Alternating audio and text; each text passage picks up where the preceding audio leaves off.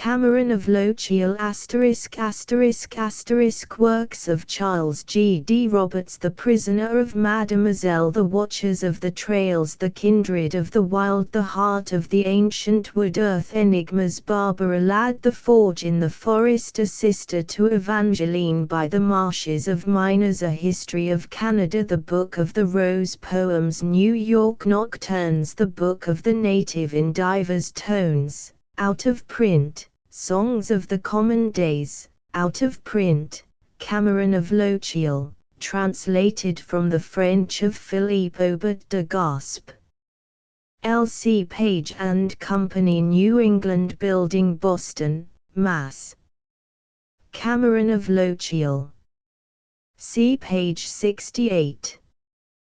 Cameron of Lochiel by Philippe Aubert de Gaspé, translated by Charles G. D. Roberts, new edition with a frontispiece by H. C. Edwards, Boston. L.C. Page and Company, MDCCCCV. Copyright 1890 by D. Appleton and Company.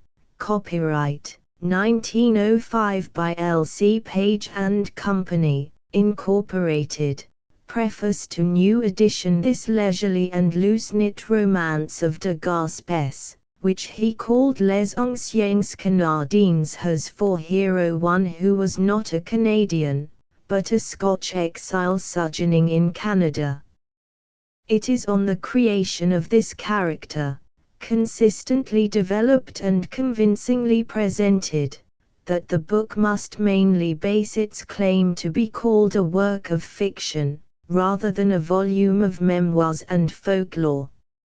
I have ventured, therefore, at the suggestion of my publishers, to take a liberty with the author's title, and name the story after this young Scotch exile, Cameron of Lochiel. I am the more willing to take this liberty because I feel that de Gaspé has not hitherto been granted the place he is entitled to in the ranks of Canadian fictionists. Considered purely as a romance, it seems to me that the sincerity, simplicity, and originality of this work quite outweigh its sprawling looseness of structure, and make it one of the unique ornaments of the composite literature which we are building up in Canada. If by so changing its title as to emphasize the fictional character of the work I can the better call attention to the worth of de Gaspé's achievement, I feel that I am justified, even in the face of such anticipatory protest as may seem to be implied in the author's too modest introduction. When all this has been said, however, the fact remains that it was not its many merits as a romance that induced me to translate this work, but the riches of Canadian tradition, folklore, and perished customs embalmed in the clear amber of its narrative, coupled with my own anxiety to contribute, in however humble a way, to the increase of understanding and confidence between the two great branches of the Canadian people. It is a beautiful and gracious life, that of old French Canada, as depicted in de Gaspé's lucent pages. A life of high ideals, and family devotion, and chivalry, and courage. This is an atmosphere it is wholesome to breathe. These are people it is excellent to know, and the whole influence of the story makes for trust and a good understanding. C. G. D. R. Fredericton, N.B., May, 1905. Preface. In Canada there is settling into shape a nation of two races. There is springing into existence, at the same time, a literature in two languages. In the matter of strength and stamina there is no overwhelming disparity between the two races. The two languages are admittedly those to which belong the supreme literary achievements of the modern world. In this dual character of the Canadian people and the Canadian literature there is afforded a series of problems which the future will be taxed to solve. To make any intelligent forecast as to the solution is hardly possible without a fair comprehension of the two races as they appear at the point of contact. We, of English speech, turn naturally to French-Canadian literature for knowledge of the French-Canadian people. The romance before us, while intended for those who read to be entertained, and by no means weighted down with didactic purpose, succeeds in throwing, by its faithful depictions of life and sentiment among the early French Canadians, a strong sidelight upon the motives and aspirations of the race. In spite of the disclaimer with which the author begins, the romance of Les Anciens Canadiens is a classic. From the literary point of view it is markedly the best historical romance so far produced in French Canada. It gathers up and preserves in lasting form the songs and legends, the characteristic customs, the phases of thought and feeling, the very local and personal aroma of a rapidly changing civilization. Much of what de Gaspé has so vividly painted from his boyish reminiscences had faded out of the life upon which his alert eyes rested in old age. The origin of the romance, as given by his biographer, the Abbé Casgrain, is as follows: when, in 1861, that patriotic French-Canadian publication The Soirées Canadiennes was established, its inaugurators adopted as their motto the words, "Let us make haste to write down the stories and traditions of the people, before they are forgotten." M. de Gaspé was struck with the idea, and seeing that the writers who were setting themselves the laudable task were all young men, he took the words as a summons to his old age, and so the book came to be written. Patriotism, devotion to the French-Canadian nationality, a just pride of race, and a loving memory for his people's romantic and heroic past, these are the dominant chords which are struck throughout the story. Of special significance, therefore, are the words which are put in the mouth of the old seigneur as he bids his son a last farewell. The father has been almost ruined by the conquest. The son has left the French army and taken the oath of allegiance to the English crown. "Serve thy new sovereign," says the dying soldier, "as faithfully as I have served the King of France, and may God bless thee, my dear son." In the present day, when nationalism in Quebec appears rather given to extravagant dreams, it would be well for the distant observer to view the French Canadians through the faithful medium which de Gaspé's work affords him. Under constitutional forms of government it is inevitable that a vigorous and homogeneous minority, whose language and institutions are more or less threatened by the mere preponderance of the dominant race, should seem at times over-vehement in its self-assertion. A closer knowledge leads us to conclude that perhaps the extreme of Quebec nationalism is but the froth on the surface of a not unworthy determination to keep intact the speech and institutions of French Canada. However this may be, it is certain that the point of contact between the two races in Canada is at the present day as rich a field for the romancer as de Gaspé found it at the close of the old regime. According to the Histoire de la littérature canadienne of Edmond Leroux, Philippe Aubert de Gaspé was born in Quebec on the 30th of October, 1786. He died in 1871. He belonged to a noble French-Canadian family.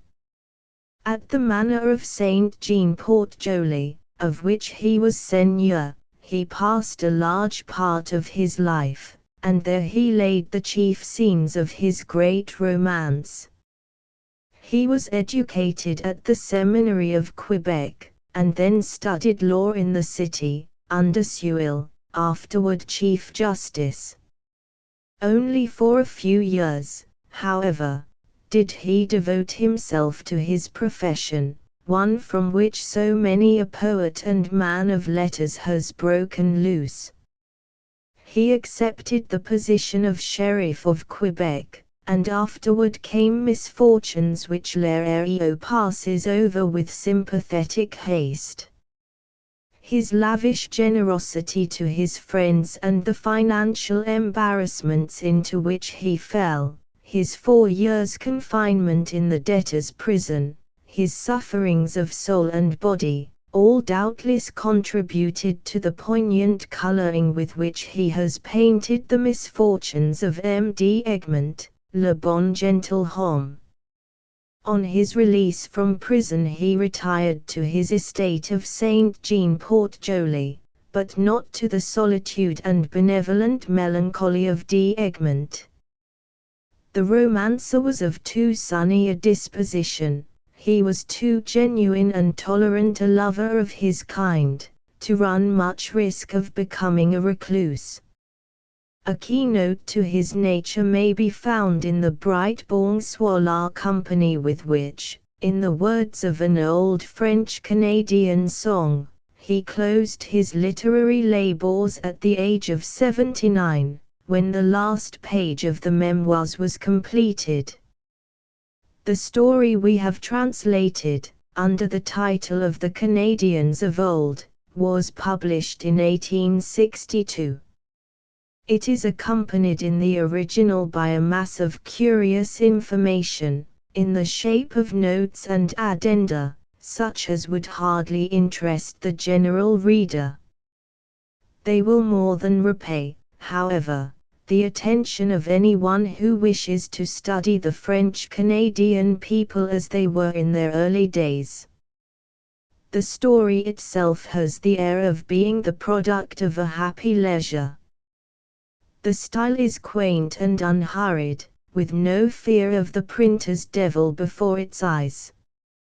The stream of the narrative, while swift enough and direct enough at need, is taught to digress into fascinating cross-channels of highly colored local tradition, or to linger felicitously in eddies of feast and song.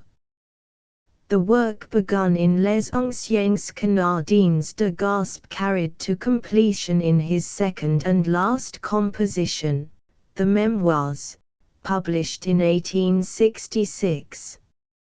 As the former work is a vivid epitome of life at the seigneuries and among the habitants of those days, so the latter reproduces and fixes for us the picturesque effects of life in the city of Quebec itself in the generation or two succeeding the conquest, a period during which the French-Canadian noblesse yet maintained, about the person of the English governor, something of the remembered splendor of the old viceregal court. CGDR Windsor, Nova Scotia, 1890. Contents. Chapter page forward 9 ID Haberville and Cameron of Lochiel 19-2. A Night with the Sorcerers 31-3. La Corriveau 45-4. The Breaking Up of the Ice 56v. A Supper at the House of a French-Canadian Seigneur 76-6. De Haberville Manor House 99-7. The May Feast 115-8. The Feast of Street Jean-Baptiste 124-9. The Good Gentleman 137 X Madame de Haberville's Story 15411. The Burning of the South Shore 16712. A Night Among the Savages 18013. The Plains of Abraham 19814. The Shipwreck of the August 21315. Lochiel and Blanche 22816. The Family Hearth 25417. Conclusion 269. Foreword. As my story lays no claim to classicism, either in style or structure, this foreword may as well be made to play the part of a preface. My acquaintances will, doubtless, open their eyes on seeing me thus enter, at the age of 76, on the perilous paths of authorship. Possibly I owe them an explanation. Although tired of reading all these years with so little profit either to myself or others, I yet dreaded to pass the Rubicon. A matter small enough in itself in the end decided me. One of my friends, a man of parts, whom I met last year in St. Louis Street, in our good city of Quebec, grasped me warmly by the hand and exclaimed, "Awfully glad to see you. Do you know, my dear fellow, I have talked this morning with no fewer than 11 people, not one of them with half an idea in his noddle." And he wrung my arm almost out of joint. "Really," said I, "you are very complimentary, for I perceive by the warmth of your greeting that I am the exception, the man you—" "Oh, yes, indeed," he cried, without letting me finish my sentence, "those are the only sensible words I have heard this morning." And he crossed the street to speak to someone, probably his addle-pate number 12, who was seeking to attract his attention. The devil, thought I to myself, if what I just said is in any way brilliant, it would seem easy enough to shine. Though I have never yet been suspected of it, I must be rather a clever fellow. Much elated with this discovery, and congratulating myself that I had more brains than the unhappy 11 of whom my friend had spoken, I hurry to my library. I furnish myself, perhaps all too appropriately, with a ream of the paper called foolscap, and I set myself to work. I write for my own amusement, at the risk of wearying the reader who may have the patience to go through this volume. But, as nature has made me compassionate, I will give this dear reader a little good advice. He had better throw away the unlucky book without taking the trouble to criticize it, which would be making it much too important, and would be, moreover, but wasted labor for the serious critic, for, unlike that old Archbishop of Granada, so touchy on the subject of his sermons, of whom Gil Blas has told us, I am, for my part, blessed with an easy humor, and, instead of retorting to my critic, "I wish you good luck and very much better taste," I will frankly admit that my book has 1,000 faults, of most of which I have a lively consciousness. As for the unfriendly critic, his work will be all in vain, debarred as he will be from the privilege of dragging me into a controversy. Let me say beforehand that I grieve to deprive him of his gentle diversion, and to clip his claws so soon. I am old and indolently content, like Figaro of merry memory. Moreover, I have not enough self-conceit to engage in any defense of my literary productions. To record some incidents of a well-loved past, to chronicle some memories of a youth long flown, this is my whole ambition. Many of the anecdotes, doubtless, will appear insignificant and childish to some readers. Let these lay the blame upon certain of our best men of letters, who besought me to leave out nothing which could illustrate the manners and customs of the early Canadians.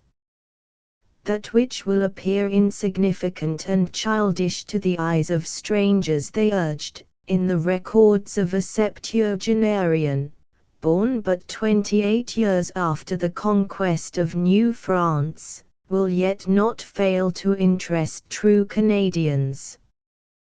This production of mine shall be neither very dull nor surpassingly brilliant. An author should assuredly have too much self-respect to make his appeal exclusively to the commonplace, and if I should make the work too fine, it would be appreciated by none but the beaux esprits. Under a constitutional government, a candidate must concern himself rather with the number than the quality of his votes. This work will be Canadian through and through. It is hard for an old fellow of 70 to change his ancient coat for garb of modern pattern. I must have also plenty of elbow room. As for rule and precept, which, by the way, I am well enough acquainted with, I cannot submit myself to them in a work like this. Let the purists, the past masters in the art of literature, shocked at my mistakes, dub my book romance, memoir, annals, miscellany, hotchpotch. It is all the same to me. Having accomplished my preface, let me make a serious beginning with the following pretty bit of verse, hitherto unpublished, and doubtless now much surprised to find itself in such unworthy company. Quebec, 1757. An eagle city on her heights austere, taker of tribute from the chainless flood, she watches wave above her in the clear the whiteness of her banner purged with blood. Near her grim citadel the blinding sheen of her cathedral spire triumphant soars, rocked by the Angelus, whose peal serene beats over Beaupre and the Levis shores. Tossed in his light craft on the dancing wave, a stranger where he once victorious trod, the passing Iroquois, fierce-eyed and grave, frowns on the flag of France, the cross of God. Let him who knows this Quebec of ours betake himself, in body or in spirit, to the market of the upper town, and consider the changes which the region has undergone since the year of grace 1757, whereat my story opens. There was then the same cathedral, minus its modern tower, which seems to implore the charitable either to raise it to its proper height or to decapitate its lofty and scornful sister. The Jesuits' College, at a later date transformed into a barrack, looked much the same as it does today, but what has become of the church which stood of old in the place of the present halls? Where is the grove of venerable trees behind the building, which adorned the grounds, now so bare, of this edifice sacred to the education of Canadian youth? Time and the axe, alas, have worked their will. In place of the merry sports, the mirthful sallies of the students, the sober steps of the professors, the high philosophic discourse, we hear now the clatter of arms, the coarse jest of the guard. Instead of the market of the present day, some low-built butcher's stalls, perhaps 7 or 8 in number, occupied a little plot between the cathedral and the college. Between these stalls and the college prattled a brook, which, after descending St. Louis Street and dividing Fabric, traversed Couillard and the Hospital Garden, on its way to the River St. Charles. Our fathers were bucolic in their tastes. It is the end of April. The brook is overflowing. Children are amusing themselves by detaching from its edges cakes of ice, which, shrinking as they go, overleap all barriers, and lose themselves at last in the mighty tide of the St. Lawrence. A poet, who finds sermons in stones, books in the running brook streaming over the scene, and marking the descent of the ice cakes, their pausings, their rebuffs, might have compared them to those ambitious men who, after a restless life, come with little wealth or fame to the end of their career, and are swallowed up in eternity. The houses neighboring the market-place are, for the most part, of but one story, unlike our modern structures, which tower aloft as if dreading another deluge. It is noon. The Angelus rings out from the cathedral belfry. All the city chimes proclaim the greeting of the angel to the Virgin, who is the Canadians' patron saint. The loitering habitants, whose calashes surround the stalls, take off their caps and devoutly murmur the Angelus. All worshipping alike, there is none to deride the pious custom. Some of our 19th-century Christians seem ashamed to perform before others an act of worship, which is proof, to say the least, of a shrinking or cowardly spirit. The followers of Mohammed, who have the courage of their convictions wherever they may chance to be, will 7 times daily make their prayers to Allah under the eyes of the more timid Christians. The students of the Jesuits' College, noisy enough on ordinary occasions, move today in a serious silence from the church wherein they have been praying. What causes this unusual seriousness?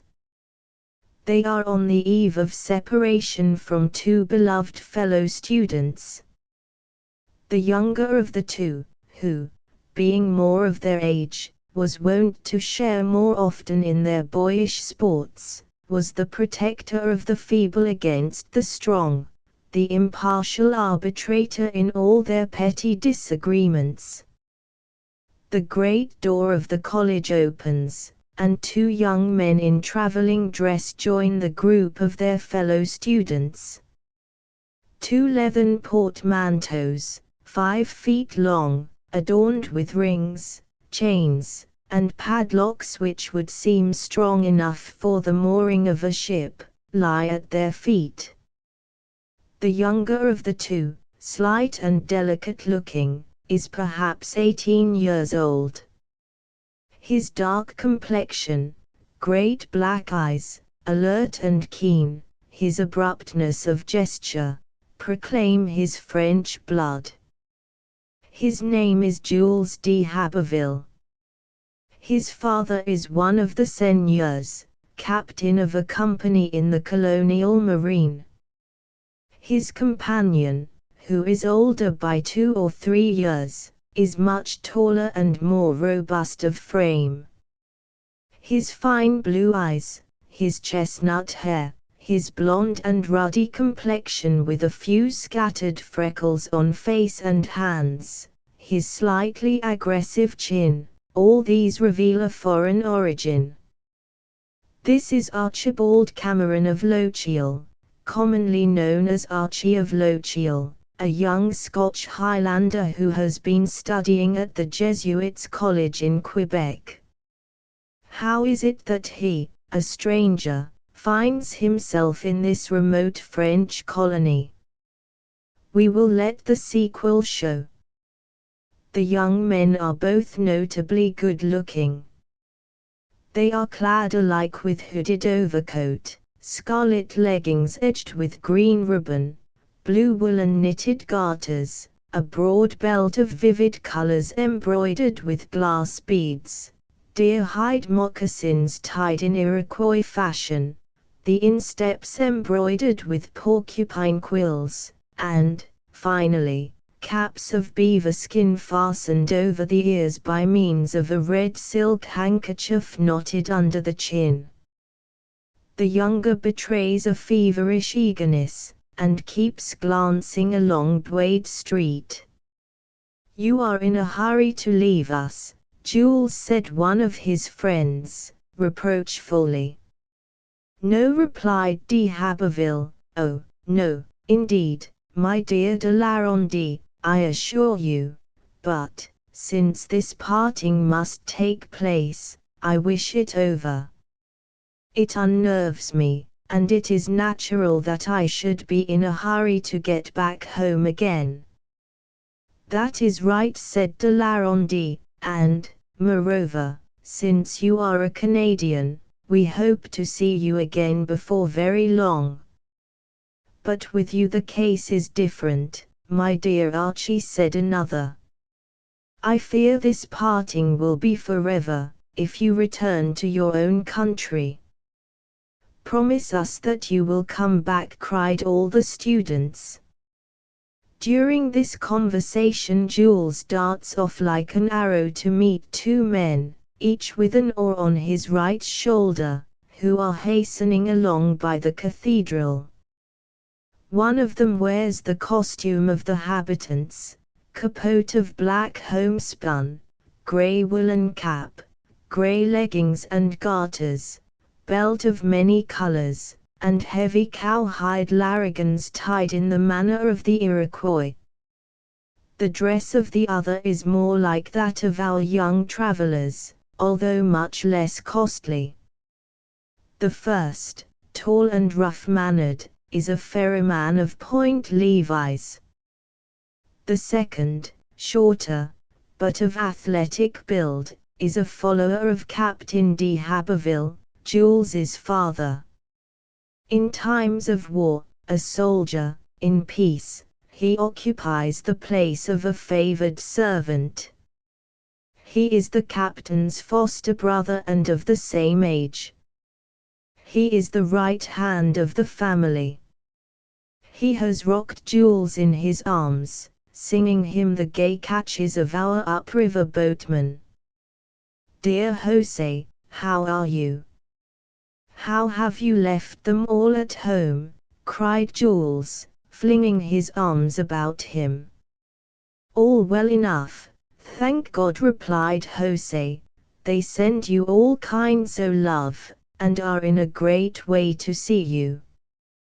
But how you have grown in the last few months! Lord!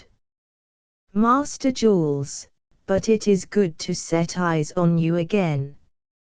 In spite of the familiar affection lavished upon Jose by the whole d'Haberville family, he never forgot to be scrupulously respectful. Jules overwhelms him with eager inquiries. He asks about the servants, about the neighbors, and about the old dog whom, when in his 36th lesson, he had christened Niger to display his proficiency in Latin. He has forgiven even the greedy cat who, the year before, had gobbled up a young pet nightingale which he had intended to take to college with him.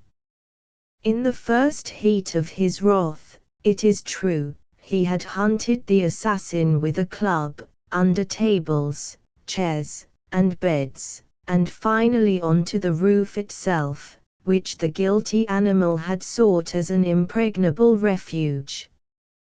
Now, however, he has forgiven the creature's misdeeds and makes tender inquiry after its health.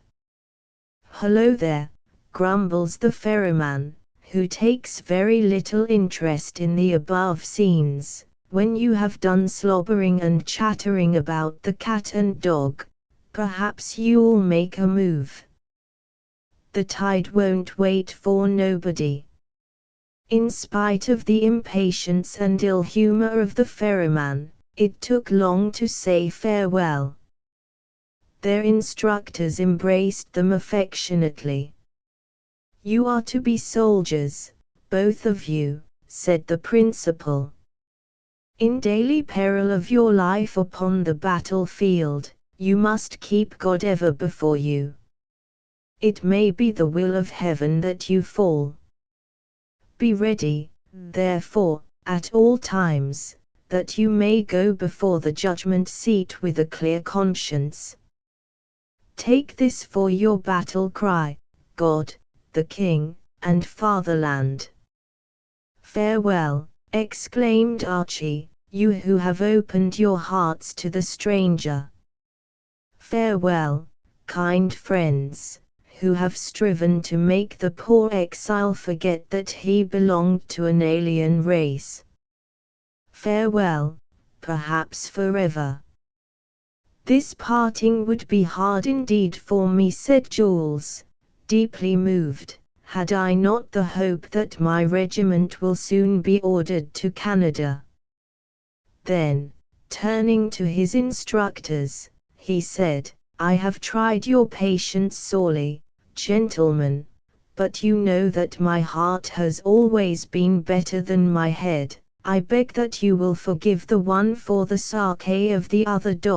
As for you, my fellow students," he continued, with a lightness that was somewhat forced, "you must admit that, if I have tormented you sadly with my nonsense during the last 10 years, I have at least succeeded in sometimes making you laugh."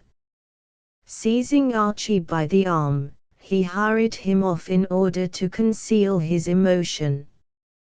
"We may leave our travelers now to cross the St. Lawrence, and rejoin them a little later at Point Levis." The author. Cameron of Lochiel, Chapter ID Haberville and Cameron of Lochiel. Give me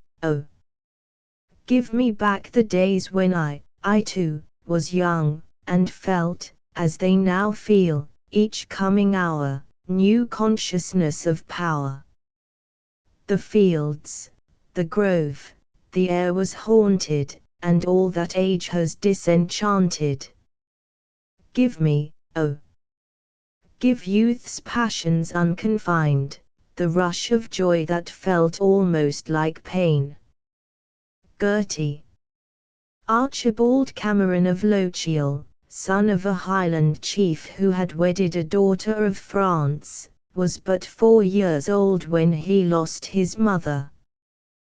Brought up by his father, who was, in the language of the Scriptures, a valiant hunter in the sight of God, ever since 10 years old he had followed him in the chase of the roebuck and other wild beasts, scaling the highest mountains, swimming the icy torrents, making his couch on the wet sod with no covering but his plaid, no roof but the vault of heaven.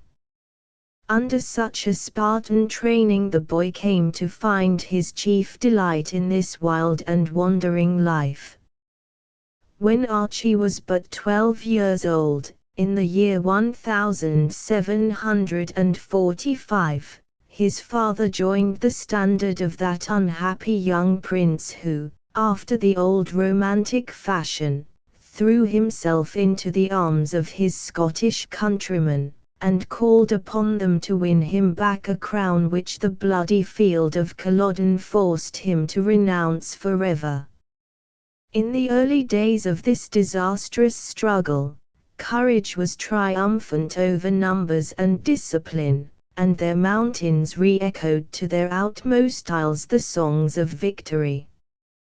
The enthusiasm was at its height. The victory seemed already won.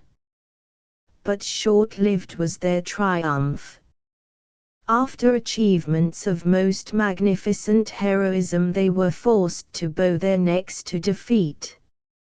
Lochiel shared the fate of the many brave whose blood reddened the heather on Culloden. An uncle of Archie's, who had also followed the standard and fortunes of the unhappy prince, had the good fortune, after the disaster of Culloden, to save his head from the scaffold. Through 1,000 perils, over 1,000 obstacles, he made good his flight to France with his orphan nephew. The old gentleman, ruined in fortune and under sentence of banishment, was having a hard struggle to support himself and his charge, when a Jesuit, an uncle of the boy on his mother's side, undertook a share of the burden. Archie was sent to the Jesuits' college in Quebec. Having completed a thorough course in mathematics, he is leaving college when the reader makes his acquaintance. Archibald Cameron of Lochiel, whom the harsh hand of misfortune had brought to an early maturity, knew not at first what to make of a boy noisy, troublesome and mocking, who seemed the despair alike of masters and students. To be sure, the boy had not all the fun on his own side. Out of 20 canings and impositions bestowed upon his class, Jules de Haberville was sure to pocket at least 19 for his share. It must be acknowledged, also, that the older pupils, driven to the end of their patience, bestowed upon him sometimes more knocks than nuts, but you would have thought the youngster regarded all this as an encouragement, so ready was he to resume his tricks. We may add that Jules, without being vindictive, never wholly overlooked an injury. In one way or another he always made matters even. His satire, his home thrusts, which could bring a flush to the face of even the most self-possessed, served his purpose very effectually with the masters or with those larger students whom he could not otherwise reach. He had adopted it as his guiding principle, that he would never acknowledge himself beaten, and it was necessary, therefore, for his opponents, when weary of war, to make him proposals of peace.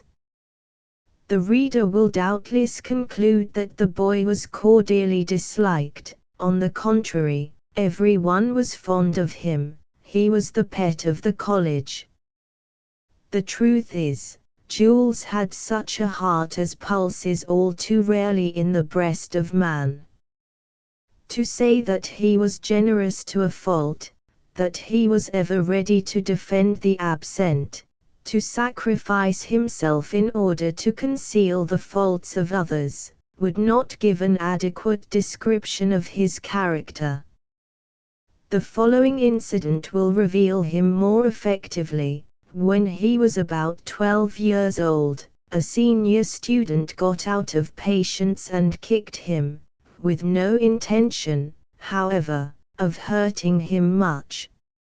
It was contrary to Jules's code of honor to carry complaints to the masters. He contented himself with replying to his assailant, "You are too thick-headed, you big brute, for me to waste any sarcasm on you. You would not understand it.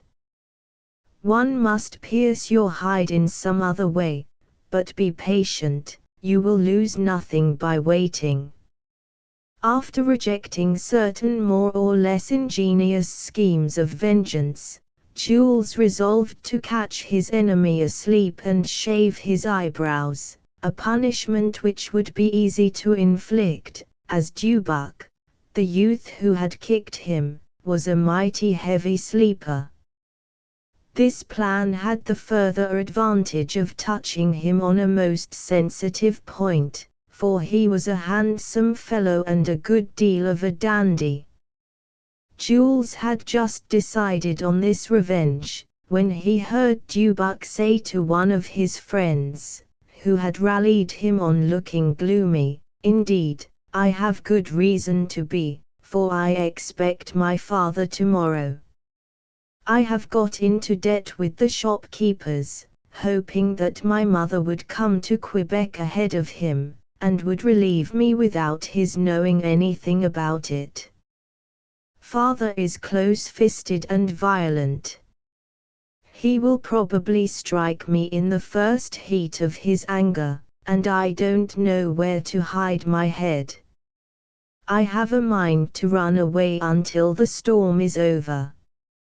"Oh," said Jules, "why don't you let me help you out of the scrape?"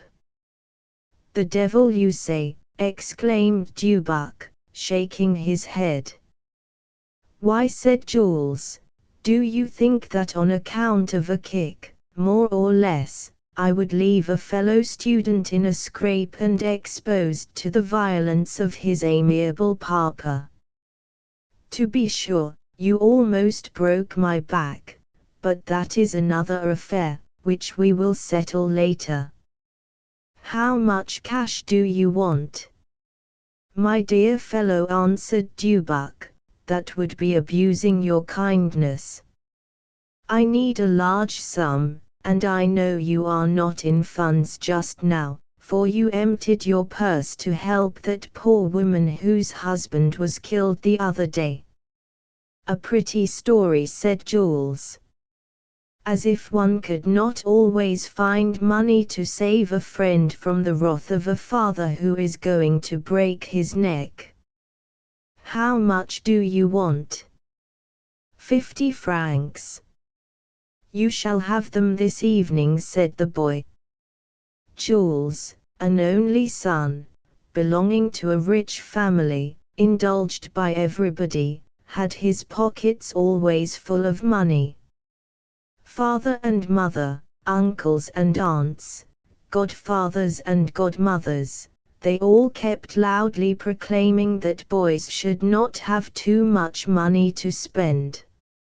At the same time they outdid each other in surreptitiously supplying his purse. Dubuc, however, had spoken truly. The boy's purse was empty for the moment. 50 francs was, moreover, quite a sum in those days. The King of France was paying his Red allies only 50 francs for an English scalp. His Britannic Majesty, richer or more generous, was paying 100 for the scalp of a Frenchman. Jules did not care to apply to his uncles and his aunts, the only relations he had in the city. His first thought was to borrow 50 francs by pawning his gold watch, which was worth at least 25 louis. Revolving the matter, however, he bethought himself of a certain old woman, a servant of the house, whom his father had dowered at her marriage, and to whom he had afterward advanced enough money to set her up in business.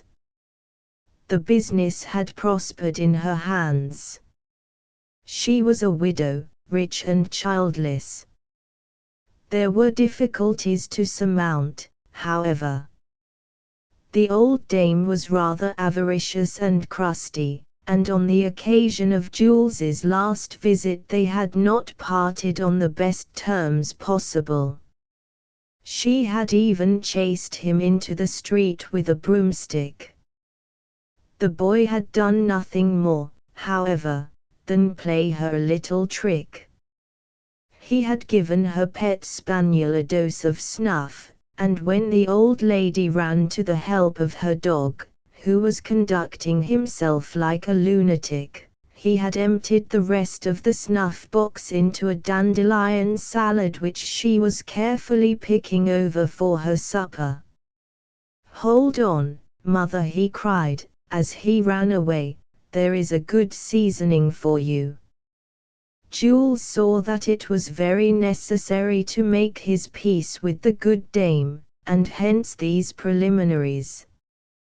He threw his arms about her neck on entering, in spite of the old woman's attempt to shield herself from these too ardent demonstrations, after the way he had affronted her. "See, my dear Madeleine," he cried, "I am come to pardon thine offences as thou must pardon all who have offended against thee. Everybody says thou art stingy and revengeful, but that is no business of mine. Thou wilt get quit of it by roasting a little while in another world. I wash my hands of it entirely." Madeleine hardly knew whether to laugh or be angry at this fantastic preamble, but, as she was fond of the boy, for all his tricks, she took the wiser course and smiled good-naturedly. "Now that we are in a better humor," continued Jules, "let us proceed to business. I have been a little foolish and have got into debt, and I dread to trouble my good father about it. In fact, I want 50 francs to settle the unfortunate business. Can you lend me that much?" "Indeed, now, Master de Haberville," answered the old dame, "if that were all I had in the world, I would give it all to save your father any trouble. I owe so much to your father." "Tut," said Jules, "if you talk of those halfpennies, there's an end of business.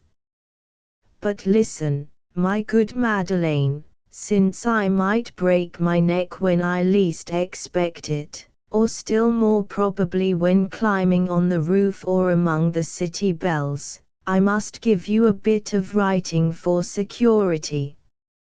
I hope, however, to pay you back in a month at latest." At this Madeleine was seriously offended.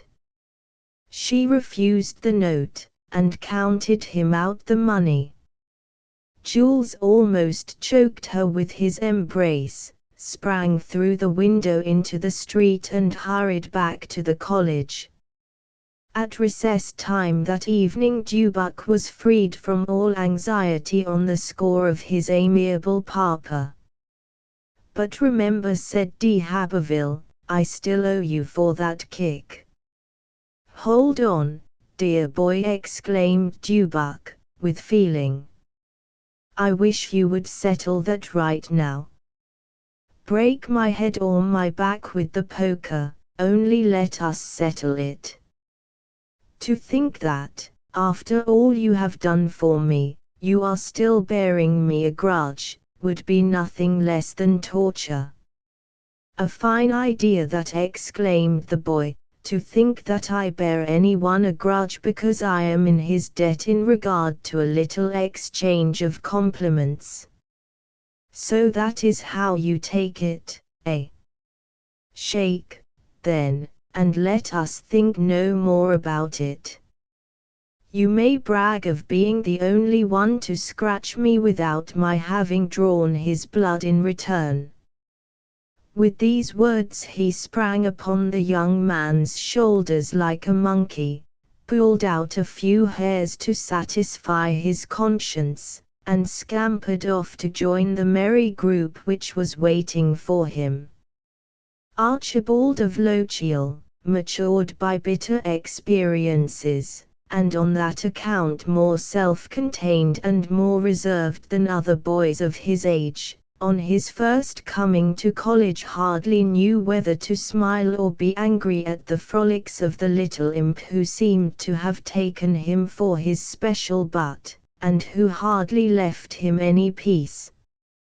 He could not be expected to divine that this was Jules's manner of showing his affection for those he loved the most.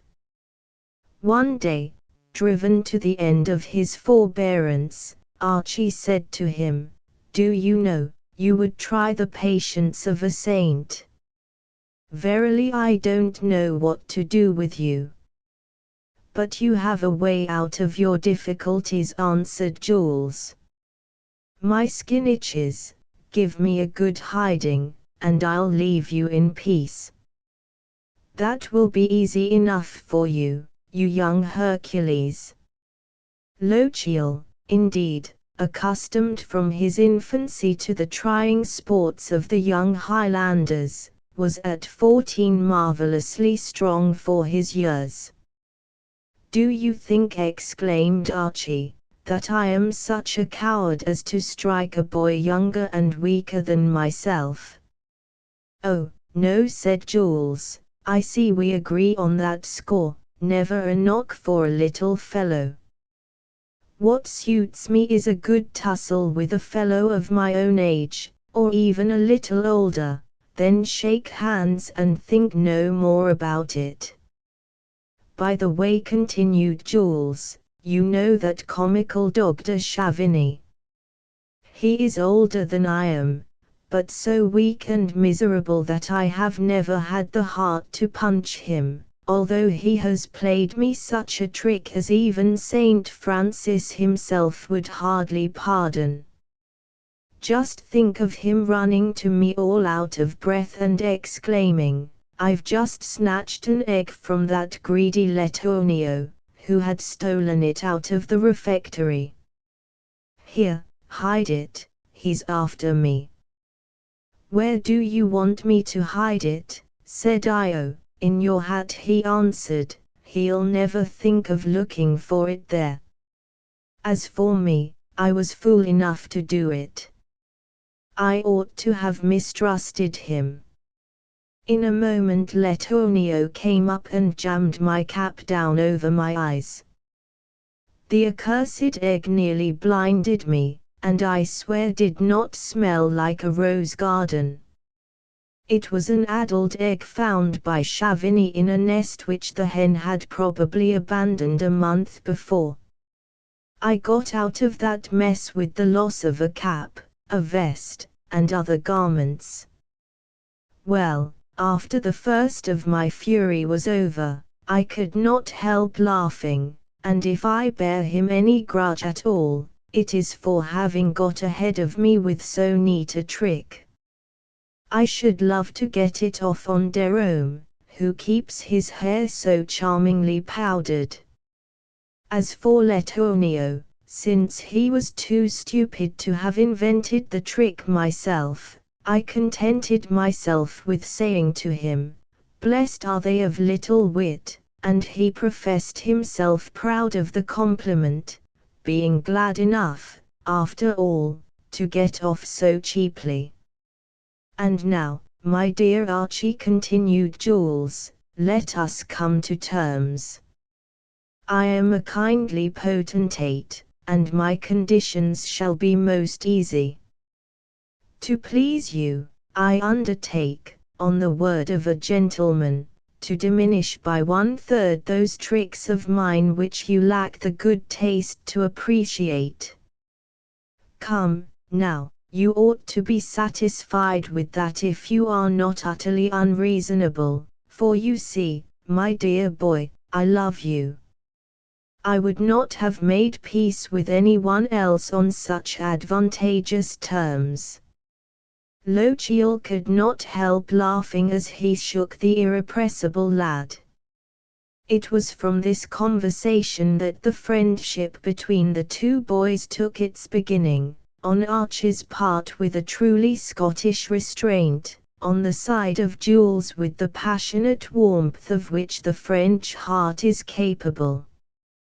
A few weeks later, about a month before the vacation, which began then on the 15th of August, Jules seized his friend's arm and whispered, "Come into my room. I have just had a letter from father which concerns you." "Concerns me?" exclaimed the other in astonishment. "Why are you surprised?" retorted d'Haberville. "Do you think you are not of sufficient importance for anyone to concern himself about you? Why, all New France is talking about the handsome Scotchman. The mammas, fearing your influence on the inflammable hearts of their daughters, talk seriously of petitioning our principal never to let you appear in public except with a veil on, like the women of the East. Come, stop your fooling, and let me go on with my reading. But I am very much in earnest, said Jules. And, dragging his friend along with him, he read him part of a letter from his father, which ran as follows: What you tell me about your young friend, Master de Lochiel, interests me very much. I grant your request with the greatest pleasure. Give him my compliments, and beg him to come and spend his next vacation with us, and all his vacations so long as he is attending college. If he does not consider this invitation sufficiently formal, I will write to him myself. His father sleeps upon a glorious field. Soldiers are brothers everywhere, so should their sons be likewise. Let him come to our own hearthstone, and our hearts shall open to him as to one of our own blood. Archie was so affected by the warmth of this invitation that for some moments he could not answer. Come, my haughty Scotlander, will you do us the honour, said his friend. Or must my father send, on a special embassy, his chief butler, José Dube, with the bagpipes slung on his back in the form of a St. Andrew's cross, as is the custom, I believe, among your Highland chiefs, to present you his invitation with all due formality? As, fortunately, I am no longer in my Highlands, said Archie, laughing, we can dispense with these formalities. I shall write at once to Captain de Haberville, and thank him with my whole heart for his noble generosity to the exiled orphan. Then, let us speak reasonably for once, said Jules, if only for the novelty of the thing. You think me very light, silly, and scatter-brained. I acknowledge that there is a little of all that in me, which does not prevent me from being in earnest more often than you think. I have long been seeking a friend, a true and high-hearted friend. I have watched you very closely, and I find you all I could wish. Lochiel, will you be my friend? Without a moment's question, my dear boy, answered Archie, for I have always felt strongly attracted toward you. Well, then, cried Jules, grasping his hand warmly, it is for life and death with us, Lochiel. Thus, between a boy of 12 and a boy of 14, was ratified a friendship which in the sequel will be exposed to the crudest tests. Here's a letter from Mother, said Jules, in which there is a word for you. I hope your friend, Master de Lochiel, will do us the pleasure of accepting your father's invitation. We are all eager to meet him. His room is ready, alongside of your own. In the box which José will hand you there is a parcel for him which he would grieve me greatly by refusing. In sending it I am thinking of the mother he has lost. The box contained equal shares for the two boys of cakes, sweetmeats, jams, and other dainties. The friendship between the two boys grew stronger day by day. They became inseparable. Their college mates dubbed them variously Damon and Pythias, Orestes and Pylades, Nisus and Euryalus. At last they called them the brothers. All the time Lochiel was at college he spent his vacations with the de Habervilles, who made no difference between the two boys unless to lavish the more marked attentions upon the young Scotchman who had become as it were a son of the house. It was most natural, then, that Archie, before sailing for Europe, should accompany Jules on his farewell visit to his father's house. The friendship between the two young men, as we have already said, is destined to be put to the bitterest trial, when that code of honor which has been substituted by civilization for the truest sentiments of the human heart, shall come to teach them the obligations of men who are fighting under hostile flags. But why anticipate the dark future? Have they not enjoyed during almost 10 years of college life the passing griefs, the little jealousies, the eager pleasures, the differences and ardent reconciliations which characterize a boyish friendship? Chapter 2. A Night with the Sorcerers. Angels and ministers of grace, defend us. Be thou a spirit of health, or goblin damned, bring with thee airs from heaven, or blasts from hell. Hamlet. Ecut com les bois criant. Les hibers fuyant epauvants. Entends tous voyer dans les auteurs, dans le lointain, ou pres de nous. A. Ou. La montagne retentit, dans tout sa longueur, d'un furieux chant magique. Faust. Lest bogles catch him unawares. Where gites and howlets nightly cry. When out the hellish legion sallied. Burns. As soon as our young travellers, crossing the St. Lawrence opposite Quebec, have reached Point Levis, Jose makes haste to harness a splendid Norman horse into one of those low sledges which furnish the only means of transport at this season, when the roads are only covered here and there with snow or ice, and when overflowing streams intercept the way at intervals. When they come to one of these obstacles, Jose unharnesses the horse, all three mount, and the brook is speedily forded.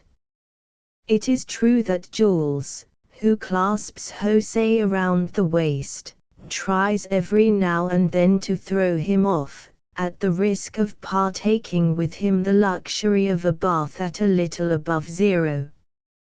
He might as well have tried to throw Cape Tourmente into the St. Lawrence. Jose, who, in spite of his comparatively small stature, is as strong as an elephant, laughs in his sleeve and pretends not to notice it. The brook forded, Jose goes back for the sledge, reharnesses the horse, climbs into the sledge with the baggage in front of him lest he should get it wet, and speedily overtakes his fellow travelers, who have not halted a moment in their march. Thanks to Jules, the conversation never flags during the journey. Archie does nothing but laugh over the witticisms that Jules perpetrates at his expense. He has long given up attempting any retort. "We must hurry," exclaimed d'Haberville, "it is 36 miles from here to St. Thomas. My uncle de Beaumont takes supper at 7. If we get there too late, we shall probably make a poor meal. The good things will be all gobbled up. You know the proverb, tard venientibus ossa. Scotch hospitality is proverbial," exclaimed Archie. "With us the welcome is the same day or night. That is the cook's business." "Verily," said Jules, "I believe it as if I saw it with my own eyes. were it otherwise it would show a plentiful lack of skill or goodwill on the part of your petticoated cooks. It is delightfully primitive, that Scotch cookery of yours. With a few handfuls of oatmeal sodden in cold water, since you have neither wood nor coal in your country, you can make an excellent soup at little cost and with no great expenditure of culinary science, and feast your guests as well in the night as in the daytime. It is quite true that, when some distinguished personage seeks your hospitality, which often happens, since Scotland is loaded down with enough coats of arms to crush a camel, it is true I say, that you set before him, in addition to your oatmeal soup, the head, feet, or nice, juicy tail of a sheep, with salt for sauce. The other parts of the animal never seem to grow in Scotland.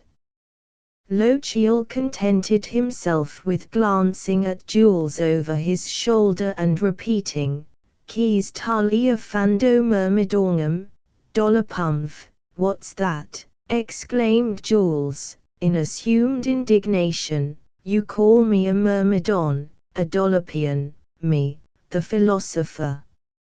And, moreover, my worthy pedant, you abuse me in Latin, you who so murder the accent with your Caledonian tongue that Virgil must squirm in his grave. You call me a myrmidon, me, the geometrician of my class. You remember that the professor of mathematics predicted that I should be another Vauban." "Yes, indeed," interrupted Archie, "in recognition of your famous perpendicular line, which leaned so much to the left that all the class trembled lest it should fall and crush its base, seeing which, our professor sought to console you by predicting that your services would be required in case of the reconstruction of the Tower of Pisa." Jules struck a tragic attitude and cried, "Tu ten souviens, sinner. It voem assassina. You are going to stab me upon the King's highway, beside this mighty Saint Lawrence, untouched by all the beauty of nature which surrounds us, untouched by yon lovely cascade of Montmorency, which the habitants call the Cower, title very much the reverse of poetic, but which, nevertheless, expresses well enough the exquisite whiteness of the stream which leaps from its bosom like the rich and foaming flow from the milch cow's udder. You are going to stab me right in sight of the Isle of Orleans, which, as we go on, conceals from our view the lovely waterfall which I have so poetically described. Heartless wretch! Will nothing make you relent, not even the sight of poor José here, who is touched by all this wisdom and eloquence in one so young, as Fenelon would have said could he have written my adventures?" "Do you know," interrupted Archie, "you are at least as remarkable in poetry as you are in geometry." "Who can doubt it?" answered Jules. "No matter, my perpendicular made you all laugh and myself most of all. You know, however, that was only another trick of that scamp de Chavigny, who had stolen my exercise and rolled up another in place of it, which I handed in to the teacher. You all pretended not to believe me, since you were but too glad to see the trickster tricked. José, who ordinarily took little part in the young men's conversation, and who, moreover, had been unable to understand what they had just been talking about, now began to mutter under his breath, "What a queer kind of a country that, where the sheep have only heads, feet, and tails, and not even a handful of a body. But, after all, it is none of my business. the men who are the masters will fix things to suit themselves, but I can't help thinking of the poor horses." Jose, who was a regular jockey, had a most tender consideration for these noble beasts. Then, turning to Archie, he touched his cap and said, "Saving your presence, sir, if the gentry themselves eat all the oats in your country, which is because they have nothing better to eat, I suppose, what do the poor horses do? They require to be well fed if they do much hard work." The young men burst out laughing. Jose, a little abashed by their ridicule, exclaimed, "Excuse me if I have said anything foolish. One may make mistakes without being drunk, just like Master Jules there, who was telling you that the habitants call Montmorency Falls the cow because their foam is white as milk. Now, I have a suspicion that it is because they bellow like a cow in certain winds. At least that is what the old bodies say when they get chattering." "Don't be angry, old boy," answered Jules, "you are probably quite right. We were laughing because you thought there were horses in Scotland. The animal is unknown in that country." "What? No horses, sir? What do the folks do when they want to travel?" "When I say no horses," answered d'Haberville, "you must not understand me too literally. They have an animal resembling our horses, but not much taller than my big dog Niger. It lives in the mountains, wild as our caribous, and not altogether unlike them. When a Highlander wants to travel, he sounds his bagpipe, all the villagers gather together and he unfolds to them his project. Then they scatter through the woods, or rather through the heather, and after a day or two of toil and tribulation they succeed, occasionally, in capturing one of these charming beasts. Then, after another day or two, if the brute is not too obstinate, and if the Highlander has enough patience, he sets out on his journey, and sometimes even succeeds in coming to the end of it." "Well, I must say," retorted Lochiel, "you are a pretty one to be making fun of my Highlanders. You have good right to be proud of this princely turnout of your own. It will be hard for posterity to believe that the high and mighty Lord of d'Haberville sends for his son and heir in a sort of dung cart without wheels. Doubtless he will send some outriders on ahead of us, in order that nothing shall be lacking in our triumphal approach to the manor of St. Jean Port Joli." "Well done, Lochiel. You are saved, brother mine," cried Jules. "A very neat home thrust. Claws for claws, as one of your Scottish saints exclaimed one day, when he was having a scrimmage with the devil."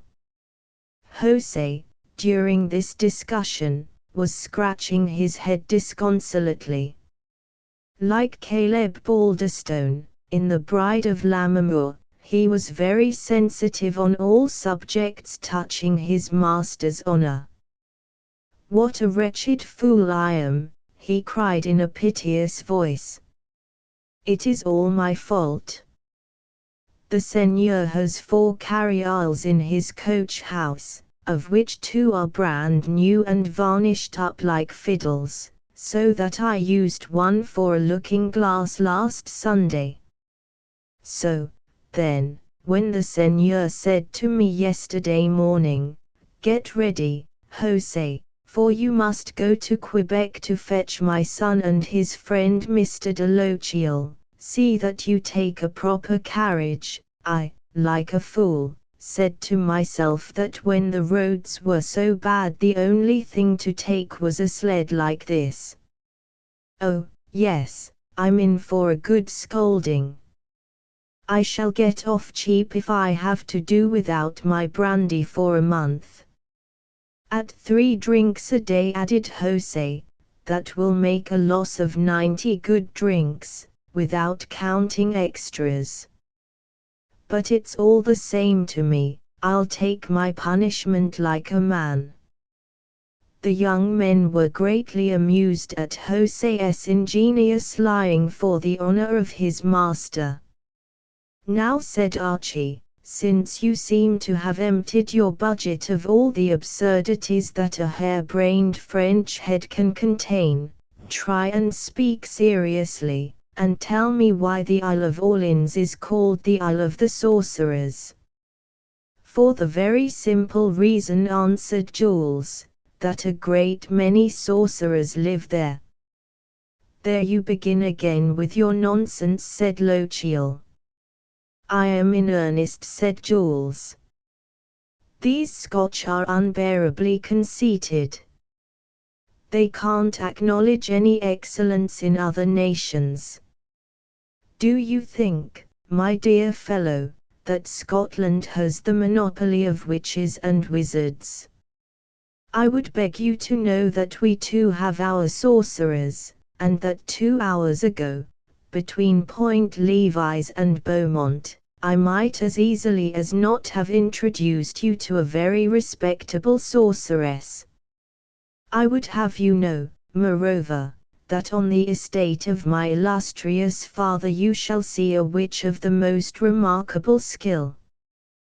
The difference is, my dear boy, that in Scotland you burn them, while here we treat them in a manner fitting their power and social influence. Ask José if I am not telling the truth. José did not fail to confirm all he said. In his eyes the witches of Beaumont and Saint Jean Port Joli were genuine and mighty sorceresses. But to speak seriously, continued Jules, since you would make a reasonable man of me, nolens volens, as my sixth form master used to say when he gave me a dose of the strap, I believe the fable takes its rise from the fact that the habitants on the north and south shores of the river, seeing the islanders on dark nights go out fishing with torches, mistake their lights for will-o'-the-wisps. Then, you know that our country folk regard the will-o'-the-wisps as witches, or as evil spirits who endeavor to lure the wandering wretch to his death. They even profess to hear them laugh when the deluded traveler falls into the quagmire. The truth is, that there is an inflammable gas continually escaping from our bogs and swampy places, from which to the hobgoblins and sorcerers is but a single step. Impossible, said Archie, your logic is at fault, as the professor so often had to tell you. You see, the inhabitants of the north and south shores themselves go fishing with torches, whence, according to your reasoning, the islanders should have called them sorcerers, which is not the case. While Jules was shaking his head, with no answer ready, José took up the word. If you would let me speak, gentlemen, I might explain your difficulty by telling you what happened to my late father who is now dead. Oh, by all means, tell us that. Tell us what happened to your late father who is now dead, cried Jules, with a marked emphasis on the last 4 words. Yes, my dear José, do us the favor of telling us about it, added Lochiel. I can't half tell the story, answered José, for, you see, I have neither the fine accent nor the splendid voice of my lamented parent. When he used to tell us what happened to him in his vigil, our bodies would shake so, as if with ague, as would do you good to see. But I'll do my best to satisfy you. It happened one day that my late father, who is now dead, had left the city for home somewhat late. He had even diverted himself a little, so to speak, with his acquaintances in Point Levis. Like an honest man, he loved his drop, and on his journeys he always carried a flask of brandy in his dogfish skin satchel. They say the liquor is the milk for old men. Lac dulce, interjected Archie, sententiously. Begging your pardon, Mr. Archie, answered José, with some warmth, it was neither sweet water, de l'eau douce, nor lake water, eau de lac, but very good, unadulterated brandy which my late father, now dead, was carrying in his satchel. Capital, upon my word, cried Jules. It serves you right for your perpetual Latin quotations. I beg your pardon, José, said Lochiel, very seriously. I intended not the shadow of disrespect to your late father. You are excused, sir, said José, entirely mollified. It happened that it was quite dark when my father at last got under way. His friends did their best to keep him all night, telling him that he would have to pass, all by himself, the iron cage wherein La Corriveau did penance for having killed her husband. You saw it yourselves, gentlemen, when leaving Point Levis at 1 o'clock. She was quiet then in her cage, the wicked creature, with her eyeless skull. But never you trust to her being blind. She is a cunning one, you had better believe. If she can't see in the daytime, she knows well enough how to find her way to torment poor folks at night. Well, as for my late father, who was as brave as his captain's sword, he told his friends that he didn't care, that he didn't owe La Corriveau a farthing, with a heap more reasons which I cannot remember now. He put the whip to his horse, a fine brute that could travel like the wind, and was gone in a second.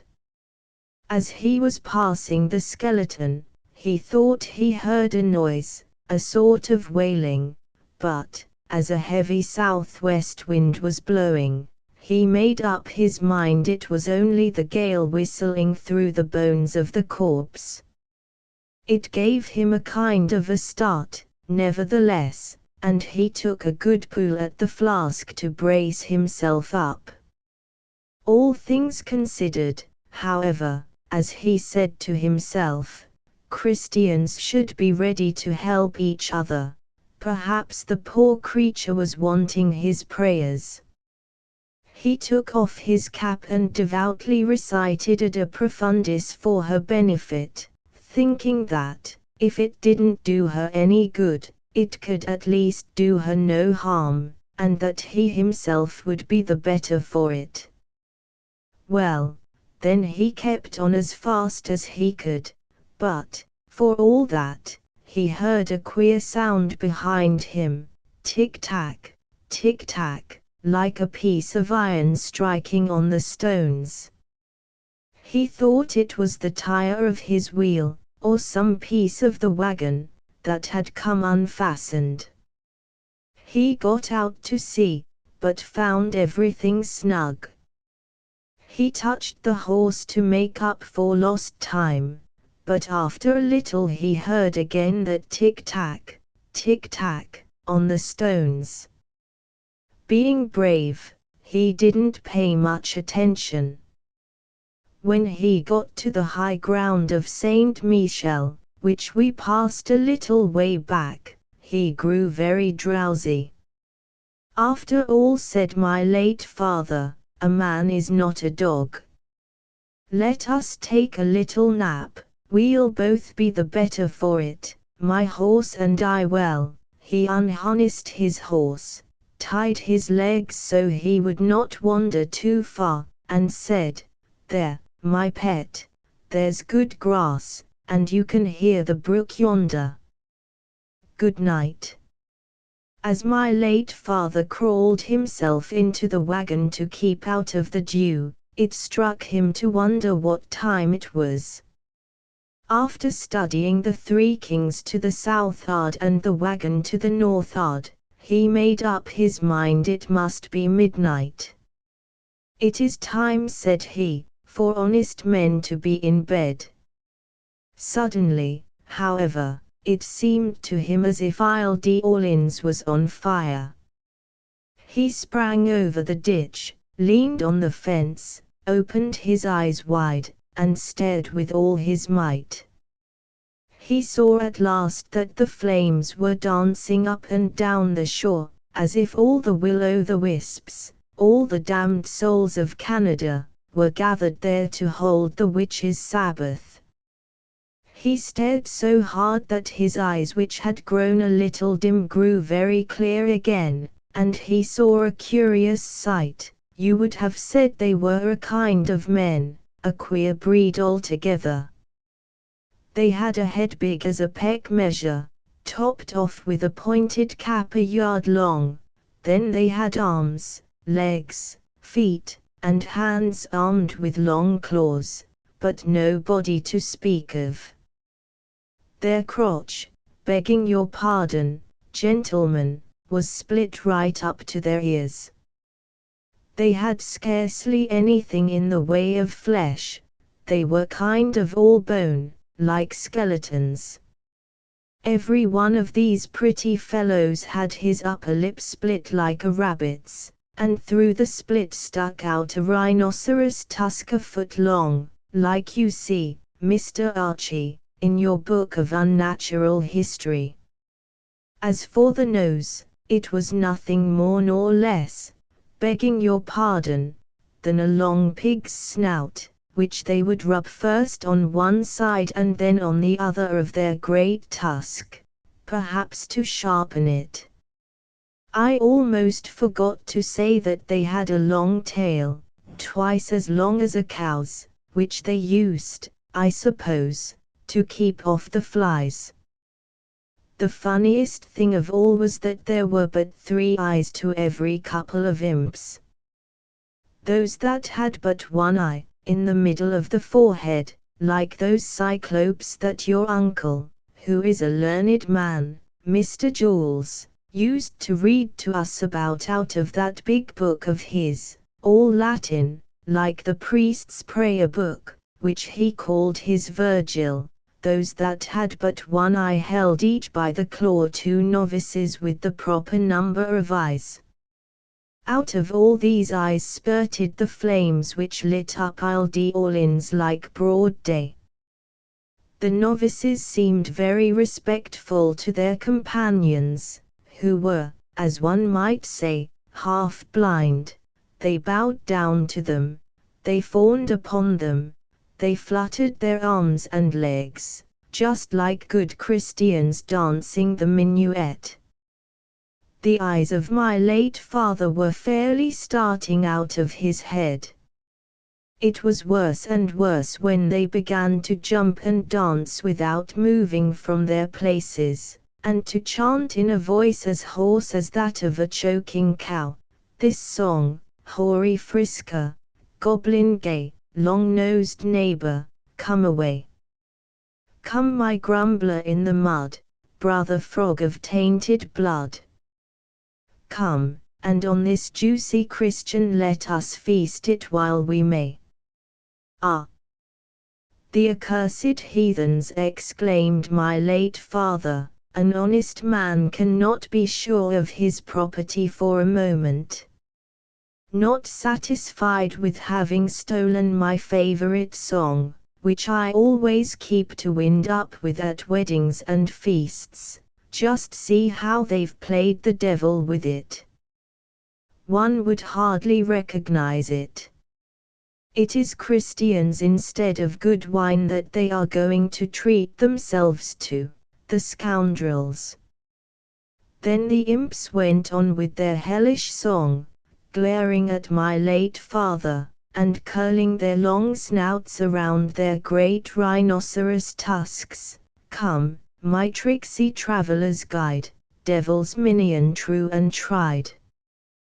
Come, my sucking pig, my simple brother wart and brother pimple, here's a fat and juicy Frenchman to be pickled, to be fried.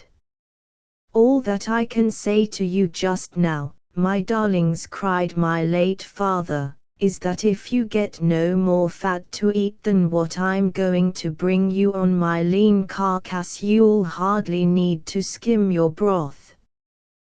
The goblins, however, seemed to be expecting something, for they kept turning their heads every moment.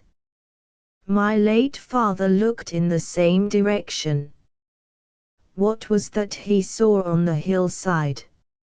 A mighty devil, built like the rest, but as long as the steeple Saint Michel, which we passed a while back. Instead of the pointed bonnet, he wore a three-horned hat, topped with a big thorn bush in place of a feather. He had but one eye, blackguard that he was, but that was as good as a dozen. He was doubtless the drum major of the regiment, for he held in his hand a saucepan twice as big as our maple sugar kettles, which hold 20 gallons, and in the other hand a bell clapper, which no doubt the dog of a heretic had stolen from some church before its consecration. He pounded on his saucepan, and all the scoundrels began to laugh, to jump, to flutter, nodding to my late father as if inviting him to come and amuse himself with them. You'll wait a long time, my lambs, thought my late father to himself, his teeth chattering in his head as if he had the shaking fever. You will wait a long time, my gentle lambs. I'm not in any hurry to quit the good Lord's earth to live with the goblins. Suddenly the tall devil began to sing a hellish round, accompanying himself on the saucepan, which he beat furiously, and all the goblins darted away like lightning, so fast, indeed, that it took them less than a minute to go all the way around the island. My poor late father was so stupefied by the hubbub that he could not remember more than 3 verses of the song, which ran like this: here's the spot that suits us well when it gets too hot in hell, Turralara, here we go all round, hands all round, here we go all round. Come along and stir your sticks, you jolly dogs of heretics, Turralara, here we go all round, hands all round, here we go all round. Room for all. There's room for all that skim or wriggle, bounce or crawl, Turralara, here we go all round, hands all round, here we go all round. My late father was in a cold sweat. He had not yet, however, come to the worst of it. Here Jose paused. But I am dying for a smoke, and, with your permission, gentlemen, I'll light my pipe. Quite right, my dear Jose, answered de Haberville. For my own part, I am dying for something else. My stomach declares that this is dinner hour at college. Let's have a bite to eat.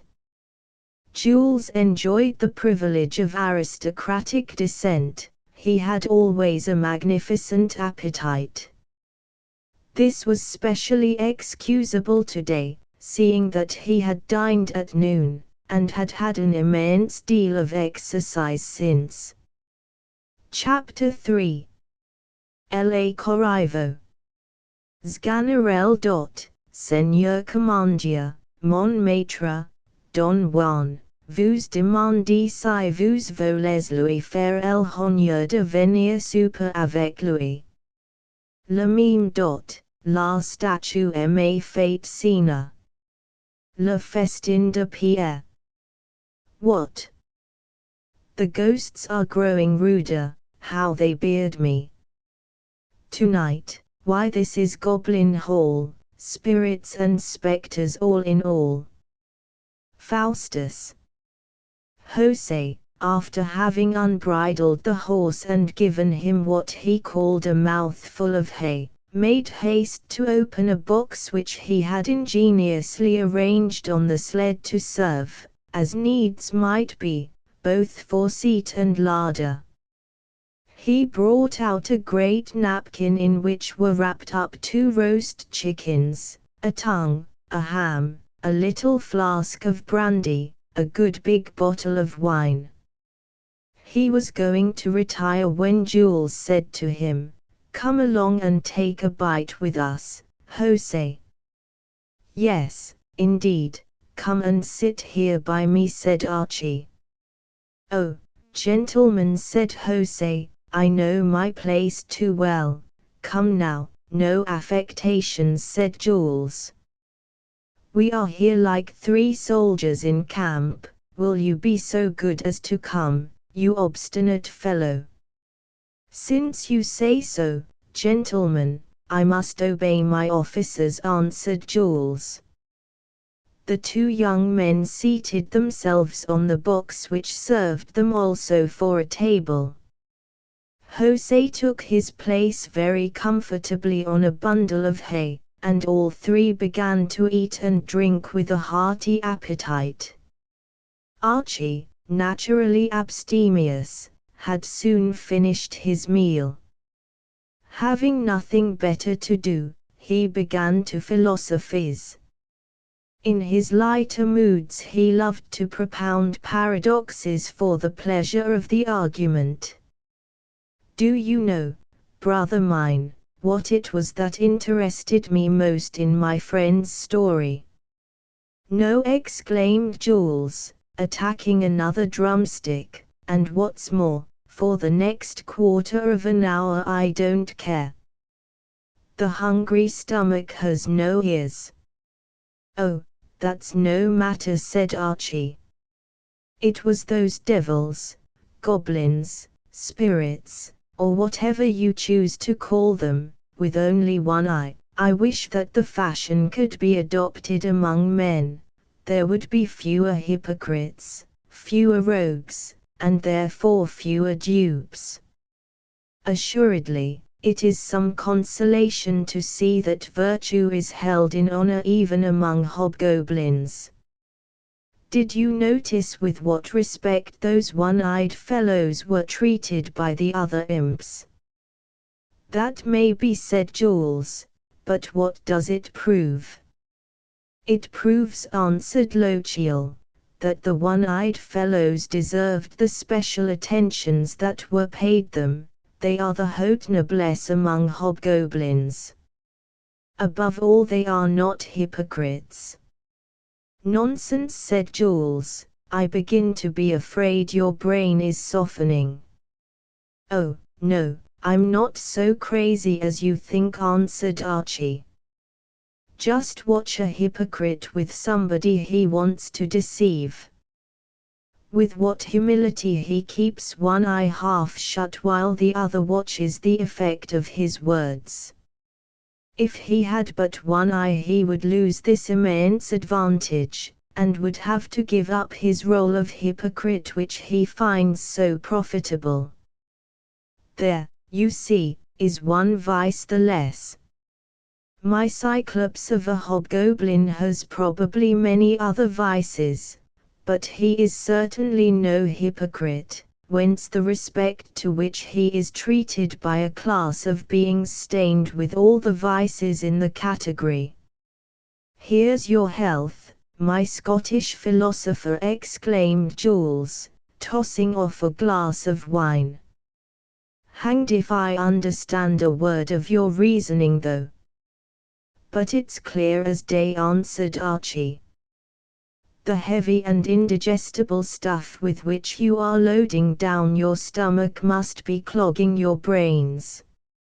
If you ate nothing but oatmeal, as we Highlanders do, your ideas would be a good deal clearer. That oatmeal seems to stick in your throat, my friend, said Jules. It ought to be easy enough to digest, however, even without the help of sauce. Here's another example, said Archie. A rogue who wishes to cheat an honest man in any kind of a transaction always keeps one eye winking or half shut, while the other watches to see whether he is gaining or losing in the trade. One eye is plotting while the other watches.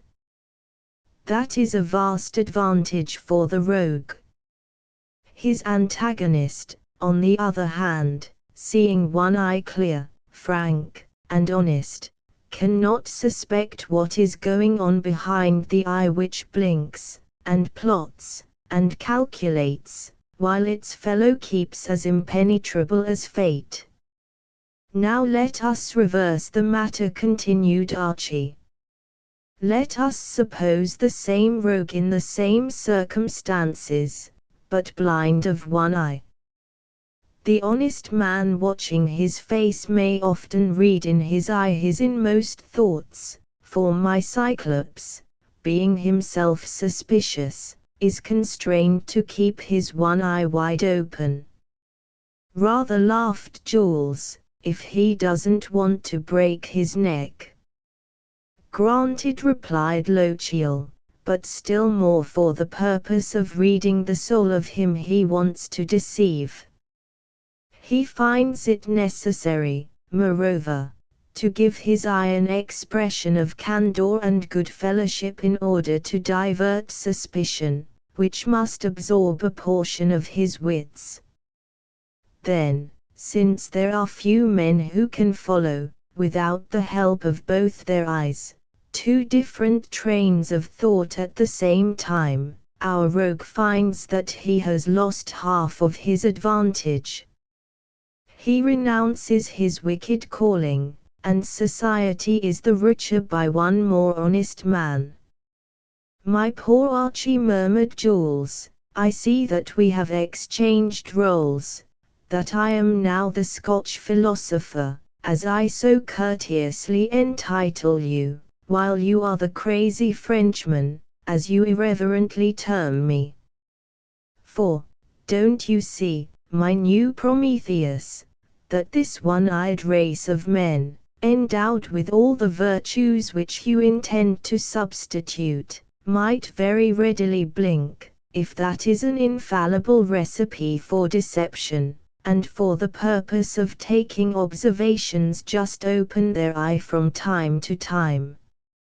Oh, you French, you frivolous French, you deluded French, no wonder the English catch you on the hip in diplomacy.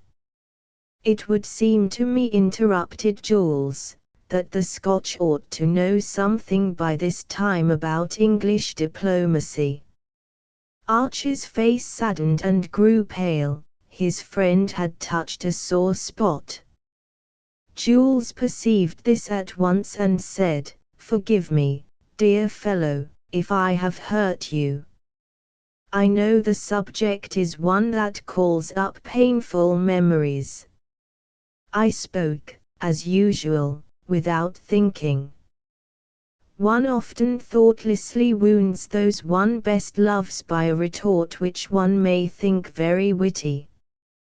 But come, let us drink to a merry life. Go on with your remarkable reasoning, that will be pleasanter for both of us.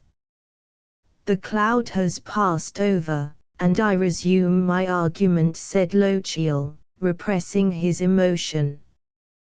"Don't you see that my rascal could not shut his eye for an instant without the risk of his prey escaping him? Do you remember the squirrel that we saved last year from that great snake, at the foot of the old maple tree in your father's park, Remember how the snake kept its glowing eyes fixed upon the poor little creature in order to fascinate it, how the squirrel kept springing from branch to branch with piteous cries, unable to remove its gaze for an instant from that of the hideous reptile. When we made it look away, it was saved. Do you remember how joyous it was after the death of its enemy? Well, my friend, let our rogue shut his eye and his prey escapes him. Verily, said Jules, you are a mighty dialectician. I shouldn't wonder if you would someday eclipse, if you don't do it already, such prattlers as Socrates, Zeno, Montaigne, and other philosophers of that ilk.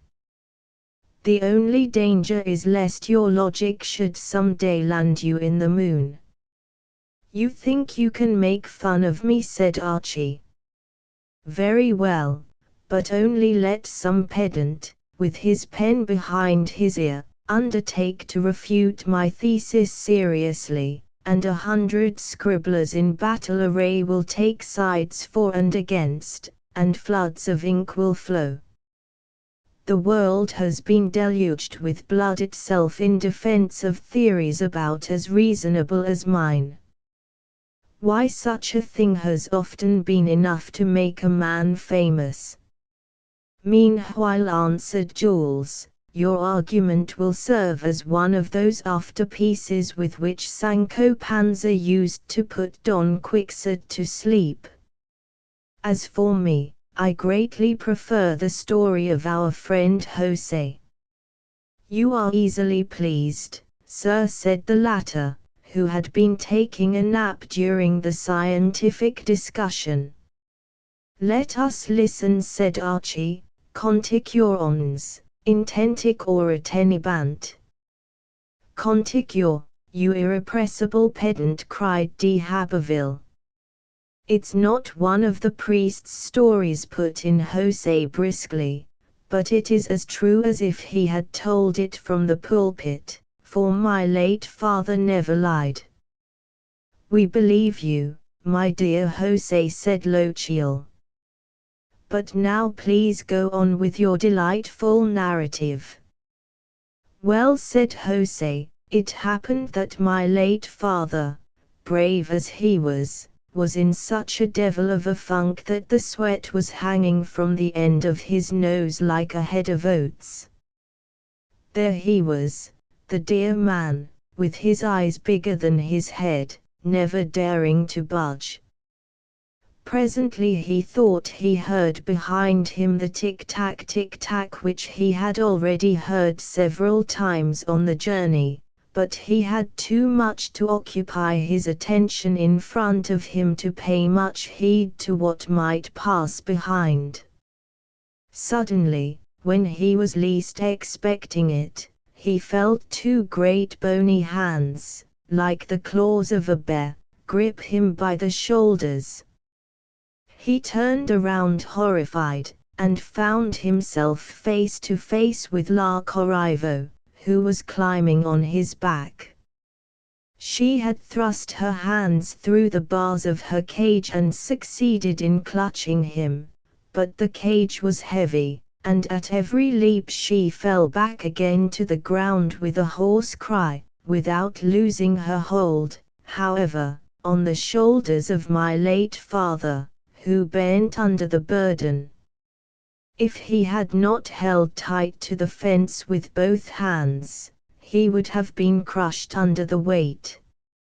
My poor late father was so overwhelmed with horror that one might have heard the sweat that rolled off his forehead dropping down on the fence like grains of duck shot. My dear Francis, said La Corriveau, do me the pleasure of taking me to dance with my friends of Isle d'Orleans. Oh, you devil's wench, cried my late father. That was the only oath the good man ever used, and that only when very much tried. The deuce, exclaimed Jules, it seems to me that the occasion was a very suitable one. For my own part, I should have been swearing like a heathen. And I said, Archie, like an Englishman. Isn't that much the same thing? Answered de Haberville. You are wrong, my dear Jules. I must acknowledge that the heathen acquit themselves very well, but the English. Oh, my! Leroux, who, soon as he got out of college, made a point of reading all the bad books he could get hold of, told us, if you remember, that blackguard of a Voltaire, as my uncle the Jesuit used to call him, had declared in a book of his, treating of what happened in France in the reign of Charles VII, when that prince was hunting the islanders out of his kingdom. Leroux told us that Voltaire had put it on record that every Englishman swears. Well, my boy, those events took place about the year 1445, let us say, 300 years ago. Judge, then, what dreadful oaths that ill-tempered nation must have invented in the course of 3 centuries. I surrender, said Jules. But go on, my dear Jose. Devil's wench, exclaimed my late father, is that your gratitude for my de profundis and all my other prayers? You'd drag me into the orgy, would you? I was thinking you must have been in for at least 3,000 or 4,000 years of purgatory for your pranks, and you had only killed 2 husbands, which was a mere nothing. So having always a tender heart for everything, I felt sorry for you, and said to myself, we must give you a helping hand. And this is the way you thank me, that you want to straddle my shoulders and ride me to hell like a heretic. My dear Francis, said La Corriveau, take me over to dance with my dear friends, and she knocked her head against that of my late father till her skull rattled like a dry bladder filled with pebbles. You may be sure, said my late father, you hellish wench of Judas Iscariot, I'm not going to be your jackass to carry you over to dance with those pretty darlings. My dear Francis, answered the witch, I cannot cross the St. Lawrence, which is a consecrated stream, except with the help of a Christian. Get over as best you can, you devilish gallows bird, said my late father. Get over as best you can, everyone to his own business.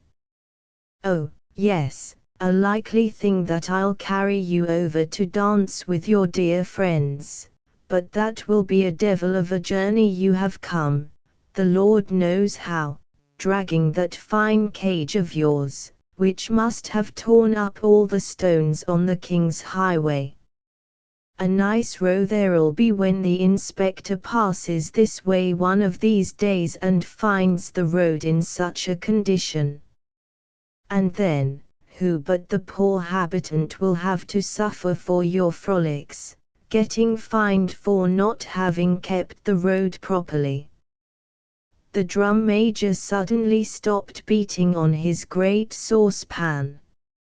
All the goblins halted and gave 3 yells, 3 frightful whoops, like the Indians give when they have danced that war dance with which they always begin their bloody expeditions. The island was shaken to its foundation, the wolves, the bears, all the other wild beasts, and the demons of the northern mountains took up the cry, and the echoes repeated it till it was lost in the forests of the far-off Saguenay. My poor, late father thought that the end of the world had come, and the day of judgment. The tall devil with the saucepan struck 3 blows, and a silence most profound succeeded the hellish hubbub. He stretched out his arm toward my late father, and cried with a voice of thunder, "Will you make haste, you lazy dog? Will you make haste, you cur of a Christian, and ferry our friend across? We have only 14,400 times more to prance around the island before cockcrow. Are you going to make her lose the best of the fun? Go to the devil, where you all belong," answered my late father, losing all patience. "Come, my dear Francis," said La Corriveau, "be a little more obliging. You are acting like a child about a mere trifle. Moreover, see how the time is flying. Come, now, one little effort." "No, no, my wench of Satan," said my late father. "Would to heaven you still had on the fine collar which the hangman put around your neck 2 years ago. You wouldn't have so clear a windpipe." During this dialogue the goblins on the island resumed their chorus, "Here we go all round, hands all round, here we go all round." "My dear Francis," said the witch, "if your body and bones won't carry me over, I'm going to strangle you. I will straddle your soul and ride over to the festival." With these words, she seized him by the throat and strangled him. "What?" exclaimed the young men. "She strangled your poor, late father, now dead." "When I said strangled, it was very little better than that," answered Jose, "for the dear man lost his consciousness. When he came to himself he heard a little bird, which cried 'Q2. Who art thou?' 'Oh, ho,' said my late father, 'it's plain I'm not in hell, since I hear the dear Lord's birds.' He opened first one eye, then the other, and saw that it was broad daylight. The sun was shining right in his face. The little bird, perched on a neighboring branch, kept crying 'Q2. "My dear child," said my late father, "it is not very easy to answer your question, for I'm not very certain this morning just who I am. Only yesterday I believed myself to be a brave, honest, and God-fearing man, but I have had such an experience this night that I can hardly be sure that it is I, Francis Dube, here present in body and soul." Then the dear man began to sing, "Here we go all round, hands all round, here we go all round." In fact, he was half bewitched.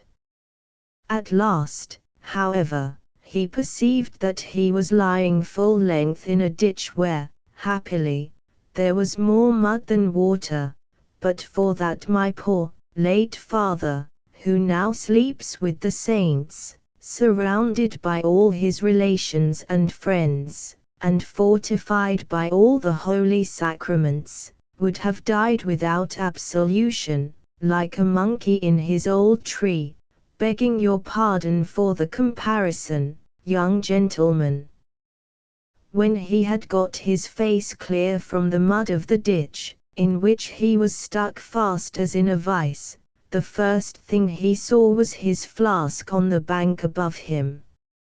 At this he plucked up his courage and stretched out his hand to take a drink.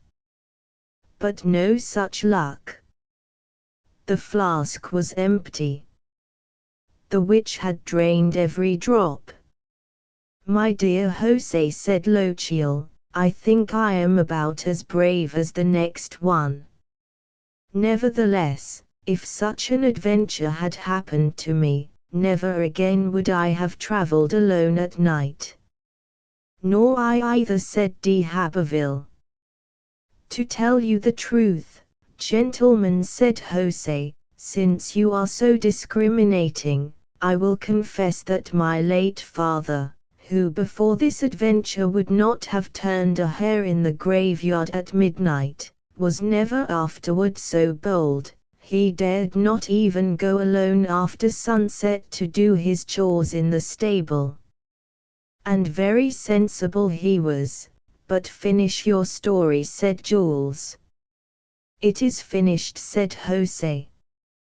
My late father harnessed his horse, who appeared, poor brute, to have noticed nothing unusual, and made his way home fast as possible. It was not till a fortnight later that he told us his adventure. What do you say to all that, my self-satisfied skeptic who would refuse to Canada the luxury of witches and wizards? Inquired de Haberville.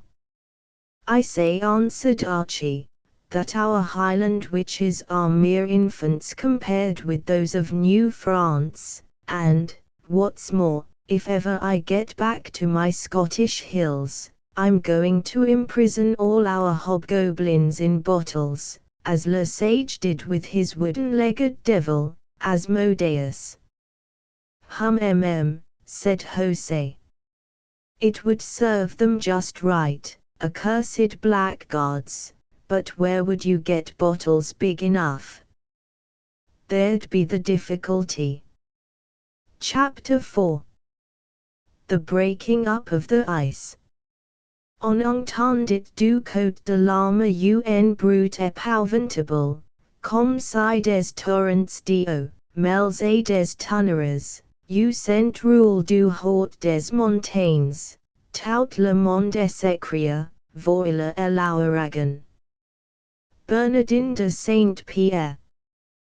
Though aged, he was so iron of limb few of your youths could cope with him. Byron. QJ les sun secours, s'écria-t-il, ouqjemo. Bernardin de Saint-Pierre. Les 27 les vagues sont tuyas du côte du plus habilnaja. Gibbon. The travellers merrily continued their journey. The day drew to a close, and they kept on for a time by starlight. At length the moon rose and shone far over the still bosom of the St. Lawrence. At the sight of her, Jules broke out into rhapsodies, and cried, I feel myself inspired, not by the waters of Hippocrene, which I have never tasted and which, I trust, I never shall taste, but by the kindly juice of Bacchus, dearer than all the fountains in the world, not even excepting the limpid wave of Parnassus. Hail to thee, fair moon! Hail to thee, thou silvern lamp, that lightest the steps of two men free as the children of our mighty forests, two men but now escaped from the shackles of college. How many times, O moon, as thy pale rays pierced to my lonely couch, how many times have I longed to break my bonds and mingle with the joyous throngs at balls and routs, while a harsh and inexorable decree condemned me to a sleep which I abhorred. Ah, how many times, O moon, have I sighed to traverse, mounted upon thy crescent at the risk of breaking my neck, the regions thou wast illuminating in thy stately course, even though it should take me to another hemisphere. Ah, how many times, how many times in thy life hast thou talked nonsense, exclaimed Archie. But, since frenzy is infectious, listen now to a true poet, and abase thyself, proud spirit. O moon, thou of the threefold essence, thou whom the poets of old invoked as Artemis the huntress, how sweet it must be to thee to forsake the dark realms of Pluto, and not less the forests wherein, with thy baying pack, thou raisest a din enough to deafen all the demons of Canada. How sweet it must be to thee, O moon, to journey now in tranquil dominance, in stupendous silence, the ethereal spaces of heaven. Repent of thy work, I beseech thee. Restore the light of reason to this poor afflicted one, my dearest friend, who, O Phoebe, patron of fools, interrupted Jules. Not for my friend have I any prayer to make thee.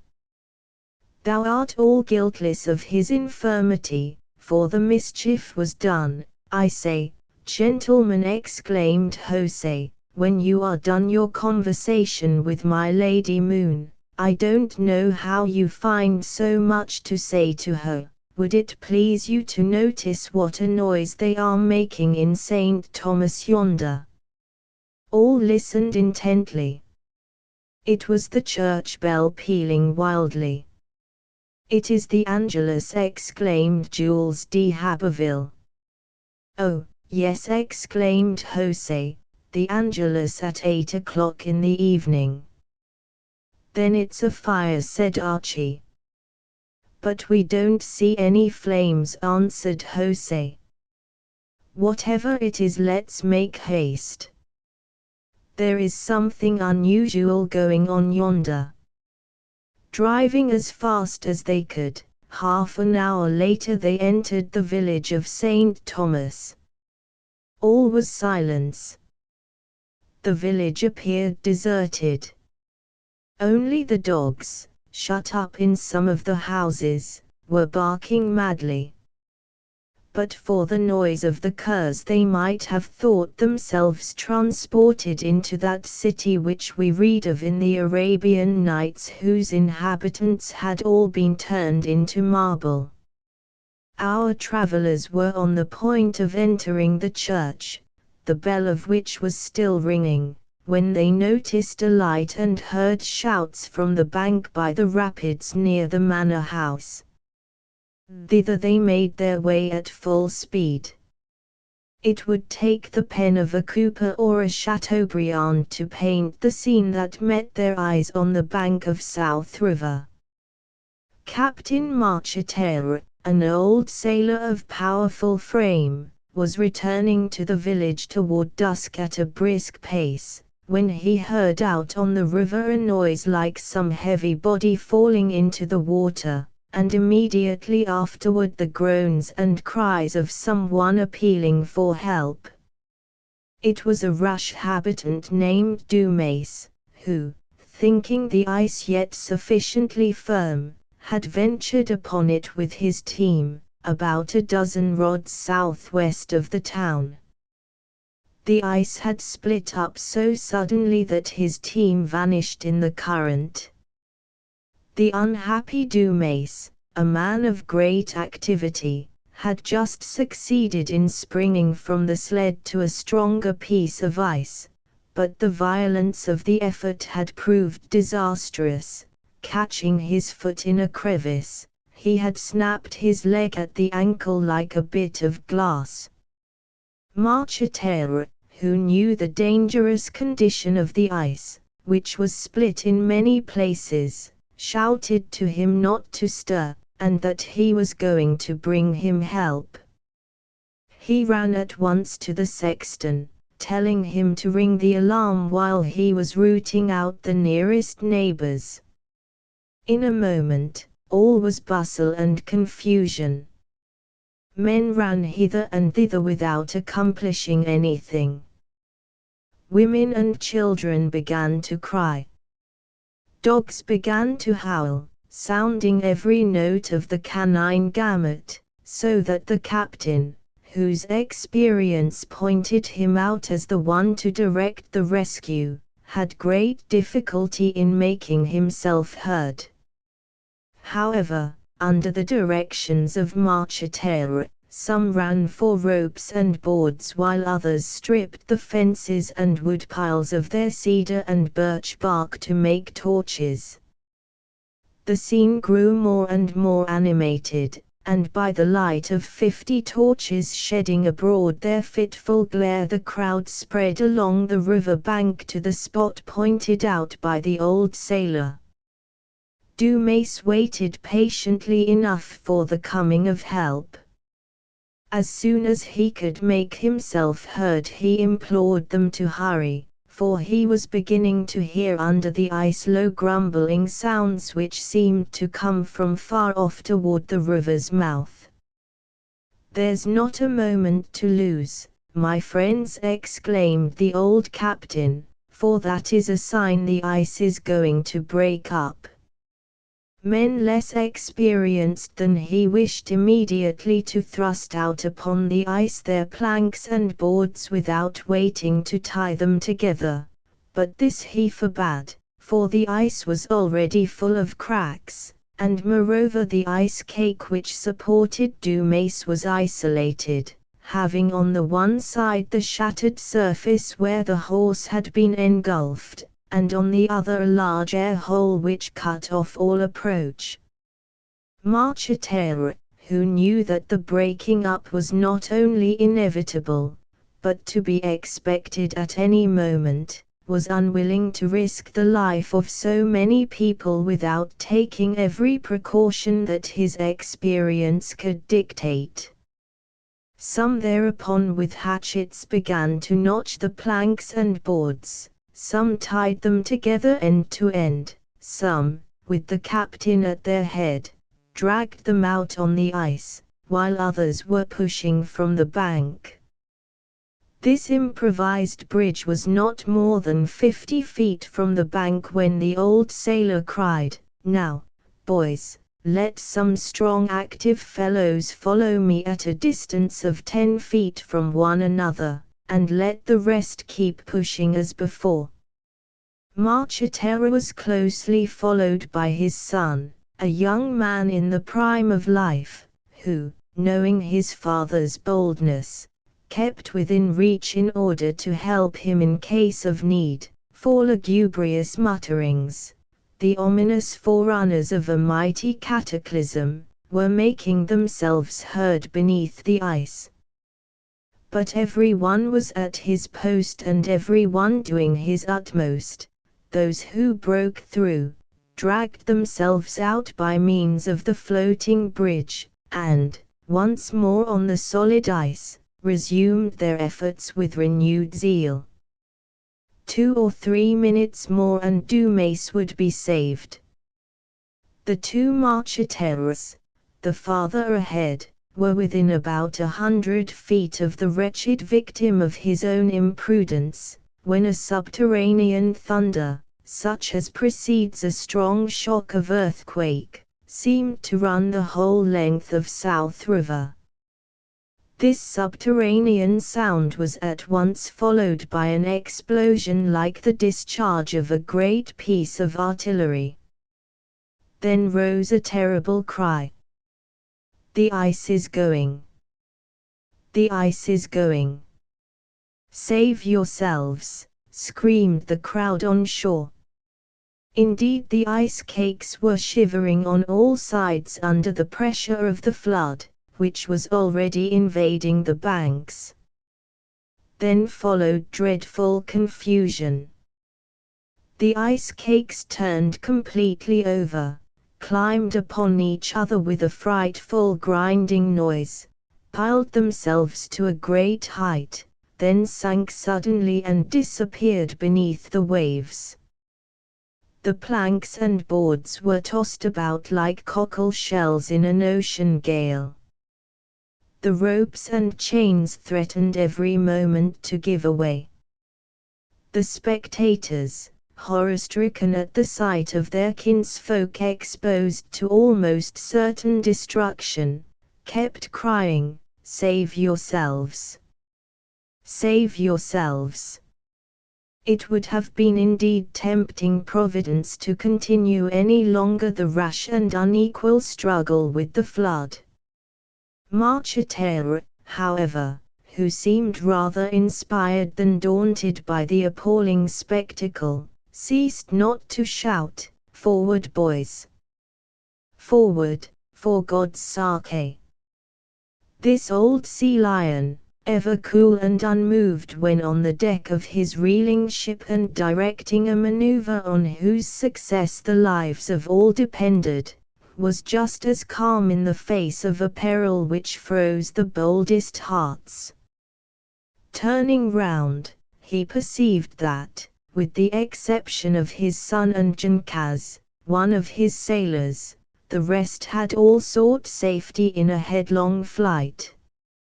"Oh, you cowards, he cried. He was interrupted by his son, who, seeing him rushing to certain death, seized him and threw him down on a plank, where he held him some moments in spite of the old man's mighty struggles. Then followed a terrible conflict between father and son. It was filial love against that sublime self-abnegation, the love of humanity. The old man, by a tremendous effort, succeeded in throwing himself off the plank, and he and his son rolled onto the ice, where the struggle was continued fiercely. At this crisis, Jenkaz, leaping from plank to plank, from board to board, came to the young man's assistance. The spectators, who from the shore lost nothing of the heart-rending scene, in spite of the water already pursuing them, made haste to draw in the ropes, and the united efforts of 100 brawny arms were successful in rescuing the three heroes. Scarcely, indeed, had they reached a place of safety, when the great sheet of ice, which had hitherto remained stationary in spite of the furious attacks of the enemy assailing it on all sides, groaning, and with a slow majesty of movement, began its descent toward the falls. All eyes were straightway fixed upon Dumas. He was a brave man. Many a time had he proved his courage upon the enemies of his country. He had even faced the most hideous of deaths, when, bound to a post, he was on the point of being burned alive by the Iroquois, which he would have been but for the timely aid of his friends the Malicites. Now he was sitting on his precarious refuge calm and unmoved as a statue of death.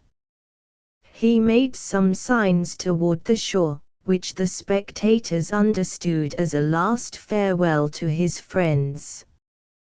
Then, folding his arms, or occasionally lifting them toward heaven, he appeared to forget all earthly ties and to prepare himself for passing the dread limits which divide man from the eternal. Once safely ashore, the captain displayed no more of his anger. Regaining his customary coolness, he gave his orders calmly and precisely. "Let us take our floating bridge," said he, "and follow yonder sheet of ice down river." "What is the use?" cried some who appeared to have had experience. "The poor fellow is beyond the reach of help." "There's one chance yet, one little chance of saving him," said the old sailor, giving ear to certain sounds which he heard far off to the southward, "and we must be ready for it. The ice is on the point of breaking up in the St. Nicholas, which, as you know, is very rapid. The violence of the flood at that point is likely to crowd the ice of South River over against our shore, and what's more, we shall have no reason to reproach ourselves." It fell out as Captain Marchitera predicted. In a moment or two there was a mighty report like a peal of thunder, and the St. Nicholas, bursting madly from its fetters, hurled itself upon the flank of the vast procession of ice floes which, having hitherto encountered no obstacle, were pursuing their triumphant way to the St. Lawrence. It seemed for a moment that the fierce and swift attack, the sudden thrust, was going to pile the greater part of the ice cakes upon the other shore as the captain hoped. The change it wrought was but momentary, for the channel getting choked there was an abrupt halt, and the ice cakes, piling one upon another, took the shape of a lofty rampart. Checked by this obstacle, the waves spread far beyond both shores and flooded the greater part of the village. This sudden deluge, driving the spectators from the banks, destroyed the last hope of poor Dumas. The struggle was long and obstinate between the angry element and the obstacle which barred its course, but at length the great lake, ceaselessly fed by the main river and the tributaries, rose to the top of the dam, whose foundations it was at the same time eating away from beneath. The barrier, unable to resist the stupendous weight, burst with a roar that shook both banks. As South River widens suddenly below its junction with the St. Nicholas, the unchained mass darted downstream like an arrow, and its course was unimpeded to the cataract. Dumas had resigned himself to his fate. Calm amid the tumult, his hands crossed upon his breast, his eyes lifted heavenward, he seemed absorbed in contemplation. The spectators crowded toward the cataract to see the end of the tragedy. Numbers, roused by the alarm bell, had gathered on the other shore and had supplied themselves with torches by stripping off the bark from the cedar rails. The dreadful scene was lighted as if for a festival. One could see in the distance the long, imposing structure of the manor house, to the southwest of the river. It was built on the top of a knoll overlooking the basin and ran parallel to the falls. About 100 feet from the manor house rose the roof of a sawmill, the sluice of which was connected with the fall itself.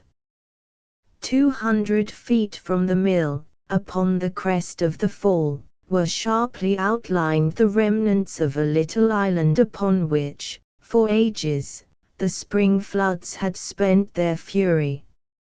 Shorn of its former size, for it had once been a peninsula, the islet was not now more than 12 feet square. Of all the trees that had once adorned the spot there remained but a single cedar. This veteran, which for so many years had braved the fury of the equinoxes and the ice floods of South River, had half given way before the relentless assaults. Its crown hung sadly over the abyss in which it threatened soon to disappear. Several hundred feet from this islet stood a grist mill, to the northwest of the fall. Owing to a curve in the shore, the tremendous mass of ice which, drawn by the fall, was darting down the river with frightful speed, crowded all into the channel between the islet and the flour mill, the sluice of which was demolished in a moment. Then the ice cakes, piling themselves against the timbers to the height of the roof, ended by crushing the mill itself as if it had been a house of cards. The ice having taken this direction, the channel between the sawmill and the island was comparatively free. The crowd kept running along the bank and watching with horrified interest the man whom nothing short of a miracle could save from a hideous death. Indeed, up to within about 30 feet of the island, Dumas was being carried farther and farther from his only hope of rescue, when an enormous ice cake, dashing down with furious speed, struck one corner of the piece on which he was sitting, and diverted it violently from its course. It wheeled upon the little island and came in contact with the ancient cedar, the only barrier between Dumace and the abyss. The tree groaned under the shock, its top broke off and vanished in the foam. Relieved of this weight, the old tree recovered itself suddenly, and made ready for one more struggle against the enemies it had so often conquered. Dumace, thrown forward by the unexpected shock, clasped the trunk of the cedar convulsively with both arms. Supporting himself on one leg, he clung there desperately while the ice swayed and cracked and threatened every instant to drag him from his frail support. Nothing was lacking to the lurid and dreadful scene. The hurrying torches on the shores threw a grim light on the ghastly features and staring eyes of the poor wretch thus hanging by a hair above the gulf of death. Unquestionably Dumace was brave, but in this position of unspeakable horror he lost his self-control. Marcheterre and his friends, however, still cherished a hope of saving him. Descrying on the shore near the sawmill 2 great pieces of squared timber, they dragged these to a rock which projected into the river about 200 feet above the fall. To each of these timbers they attached a cable and launched them forth, in hopes that the current would carry them upon the island. Vain attempt. They could not thrust them far enough out into the stream, and the timbers, anchored, as it were, by the weight of the chains, kept swaying midway between shore and island. It seemed impossible to add to the awful sublimity of the picture, but on the shore was being enacted a most impressive scene. It was religion preparing the Christian to appear before the dread tribunal. It was religion supporting him to endure the final agony. The parish priest, who had been at a sick bed, was now upon the scene. He was a tall old man of 90. The burden of years had not availed to bend this modern Nestor, who had baptized and married all his parishioners, and had buried 3 generations of them. His long hair, white as snow and tossed by the night wind, made him look like a prophet of old. He stood erect on the shore, his hands stretched out to the miserable Dumace. He loved him, he had christened him, he had prepared him for that significant rite of the Catholic Church which seems suddenly to touch a child's nature with something of the angelic. He loved him also as the husband of an orphan girl whom the old priest had brought up. He loved him for the sake of his 2 little ones, who were the joy of his old age. Standing there on the shore, like the angel of pity, he not only administered the consolations of his sacred office, but spoke to him tender words of love. He promised him that the Seigneur would never let his family come to want.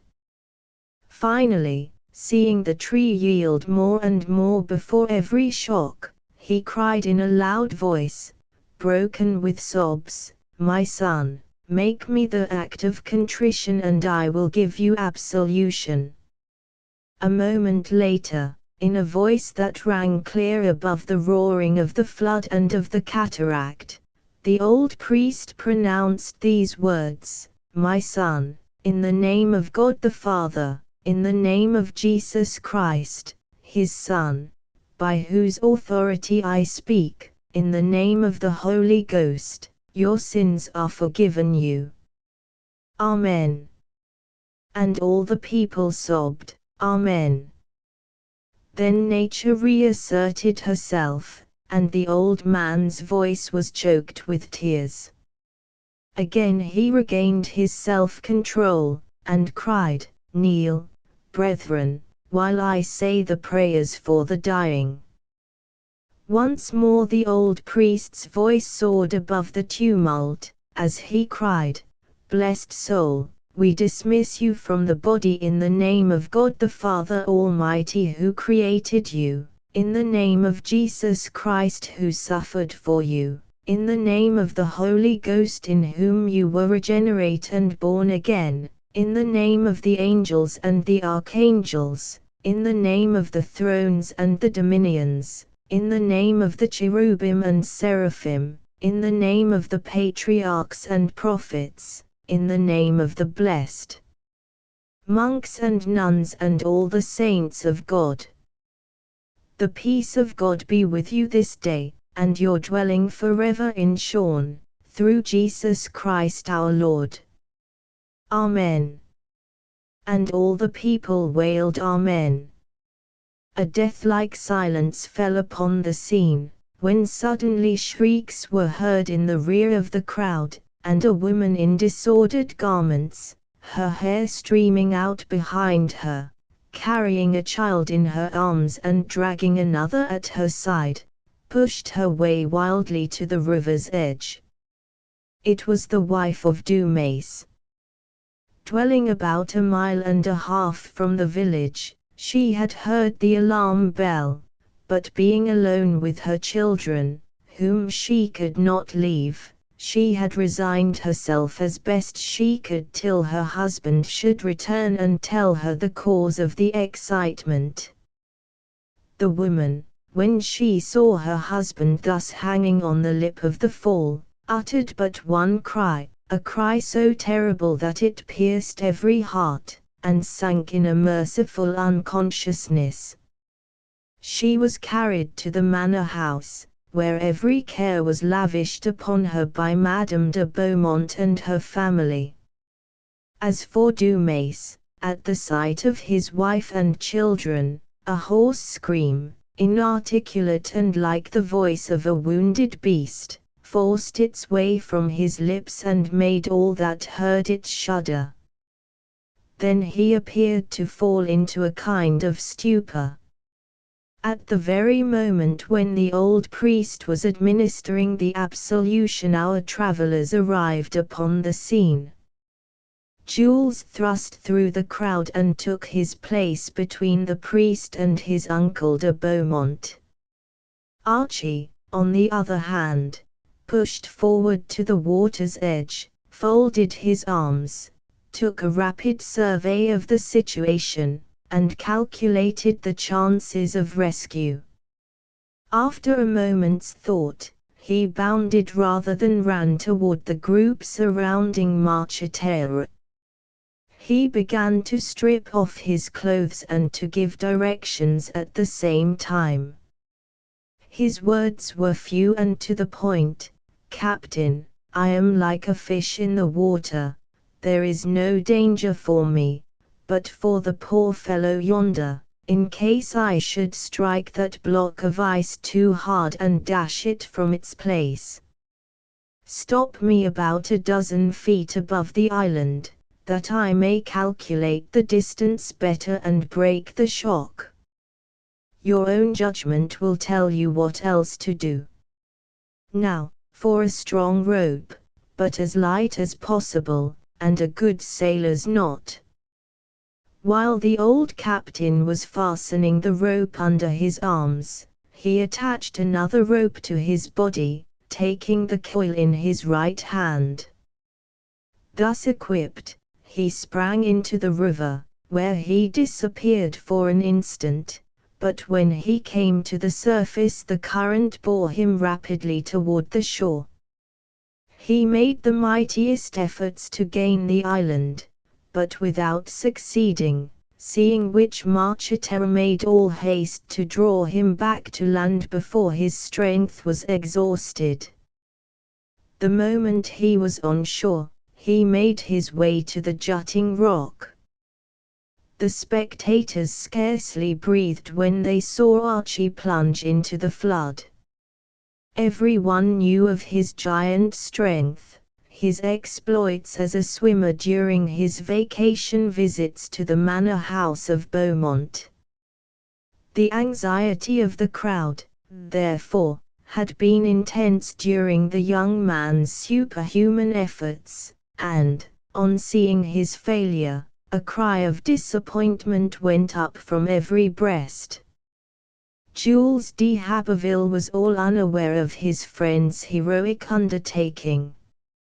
Of an emotional and sympathetic nature, he could not endure the heart-rending sight that met his view. After one glance of measureless pity, he had fixed his eyes on the ground and refused to raise them. This human being suspended on the verge of the bellowing gulf, this venerable priest administering from afar under the open heaven the sacrament of penance, the anguished prayers, the sublime invocation, all seemed to him a dreadful dream. Absorbed in these conflicting emotions, Jules d'Haberville had no idea of Archie's efforts to save Dumas. He had heard the lamentations which greeted the first fruitless effort, and had attributed them to some little variation in the spectacle from which he withheld his gaze. The bond between these two friends was no ordinary tie, it was the love between a David and a Jonathan, passing the love of women. Jules, indeed, spared Archie none of his ridicule, but the privilege of tormenting was one which he would permit no other to share. Unlucky would he be who should affront Lochiel in the presence of the impetuous young Frenchman. Whence arose this passionate affection? The young men had apparently little in common. Lochiel was somewhat cold in demeanor, while Jules was exuberantly demonstrative. They resembled one another, however, in one point of profoundest importance: they were both high-hearted and generous to the last degree. José, who had been watching Lochiel's every movement, and who well knew the extravagance of Jules's devotion, had slipped behind his young master, and stood ready to restrain, by force, if necessary, this fiery and indomitable spirit. The anxiety of the spectators became almost unendurable over Archie's second attempt to save Dumas, whom they regarded as utterly beyond hope. The convulsive trembling of the unhappy man showed that his strength was rapidly ebbing. Nothing but the old priest's prayers broke the deathly silence. As for Lochiel, his failure had but strengthened him in his heroic purpose. He saw clearly that the effort was likely to cost him his life. The rope, his only safety, might well break when charged with a double burden and doubly exposed to the torrent's force. Too skillful a swimmer was he not to realize the peril of endeavoring to rescue one who could in no way help himself. Preserving his coolness, however, he merely said to Marcheterre, "We must change our tactics. It is this coil of rope in my right hand which has hampered me from first to last." Thereupon he enlarged the loop, which he passed over his right shoulder and under his left armpit, in order to leave both arms free. This done, he made a bound like that of a tiger, and, disappearing beneath the waves, which bore him downward at lightning speed, he did not come to the surface until within about a dozen feet of the island, where, according to agreement, Marcheterre checked his course.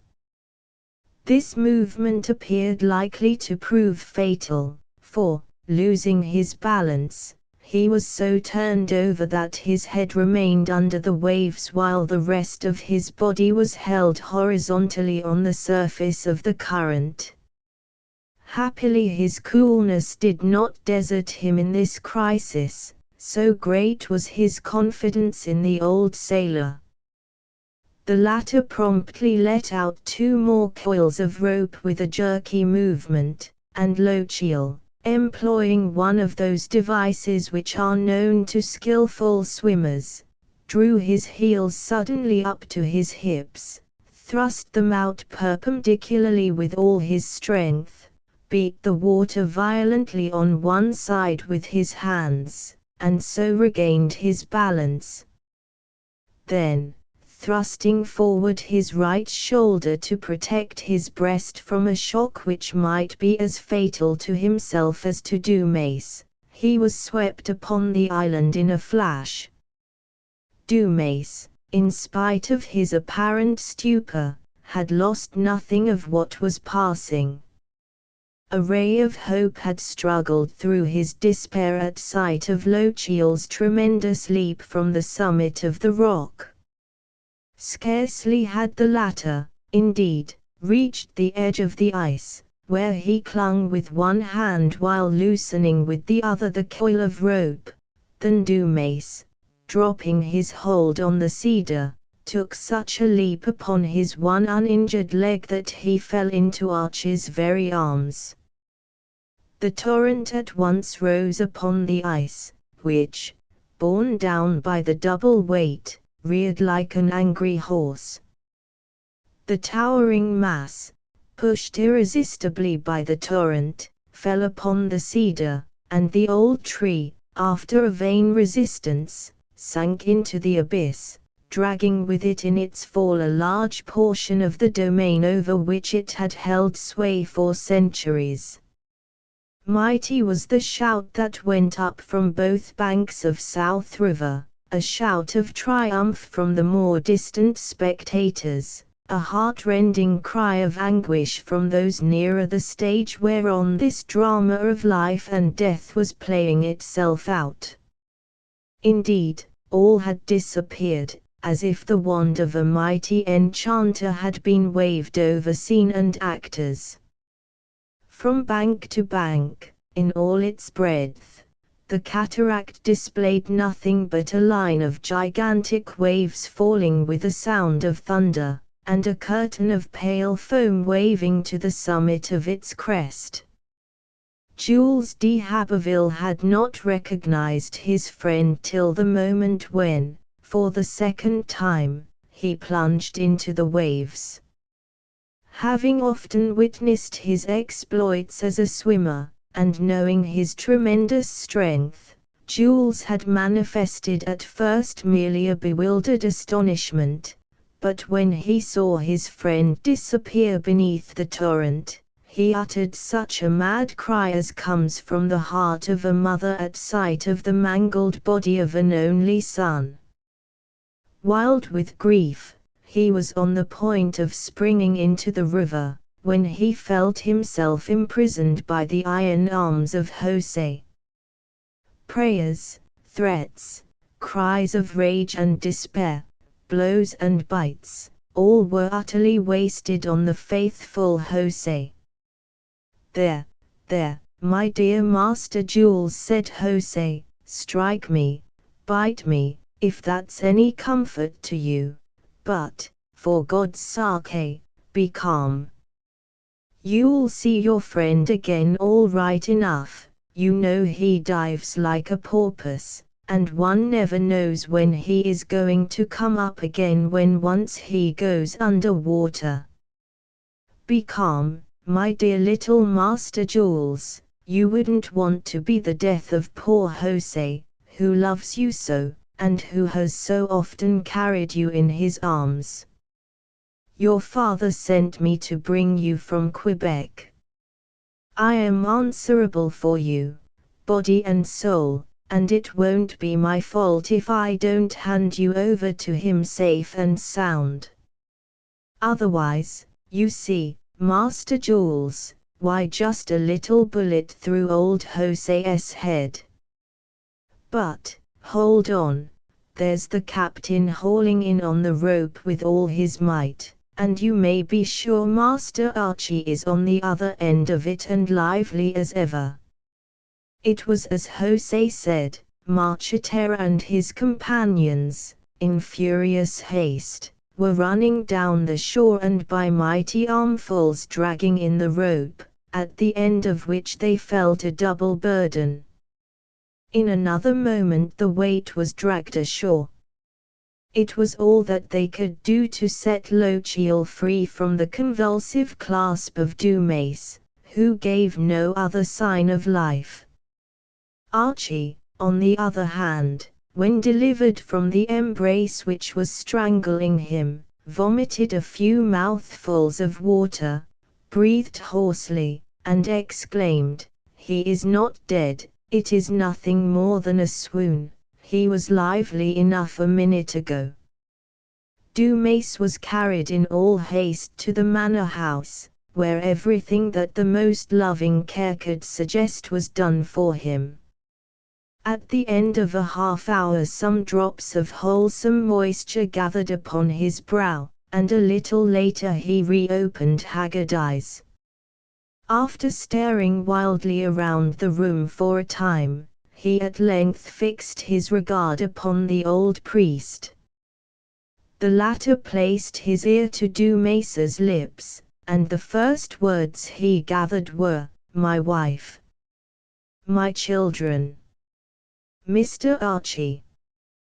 "Be at ease, my dear Dumace," said the old man. "Your wife has recovered from her swoon, but, as she believes you to be dead, I must be careful how I tell her of your deliverance, lest I kill her with joy. As soon as prudent I will bring her to you. Meanwhile, here is Mr. de Lochiel, to whom, through God, you owe your life." At the sight of his deliverer, whom he had not yet recognized among the attendants who crowded about him, a change came over the sick man. He embraced Archie, he pressed his lips to his cheek, and a flood of tears broke from his eyes. "How can I ever repay you," said he, "for all you have done for me, for my poor wife, and for my children?" "By getting well again as soon as possible," answered Lochiel gaily. "The Seigneur has sent a messenger post-haste to Quebec to fetch the most skillful surgeon, and another to place relays of horses along the whole route, so that by midday tomorrow, at the latest, your leg will be so well set that within 2 months you will be able again to carry the musket against your old enemies the Iroquois." When the old priest entered the room whither they had taken his adopted daughter, the latter was sitting up in bed, holding her youngest child in her arms while the other slept at her feet. Pale as death, cold, and unresponsive to all that was said by Madame de Beaumont and the other women, she kept repeating incessantly, "My husband. My poor husband. I shall not even be allowed to kiss the dead body of my husband, the father of my children." When she saw the old priest she stretched out her arms to him and cried, "Is it you, my father, you who have been so kind to me since childhood? Is it you who can have the heart to come and tell me all is over? No, I know your love too well. You cannot bring such a message. Speak, I implore you, you whose lips can utter nothing but good." "Your husband," said the old man, "will receive Christian burial." "He is dead," then cried the unhappy woman, and for the first time she burst into tears. This was the reaction which the old priest looked for. "My daughter," said he, "but a moment ago you were praying as a peculiar favor that you might be permitted once more to embrace the body of your husband, and God has heard your petition. Trust in Him, for the mighty hand which has plucked your husband out of the abyss is able also to give him back to life." The young woman answered with a fresh storm of sobs. "He is the same all-merciful God," went on the old priest, "who said to Lazarus in the tomb, 'Friend, I say unto you, arise.' All hope is not yet lost, for your husband in his present state of suffering."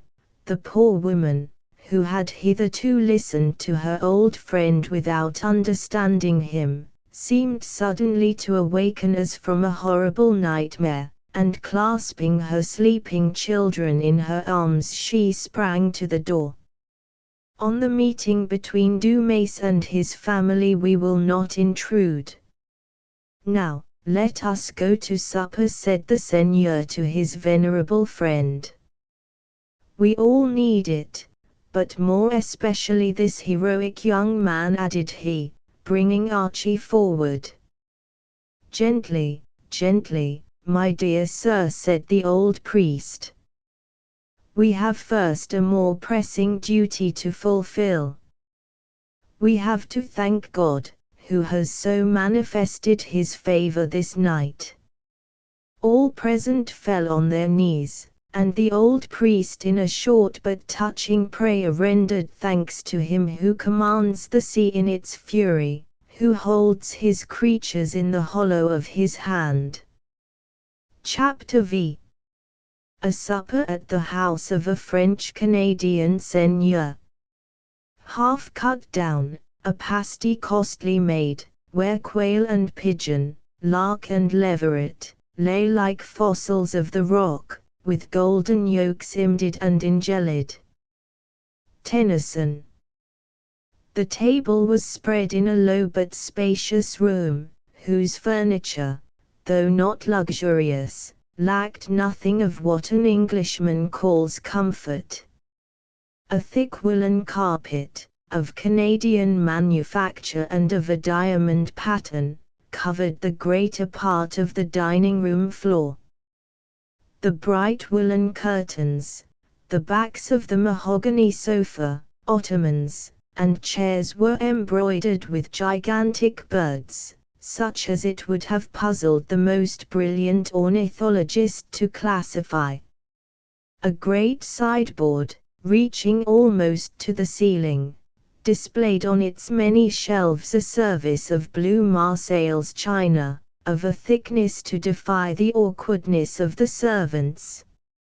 Over the lower part of this sideboard, which served the purpose of a cupboard and which might be called the ground floor of the structure, projected a shelf a foot and a half wide, on which stood a sort of tall narrow cabinet, whose drawers, lined with green cloth, held the silver spoons and forks. On this shelf also were some bottles of old wine, together with a great silver jar of water, for the use of those who cared to dilute their beverage. A pile of plates of the finest porcelain, 2 decanters of white wine, a couple of tarts, a dish of whipped cream, some delicate biscuits, a bowl of sweetmeats, on a little table near the sideboard covered with a white cloth, constituted the dessert. In one corner of the room stood a sort of barrel-shaped fountain of blue and white stone china, with faucet and basin, where the family might rinse their hands. In an opposite corner a great closet, containing square bottles filled with brandy, absinthe, liqueurs of peach kernel, raspberry, black currant, anise, etc., for daily use, completed the furnishing of the room. The table was set for 8 persons. A silver fork and spoon, wrapped in a napkin, were placed at the left of each plate, and a bottle of light wine at the right. There was not a knife on the table during the serving of the courses, each was already supplied with this useful instrument, which only the Orientals know how to do without. If the knife one affected was a clasp knife, it was carried in the pocket; if a sheath knife, it was worn suspended from the neck in a case of morocco, of silk, or even of birch bark artistically wrought by the Indians. The handles were usually of ivory riveted with silver; those for the use of ladies were of mother of pearl. To the right of each plate was a silver cup or goblet. These cups were of different forms and sizes, some being of simple pattern with or without hoops, some with handles, some in the form of a chalice, some worked in relief, and very many lined with gold. A servant, placing on a side table the customary appetizers, namely, brandy for the men and sweet cordials for the women, came to announce that the supper was served. 8 persons sat down at the table: the Seigneur de Beaumont and his wife, their sister, Madame d'Escariès, the old priest, Captain Marcheterre and his son Henry, and lastly Archie and Jules. The lady of the house gave the place of honor at her right to the priest, and the next place, at her left, to the old captain. The menu opened with an excellent soup. Soup was then de rigueur for dinner and supper alike, followed by a cold pasty, called the Easter pasty, which, on account of its immense proportions, was served on a great tray covered with a napkin. This pasty, which would have aroused the envy of Brillat Savarin, consisted of 1 turkey, 2 chickens, 2 partridges, 2 pigeons, the backs and thighs of 2 rabbits, all larded with slices of fat pork. The balls of force meat on which rested, as on a thick, soft bed, these gastronomic riches, were made of 2 hams of that animal which the Jew despises, but which the Christian treats with more regard. Large onions scattered here and there and a liberal seasoning of the finest spices completed the appetizing marvel. But a very important point was the cooking, which was beset with difficulty, for should the gigantic structure be allowed to break, it would lose at least 50% of its flavor. To guard against so lamentable a catastrophe, the lower crust, coming at least 3 inches up the sides, was not less than an inch thick. This crust itself, saturated with the juices of all the good things inside, was one of the best parts of this unique dish.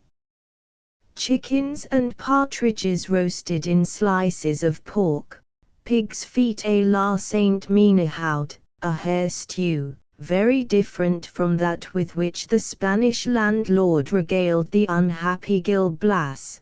These were among the other dishes which the seigneur set before his friends. For a time there was silence with great appetites, but when dessert was reached, the old sailor, who had been eating like a hungry wolf and drinking proportionately, and all the time managing to keep his eyes on Archie, was the first to break the silence. "It would seem, young man," said he facetiously, "that you are not much afraid of a cold in your head. It would seem, also, that you don't really need to breathe the air of heaven, and that, like your cousins the beaver and otter, you only put your nose out of water every half-hour, for form sake, and to see what's going on in the upper world. You are a good deal like a salmon, when one gives him line he knows how to profit by it. It's my opinion, however, that gudgeons like you are not found in every brook." "It was only your presence of mind, Captain," said Archie. your admirable judgment in letting out the exact quantity of rope that prevented me smashing my head or my stomach on the ice, and but for you, poor Dumas, instead of being warm in bed would now be rolling under the St. Lawrence ice. A nice joke, cried Marcheterre, to hear him talk as if I had done the thing. It was very necessary to give you line when I saw that you threatened to stand on your head, which would have been a very uncomfortable position in those waves. I wish to the beg pardon, your reverence, I was just going to swear, it is a habit with us sailors. Nonsense, laughed the old priest, you have been accustomed to it so long, you old sinner, that one more or less hardly matters, your record is full, and you no longer keep count of them. When the tallyboard is quite full, Reverend Father, said Marcheterre, you shall just pass the plane over it, as you have done so often before, and we'll run up another score. Moreover, I am sure not to escape you, for you know so well when and where to hook me and drag me into a blessed harbor with the rest of the sinners. You are too severe, sir, said Jules. How could you wish to deprive our dear captain of the comfort of swearing a little, if only against his darky cook, who burns his fricassees as black as his own phiz? You hair-brained young scoundrel, cried the captain with a comical assumption of anger, do you dare talk to me so after the trick you played me? I, said Jules innocently, I played you a trick. I am incapable of it, dear captain. You are slandering me cruelly. Just listen to the young saint, said Marcheterre. I slandering him. No matter, let us drop the subject for a moment. Lay to for a bit, boy, I shall know how to find you again soon. I was going to say, continued the captain, when his reverence tumbled my unfortunate exclamation to the bottom of the hold and shut the hatch down on it, that if out of curiosity, Mr. Archie, you had gone down to the foot of the fall, then, like your confrère the salmon, you would probably have shown us the trick of swimming up it again. The spirit of mirth now ruled the conversation, and in repartee and witticism the company found relief from the intense emotions to which they had been subjected. Fill your glasses. Attention, everybody, cried the Seigneur de Beaumont. I am going to propose a health which will, I am very sure, be received with acclamation. It is very easy for you to talk, said the old priest, whom they had honored especially by giving him a goblet richly carved, but holding nearly double what those of the other guests could contain. I am over 90, and I have no longer the hard head of a 25-year-old. Come, my old friend, said the Seigneur, you will not have far to go, for you must sleep here tonight. Moreover, if your legs should become unsteady, it will pass for the weakness of old age, and no one will be shocked. You forget, Seigneur, said the priest, laughing, that I have accepted your kind invitation to help take care of poor Dumas tonight. I intend to sit up with him. If I take too much wine, what use do you think I could be to the poor fellow? Indeed, you shall go to bed, said the Seigneur. The master of the house decrees it. We will rouse you in case of need. Have no anxiety as to Dumas and his wife, their friend Mrs. Couture is with them. I am even sending home, after they have supped, a lot of their gossips and cronies, who wanted to be in the way all night and use up the fresh air which the sick man is so much in need of. We will all be up if necessary. You argue so well, answered the priest, that I must even do as you say, and he poured a fair quantity of wine into his formidable cup. Then the Seigneur de Beaumont said to Archie, with solemn emphasis, "What you have done is beyond all praise. I know not which is most admirable, the splendid spirit of self-sacrifice which moved you to risk your life for that of a stranger, or the courage and coolness which enabled you to succeed. You possess all the qualities most requisite to the career you are to follow. A soldier myself, I prophesy great success for you. Let us drink to the health of Mr. de Lochiel." The toast was drunk with ardent enthusiasm. In returning thanks, Archie said modestly, "I am bewildered by so much praise for so simple a performance. I was probably the only one present who knew how to swim, for anyone else would have done as I did.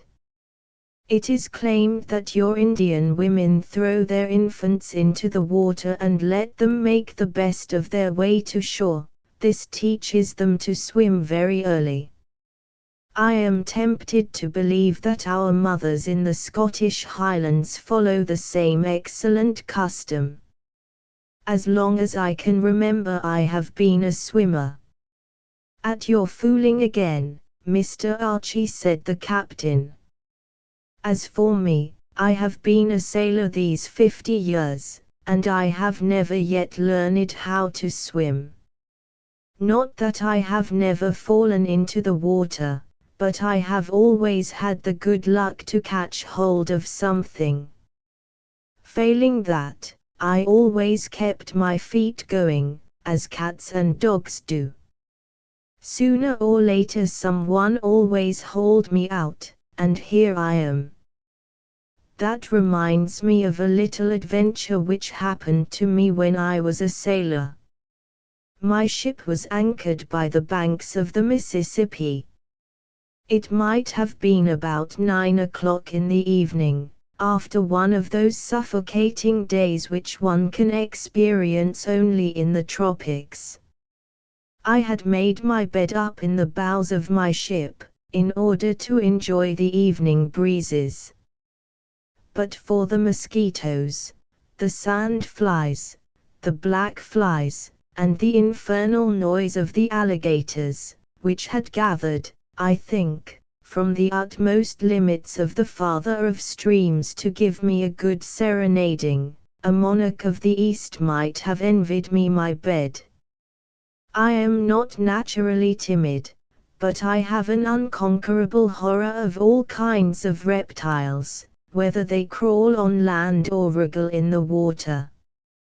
"Captain, you have a refined and aristocratic taste which does you much honor," said Jules. "Do you dare to speak to me again, you disreputable?" cried Marcheterre, shaking his great fist at him. "I was about forgetting you, but your turn will come very soon. Meanwhile, I go on with my story. I was feeling very safe and comfortable on my mat, whence I could hear the hungry monsters snapping their jaws. I derided them, saying, 'You would be delighted, my lambs, to make a meal off my carcass, but there's one little difficulty in the way of it. Though you should have to fast all your lives through like hermits, I would never be the one to break your fasting, for my conscience is too tender. I don't know exactly how the thing happened, but I ended by falling asleep, and when I awoke I was in the midst of these jolly companions. You could never imagine the horror that seized me, in spite of my customary coolness. I did not lose my presence of mind, however. While under water I remembered that there was a rope hanging from the bowsprit. As I came to the surface I had the good fortune to catch it. I was as active as a monkey in those days, but I did not escape without leaving as a keepsake in the throat of a very barbarous alligator one of my boots and a valued portion of the calf of my leg. Now for your turn, you imp, continued the captain, turning to Jules. I must get even with you, sooner or later, for the trick you played me. On my return from Martinique last year, I met Monsieur one morning in Quebec Lower Town as he was on the point of crossing the river to return home for his vacation. After a perfect squall of embraces, from which I escaped with difficulty by sheering off to larboard, I commissioned him to tell my family of my arrival, and to say that I could not be at St. Thomas for several days. What did this young saint do? He went to my house at 8 o'clock in the evening, shouting, like all possessed, "Oh, joy! Oh, rapture! 3 cheers and a tiger! My husband has come," exclaimed Madame Marcheterre. "Father has come," cried my 2 daughters. "Certainly," said he, "what else could I be making all this fuss about?" Then he kissed my good wife. There was no great difficulty in that. He wanted to kiss the girls, too, but they boxed his ears and sheered off with all sails set. What does your reverence think of this for a beginning, to say nothing of what followed?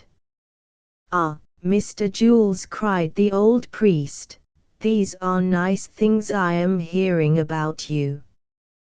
Queer conduct this for a pupil of the Jesuit fathers." "You see, Mr. Abbé," said Jules, "that all that was only a bit of fun to enable me to share the happiness of that estimable family. I knew too well the ferocious virtue, immovable as the Cape of Storms, of these daughters of the sea. I well knew that they would box my ears soundly and sheer off with all sails set. I begin to believe that you are telling the truth, after all," said the old priest, "and that there were no evil designs on your part. I know my Jules pretty thoroughly." "Worse and more of it," said the captain. "Take his part, do, that's all he was wanting. But we'll see what you think when you hear the rest." When my young gentleman had finished his larking, he said to my wife, "The captain told me to say he would be here tomorrow evening, in the neighborhood of 10 o'clock, and that, as his business had prospered exceedingly, which, indeed, was all true, he wished that his friends should celebrate his good luck with him. He wished that there should be a ball and supper going on at his house when he arrived, which would be just as the guests were sitting down to table. Make ready, therefore, for this celebration, to which he has invited myself and my brother de Lochiel. This puts me out a little," added the young hypocrite, "for I am in a great hurry to get home, but for you ladies there is nothing that I would not do." "My husband does not consider that he is giving me too little time," said Madame Marcheterre. "We have no market here. My cook is very old to undertake so much in one day. The case is desperate, but to please him we must accomplish the impossible." "Perhaps I can be of some use to you," said the hypocrite, pretending to sympathize with her. I will undertake with pleasure to send out the invitations. My dear Jules, said my wife, that would be the greatest help. You know our society. I give you carte blanche. My wife ran all over the parish to get provisions for the feast. She and the girls spent the greater part of the night helping the old cook make pastries, whipped creams, blancmange, biscuits, and a lot of sweet stuff that I wouldn't give for one steak of fresh codfish, such as one gets on the banks of Newfoundland. Mr. Jules, for his part, did things up in style. That night he sent out 2 messengers, one to the northeast, the other to the southwest, carrying invitations, so that by 6 o'clock the next evening, thanks to his good management, my house was full of guests, who were whirling around like so many gulls, while I was anchored in Quebec, and poor Madame, in spite of a frightful cold, was doing the honors of the house with the best grace possible. What do you think, gentlemen, of a trick like that, and what have you to say in your defense, you wolf in sheep's clothing? I wished, said Jules, that everybody should share beforehand in the joy of the family over the good fortune of so dear and so generous a friend. Also, if you could have seen the regret and general consternation when, toward 11 o'clock, it was found necessary to sit down at table without waiting for you any longer, you would certainly have been moved to tears. The morrow, you will remember, was a fast day. As for your wife, she seems to be without the smallest idea of gratitude. Observing, a little before 11, that she was in no hurry to bring on the supper, and that she was beginning to be anxious about her dear husband, I whispered a word in her ear, and for thanks she broke her fan over my back. Everybody, the captain himself included, burst out laughing. How is it you never told us of this before, Marcheterre? Said the Seigneur de Beaumont. It was hardly necessary, said the captain, to publish it to the world that we had been tricked by this young rascal. Moreover, it would have been no particular satisfaction to us to inform you that you owed the entertainment to the munificence of Mr. Jules de Haberville. We preferred to have the credit of it ourselves. I only tell it to you today because it is too good to keep any longer. It seems to me, Mr. Diver, continued Marcheterre, addressing Archie, that, in spite of your reserved and philosophical demeanor, you were an accomplice of Master Jules. I give you my word, replied Lochiel, that I knew nothing of it whatever. Not till the next day did Jules take me into his confidence, whereupon I gave him a good scolding. You could hardly say much, said Jules, after the rate at which you kicked round your great Scotch legs with great peril to the more civilized shins of your neighbors. You have doubtless forgotten that, since you were not content with French cotillons, such as are accepted among all civilized people, to please you we had to have Scotch reels. The music for these our fiddler picked up by ear in an instant. It was a very simple matter, he merely had to scrape his strings till they screeched as if a lot of cats were shut up in a bag and someone were pulling their tails.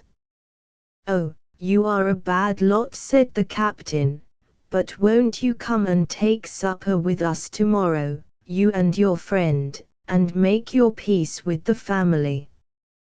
That's the way to talk, now, said Jules. Listen to the irrepressible, retorted Marcheterre. As it was now very late, the party broke up, after drinking the health of the old sailor and his son and pronouncing the eulogies they deserved for the part they had played that night. The young men had to stay some days at St. Thomas. The flood continued. The roads were deluged. The nearest bridge, even supposing it had escaped the general disaster, was some leagues southwest of the village, and the rain came down in torrents. They were obliged to wait till the river should be clear of ice, so as to cross in a boat below the falls. They divided their time between the seigneur's family, their other friends, and poor Dumas, whom the seigneur would not permit to be moved. The sick man entertained them with stories of his fights against the English and their savage allies, and with accounts of the manners and customs of the aborigines. "Although I am a native of St. Thomas," said Dumas one day, "I was brought up in the parish of Sorel. When I was 10 years old and my brother 9, while we were in the woods one day picking raspberries, a party of Iroquois surprised and captured us. After a long march, we came to the place where their canoe was hidden among the brambles by the water's edge, and they took us to one of the islands of the St. Lawrence. My father and his 3 brothers, armed to the teeth, set out to rescue us. They were only 4 against 10, but I may say without boasting that my father and my uncles were not exactly the kind of men to be trifled with. They were tall, broad-chested fellows, with their shoulders well set back. It might have been about 10 o'clock in the evening. My brother and I, surrounded by our captors, were seated in a little clearing in the midst of thick woods, when we heard my father's voice shouting to us, "Lie flat down on your stomachs." I immediately seized my little brother around the neck and flattened him down to the ground with me. The Iroquois were hardly on their feet when 4 well-aimed shots rang out and 4 of the band fell squirming like eels. The rest of the vermin, not wishing, I suppose, to fire at hazard against the invisible enemies to whom they were serving as targets, started for the shelter of the trees, but our rescuers gave them no time. Falling upon them with the butts of their muskets, they beat down 3 at the first charge, and the others saved themselves by flight. Our mother almost died of joy when we were given back to her arms.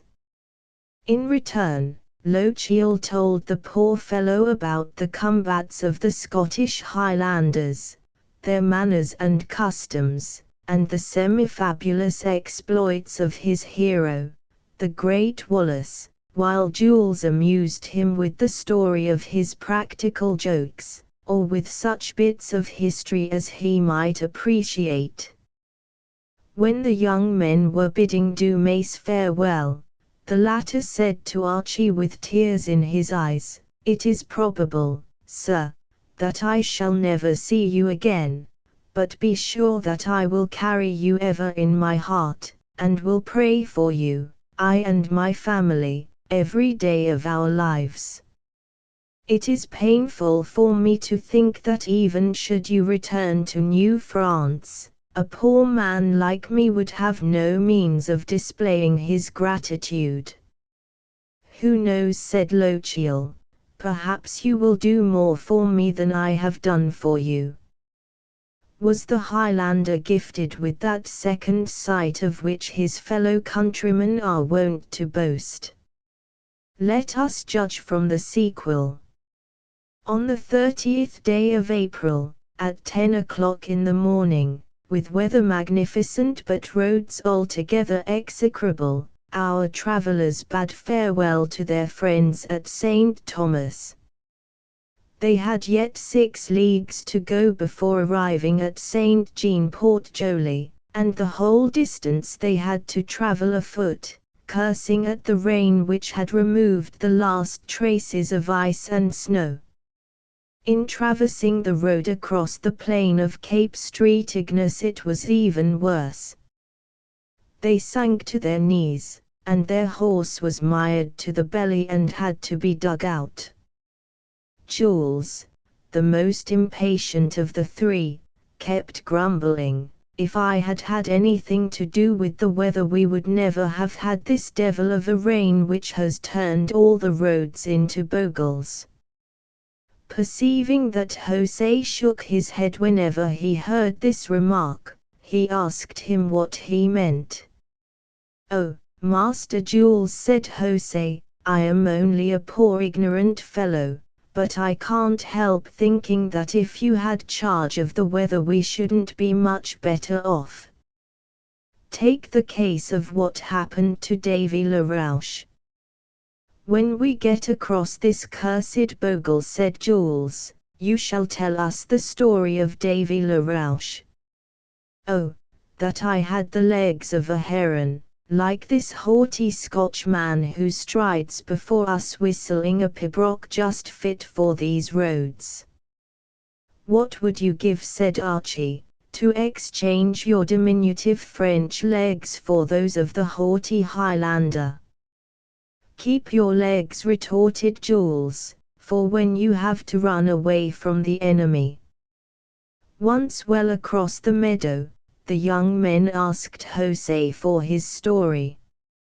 "I must tell you," said the latter, "that a fellow named Davy Larouche once lived in the parish of Saint Roch.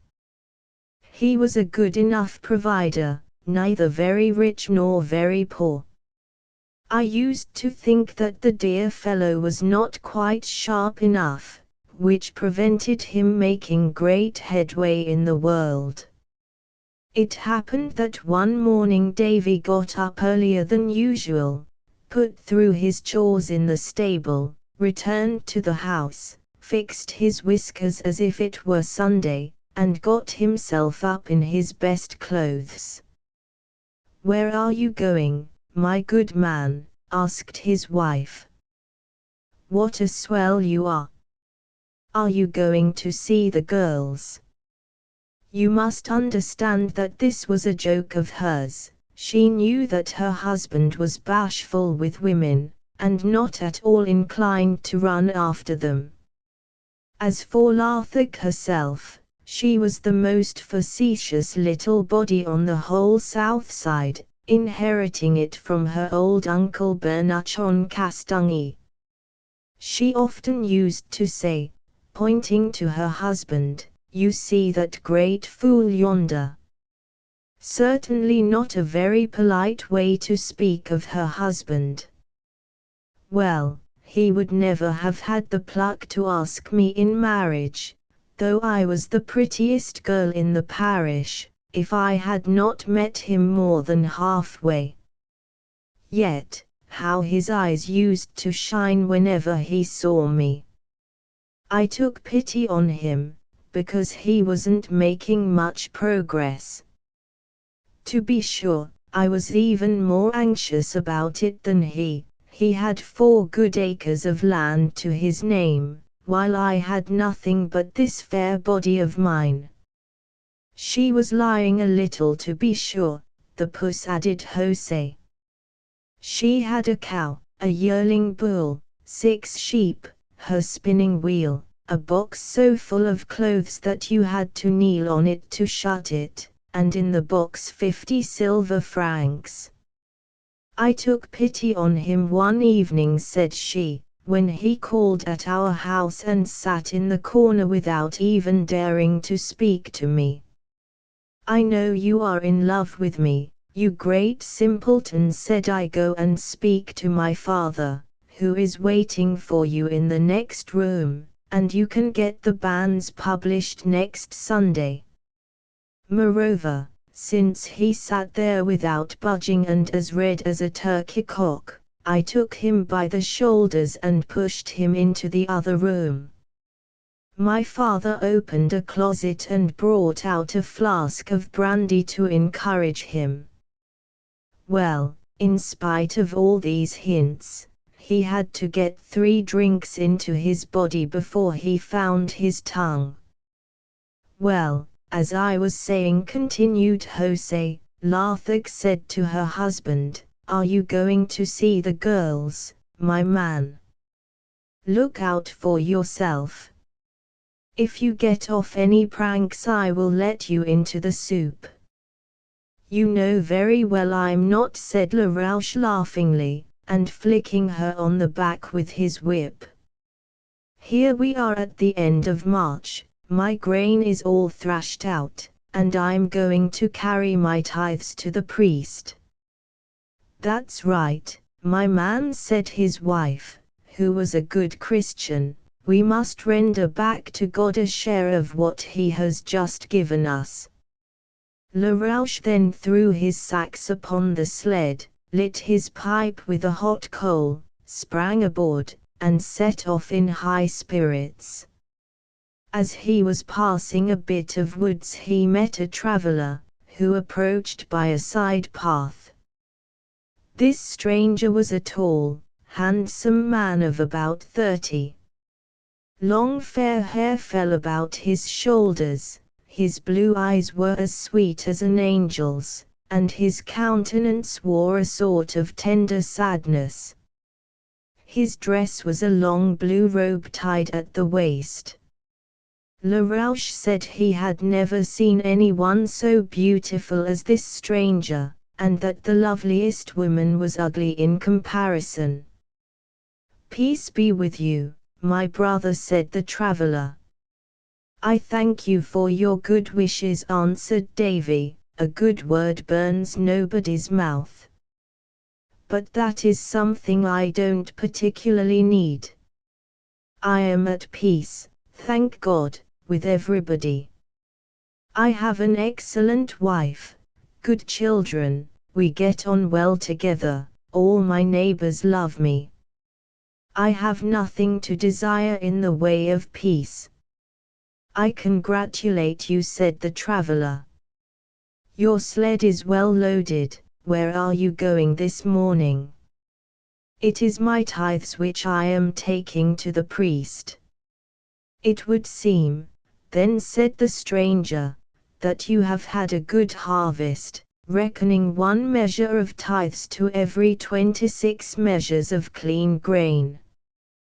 "Good enough, I confess, but if I had had the weather just to my fancy it would have been something very much better." "You think so?" said the traveller. "No manner of doubt of it," answered Davy.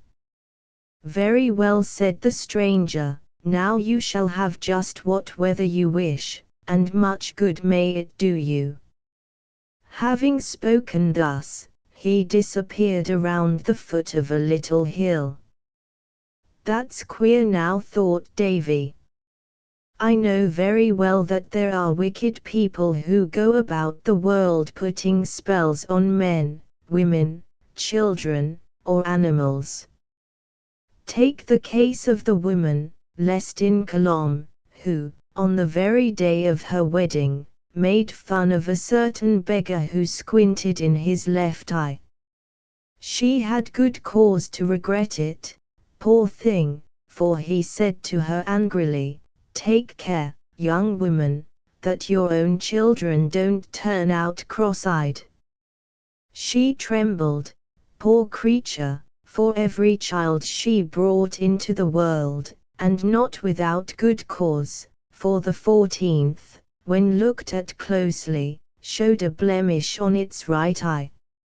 It seems to me," said Jules, "that Madame Lestin must have had a mighty dread of cross-eyed children if she could not be content to present her dear husband with one even after 20 years of married life. Evidently she was a thoughtful and easygoing woman, who took her time about whatever she was going to do. José shook his head with a dubious air and continued, "Well, thought Larouche to himself, though bad folk go about the country putting spells on people, I have never heard of saints wandering around Canada to work miracles. After all, it is no business of mine. I won't say a word about it, and we'll see next spring." About that time the next year Davy, very much ashamed of himself, got up secretly, long before daylight, to take his tithes to the priest. He had no need of horse or sleigh. He carried the whole thing in his handkerchief. As the sun was rising he once more met the stranger, who said to him, "Peace be with you, my brother." "Never was wish more appropriate," answered Larouche, "for I believe the devil himself has got into my house, and is kicking up his pranks there day and night. My wife scolds me to death from morn till eve, my children sulk when they are not doing worse, and all my neighbors are set against me." "I am very sorry to hear it," said the traveler, "but what are you carrying in that little parcel?" "My tithes," answered Larouche, with an air of chagrin. "It seems to me, however," said the stranger, "that you have been having just the weather you asked for." "I acknowledge it," said Davy. "When I asked for sunshine, I had it. When I wanted rain, wind, calm weather, I got them, yet nothing has succeeded with me. The sun burned up the grain, the rain caused it to rot, the wind beat it down, the calm brought the night frosts. My neighbors are all bitter against me, they regard me as a sorcerer, who has brought a curse on their harvests. My wife began by distrusting me, and has ended by heaping me with reproaches. In a word, it is enough to drive one crazy." "Which proves to you, my brother," said the traveler, "that your wish was a foolish one, that one must always trust to the providence of God, who knows what is good for man better than man can know it for himself. Put your trust in him, and you will not have to endure the humiliation of having to carry your tithes in a handkerchief." With these words, the stranger again disappeared around the hill. Larouche took the hint, and thenceforth acknowledged God's providence, without wishing to meddle with the weather. As José brought his tale to an end, Archie said, "I like exceedingly the simplicity of this legend. It has a lofty moral, and at the same time it displays the vivid faith of the habitants of New France.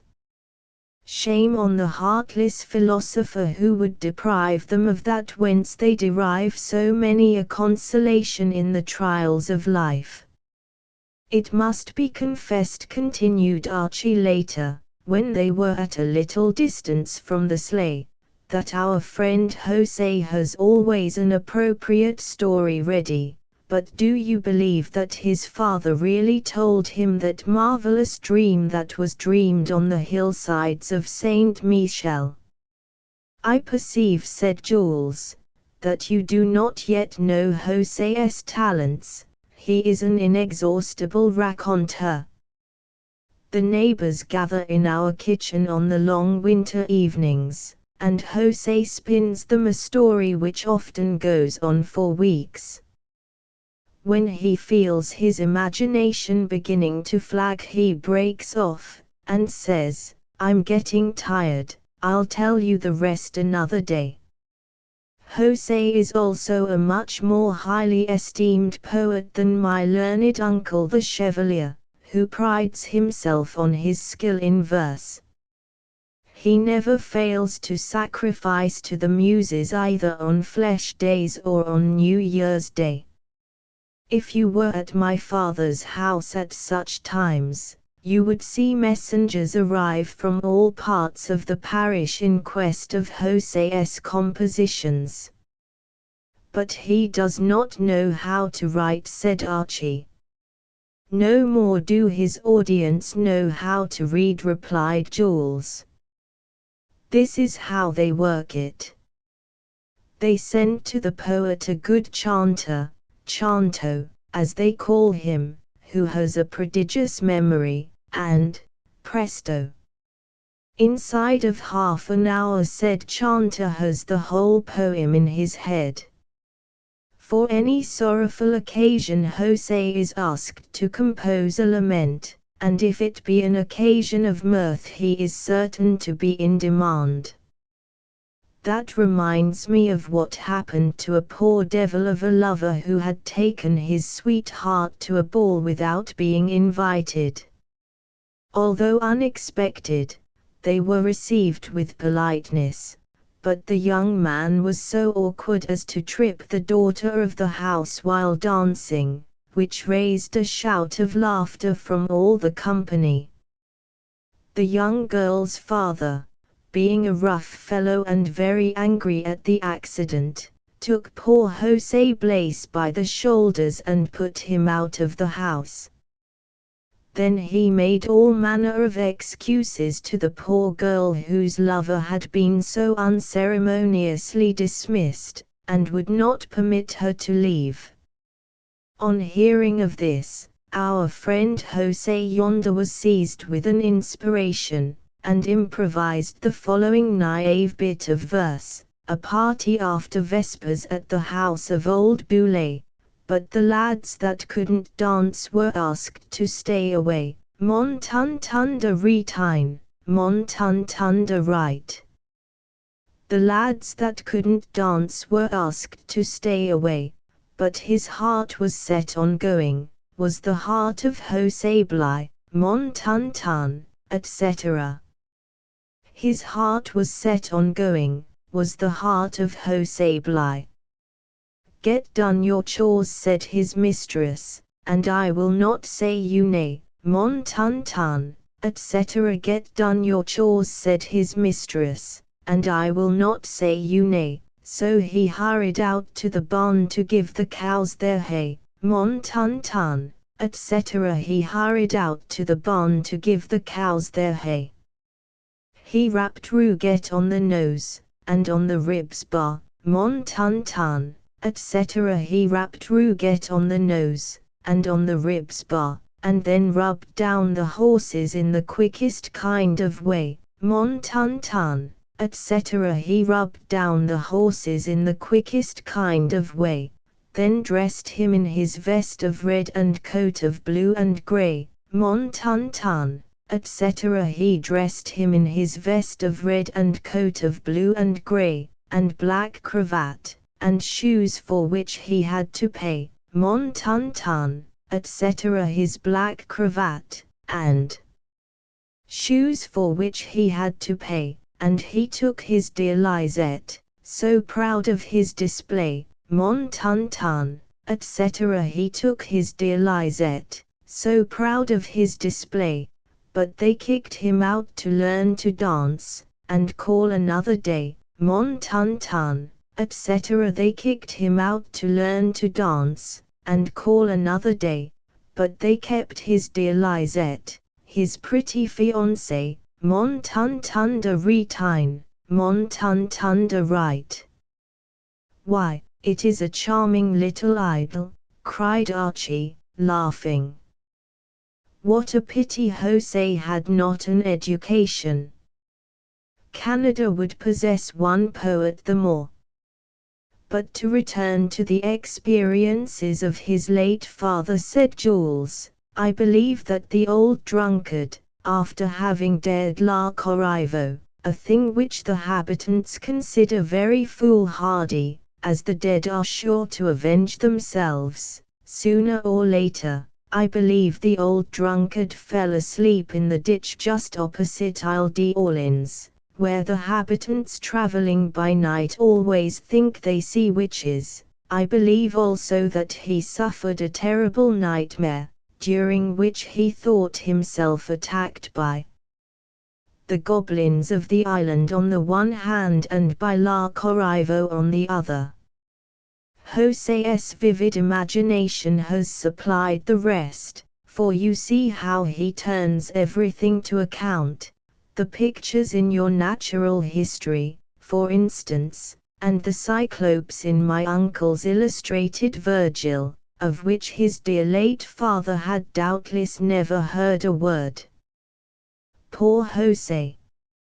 How sorry I am for the way I abused him the other day. I knew nothing of it until the day following, for I had entirely lost my senses on seeing you disappear in the flood. I begged his pardon very humbly, and he answered, "What? Are you still thinking about that trifle? Why, I look back upon it with pleasure now all the racket is over. It made me even feel young again, reminding me of your furies when you were a youngster, when you would scratch and bite like a little wild cat, and when I would carry you off in my arms to save you from the punishment of your parents. How you used to cry! And then, when your anger was over, you would bring me your playthings to console me. Faithful José! What unswerving attachment to our family through every trial! Men with hearts as dry as tinder often look with scorn on such people as José, though possessed of none of their virtues. A noble heart is the best gift of God to man. As our travellers drew near the manor house of Saint Jean Port-Joli, whose roof they could see under the starlight, the conversation of Jules de Haberville, ordinarily so frivolous and mocking, grew more and more thoughtful and sincere. Chapter 6. De Haberville Manor House. J'ébénis le soleil, j'ébénis la lune les astres qui étoilent le ciel. J'ébénis aussi les petits oiseaux qui gazouillent dans l'air. Henry Heine. De Haberville Manor House was situated at the foot of a bluff which covered about 9 acres of the seigneury, on the south side of the highway. This bluff was about 100 feet high and very picturesque. Its summit was clothed with pines and firs, whose perpetual green formed a cheerful contrast with the desolation of the winter landscape. Jules de Haberville used to compare these trees, triumphing on their height and flaunting their fadeless green in the face of the harshest seasons, to the mighty ones of the earth whose strength and happiness are beyond the reach of vicissitude, however much the poor may shiver at their feet. One might well believe that the brush of a Claude Lorraine had exercised itself in adorning the flanks and base of this hill, so endless was the variety of the trees which had gathered thither from all the neighboring woodlands. Elm, maple, birch, and beech, red thorn, cherry, ash, and cedar, sumac, and all the other native trees which are the glory of our forests, combined to throw a cloak of all imaginable greens over the rugged outlines of the bluff. A wood of ancient maples covered the space between the foot of the bluff and the highway, which was bordered with hedges of hazel and cinnamon rose. The first object to attract the eye on approaching the manor house was a brook, which, falling through the trees in a succession of foamy cascades down the southwest slope of the hill, mingled its clear current with that of a fountain which burst forth some distance below. After winding and loitering through a breadth of meadow country, the wedded streams slipped reluctantly into the St. Lawrence. The spring, bubbling from the very heart of the hill into a basin cut from the living rock, preserves its icy coolness, its crystal purity, through the fiercest heats of summer. It was enclosed in those days in a little whitewashed pavilion, thick shaded by a group of ancient trees.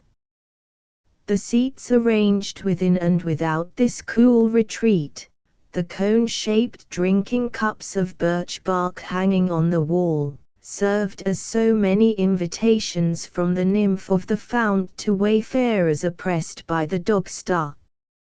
Fresh as of old, to this day the hilltop keeps its crown of emerald, the slope preserves its varied verdure, but of the ancient grove there remain but 5 gnarled maples. These trees, decaying little by little beneath the touch of time, like the closing years of the master of the domain, appear almost like a visible and ceaseless prophecy that his life will fade out with that of the last veteran of the grove. When the last log shall have been consumed in warming the old man's frozen limbs, its ashes will mingle with his own, a grim admonition, like that of the priest on Ash Wednesday, memento, homo, quia pulvis es, ut in pulverem reverteris. The manor house, situated between the river St. Lawrence and the bluff, was divided from the water only by the highway, the grove, and a spacious yard. It was a one-storied structure with high gables, about 100 feet long, with 2 wings of 50 feet. A bakehouse, built into the northeast corner of the kitchen, served also the purpose of a laundry. A small attachment, adjoining the great drawing room on the southwest, gave symmetry to the proportions of this piece of early Canadian architecture. 2 other small buildings at the southeast served, the one for a dairy, the other for a second wash house. This wash house stood over a well, which was connected by a long trough with the kitchen of the main building. Coach houses, barns, stables, 5 small sheds, 3 of them standing in the grove, a kitchen garden to the southwest of the manor house, 2 orchards on the north and northeast, respectively. All these went to make up the establishment of one of the old French-Canadian seigneurs. The habitants called the establishment Le Village d'Haberville. Sitting on the crest of the bluff, it mattered little in what direction one allowed his gaze to wander. Immediately below the little village, dazzlingly white, appeared to spring from the green bosom of the meadows. On all sides a panorama of splendid magnificence unrolled itself. There was the sovereign of streams, already 7 leagues in width, confined on the north by the ancient barrier of Laurentians, whose feet it washes, and whose peopled slopes are in view from Cape Tourmente to Malby. Yonder, to the west, Île Auxiliary Oise and Île Auxiliary Greuze, right in front, the Piliers Islands, one of which is as arid as the Aegean rock of Circe, the other always green, like the Ogygian paradise of Calypso. Northward, the reefs and shoals of the Loups Marins, so dear to Canadian hunters, and, lastly, the hamlets of L'Islet and Saint Jean Port Joli, crowned with their gleaming spires. It was nearly 9 in the evening when the young men arrived on the slope overlooking the manor. At the first glimpse of the scene which recalled the happiest days of his existence, Jules paused and exclaimed, never have I approached this home of my ancestors without being deeply impressed. Let them boast as they will the scenes of beauty or sublimity which abound in our fair Canada, among them all there is but one for me, this spot where I was born, where I passed my childhood under such tender cherishing. I used to think the days too short for my childish sports. I rose at dawn, I dressed in haste, my thirst for my enjoyments was feverish and unfailing. I love everything about us. I love the moon which you see climbing over the wooded crest of the bluff, nowhere else does she appear to me so beautiful. I love yonder brook which used to turn my little water mills. I love the fountain which refreshed me in the August heats. Yonder my mother used to sit, continued Jules, pointing out a mossy rock in the shadow of two great beeches. Thither I used to bring her in my little silver cup the ice-cool water from the spring. Ah! How often this tender mother, watching by my pillow, or awakened suddenly by my cries, brought me that same cup filled with sweet milk. And to think that I must leave all this, perhaps forever. Oh mother, mother! Jules burst into tears. Lochiel, much moved, grasped his friend's hand and answered, "You will come back again, my brother. You will come back, bringing glory and good fortune to your family." "Thank you, dear old boy," said Jules, "but let us hurry on. The greetings of my parents will soon scatter this little cloud." Archie, who had never before visited the country in springtime, wished to know the meaning of those white objects which he saw at the dusky foot of every maple. "Those are the three-cornered spouts," said Jules, "which catch the sap for making sugar. The sugar-maker cuts a notch in the tree and right beneath it he drives in one of these affairs." "One might almost say," replied Archie, "that these trees were vast water pipes, with their funnels ready to supply a crowded city." He was interrupted by the barking of a great dog, which came running to meet them. "Niger! Niger!" shouted Jules. At the sound of the well-loved voice the dog paused, then ran up and snuffed at his master to assure himself of his identity.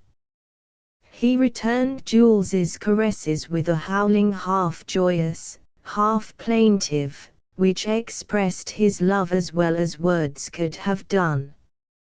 "Ah, poor Niger," said Jules, "I understand your language perfectly.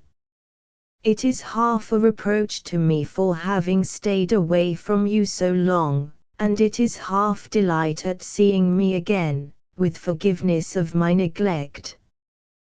Poor Niger, when I come again after my long, long journey, you will not even have the happiness that was granted to the faithful hound of Ulysses, of dying at your master's feet." The reader is doubtless ready by this time to make the acquaintance of the d'Haberville family. Let me introduce them according to their rank in the domestic hierarchy. The Seigneur d'Haberville was scarcely 45 years old, but the toils of war had so told on his constitution that he looked a good 10 years older. His duties as captain in the colonial marine kept him constantly under arms. The ceaseless forest warfare, with no shelter, according to the stern Canadian custom, except the vault of heaven, the expeditions of reconnaissance or surprise against the Iroquois or against the English settlements, carried on during the severest weather, produced their speedy effect on the strongest frames. Captain d'Haberville might fairly have been called handsome. A little below the medium height, his regular features, his vivid complexion, his great black eyes which softened at will but whose intensity when aroused few men could face, the simple elegance of his manners, all combined to give him an air of extreme distinction. A severe critic might perhaps have found fault with the great length and thickness of his black eyebrows. As to character, the Seigneur d'Haberville was possessed of all those qualities which distinguished the early Canadians of noble birth.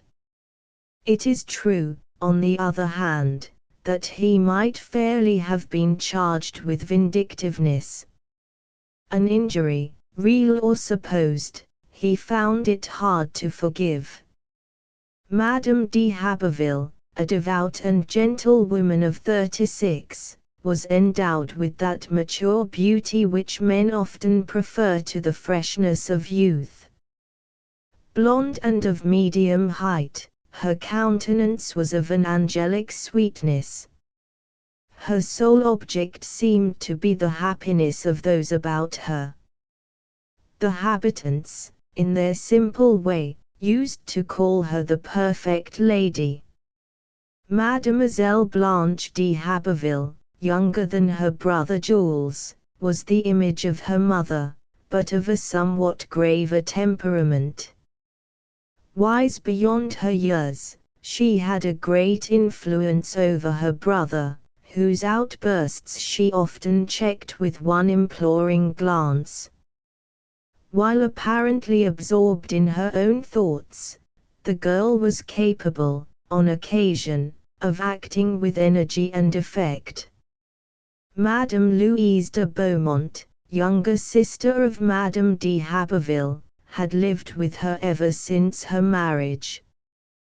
Though rich and independent, she was altogether devoted to her sister's family.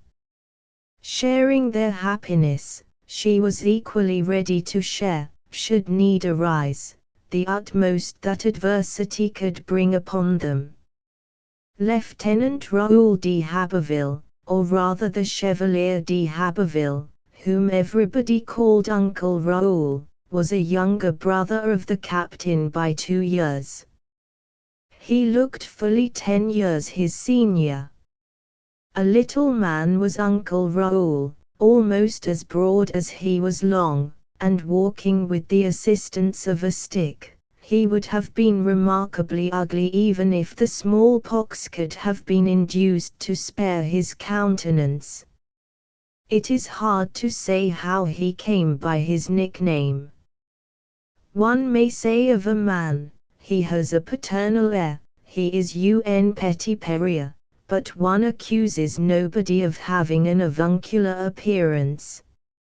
For all that, Lieutenant d'Haberville was everybody's uncle. Even his soldiers, unknown to him, used to call him Uncle Raoul. In like manner, to compare great things with small, Napoleon was to the grumblers merely the little corporal.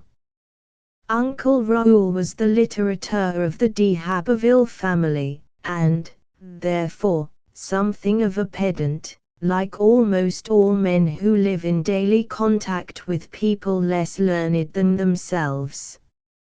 Uncle Raoul was the best fellow in the world when he had his own way, but he had one little defect.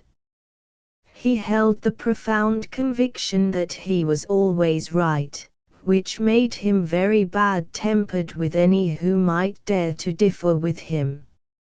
Uncle Raoul prided himself on his knowledge of Latin, fragments of which language he was wont to launch freely at the heads of cultured and ignorant alike. Endless were his discussions with the cure over some line of Horace, Ovid, or Virgil, who were his favorite authors. The cure, who was of a mild and peaceable humor, almost always grew weary of the contest and gave way before his fiery opponent. But Uncle Raoul also prided himself on being a profound theologian, which was the cause of much embarrassment to the poor curé.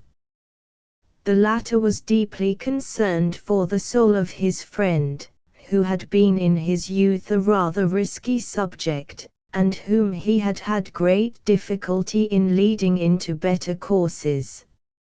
He found it necessary, however, sometimes to give way on points not absolutely essential to the safety of Uncle Raoul's soul. When points were attacked which he durst not yield, he was wont to call in the aid of Blanche, whom her uncle idolized.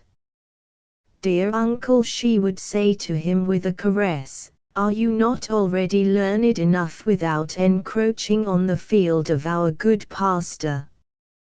You are victorious on all the other points under discussion," she would add, with a sly glance at the curé. "Be generous, then, and suffer yourself to be convinced on those points which are the especial province of God's ministers." Thereupon, as Uncle Raoul argued simply for the pleasure of argument, a peace would be concluded between the disputants. Uncle Raoul was by no means the least important personage at de Haberville Manor.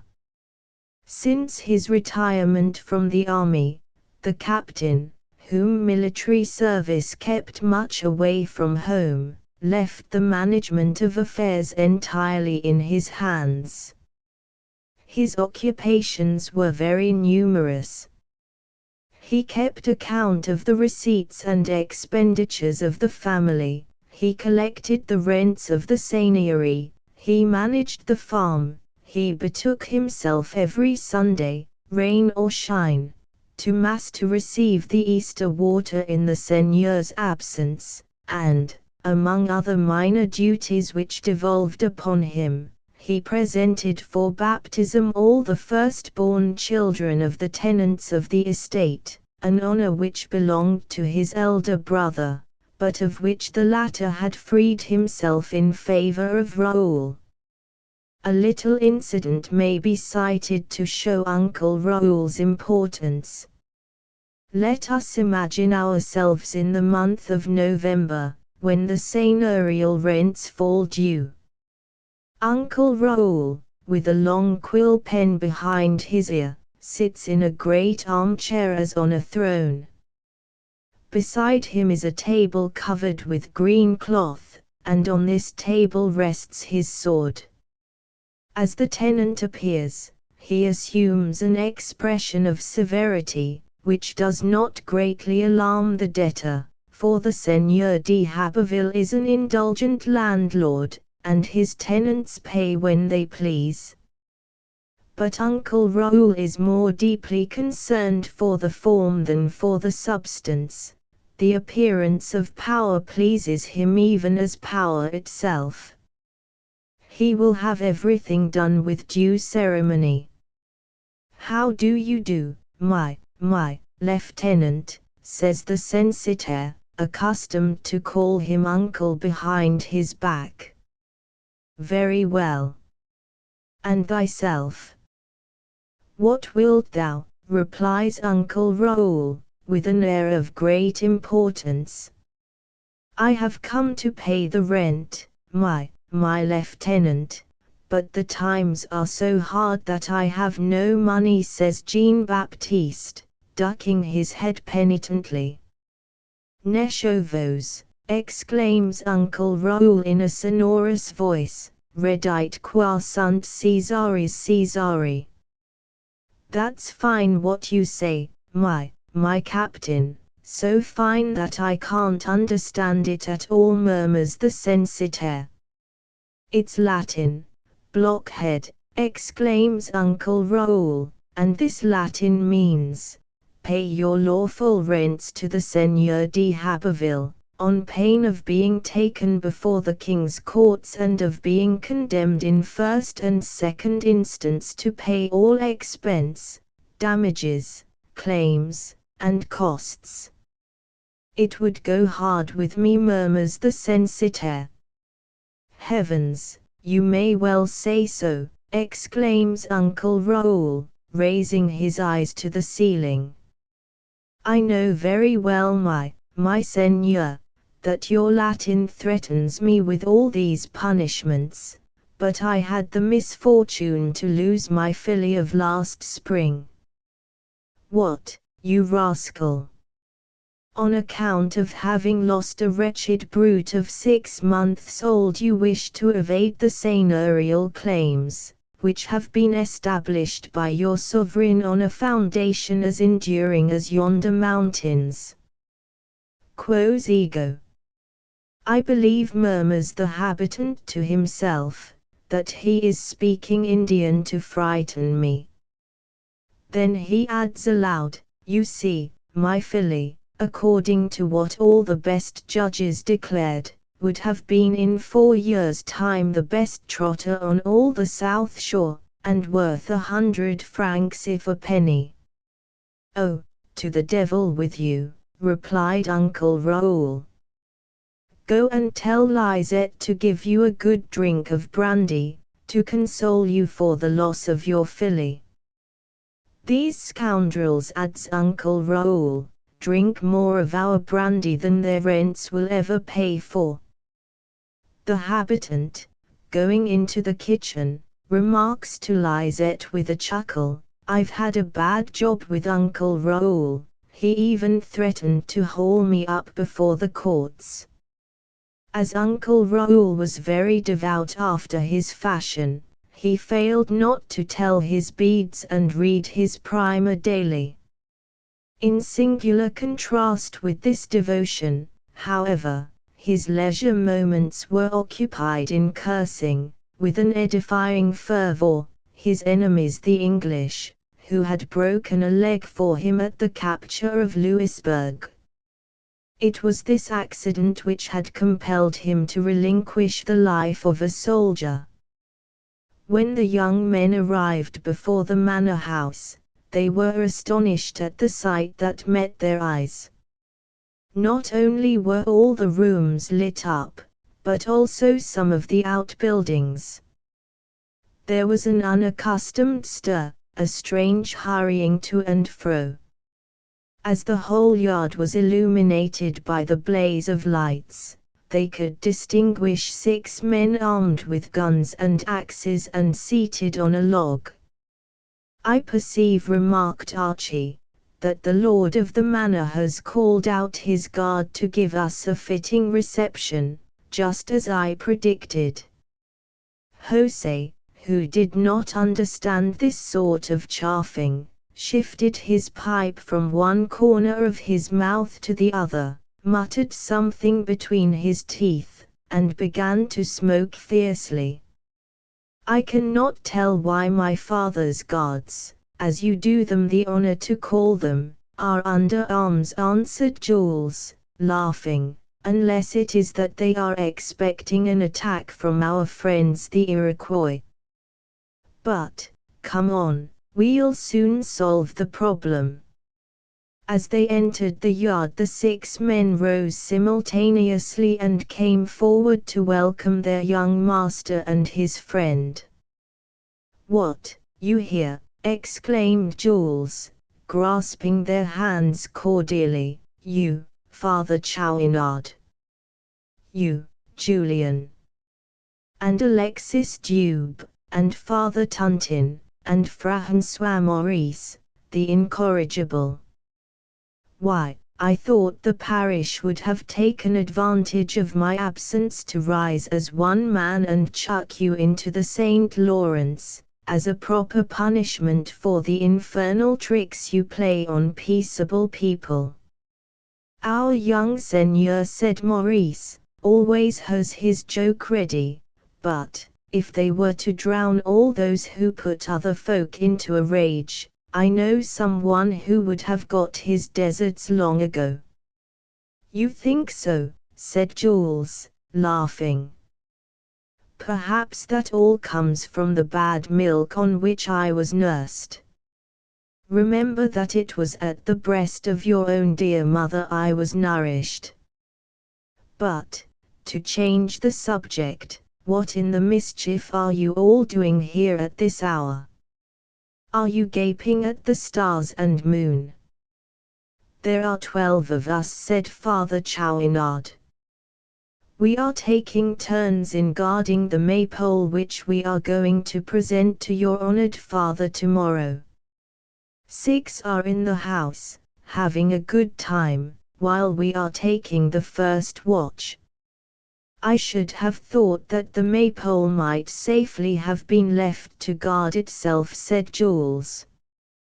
I don't think there is anybody crazy enough to get out of his warm bed for the pleasure of breaking his back in dragging away this venerable timber, at least while there are maypoles on all sides to be had for the cutting.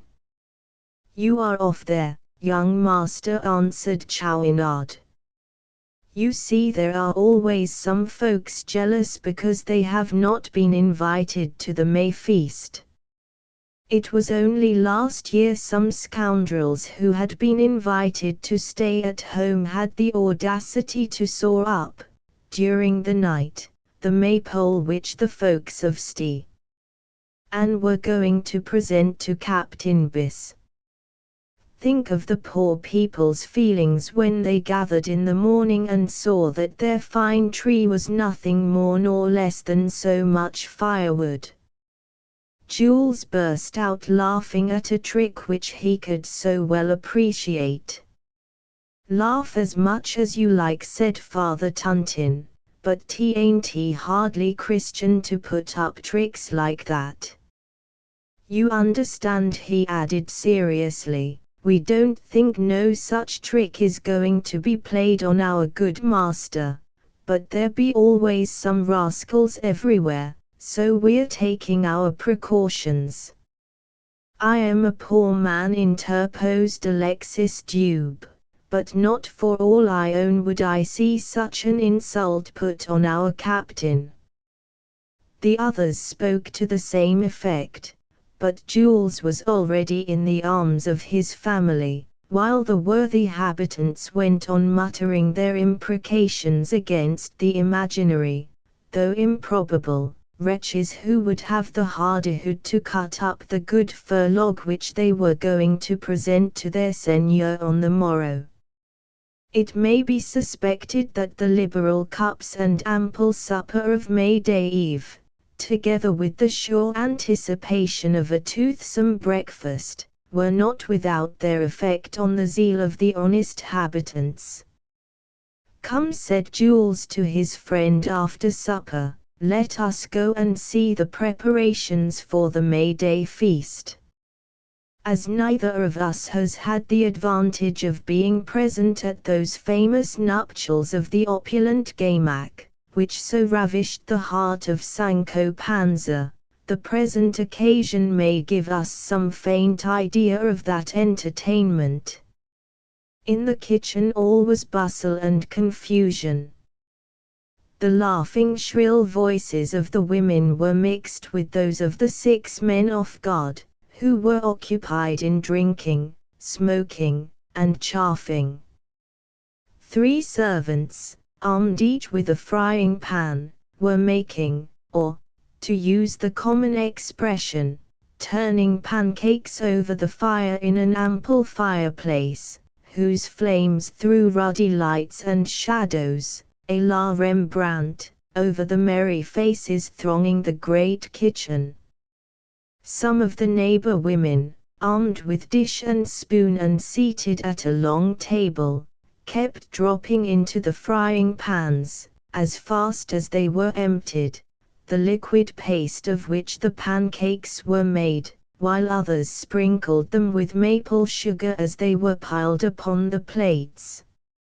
A great kettle, half full of boiling lard, received the doughnuts which 2 cooks kept incessantly dropping in and ladling out. The faithful José, the right hand of the establishment, seemed to be everywhere at once on these solemn occasions. Seated at the end of a table, coat thrown off, sleeves of his shirt rolled up to the elbows, his inseparable knife in hand. He was hacking fiercely at a great loaf of maple sugar and at the same time urging on two servants who were engaged at the same task. The next moment he was running for fine flour and eggs, as the pancake paste got low in the bowls, nor did he forget to visit the refreshment table from time to time to assure himself that nothing was lacking, or to take a drink with his friends. Jules and Archie passed from the kitchen to the bakehouse, where the cooks were taking out of the oven a batch of pies, shaped like half-moons and about 14 inches long, while quarters of veal and mutton, spare ribs, and cutlets of fresh pork, ranged around in pans, waited to take their places in the oven. Their last visit was to the wash-house where, in a 10-gallon cauldron, bubbled a stew of pork and mutton for the special delectation of the old folks whose jaws had grown feeble. "Why," exclaimed Archie, "it is a veritable feast of Sardana Palace, a feast to last 6 months." "But you have only seen a part of it," said Jules. "The dessert is yet ahead of us." "I had imagined, however, that you knew more about the customs of our habitants. If at the end of the feast the table were not as well supplied as at the beginning, the host would be accused of stinginess. Whenever a dish even threatens to become empty, you will see the servants hasten to replace it." "I am the more surprised at that," said Archie, "because your habitants are generally economical, even to the point of meanness.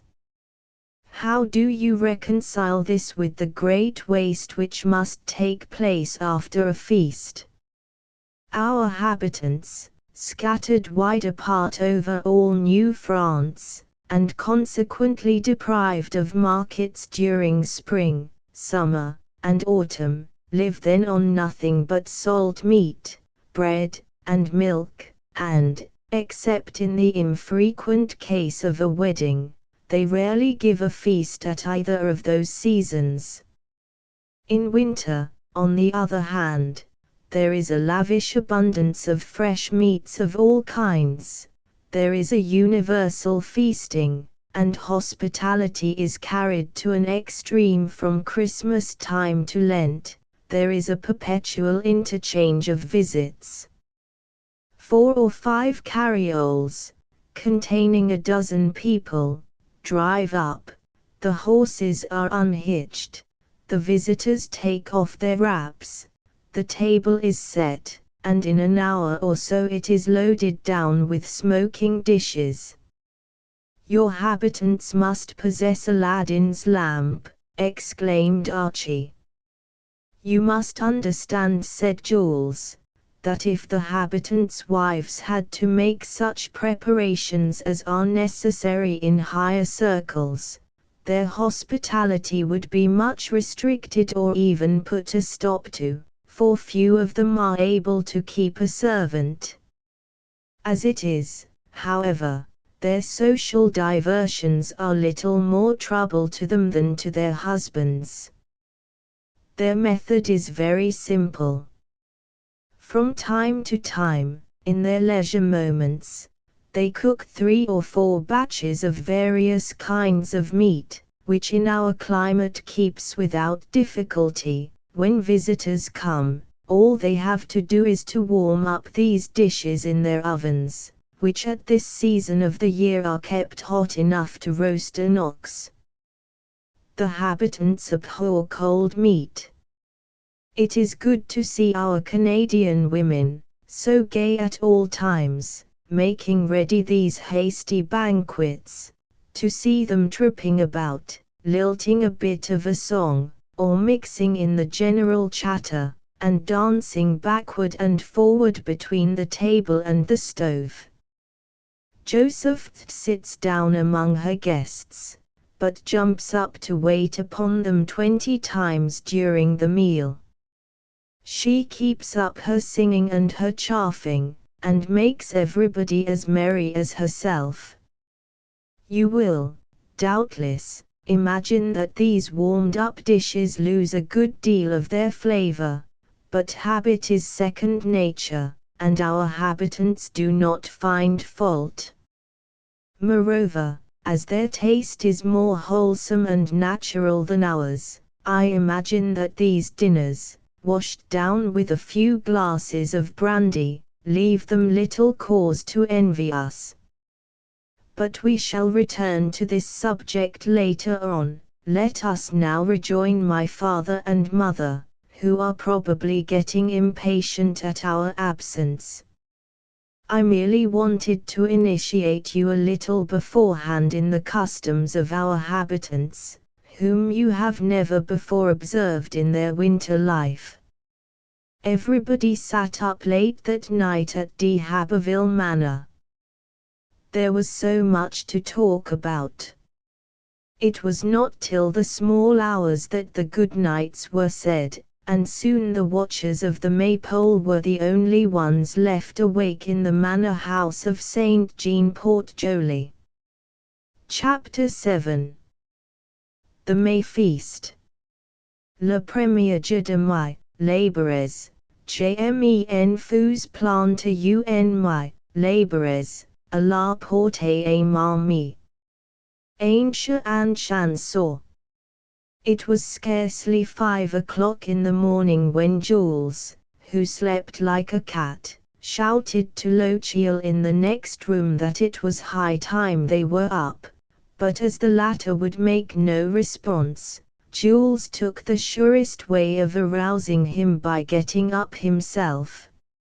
Arming himself with a towel dipped in cold water, he entered his friend's bedroom and squeezed the icy fluid in his face. In spite of his aquatic inclinations, Archie found this attention very little to his taste. He snatched the towel, rolled it into a ball, and hurled it at Jules's head. Then he turned over and was preparing to go to sleep again, when Jules snatched off all the bedclothes. It looked as if the fortress, in this extremity, had nothing to do but surrender at discretion, but the garrison, in the person of Lochiel, was more numerous than the besieging force in the person of Jules, and, shaking the latter fiercely, he asked if sleeping was forbidden at de Haberville Manor.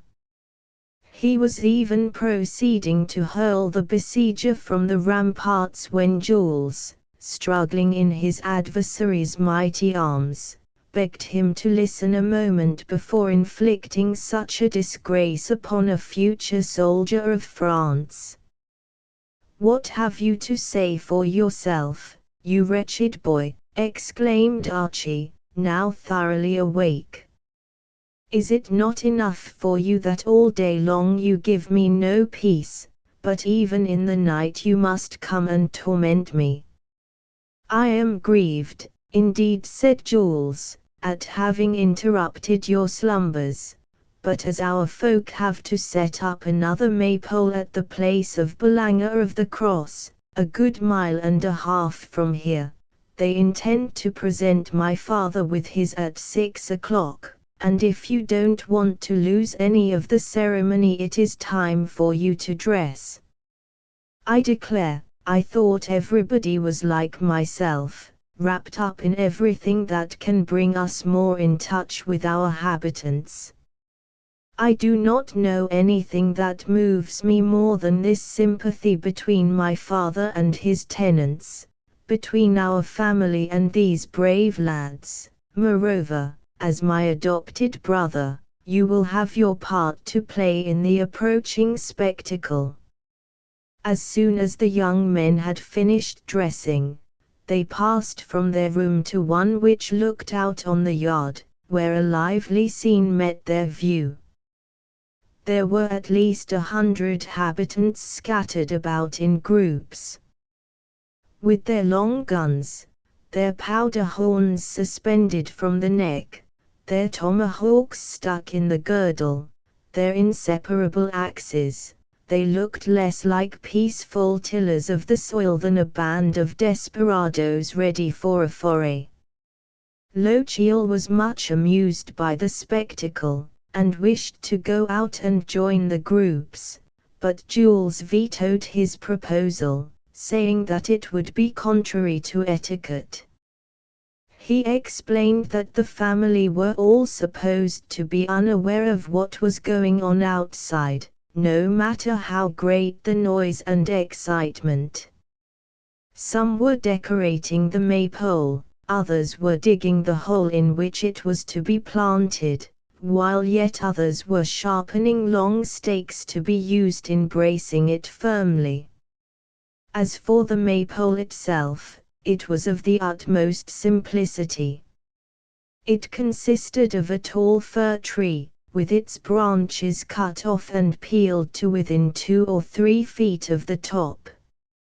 Here a tuft of greenery, about 3 feet long, was permitted to remain, and dignified with the title of the bouquet. This bouquet was ornamental enough so long as it kept green, but when withered by the heat of summer its appearance became anything but cheerful.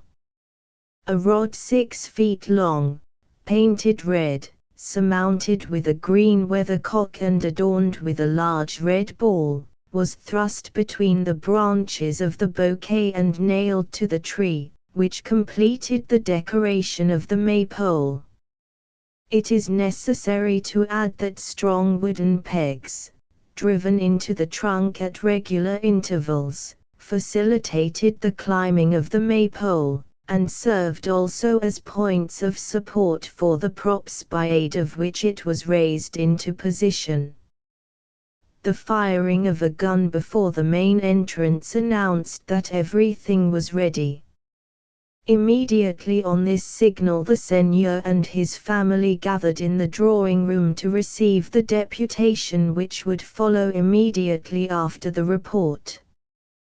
The seigneur occupied a great armchair, with Lady d'Haberville seated at his right and his son Jules at his left. Uncle Raoul, erect and leaning upon his sword, stood immediately behind this first group, between Blanche and Madame de Beaumont who were seated. Archie stood at Blanche's left. They were scarcely in position when 2 old men, introduced by José, the majordomo, approached Seigneur d'Haberville, saluted him with that courteous air which was natural to the early Canadians and begged his permission to plant a maypole before his threshold. This permission granted, the deputation withdrew and acquainted the crowd with their success. Everybody then knelt down and prayed for protection throughout the day. In about 15 minutes the maypole rose over the crowd with a slow, majestic motion, and its green top looked down upon all the buildings surrounding it. A few minutes more and it was firmly planted. A second gunshot announced a new deputation, and the same 2 old men, carrying their guns, escorted in 2 of the leading habitants. One of the habitants carried a little greenish goblet, 2 inches high, on a plate of faience, while the other bore a bottle of brandy. Introduced by the indispensable José, they begged the seigneur to come and receive the maypole which he had so graciously consented to accept. Upon the seigneur's response, one of the old men added, "Would our seigneur be pleased to wet the maypole before he blackens it?" With these words he handed the seigneur a gun and a glass of brandy. "We will wet it together, my friends," said M. d'Haberville, making a sign to José, who at once hastened forward with a tray containing 4 glasses of the same cordial fluid. Then the seigneur rose, touched glasses with the 4 delegates, swallowed at a draught their brandy, which he pronounced excellent, took up the gun and started for the door, followed by all that were in the room. As soon as he appeared on the threshold, a young man clambered up the maypole with the nimbleness of a squirrel, gave 3 twirls to the weathercock, and shouted, "Long live the king! Long live the Seigneur d'Haberville!" And the crowd yelled after him with all the vigor of their lungs, "Long live the king! Long live the Seigneur d'Haberville!" Meanwhile the young man had clambered down again, cutting off with his tomahawk as he descended all the pegs of the maypole. Thereupon the seigneur proceeded to blacken the maypole by firing at it a blank charge from his musket. The other members of the family followed his example in the order of their rank, the ladies firing as well as the men. Then followed a rattling feu de joie, which lasted a good half-hour. One might have fancied the manor house was besieged by a hostile army. The maypole, so white before, seemed suddenly to have been painted black, so zealous were all to do it honor. Indeed, the more powder one could burn on this occasion, the greater the compliment to him for whom the maypole was erected. As every pleasure comes to an end, M. d'Haberville seized a moment when the firing appeared to slacken a little to invite the crowd into breakfast. There was another rattling discharge by way of temporary farewell to the maypole, some splinters of which were now scattered about the ground beneath, and every one moved silently into the house. The seigneur, the ladies, and a dozen of the oldest among the leading habitants, were seated at a table in the seigneurial dining room. This table was set with the plain dishes, wines, and coffee which constituted a Canadian breakfast among the upper classes. There was added also to gratify the guests some excellent brandy, and some sugar cakes in lieu of bread. It was no offense to the other guests to be excluded from this table. They were proud, on the contrary, of the compliment paid to their more venerable relations and friends. The second table in the adjoining room, where Uncle Raoul presided, was supplied as would have been that of a rich habitant on a similar occasion. Besides the superfluity of viands already enumerated, each guest found beside his plate the inevitable sugar cake, a cruller, a tart about 5 inches in diameter and more rich in paste than in jam, and an unlimited supply of brandy. There were also some bottles of wine on the table, to which nobody paid the least attention. To use their own energetic expression, it did not scratch the throat enough. The wine was placed there chiefly for the women, who were occupied in serving the breakfast, and who would take their places at the table after the men's departure. Joseph would take a glass or 2 of wine without much pressing after she had had her accustomed appetizer. Over the third table, spread in the mighty kitchen, presided Jules, with Archie to assist him. This was the table for the young men, and it was supplied like that of Uncle Raoul. While there was gaiety enough at the first 2 tables, there was at the same time a certain decorum observed, but at the third, especially toward the end of the repast, which lasted far on into the morning, there was such a perpetual applause that one could hardly hear himself speak. The reader is much deceived if he imagines that the maypole was all this time enjoying repose. Almost every moment one or other of the guests would get up, run out and fire his gun at the maypole, and return to his place at the table after this act of courtesy. At the beginning of dessert the seigneur, accompanied by the ladies, visited the second and third tables, where they were rapturously received. A friendly word was on his lips for every one. He drank the health of his tenants, and his tenants drank to himself and his family, to the accompaniment of the reports of 20 muskets, which were blazing away outside. This ceremony at an end, the seigneur returned to his own table, where he was induced to sing a little song, in the chorus of which all joined. Oh, here's to the hero, the hero, the hero, oh, here's to the hero that taught men to dine. When joy is at zero, at zero, at zero, when joy is at zero, what solace like wine? Chorus. Till he's drunk, or quite near it, no soldier will shrink, but cry shame on the spirit too craven to drink.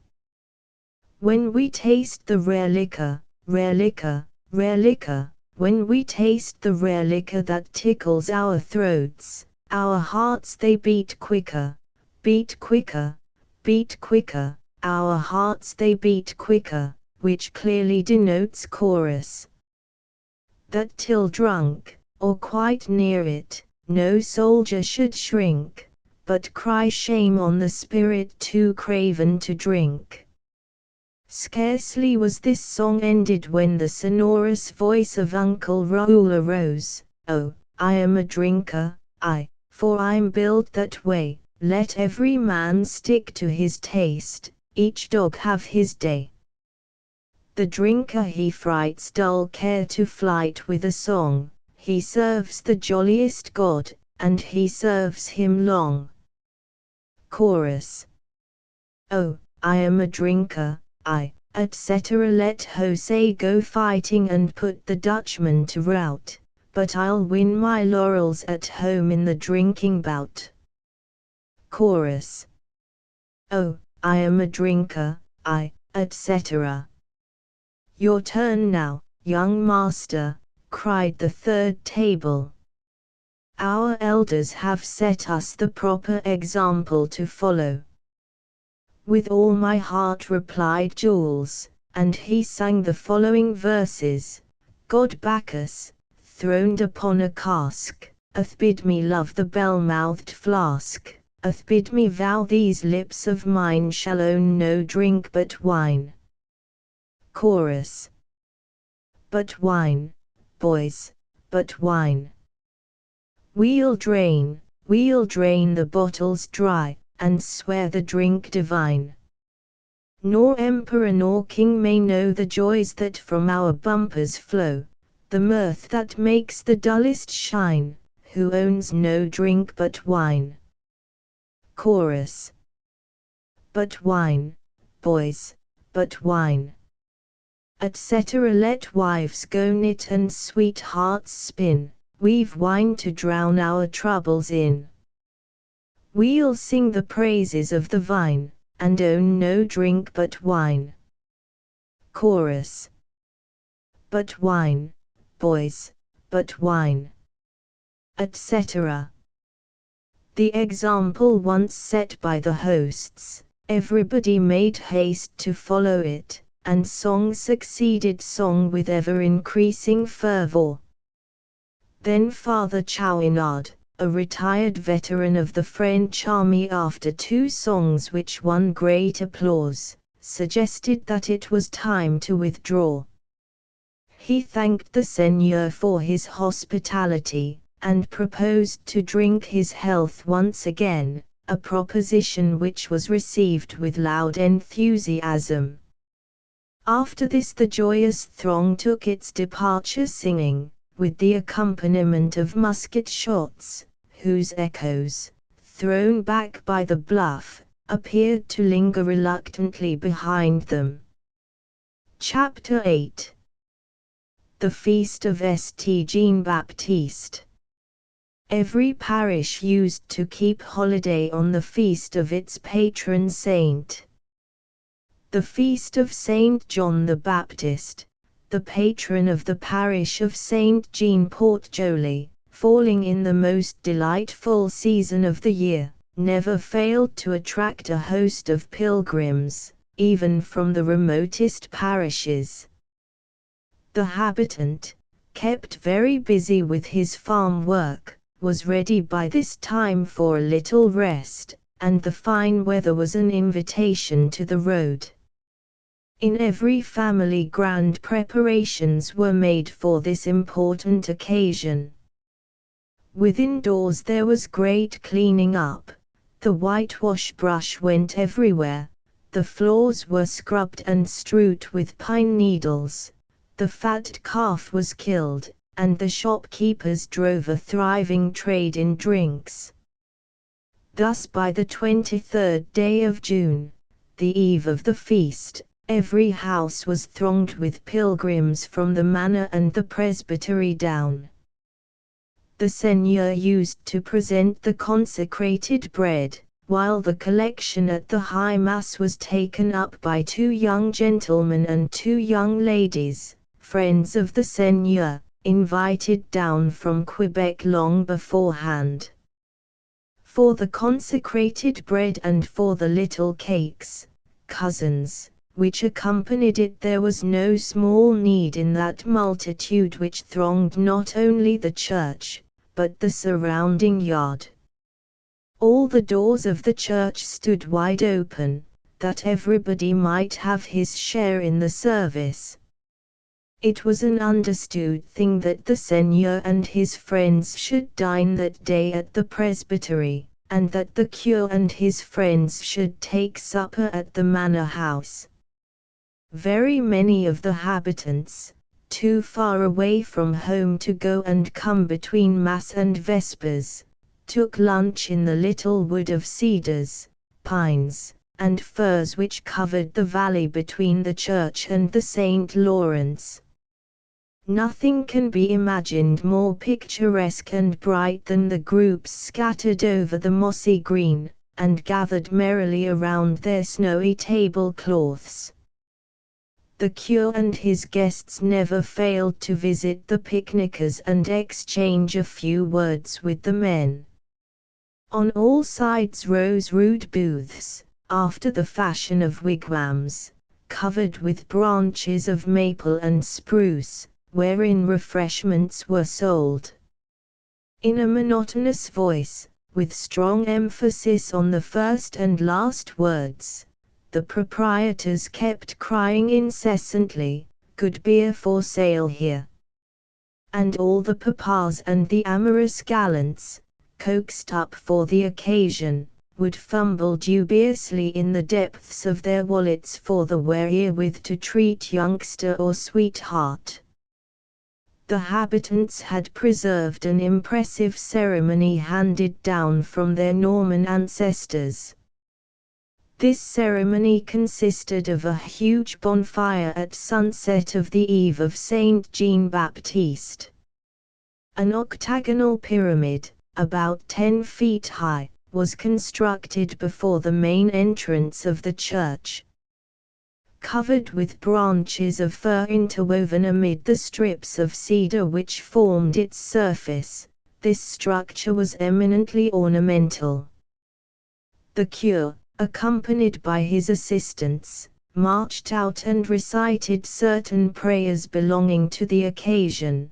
Then, after having blessed the structure, he set a torch to the little piles of straw arranged at the 8 corners of the pyramid. Straightway the whole pile burst crackling into flame, amid the shouts and gun-firing of the crowd which remained in attendance till the pyramid was burned to ashes. At this joyous ceremony, Blanche de Haberville did not fail to assist, in company with Jules, Lochiel, and Uncle Raoul. A malicious critic, observing Uncle Raoul as he stood leaning on his sword a little in advance of the throng, might have been reminded of the late lamented Vulcan of game-legged memory, so lurid and grotesque an effect was cast upon his figure, which by no means prevented Uncle Raoul from considering himself the most important personage present. Uncle Raoul had a very good and sufficient reason for taking part in the bonfire. It was the day of the salmon sale. Every habitant who stretched a net came to sell his first salmon at the church door for the benefit of the souls in purgatory. In other words, with the money obtained for the fish he would pay for a mass to be said for the souls about which he was most concerned. The auctioneer announcing the object of the sale, all strove to outbid each other.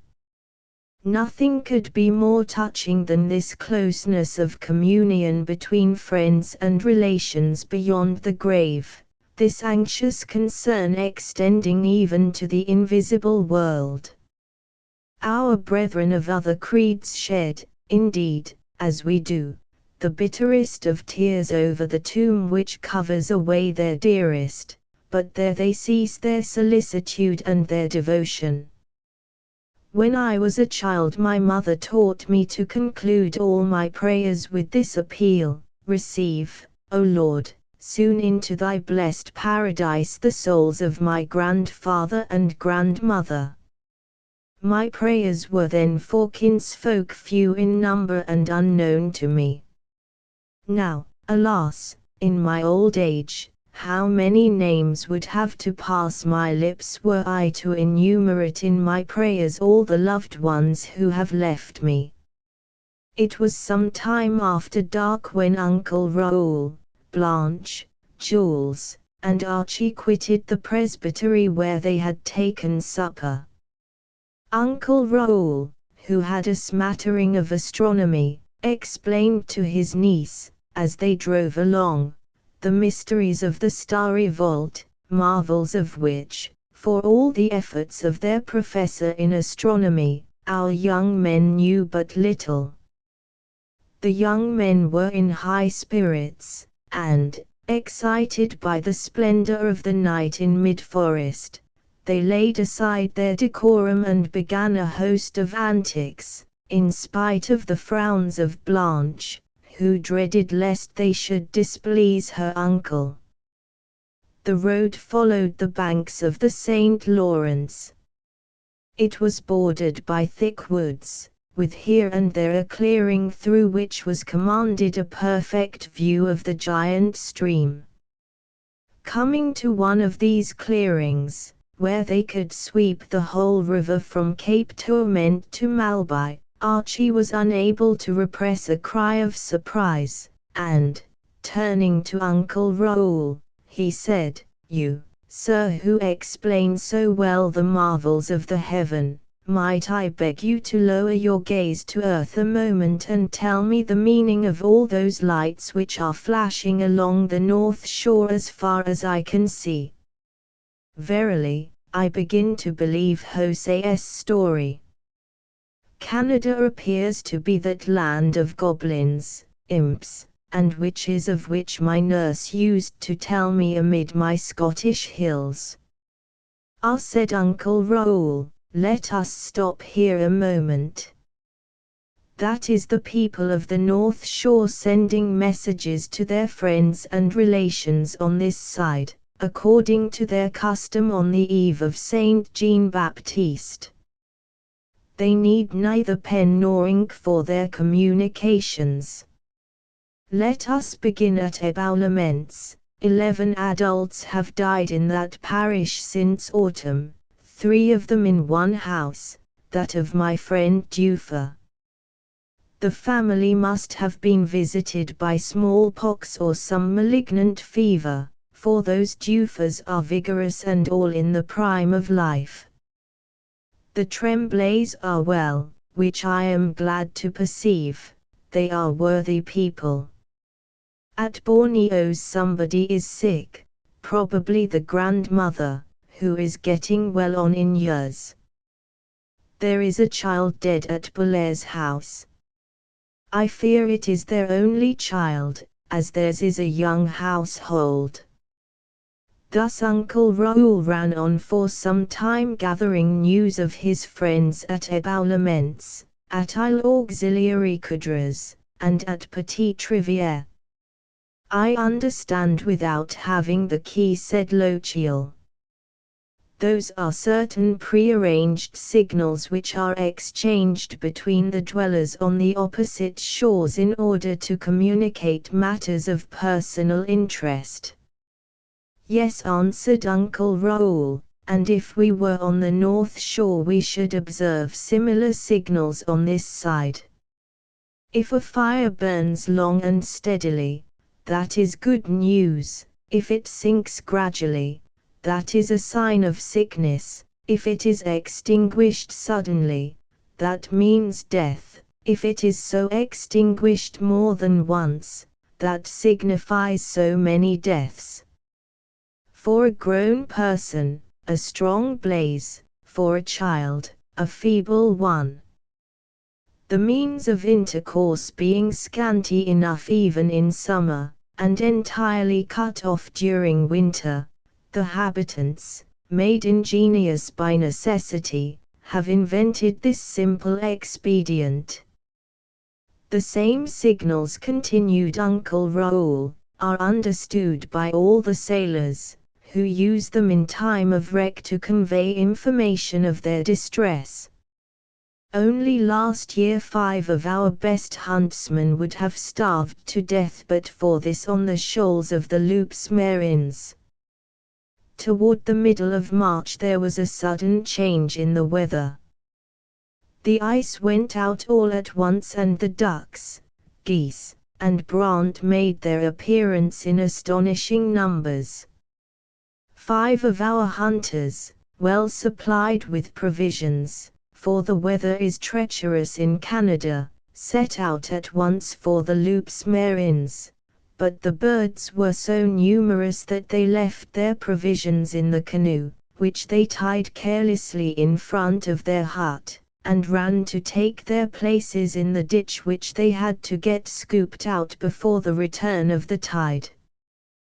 This ditch, you must know, is a trough dug in the mud to a depth of 3 or 4 feet, wherein the hunter lies in wait for his game, which are very wary, the geese and brant particularly. It is a wretchedly uncomfortable kind of hunting, for you have to crouch in these holes, with your dog, often for 7 or 8 hours at a stretch. You have no lack of occupation to kill time, however, for you have to keep bailing out the muddy water which threatens to drown you. All was in proper shape, and our hunters were expecting with the rising tide an ample reward for their pains, when suddenly there came up a frightful storm. The sleet was driven by the wind in such dense clouds that the birds could not be seen 6 feet away. Our hunters, having waited patiently until flood tide, which drove them from their posts, returned to their hut, where a dreadful surprise awaited them. Their canoe had been carried away by the storm, and there remained, to feed 5 men, only 1 loaf of bread and 1 bottle of brandy, which they had taken into the hut on their arrival, that they might indulge in a snack before getting to work. They went to bed without supper, for the snowstorm might last 3 days, and, being about 3 leagues from either shore, it would be impossible, in such weather, for their signals of distress to be seen. But their calculations fell far short of the fact. A second winter had set in. The cold became very severe, the snow continued falling for 8 days, and the river was once more filled with ice as in January. Then they began to make their signals, which could be seen from both shores, but it was impossible to go to their aid. The signals of distress were followed by those of death. The fire was lighted every evening and immediately extinguished. When 3 of the party were reported dead, some habitants, at the imminent risk of their lives, did all that could be expected of the bravest men, but in vain, for the river was so thick with ice cakes that the canoes were carried up and down with the ebb and flow of the tide, and could not get near the scene of the disaster. It was not until the 17th day that they were rescued by a canoe from Isle Auxiliary Coudres. When the rescuing party arrived, they heard no sound in the hut, and feared they were too late. The sufferers were still alive, however, and after a few weeks of care were quite themselves again, but they had learned a lesson they were not likely to forget, and the next time they go hunting on the Loups Marins they will haul their canoe up out of reach of high tide. At last Uncle Raoul came to an end, just as anybody else would. "Dear uncle," said Blanche, "do you not know a song appropriate to so delicious a night as this, and so enchanting a scene?" "Here! Here!" exclaimed the young men, "a song from Uncle Raoul." This was assailing the Chevalier on his weak point. He was a singer, and very proud of it. Without further pressing he began, in a splendid tenor voice, the following song, which he sang with peculiar feeling as a brave hunter adorned with his scars. While acknowledging that his verses took many a liberty with the rules of rhyme, he declared that these defects were redeemed by the vividness and originality of the composition. Uncle Raoul's Song. As I was walking, somewhat late, through a lonely wood and great, hunting partridge, snipe, and cock, and careless of the clock, I raised my gun to drop a bird, when in the bushes something stirred, I heard a cry, and saw the game that love alone can tame. I saw a fair one all alone, lamenting on a mossy stone, her hair about so fair a face as lightened that dark place. I called my dog to heel, and there I fired my gun into the air. So loud with fear the lady cried, I hastened to her side. I said to her, I said, "Sweetheart, be comforted, whoe'er thou art. I am a valiant cavalier, have thou of me no fear. Beholding thee, my lovely one, thus left lamenting and alone, I fain would be thy knight at arms, and shield thee from alarms. Oh, succour me, fair sir," she saith, "my heart with fear was nigh to death. I am benighted and astray, oh, show me, sir, my way. Oh, show me, gentle sir, the road, for Mary's sake, to mine abode. My heart, fair sir, but for your grace, had died in this dark place. Now, lady, give thy hand to me. Not far the way, not far with thee. Right glad am I to do thee pleasure, and I have the leisure. But might I crave before we part, oh, lady dear, oh, fair sweetheart, might I dare to beg the bliss of one small kiss? Saith she, I cannot say thee nay, thy service can I ne'er repay. Take one, or even two, or three, if so it pleaseth thee. More gallant sir was never seen, much honoured have my kisses been. This was the last I heard of her, and now farewell, kind sir." "The devil," said Jules, I perceive, dear sir, that you did not waste any time. I will wager, now, that you have been a terrible gallant in your younger days, and can count your victims by the score.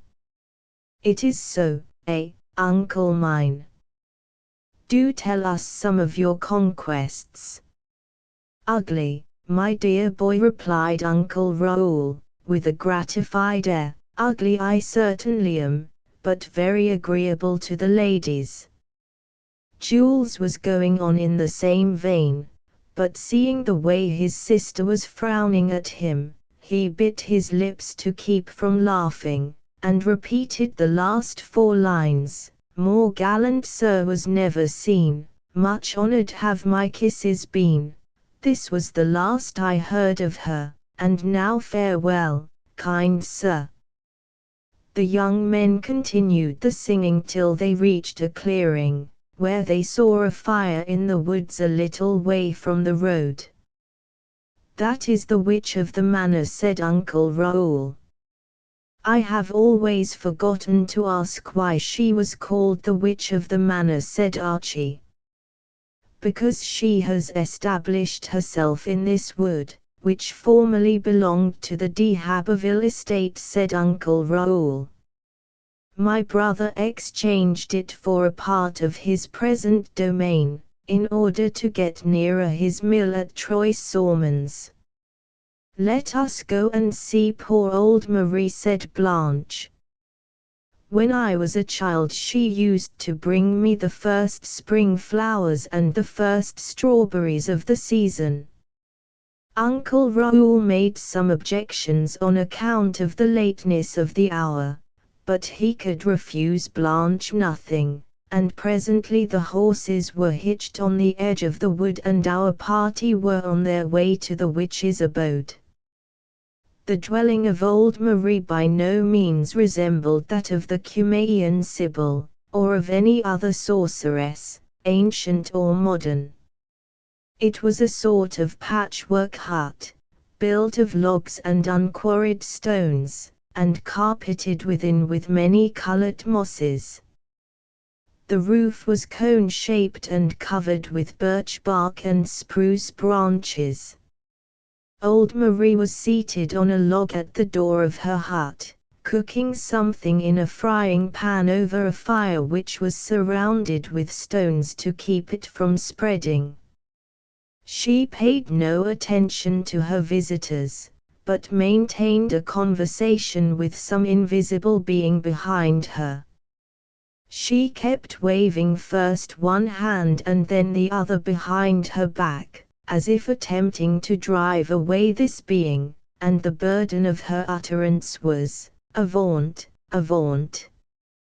It is you that bring the English here to eat up the French." "Oh, ho, my prophetess of evil," exclaimed Uncle Raoul, "when you get done talking to the devil, would you be kind enough to tell me what you mean by that threat?" "Come, Marie," interposed Jules, "tell us if you really think you are talking to the devil. You can fool the habitants, but you must know that we put no faith in such delusions." "Avaunt! Avaunt!" continued the witch with the same gestures, "you that are bringing the English to eat up the French." "I am going to speak to her," said Blanche. "She loves me, and I am sure she will answer me." Approaching the old woman, she laid her hand on her shoulder and said gently, "Do you not know me, my good Marie? Do you not recognize La Petite Sainess, as you used to call me?" The old woman interrupted her monologue and looked tenderly at the girl. A tear even gathered in her eyes, but could not overflow, so few such were there in her burning brain. "Why, dear Marie, do you lead this wild and vagabond life?" exclaimed Blanche. "Why do you live in the woods, you who are the wife of a rich habitant, the mother of a numerous family? Your poor children, brought up by strangers, are crying for their dear mother. Mamma and I were looking for you at your house after the feast. We were talking to your husband who loves you. How unhappy you must be." The poor woman sprang upon her seat and her eyes shot flames, as she cried, pale with anger, "Who is it dare speak of my misfortunes? Is it the fair young girl, the darling of her parents, who will never be wife and mother? Is it the rich and noble lady, brought up in silk and fine linen, who will soon, like me, have but a hut to shelter her? Woe! Woe! Woe!" She was about to retire into the forest, but seeing Jules much moved, she cried again, "Is it Jules d'Haberville who is so concerned at my wretchedness? Is it, indeed, Jules d'Haberville, bravest of the brave, whose bleeding body I see them dragging over the plains of Abraham? Is it, indeed, his blood that crimsons the last glorious field of my country? Woe! Woe! Woe! This poor woman moves my heart strangely," said Lochiel, as she was disappearing in the thicket. The creature heard him. She returned once more, folded her arms, turned upon him a gaze of calm bitterness, and said, "Keep your pity for yourself, Archibald de Lochiel. The family fool has no need of your pity. Keep your pity for yourself and for your friends. Keep it for yourself on that day when, forced to execute a cruel order, you shall tear with your nails that breast that hides a noble and generous heart. Keep it for your friends, Archibald de Lochiel, on that day when you shall set the torch to their peaceful dwellings, that day when the old and feeble, the women and the children, shall flee before you as sheep before the wolf. Keep your pity. You will need it all when you carry in your arms the bleeding body of him you call your brother. I have but one grief at this hour, Archibald de Lochiel, it is that I have no curse to utter against you. Woe! Woe! Woe!" And she disappeared into the forest. "May I be choked by an Englishman," said Uncle Raoul, "if poor silly Marie has not shown herself tonight a sorceress of the approved type, the type which has been celebrated by poets ancient and modern. I wonder what mad weed she has been rubbing against, she who is always so polite and gentle with us." All agreed that they had never heard anything like it before. The rest of the drive was passed in silence, for, though attaching no credence to the witch's words, they could not at once throw off their ominous influence. On their arrival at the manor house, however, where they found a number of friends awaiting them, this little cloud was soon scattered. The joyous laughter of the party could be heard even to the highway, and the echoes of the bluff were kept busy repeating the refrain, "Reminis vos moutons, Berger, belle Berger, vos moutons." The dancers had broken one of the chains of their dance, and were running everywhere, one behind the other, around the vast courtyard. They surrounded the Chevalier's carriage, the chain reunited, and they began dancing round and round, crying to Mademoiselle d'Haberville, "Descend, fair shepherdess." Blanche sprang lightly out of the carriage. The leader of the dance at once whisked her off, and began to sing, Hail to the fairest in the land! Hail to the fairest in the land! Now I take you by the hand. Now I take you by the hand. I lead you here, I lead you there. Bring back your sheep, O shepherdess fair. Bring back your sheep and with care them keep, shepherdess fair, bring back your sheep. Bring back, bring back, bring back with care, bring back your sheep, O shepherdess fair. After making several more rounds, with the chevalier's carriage in the middle, and all the time singing, Ramines, Ramines, Ramines donc, belle bergère, vos moutons. They at length broke up the chain, and all danced merrily into the house. Uncle Raoul, at last set at liberty by the inexorable dancers, descended as he could from the carriage and hastened to join the party at the supper table. Chapter 9. The Good Gentleman. Tout homme qui, a quarantaines, enist pas misanthrope, n'a jamais aimé les hommes dot, champ fort. Jre it prodigieusement fier jusqu'à 45 ans, mais le malheur m'a bien corbit m'a rendu aussi humble que j'étais fier. Ah! C'est un grande école que le malheur. J'ai appris me corber et humilier sous la main de Dieu dot, Chanadol.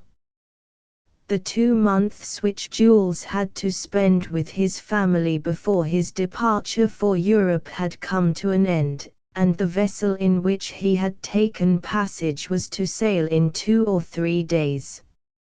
Lochiel was at Quebec, making preparations for a voyage which could hardly take less than 2 months.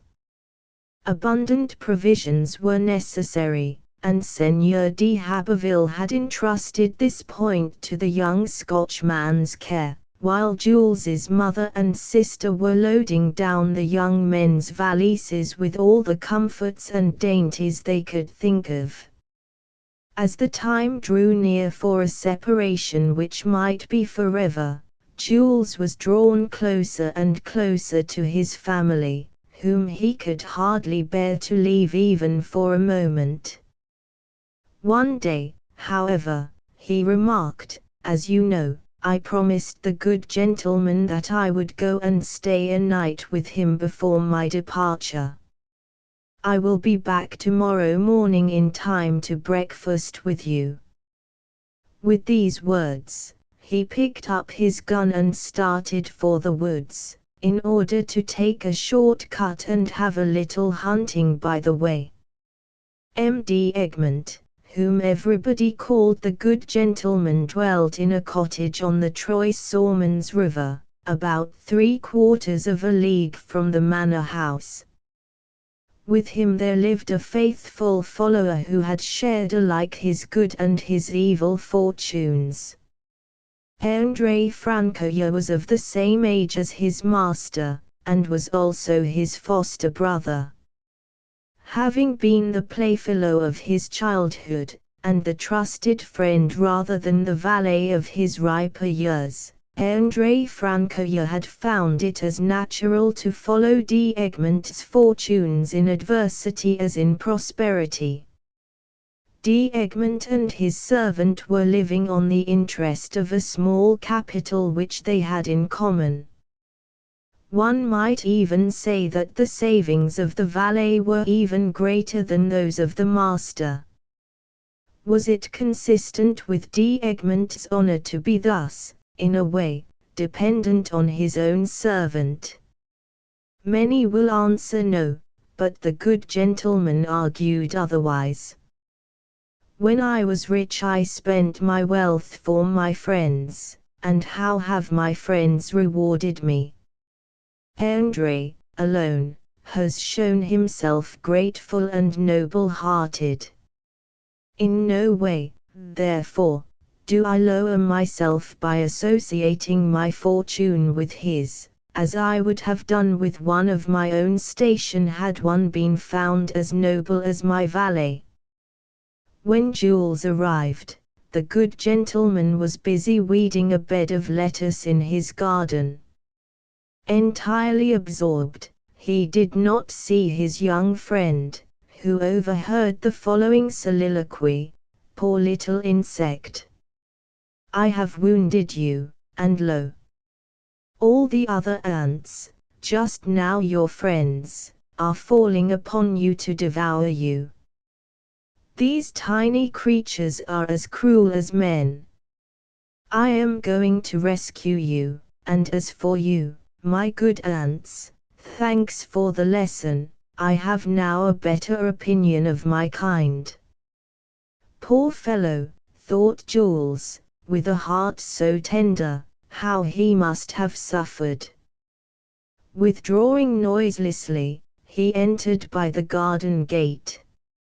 M.D. Egmont uttered an exclamation of delight on seeing his young friend, whom he loved as a son. Although, during the 30 years that he had lived on Captain de Haberville's estate, he had constantly refused to take up his abode at the manor house, he yet was a frequent visitor there, often remaining a week at a time when there were no strangers present. Without actually shunning society, he had suffered too much in his relations with men of his own class to be able to mingle cordially in their enjoyments. Although poor, M.D. Egmont was able to do a great deal of good. He comforted the afflicted, he visited the sick, whom he healed with herbs whose virtues were revealed to him by his knowledge of botany, and if his almsgiving was not lavish, it was accompanied by such sympathy and tact that it was none the less appreciated by the poor, who had come to know him by no other title than that of Le Bon Gentilhomme. When D. Egmont and his young friend entered the house, André set before them a dish of fine trout and a plate of broiled pigeons, garnished with chives. "It is a frugal supper, indeed," said D. Egmont. "I caught the trout myself in yonder brook, about an hour ago, and André bagged the doves this morning at sunrise, in yonder dead tree, half a gunshot from the cottage. You see that, without being a seigneur, I have a fish pond and dovecote on my estate. Now for a salad of lettuce with cream, a bowl of raspberries, a bottle of wine, and there is your supper, friend Jules." "And never fish pond and dovecote supplied better meal to a hungry hunter," exclaimed Jules. The meal was a cheerful one, for M.D. Egmont seemed to have recovered something of the gaiety of his youth. His conversation was no less instructive than amusing, for, although he had mingled much with men in his early days, he had found in study a refuge from his unhappiness. "How do you like this wine?" said he to Jules, who was eating like a hungry wolf, and had already quaffed several bumpers. "It is capital, upon my word." "You are a connoisseur," my friend went on M.D. Egmont. "If it is true that wine and men improve with age, that wine must indeed be excellent, and as for me, I must be approaching perfection, for I am very nearly 90. Thus it is said, Jules, that they call you the good gentleman. The Athenians, my son, sent Aristides into exile, and at the same time called him the just. But let us drop men and speak of wine. For my own part, I drink it rarely. As with many other useless luxuries, I have learned to do without it, and yet I enjoy perfect health. This wine is older than you are. Its age, for a man, would not be much, but for wine it is something. Your father sent me a basket of it the day you were born. In his happiness he made gifts to all his friends. I have kept it with great care, and I only bring it out on such rare occasions as this. Here is a health to you, my dear boy. Success to all your undertakings, and when you come back to New France, promise that you will come and sup here with me, and drink a last bottle of this wine, which I will keep for you. You look astonished. You think it likely that when you return I shall have long since paid that debt which is paid even by the most recalcitrant debtor. You are mistaken, my son, a man like me does not die. But come, we have finished supper, let us go and sit sub tegmine fagi, which may be interpreted to mean, under that splendid walnut tree whose branches are reflected in the river. The night was magnificent. The ripple of running water was the only sound that broke the moonlit stillness. M.D. Egmont was silent for some moments, and Jules, not caring to disturb his reverie, began tracing hieroglyphics with his finger in the sand. I have greatly desired, said the good gentleman, to have a talk with you before your departure, before you go out into the world. I know that we can profit little by the experience of others, but that each must purchase his own. No matter, I shall at least have the consolation of having opened my heart to you, a heart which should have been dried up long since, but which yet beats as warmly as when I led the joyous troops of my companions more than half a century ago. Just now you looked at me with surprise when I said that a man like me does not die. You thought I spoke in metaphor, but I was sincere at the moment. So often on my knees have I begged for death that I have ended by almost doubting death's existence. The heathen have made of him a divinity, doubtless that they might call him to their aid in time of heavy sorrow. If it is as physiology teaches us, and our sufferings depend upon the sensitiveness of our nerves, then have I suffered what would have killed 50 strong men. M.D. Egmont was silent once more, and Jules flung some pebbles into the river. See, resumed the old man, this stream which flows so quietly at our feet.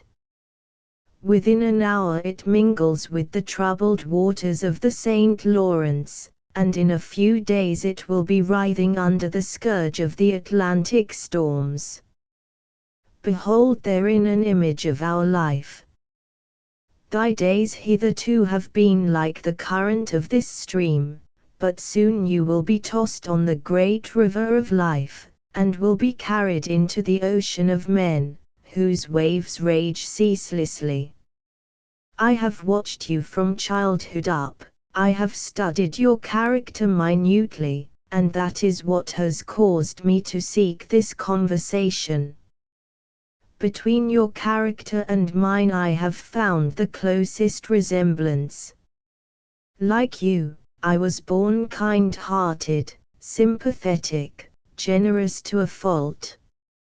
How has it come that these virtues, which should have secured me happiness, have rather been the cause of all my ills? How comes it, my son, that these qualities, so applauded among men, have risen against me as my most implacable enemies and beaten me to the dust? I cannot but think that I deserved a kindlier fate.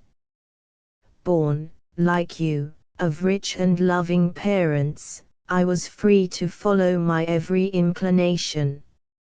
Like you, I sought nothing so much as the love of those about me.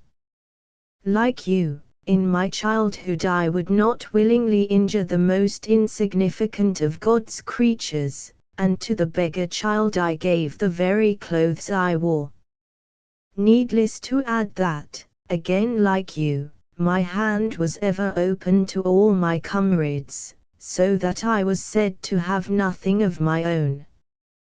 It is curious to consider that, at the hands of my playfellows, I never tasted ingratitude.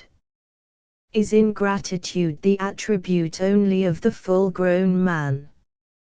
Or is it a snare which this human nature casts about the feet of generous childhood, the better to despoil the prey when grown to be a richer prize?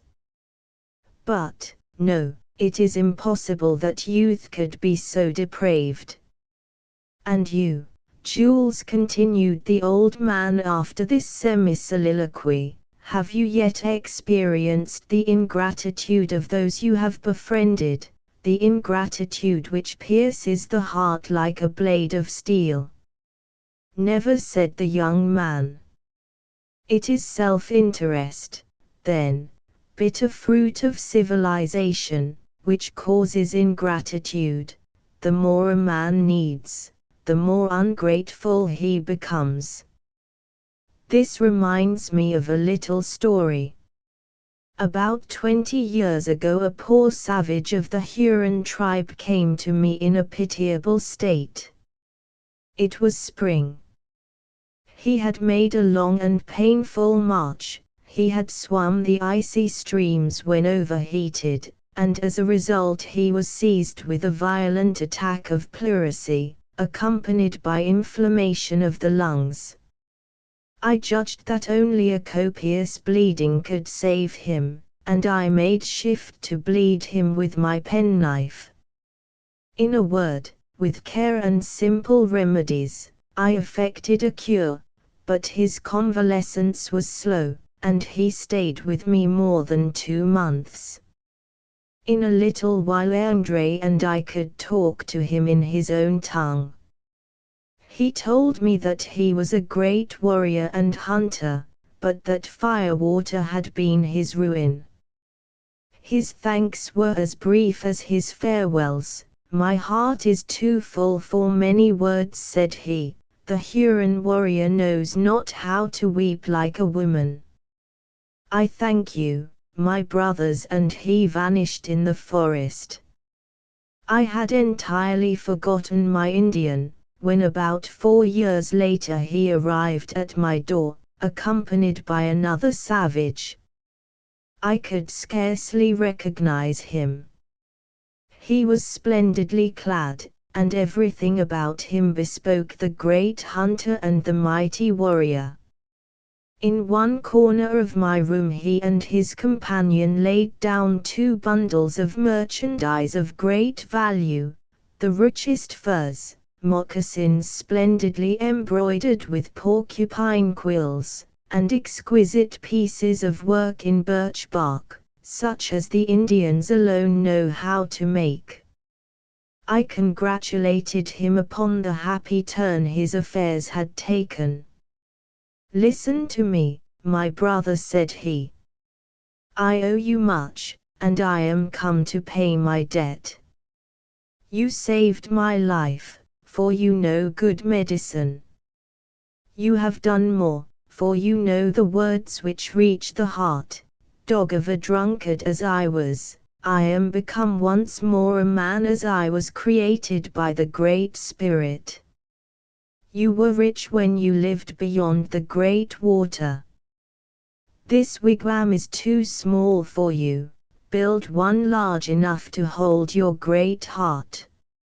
All these goods belong to you. The gratitude of this child of the forest brought tears to my eyes, for in all my long life I had found but 2 men who could be grateful, the faithful André, my foster brother, and this poor Indian, who, seeing that I was going to accept nothing but a pair of deer-hide moccasins, struck 3 fingers rapidly across his mouth with a shrill cry of hua and took himself off at top speed with his companion. Never after could I find a trace of him. Our good cure undertook the sale of the goods, the product of which, with interest, was lately distributed among his tribe. The good gentleman sighed, reflected a moment, then resumed his speech. I am now going to tell you, my dear Jules, of the most happy and most wretched periods of my life. 5 years of happiness. 5 years of misery. O God! For one single day of the joy of my youth, the joy as keen as pain, which could make me forget all that I have suffered. Oh, for one of those happy days when I believed in human friendship, when I knew not the ingratitude of men. When I had completed my studies, all careers were open to me. That of arms seemed most suitable, but I hated to shed blood. I obtained a place of trust under the government. For me such a place was ruin. I had a great fortune of my own, my office was a lucrative one, and I scattered by handfuls the gold which I despised. I do not accuse others in order to palliate my own follies. But one thing is sure, I had more than enough for all my own expenses, though not for those of my friends and my friends' friends, who rushed upon me like hungry wolves. I bear them no grudge, they but acted according to their nature. As for me, my hand was never shut. Not only my purse, but my signature was at everybody's disposal. There was my greatest mistake, for I may say in all sincerity that 99 times out of 100, in my times of greatest embarrassment, I had to meet their liabilities with my own cash in order to save my credit. A great English poet has said, "Neither a borrower nor a lender be, for borrowing dulls the edge of husbandry, and loan oft loses both itself and friend." Give, my dear boy, with both hands, but be chary of your signature. My private affairs were so mingled with those of my office that it was long before I discovered how deeply I was involved. The revelation came upon me like a thunderbolt. Not only was I ruined, but I was on the verge of a serious defalcation. At last I said to myself, what matters the loss of the gold, so long as I pay my debts? I am young, and not afraid to work, and I shall always have enough. Moreover, my friends owe me considerable sums. When they see my difficulties, not only will they hasten to give back what they owe, but they will do for me as I have so often done for them. What a fool I was to judge others by myself! For me, I would have moved heaven and earth to save a friend from ruin. How innocent and credulous I was! They had good reason, the wretches, to laugh at me. I took account of what was owed me and of the value of my property, and then perceived that with these affairs settled up there would remain but a small balance, which I could cover with the help of my relations. The load rolled off my heart. How little I knew of men! I told my debtors, in confidence, how I was situated. I found them strangely cold. Several to whom I had lent without written acknowledgment had even forgotten that they owed me anything. Those whose notes I held, declared it was ungenerous of me to take them unawares. The greater number, who had had business at my office, claimed boldly that I was in debt to them. I did, indeed, owe them a trifle, while they owed me considerable sums.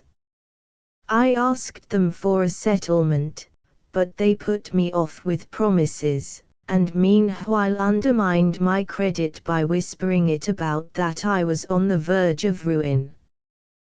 They even turned me into ridicule as a spendthrift fool. One wag of a fellow, whom but 18 months before I had saved not only from ruin but from disgrace, his secret shall die with me, was hugely witty at my expense. His pleasantries had a great success among my old friends. Such measureless ingratitude as this completely crushed me. One only, and he a mere acquaintance, hearing that I was in difficulties, hastened to me with these words: "We have had some little transactions together. I think you will find here the correct balance in your favor. Please look up the matter in your books and see if I am right. He is dead long since. Honor to his memory, and may the blessings of an old man descend upon his children." The inevitable day was close at hand, and even had I had the heart to make further struggle, nothing could save me. My friends and enemies alike were intriguing for the spoils. I lowered my head before the storm and resigned. I will not sadden you with the story of all I suffered, suffice to say that, fallen into the claws of pitiless creditors, I drank the cup of bitterness to the dregs. Apart from the ingratitude of my friends, I was not the sort of man to grieve greatly over my mere personal misfortunes. Even within the walls of the Bastille my gaiety would not have deserted me. I might have danced to the grim music of the grating of my bolts. But my family. Oh, the gnawing remorse which harasses the day, which haunts the long sleepless night, which suffers you neither forgetfulness nor rest, which wrenches the nerves of one's heart as with pincers of steel. I believe, my boy, that with a few exceptions every man who can do so pays his debts. The torments he endures at the sight of his creditor would constrain him to this, even without the terrors of the law. Glance through the ancient and modern codes, and you will be struck with the barbarous egotism which has dictated them all alike.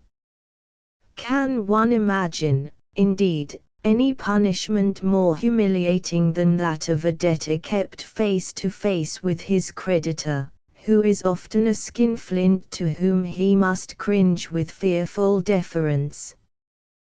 Can anything be more degrading than to be obliged to keep dodging a creditor? It has always struck me that civilization warps men's judgment, and makes them inferior to primitive races in mere common sense and simple equity. Let me give you an amusing instance. Some years ago, in New York, an Iroquois was gazing intently at a great, forbidding structure. Its lofty walls and iron-bound windows interested him profoundly. It was a prison. A magistrate came up. "Will the pale-face tell his brother what this great wigwam is for?" asked the Indian. The citizen swelled out his chest and answered with an air of importance, "It is there we shut up the redskins who refuse to pay the furs which they owe our merchants." The Iroquois examined the structure with ever-increasing interest, walked around it, and asked to see the inside of this marvelous wigwam. The magistrate, who was himself a merchant, was glad to grant his request, in the hope of inspiring with wholesome dread the other savages, to whom this one would not fail to recount the effective and ingenious methods employed by the pale-faces to make the redskins pay their debts. The Iroquois went over the whole building with the minutest care, descended into the dungeons, tried the depth of the wells, listened attentively to the smallest sounds, and at last burst out laughing. "Why," exclaimed he, "no Indian could catch any beaver here." In 5 minutes the Indian had found the solution of a problem which civilized man has not had the common sense to solve in centuries of study. This simple and unlearned man, unable to comprehend such folly on the part of a civilized race, had naturally concluded that the prison had subterranean canals communicating with streams and lakes where beaver were abundant, and that the savages were shut up therein in order to facilitate their hunting of the precious animals, and the more prompt satisfaction of their creditors' claims. These walls and iron gratings seemed to him intended for the guarding of the treasure within. You understand, Jules, that I am speaking to you now on behalf of the creditor, who gets all the sympathy and pity, and not on behalf of the debtor who, with his dread and suspicion ever before his eyes, gnaws his pillow in despair after watering it with his tears. I was young, only 33 years of age. I had ability, energy, and a sturdy faith in myself. I said to my creditors, "Take all I have but leave me free, and I will devote every energy to meeting your claims. If you imprison me you wrong yourselves." Simple as was this reasoning, it was incomprehensible to civilized man. My Iroquois would have understood it well enough. He would have said, "My brother can take no beaver if the pale-face ties his hands." My creditors, however, took no account of such simple logic as this, and have held the sword of Damocles over my head for 30 years, the limit allowed them by the laws of France. "What adorable stupidity!" cried Jules. "One of them, however," continued M.D. Egmont, with a delightful ingenuity of torture, "obtained a warrant for my arrest, and with a refinement of cruelty worthy of Caligula himself, did not put it in execution till 18 months later.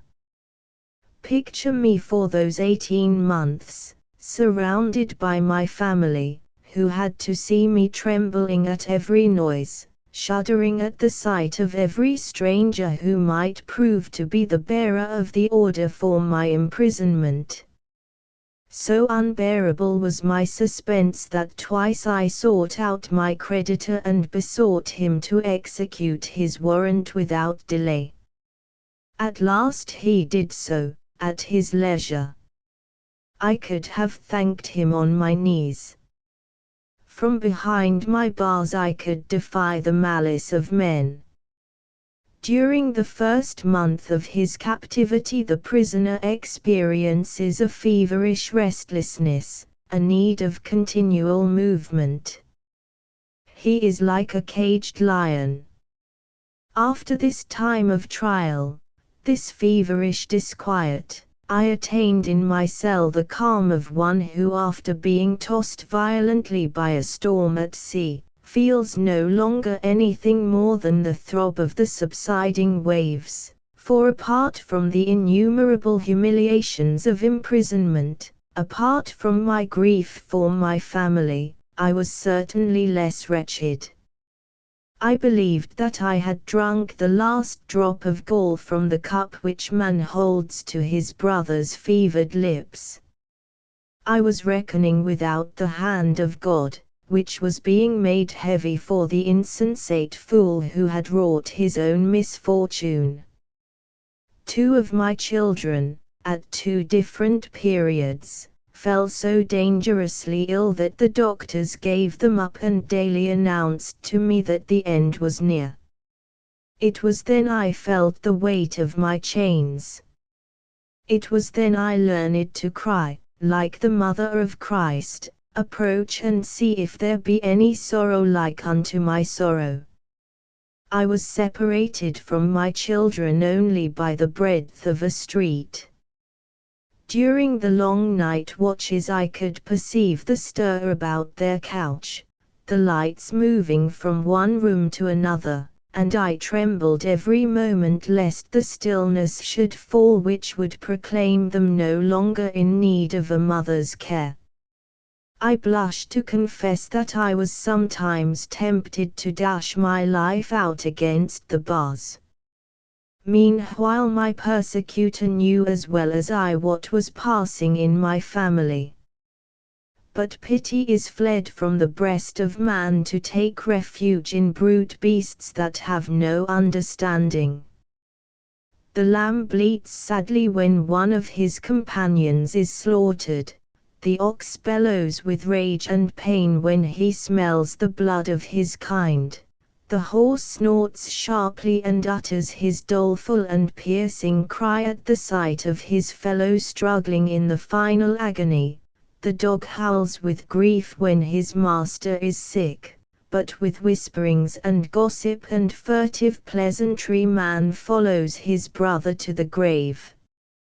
Lift up your head in your pride, Lord of creation. You have the right to do so. Lift your haughty head to heaven, O man whose heart is as cold as the gold you grasp at day and night. Heap your slanders with both hands on the man of eager heart, of ardent passions, of blood burning like fire, who has fallen in his youth.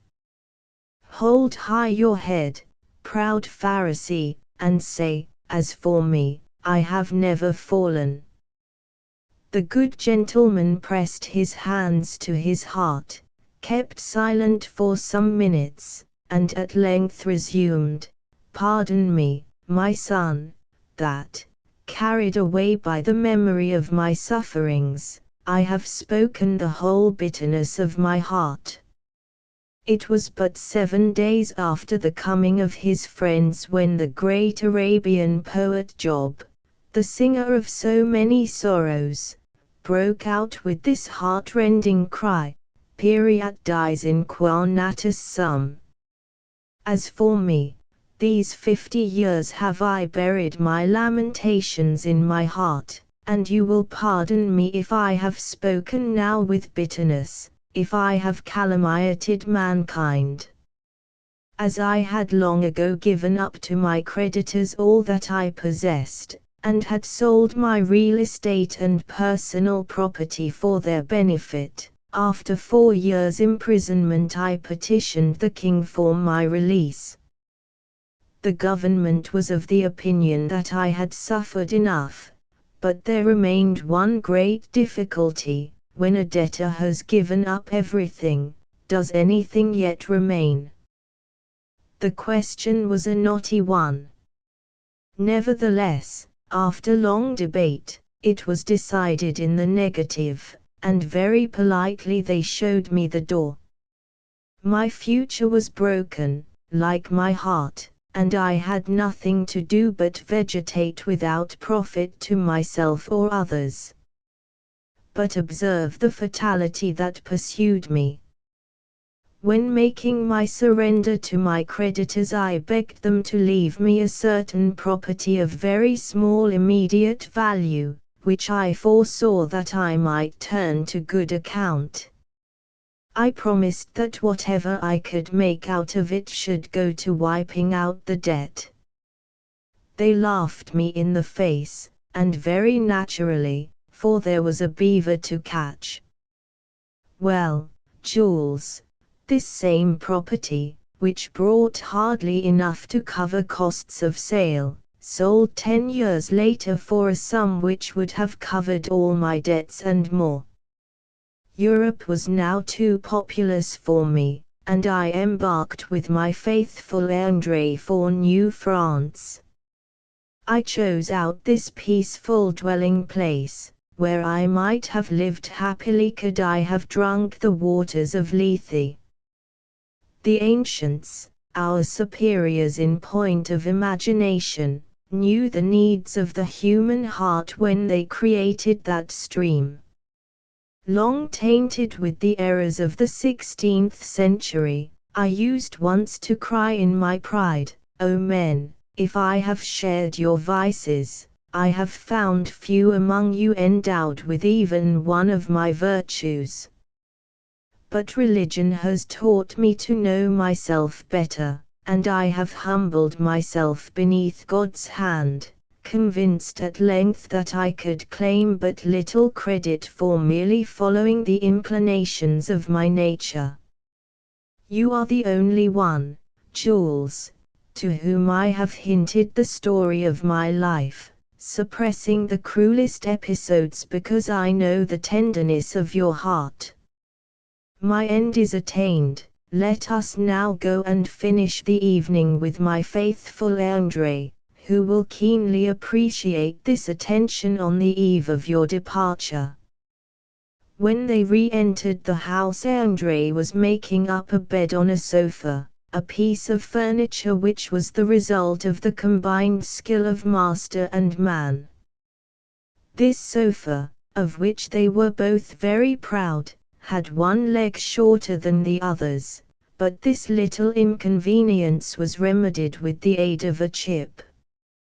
This sofa, said the good gentleman with an air of pride, has cost André and me more elaborate calculations than Perrault required for the construction of the Louvre, but we accomplished it at last to our satisfaction. One leg, to be sure, presents arms to all comers. But what work is perfect? You must have remembered, my André, that this camp bed was to be a soldier's couch. André, though not quite relishing this pleasantry, which jarred a little on his vanity, nevertheless could not help laughing. Late in the evening M.D. Egmont handed Jules a little silver candlestick exquisitely wrought. There, my dear boy, is all that my creditors have left me of my ancient fortune. They intended it, I suppose, to solace my sleepless nights. Good night, dear boy, one sleeps well at your age, and when, after my prayers beneath the vault of that great temple which is forever declaring the glory of God, I once more come under my roof, you will be deep in your slumbers. Chapter X. Madame de Haberville's story. Sic malum hoc nobis, si mens non leva fuisit, de silo tactus memini predeceria quercus. Virgil. All was silence and gloom at de Haberville Manor. The very servants went about their work with a spiritless air, far unlike their usual gaiety.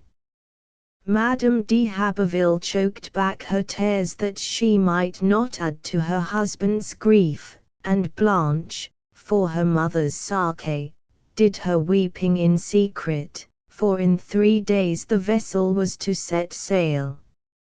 Captain de Haberville had bidden his 2 friends, the priest and M.D. Egmont, to meet Jules and Archie at a farewell dinner.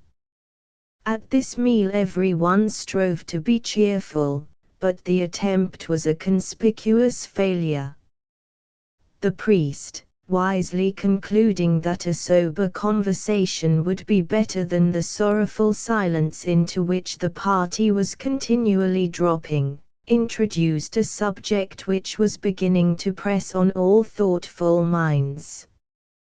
"Do you know, gentlemen," said he, "that a storm is gathering dark on the horizon of New France? The English are making tremendous preparations, and everything seems to indicate an early attack." "And then," exclaimed Uncle Raoul. "Then, whatever you like, my dear Chevalier," answered the cure, "but it must be acknowledged that we have hardly forces enough at our command to long resist our powerful neighbors." "My dear Abbé," exclaimed Uncle Raoul, "I think that in your reading this morning you must have stumbled on a chapter of the Lamentations of Jeremiah." "I might turn your weapon against yourself," retorted the priest, "by reminding you that those prophecies were fulfilled." "No matter," almost shouted Uncle Raoul, clenching his teeth. "The English, indeed. The English take Canada. By heaven, I would undertake to defend Quebec with my crutch. You forget, it seems, that we have always beaten the English, that we have beaten them against all odds, 5-1, 10-1, sometimes 20-1. The English, indeed." "Concedo," said the cure, "I am ready to grant all you claim, and more too if you like. But mark this. We grow weaker and weaker with every victory, while the enemy, thanks to the foresight of England, rises with new strength from each defeat. Meanwhile, France leaves us to our own resources." "Which shows," exclaimed Captain de Haberville, "the faith our king reposes in our courage." "Meanwhile," interposed M.D. Egmont, "he sends us so few soldiers that the colony grows weaker day by day." "Give us but plenty of powder and lead," answered the captain, "and 100 of my militia will do more in such a war as that which is coming upon us, a war of reconnoiterings, ambuscades, and surprises, than would 500 of the best soldiers of France. I speak from experience. For all that, however, we stand in great need of help from the mother country. Would that a few of those battalions which our beloved monarch pours into the north of Europe to fight the battles of Austria, might be devoted to the defense of the colony." "You might rather wish," said the good gentleman, "that Louis XV had left Maria Theresa to fight it out with Prussia, and had paid a little more attention to New France." "It is perhaps hardly becoming in a young man like me," said Lochiel, "to mix myself up in your arguments, but, to make up for my lack of experience, I will call history to my aid. Beware of the English, beware of a government ever alive to the interests of its colonies, which it identifies with the interests of the empire. Beware of a nation which has the tenacity of the bulldog. If the conquest of Canada is necessary to her, she will never swerve from her purpose or count the sacrifice. Witness my unhappy country." "Bah!" cried Uncle Raoul, "the Scotch, indeed." Lochiel began to laugh. "Gently, my dear Uncle Raoul," said the good gentleman, "and, to make use of your favorite maxim when you are collecting the rents, let us render unto Caesar that which is Caesar's. I have studied the history of Scotland, and I can assure you that neither in valour nor in patriotism need the Scotch yield place to any other nation, ancient or modern." "Oh, you see, I only wanted to tease this other nephew of mine," exclaimed Uncle Raoul, swelling his chest, "for we know a little history ourselves, thank God. No one knows better than Archie my esteem for his fellow countrymen, and my admiration for their dashing courage. Yes, dear uncle, and I thank you for it, said Archie, grasping him by the hand, but distrust the English profoundly. Beware of their perseverance, and remember the delenda est Carthago of the Romans. So much the better, said Jules. I will be grateful to their perseverance if it brings me back to Canada with my regiment. May I do my first fighting against them here, on this soil of Canada, which I love and which holds all that is dearest to me. You shall come with me, my brother, and shall take revenge in this new world for all that you have suffered in your own country. With all my heart, cried Archie, grasping the handle of his knife as if it were the terrible claymore of the Camerons. I will serve as a volunteer in your company, if I cannot get a commission as an officer, and the simple soldier will be as proud of your exploits as if he had a hand in them himself. The young men warmed into excitement at the thought of heroic deeds. The great black eyes of Jules shot fire, and the old warlike ardor of the race suddenly flamed out in him. This spirit was infectious, and from all lips came the cry of Vive le Roi. From the eyes of mother, sister, and aunt, in spite of all their efforts to restrain them, there escaped a few tears silently. The conversation became eager. Campaigns were planned, the English were beaten by sea and land, and Canada was set upon a pinnacle of splendor and prosperity. Fill up your glasses, cried Captain d'Haberville, pouring himself out a bumper.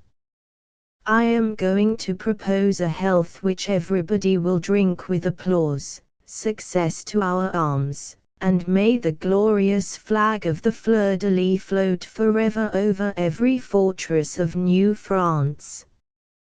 Just as they were raising the glasses to their lips, a terrific report was heard.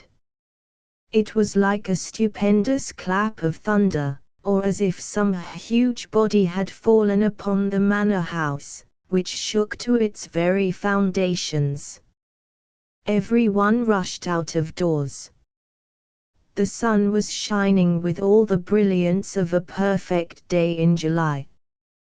They scaled the roof, but there was no sign anywhere that the house had been struck.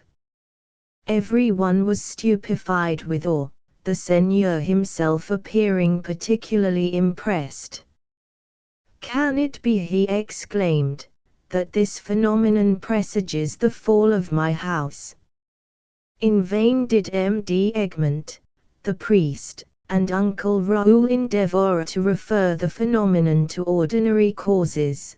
They could not remove the painful impression it had left. The glasses were left unemptied in the dining room, and the little company passed into the drawing room to take their coffee. What took place afterward only confirmed the d'Haberville family in their superstitious fears. Who knows, after all, whether such omens, to which the ancient world lent implicit belief, may not indeed be warnings from heaven when some great evil threatens us? If, indeed, we must reject all that our feeble reason comprehends not, we should speedily become Pyrrhonists, utter skeptics, like Molière's Marfors. Who knows?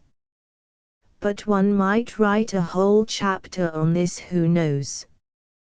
The weather, which had been so fine all day, began to cloud up toward 6 o'clock in the evening. By 7 the rain fell in torrents. The thunder seemed to shatter the vault of heaven, and a great mass of rock, struck by a thunderbolt, fell from the bluff with terrific noise and obliterated the highway. Captain d'Haberville, who had carried on an immense deal of forest warfare along with his Indian allies, had become tinctured with many of their superstitions, and when the disasters of 1759 fell upon him, he was convinced that they had been foretold to him 2 years before. Jules, seated at supper between his mother and sister and holding their hands in his, shared in their depression.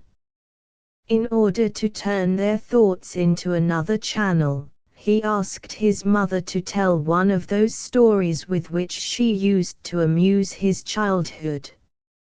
"It would give me," said he, "yet another memory of the tenderest of mothers to take with me to Europe." "I can refuse my boy nothing," said Madame de Haberville, and she began the following story. A mother had an only child, a little girl, fair as a lily, whose great blue eyes wandered from her mother to heaven and back from heaven to her mother, only to fix themselves on heaven at last.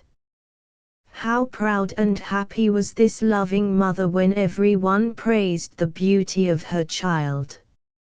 Her cheeks like the rose just blown, her tresses fair and soft as the beaten flax and falling over her shoulders in gracious waves. Immeasurably happy was this good mother. At last she lost the child she idolized, and, like Rachel, she would not be comforted. She passed her days in the cemetery embracing the little grave. Mad with grief, she kept calling to the child with ceaseless pleadings, "My darling, my darling, listen to your mother, who is come to carry you to your own bed, where you shall sleep so warmly. Oh, how cold you must be under the wet sod." She kept her ear close to the earth, as if she expected a response. She trembled at every slightest noise, and sobbed to discover that it was but the murmur of the weeping willow moved by the breeze. The passers-by used to say, "This grass, so incessantly watered by her weeping, should be always green, but her tears are so bitter that they wither it, even like the fierce sun of midday after a heavy shower." She wept beside a brook where the little one had been accustomed to play with pebbles, and in whose pure stream she had so often washed the little feet. The passers-by used to say, "This mother sheds so many tears that she swells the current of the stream." She nursed her grief in every room wherein the little one had played. She opened the trunk in which she kept religiously all the child's belongings, its clothes, its playthings, the little gold-lined cup of silver from which she had last given it to drink. Passionately she kissed the little shoes, and her sobs would have melted a heart of steel. She went continually to the village church to pray, to implore God to work one miracle in her behalf, and give her back her child.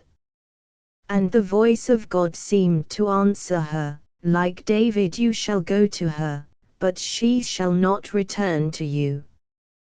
Then she would cry, "When, Lord, when shall such joy be mine?" She threw herself down before the image of the Blessed Virgin, Our Lady of Sorrows, and it seemed to her that the eyes of the Madonna rested upon her sadly, and that she read in them these words, "Endure with patience, even as I have done, O daughter of Eve, till the day when your mourning shall be turned into gladness." And the unhappy mother cried anew, "But when will that blessed day come, O Mother of God?" One day the wretched mother, having prayed with more than her usual fervor, having shed, if possible, more tears than was her wont, fell asleep in the church, exhausted with her grief. The sexton shut the doors without noticing her. It must have been about midnight when she awoke. A ray of moonlight illuminating the altar revealed to her that she was yet in the church. Far from being terrified, she rather rejoiced at her situation, if such a thing as joy could be said to find any place in her sad heart. Now, said she, I can pray alone with God, alone with the Blessed Virgin, alone with myself. Just as she was going to kneel down, a low sound made her raise her head. She saw an old man, who, entering by one of the side doors of the sacristy, made his way to the altar with a lighted taper in his hand. She saw with astonishment that it was the former sexton, dead 20 years before. She felt no fear at the sight, for every sentiment of her breast had been swallowed up in grief. The spectre climbed the altar steps, lighted the candles, and made the customary preparations for the celebration of a requiem mass. When he turned, she saw that his eyes were fixed and expressionless, like those of a statue. He re-entered the sacristy, but reappeared almost at once, followed this time by a venerable priest bearing a chalice and clothed in full vestments. His great eyes, wide open, were filled with sadness, his movements were like those of an automaton. She recognized the old priest, 20 years dead, who had baptized her and given her her first communion. Far from being terrified by this marvel, the poor mother, wrapped up in her sorrow, concluded that her old friend had been touched by her despair, and had broken the bonds of the sepulchre for her sake. All was sombre, grim, and silent in this mass thus celebrated and ministered by the dead. The candles cast a feeble light like that of a dying lamp. At the moment when the bell of the Sanctus, striking with a dull sound, as when a bone is broken by the grave digger in some old cemetery, announced the descent of Christ upon the altar, the door of the sacristy opened anew and admitted a procession of little children, marching 2 and 2, who traversed the choir and filed into the space to the right of the altar. These children, the oldest of whom had had scarce 6 years of life upon earth, wore crowns of immortelles and carried in their hands, some of them baskets of flowers, some of them little vases of perfume, others cups of gold and silver filled with a transparent liquid. They stepped lightly, and a celestial rapture shone upon their faces. One only, a little girl at the end of the procession, appeared to follow the others painfully, loaded down as she was with 2 great jars which she could hardly drag. Her little feet, reddening under the pressure, were lifted heavily, and her crown of immortelles seemed withered.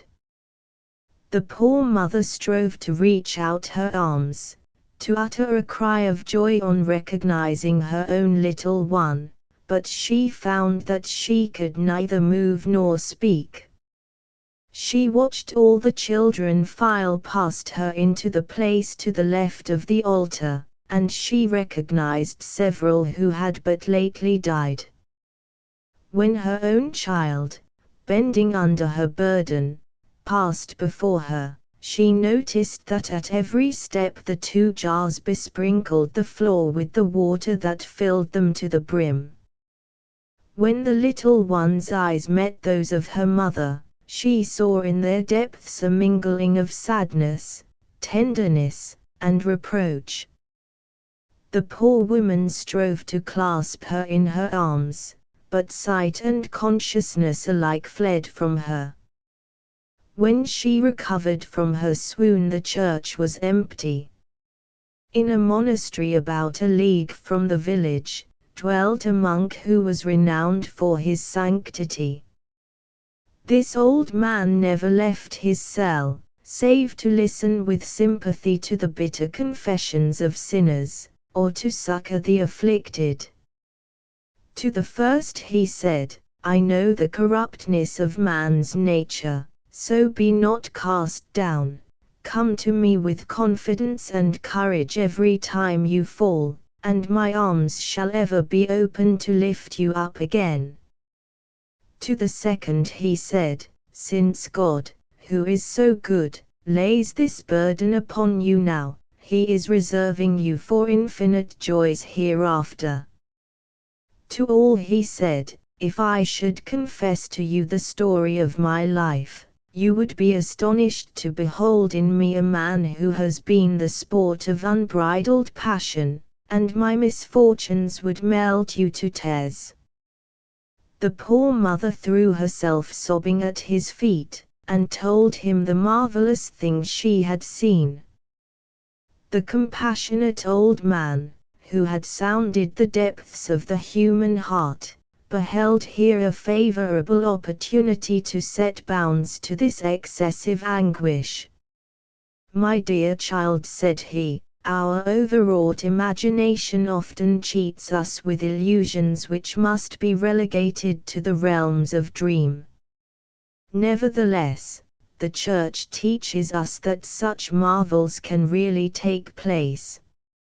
It is not for us in our ignorance to set limit to the power of God. It is not for us to question the decrees of Him who took the worlds into His hand and launched them into space. I accept, then, the vision, and I will explain it to you." This priest, coming from the tomb to say a mass, doubtless obtained God's permission to fulfill part of his sacred ministry which he had left undone, and the sexton, by forgetfulness or negligence, was probably the cause of his omission. The children crowned with immortelles are those who died with their baptismal grace unimpaired. They who carried baskets of flowers or vases of perfume are those whose mothers gave them up to God with holy resignation, comforted by the thought that they were exchanging this world of pain for the celestial country and the ineffable light about the throne. In the little cups of gold and silver were the tears of mothers who, though torn by the anguish of their loss, yet taught themselves to cry, "The Lord gave and the Lord hath taken away, blessed be the name of the Lord." On her knees the poor mother drank in the old man's words. As Martha exclaimed at the feet of Christ, "Lord, if thou hadst been here, my brother had not died. But I know that even now, whatever thou wilt ask of God, God will give it thee." Even so the poor mother cried in her ardent faith, "If thou hadst been with me, my father, my little one would not have died, but I know that even now, whatsoever thou wilt ask of God, God will give it thee." The good monk reflected a moment and prayed God for wisdom. It was a sentence of life or of death that he was about to pronounce upon this mother who appeared inconsolable.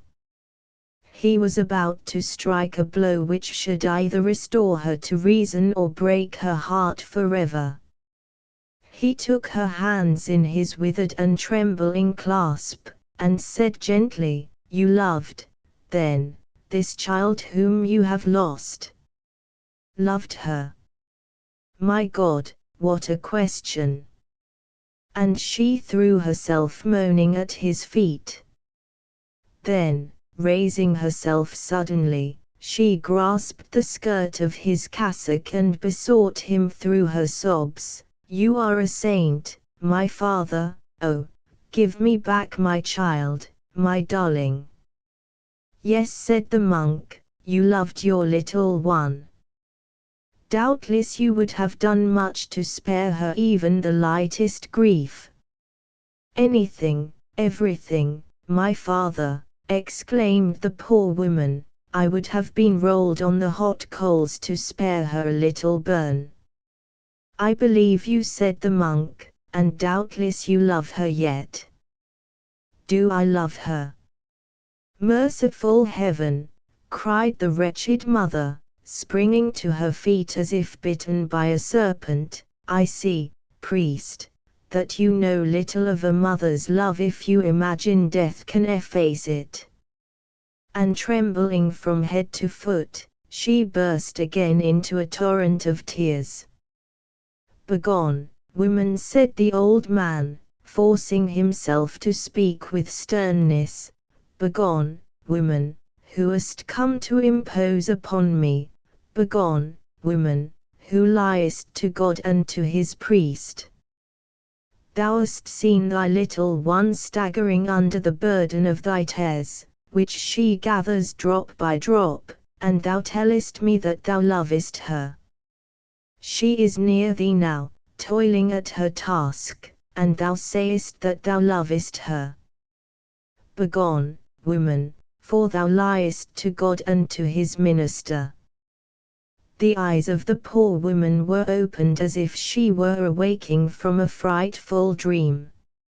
She confessed that her grief had been insensate, and she besought the pardon of God. Go in peace, said the old man, resign yourself to God's will, and the peace of God will be shed upon your soul. Some days after, she told the good monk that her little one, radiant with joy and carrying a basket of flowers, had appeared to her in a dream and thanked her for having ceased from her tears. The good woman, who was rich in this world's goods, devoted the rest of days and her substance to charity. To the children of the poor she gave most loving attention, and adopted several of them. When she died they wrote upon her tomb, "Here lies the mother of the orphans." All were deeply moved by Madame de Haberville's story, and some were even in tears. Jules embraced his mother, and left the room to hide his emotion. "O God," he cried, "guard this life of mine.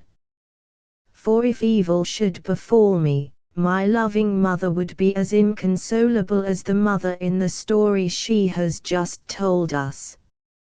A day or two later Jules and Archie were tossing upon the Atlantic, and at the end of 2 months, after a prosperous voyage, they reached the shores of France. Chapter 11. The burning of the South Shore. They came upon us in the night, and brake my bower and slew my knight. My servant A for life did flee and left us in the extremity. They slew my knight, to me so dear, they slew my knight, and drove his gear. The moon may set, the sun may rise, but a deadly sleep has closed his eyes. Waverley. The trees were once more clothed in their wonted green after the passing of a northern winter. The woods and fields were enamelled in 1,000 colours, and the birds were raising their cheerful voices to greet the spring of the year 1759. All nature smiled, only man seemed sorrowful and cast down, and the labourer no more lifted his gay song, and the greater portion of the lands lay fallow for lack of hands to till them. A cloud hung over all New France, for the mother country, a veritable stepmother, had abandoned her Canadian children. Left to its own resources, the government had called to arms every able-bodied man to defend the colony against the invasion that menaced it. The English had made vast preparations. Their fleet, consisting of 20 ships of the line, 10 frigates, and 18 smaller vessels, accompanied by a number of transports, and carrying 18,000 men, was ascending the St. Lawrence under the command of General Wolfe, while 2 land armies, yet more numerous, were moving to effect a junction under the very walls of Quebec. The whole adult population of Canada capable of bearing arms had responded with ardor to their country's appeal, and there remained at home none but the old and feeble, the women and the children. To resist an army more numerous than the entire population of New France, the Canadians had little but the memory of past exploits, and of their glorious victory at Carillon in the preceding year. Of what avail their proved courage against an enemy so overpowering and sworn to their defeat? You have long been misunderstood, my brethren of old Canada. Most cruelly have you been slandered. Honor to them who have lifted your memory from the dust. Honor, 100 times honor, to our fellow countryman, M. Garnier, who has rent the veil that covered your exploits. Shame to us who, instead of searching the ancient and glorious annals of our race, were content to bow before the reproach that we were a conquered people. Shame to us who were almost ashamed to call ourselves Canadians. Dreading to confess ourselves ignorant of the history of Assyrians, Medes, and Persians, that of our own country remained a sealed book to us. Within the last few years there has come a glorious reaction. Everyone sets his hand to the work, and the Canadian can now say with Francis I, all is lost save honor. I am far from believing, however, that all is lost. The cession of Canada was, perhaps, a blessing in disguise, for the horrors of '93 failed to touch this fortunate colony which was protected by the flag of Britain. We have gathered new laurels, fighting beneath the banner of England, and twice has the colony been saved to England by the courage of her new subjects. In Parliament, at the bar, upon the field of battle, everywhere in his small sphere, the French Canadian has proved himself inferior to none. For a century have you struggled, O my countrymen, to preserve your nationality, and you behold it yet intact. The future perhaps holds for you another century of effort and struggle to guard it. Take heart and stand together, fellow countrymen. 2 detachments of the English army were disembarked at Rivière-Uelle, at the beginning of June, '79. Some of the habitants of the parish, concealed in the skirts of the wood, received them with a sharp fire and killed several men. The commander, exasperated at this loss, resolved to take signal vengeance. The 2 detachments ascended the river and encamped toward evening beside a brook which empties in Bastille, southwest of where the college now stands. On the following morning the commander ordered one of the companies to get ready to march, and summoning the lieutenant gave him the following orders: every house you come across belonging to these dogs of Frenchmen, set fire to it. I will follow you a little later. But said the young officer, who was a Scotchman, must I burn the dwellings of those who offer no resistance? They say there is no one left in these houses except old men, women, and children. I think, sir, replied Major Montgomery, that my orders are quite clear. You will set fire to every house belonging to these dogs of Frenchmen. I had forgotten your weakness for our enemies." The young man bit his lips till they bled, and marched his men away. The reader has, doubtless, recognized in this young man none other than Archie de Lochiel, who, having made his peace with the British government, had recovered possession of his estates and had obtained a lieutenancy in a regiment which he had himself recruited among the Highlanders of his own clan.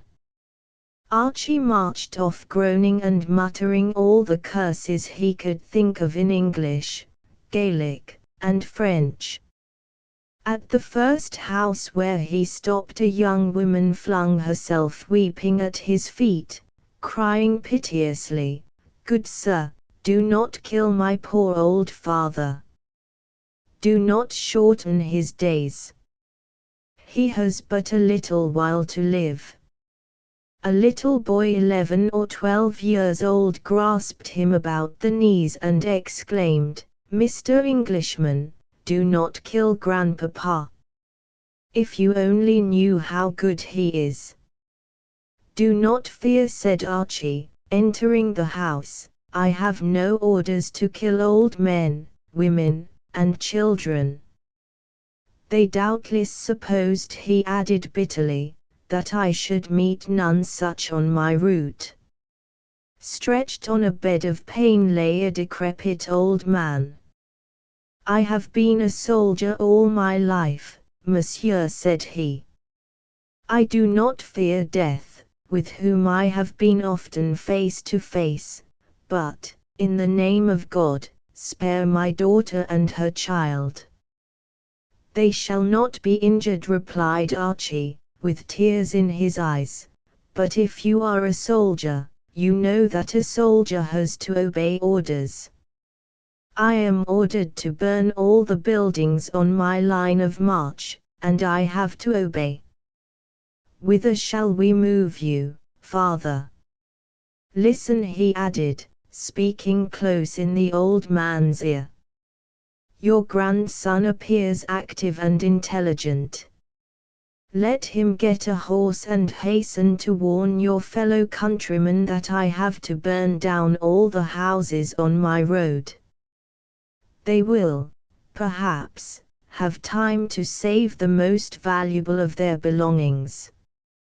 "You are a good and brave young man," cried the old man. "If you were a Catholic I would give you my blessing, but thank you 1,000 times, thank you." "I am a Catholic," said Lochiel. The old man raised himself with difficulty, lifted his eyes toward heaven, spread his hands over Archie's bended head, and cried, "May God bless you for this act of humanity. In the day of heavy affliction, when you implore the pity of heaven, may God take count of your compassion toward your enemies and give ear to your prayers. Say to him then with confidence in the sorest trials, I have the blessing of a dying old man, my enemy." The old man in his bed was hastily carried by the soldiers to an adjoining wood, and when he resumed his march Lochiel had the satisfaction of seeing the little boy mounted on a swift horse and devouring the miles beneath him. Archie breathed more freely at the sight. The work of destruction went on, but from time to time, whenever he reached the top of a hill, Archie had the satisfaction of seeing old men, women, and children, loaded down with their possessions, taking refuge in the neighboring woods. If he wept for their misfortunes, he rejoiced in his heart that he had done everything in his power to mitigate them. All the houses of a portion of Rivière-Uelle, and of the parishes of Ste. Anne and Saint Roch, along the edge of the St. Lawrence, were by this time in ashes, Yet there came no order to cease from the work of destruction. From time to time, on the contrary, Lochiel saw the division of his superior officer, following in his rear, come to a halt on a piece of rising ground, doubtless for the purpose of permitting Major Montgomery to gloat over the results of his barbarous order. The first house of St. Jean Port Joli was that of a rich habitant, a sergeant in Captain d'Haberville's company. Frequently during his vacations had Archie lunched at this house with Jules and his sister. With what a pang he recalled the eager hospitality of these people. On their arrival, Mother Dupont and her daughters used to run to the dairy, the barn, the garden, for eggs, butter, cream, parsley, and chervil, to make them pancakes and herb omelettes. Father Dupont and his sons would hasten to put up the horses and give them a generous measure of oats. While Mother Dupont was preparing the meal, the young people would make a hasty toilet. Then they would get up a dance, and skip merrily to the notes of the violin which screeched beneath the old sergeant's bow. In spite of the remonstrances of Blanche, Jules would turn everything upside down and tease everybody to death.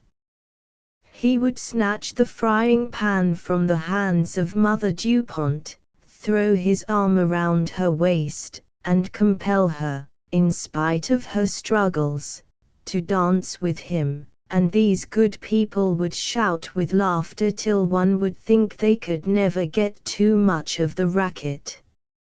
All these things Lochiel went over in the bitterness of his soul, and a cold sweat broke out on his brow as he ordered the burning of this hospitable home. Almost all the houses in the first concession of St. Jean Port Joli were by this time in ruins, yet there came no order to desist. About sunset, however, coming to the little river Port Joli, a few arpents from the d'Haberville place, Lochiel took it upon himself to halt his company. He climbed the hillside, and there, in sight of the manor, he waited like a criminal upon the scaffold, hoping against hope that a reprieve may come at the last moment. His heart was big with tender memories as he gazed upon the dwelling where for 10 years the exiled orphan had been received as a child of the house. Sorrowfully he looked down on the silent village which had been so full of life when last he saw it. Some pigeons fluttering over the buildings and from time to time alighting on the roofs appeared to be the only living creatures about the manor. Sighing, he repeated the words of Ossian, "Selma, thy halls are silent. There is no sound in the woods of Morphin. The wave tumbles alone in the coast. The silent beam of the sun is on the field. Oh! Oh ui! Mes amis," cried Lochiel, in the language that he loved, "vos salons sunt maintenant, Hellas. Desert sit silencio. There is no sound upon this hill which so lately was echoing your bright voices.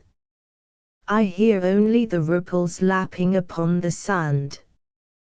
One pale ray from the setting sun is all that lights your meadows. What shall I do, kind heaven, if the rage of the brute who commands me is not yet sated? Should I refuse to obey him? Then am I dishonored.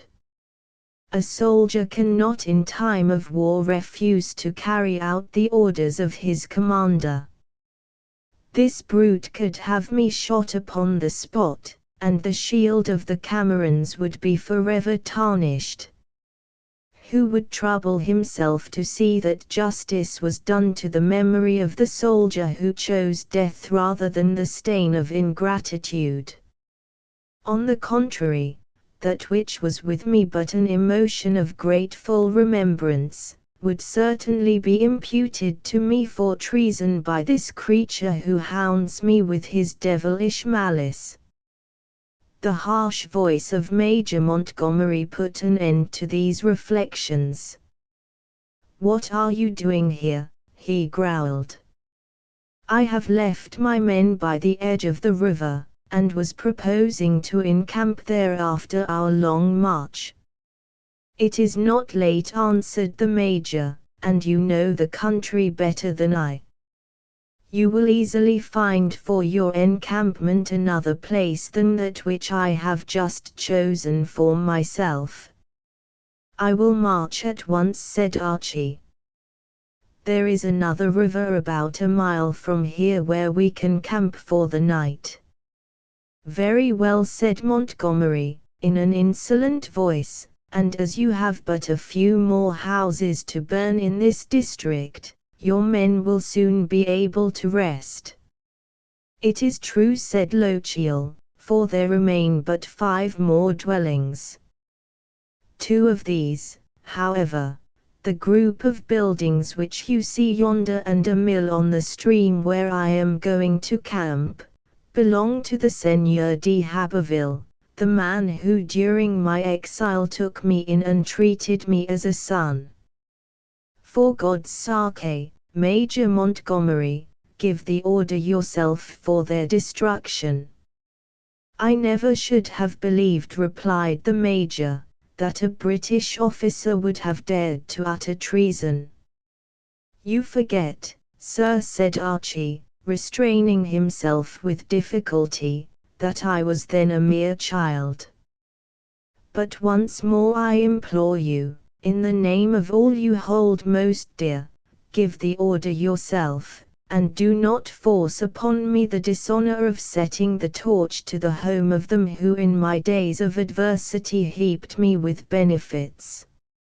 "I understand," replied the Major, with a sneer, "you wish to keep a way open to return to the favor of your friends when occasion shall arise." At this insulting sarcasm Archie was tempted for an instant to draw his claymore and cry, "If you are not as cowardly as you are insolent, defend yourself, Major Montgomery." Happily, reason came to his aid. Instead of grasping his sword, his hand directed itself mechanically toward his breast, which he tore fiercely. Then he remembered the words of the witch, "Keep your pity for yourself, Archibald de Lochiel, when, forced to execute a barbarous order, your nails shall tear that breast which covers, nevertheless, a noble heart." She was indeed taught of hell, that woman, thought he, when she uttered that prophecy to a Cameron of Lochiel. With malicious pleasure Montgomery watched for a moment the strife of passions which tortured the young man's heart. He gloated over his despair. Then, persuaded that Archie would refuse to obey, he turned his back upon him. Lochiel, perceiving his treacherous design, hastened to rejoin his men, and a half-hour later the buildings were in flames. Archie paused beside the fountain where in happier days he had so often refreshed himself with his friends, and from that spot his lynx-like eyes discerned Montgomery, who had returned to the hilltop, and there with folded arms stood feasting on the cruel scene. Foaming with rage at the sight of his enemy, Archie cried, "You have a good memory, Montgomery. You have not forgotten the time when my ancestor beat your grandfather with the flat of his sabre in an Edinburgh tavern. But I, also, have a good memory.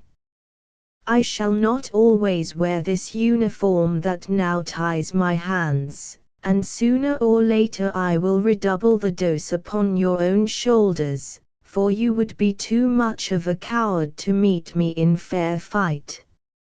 A beast like you cannot possess even the one virtue of courage. Curse be you and all your race. When you come to die, may you be less fortunate than those whose dwellings you have desolated today, and may you have no place to lay your head. May all the pangs of hell, then, ashamed of the impotence of his rage, he moved away with a groan. The mill upon the Trois-Sormons river was soon but a heap of cinders, and the burning of Captain d'Haberville's property in Quebec, which took place during the siege, was all that was needed to complete his ruin. After taking the necessary precautions for the safety of his company, Archie directed his steps to the desolated manor. There, seated on the summit of the bluff, he gazed in the silence of anguish on the smoking ruins at his feet. It must have been about 9 o'clock. The night was dark, and few stars revealed themselves in the sky. Presently, however, he made out a living creature wandering among the ruins. It was old Niger, who lifted his head toward the bluff and began howling piteously. Archie thought the faithful animal was reproaching him with his ingratitude, and bitter tears scalded his cheeks. "Behold," said he, "the fruits of what we call the code of honor of civilized nations. Are these the fruits of Christianity, that religion of compassion which teaches us to love even our enemies? If my commander were one of these savage chiefs, whom we treat as barbarians, and I had said to him, 'Spare this house, for it belongs to my friends.' I was a wanderer and a fugitive, and they took me in and gave me a father and a brother. The Indian chief would have answered, 'It is well, spare your friends, it is only the viper that stings the bosom that has warmed it.' I have always lived in the hope," went on Lochiel, "of one day rejoining my Canadian friends, whom I love today more than ever, if that were possible. No reconciliation would have been required. It was natural I should seek to regain my patrimony, so nearly dissipated by the confiscations of the British government. There remained to me no career but the army, the only one worthy of a Cameron. I had recovered my father's sword, which one of my friends had brought back from among the spoils of Culloden. Bearing this blade, which had never known a stain, I dreamed of a glorious career.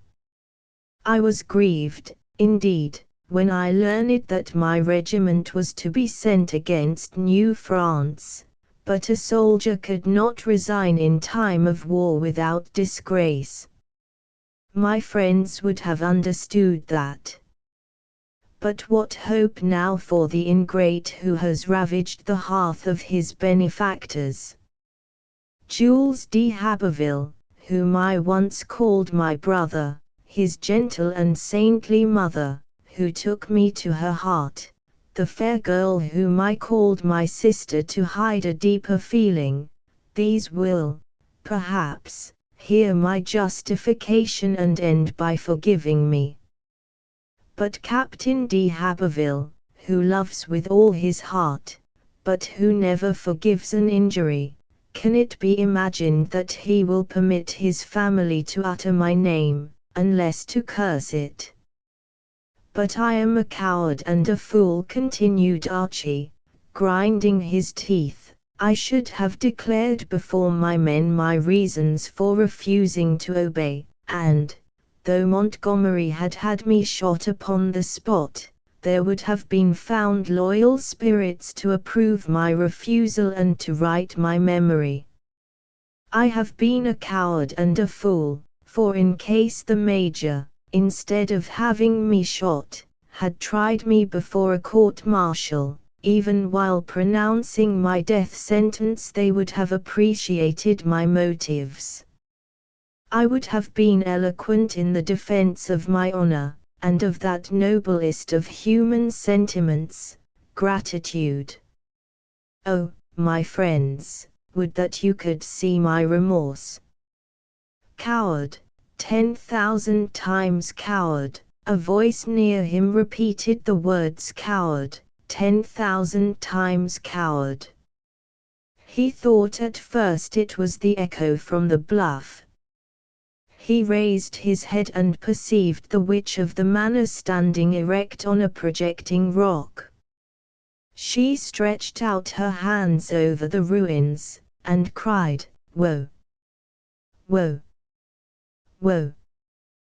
Then she descended like lightning, by a steep and dangerous path, and wandered to and fro among the ruins, crying, "Desolation! Desolation! Desolation!" At length she raised her arm with a gesture of menace, pointed to the summit of the bluff, and cried in a loud voice, "Woe to you, Archibald de Lochiel!" The old dog howled long and plaintively, then silence fell upon the scene. Archie's head sank upon his breast. The next moment 4 savages sprang upon him, hurled him to the ground, and bound his hands. These were 4 warriors of the Abenaki, who had been spying upon the movements of the English ever since their landing at Rivière-Uelle. Relying upon his tremendous strength, Archie made desperate efforts to break his bonds. The tough moose hide which enwound his wrists in triple coils stretched mightily, but resisted all his efforts. Seeing this, Archie resigned himself to his fate, and followed his captors quietly into the forest. His vigorous Scottish legs spared him further ill-treatment. Bitter were the reflections of the captive during the rapid southward march through the forest, wherein he had so often hunted with his brother d'Haberville. Heedless of the fierce delight of the Indians, whose eyes flashed at the sight of his despair, he exclaimed, "You have conquered, Montgomery. My curses recoil upon my own head. You will proclaim that I have deserted to the enemy, that I am a traitor as you long suspected.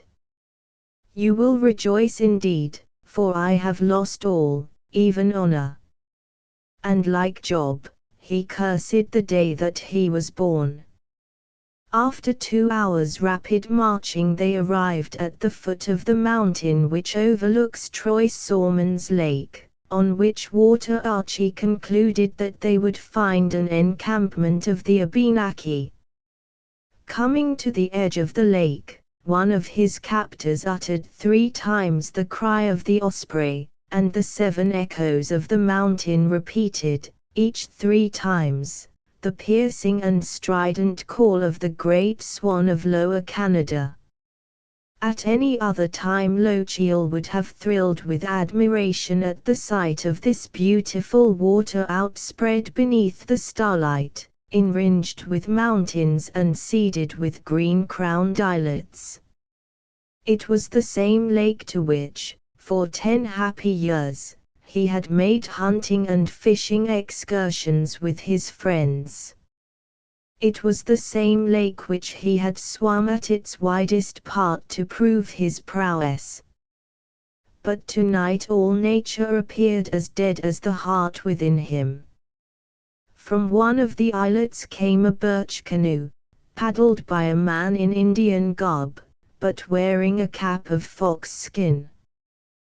The newcomer held a long conversation with the 4 savages, but Archie was ignorant of the Abenaki tongue, and could make out nothing of what they said.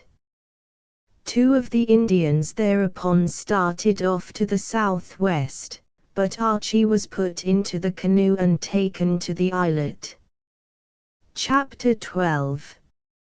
A Night Among the Savages. What tragic tears bedew the eye! What deaths we suffer ere we die!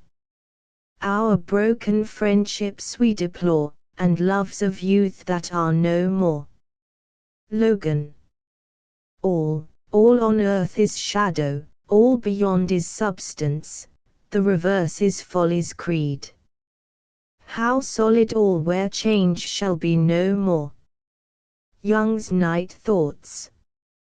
Having cursed his enemy and the day of his birth, Lochiel had gradually come to a more Christian frame of mind, as he lay bound to a tree and all hope banished from his heart. He knew that the savages scarcely ever spared their captives, and that a slow and hideous death was in store for him. Recovering his natural force of mind, he hardly took care to pray for his deliverance, but he implored of heaven forgiveness for his sins and strength to bear the tortures that were before him. Of what account, thought he, the judgment of men when the dream of life is over? And he bowed himself beneath the hand of God. The three warriors were seated around within a dozen feet of Lochiel, smoking in silence. The Indians are naturally reserved, regarding light conversation as only suitable to women and children. One of them, however, by name Talamus, speaking to the man of the island, made inquiry, "Will my brother wait long here for the warriors from the portage?" 3 days, answered the latter, lifting up 3 fingers. Grandlauter and Talamus will depart tomorrow with the prisoner. The Frenchman will rejoin them at the encampment of Captain Lochiel. It is well said, Grandlauter, extending his hand toward the south. We are going to take the prisoner to the camp at Petit Marigot, where we will wait 3 days for my brother and the warriors from the portage, and then go to the camp of Captain Lochiel. For the first time Lochiel perceived that the voice of the man with the fox-skin cap was not like that of the other 2 men, although he spoke their language fluently. Hitherto he had suffered in silence the torments of a burning thirst. It was a veritable torture of Tantalus, with the crystal lake waters lapping at his feet, but, under the impression that the man might be a Frenchman, he made bold to say, "If there is a Christian among you, for God's sake let him give me a drink." "What does the dog want?" said Grandlauter to his companion. The man addressed made no answer for some moments. His whole body trembled, his face became pale as death, a cold sweat bathed his forehead, then, controlling himself sternly, he answered in his natural voice, "The prisoner asks for a drink." "Tell the dog of an Englishman," said Talamus, "that he shall be burned tomorrow, and that if he is very thirsty he shall have boiling water to drink." "I am going to tell him," replied the Canadian presently, "that my brothers permit me to give their captive a little water." "Let my brother do as he will," said Talamus, "the pale faces have hearts like young girls." The Canadian curled a piece of birch bark into the form of a cup, filled it with fresh water, and handed it to the prisoner, saying, "Who are you, sir? In the name of God, who are you?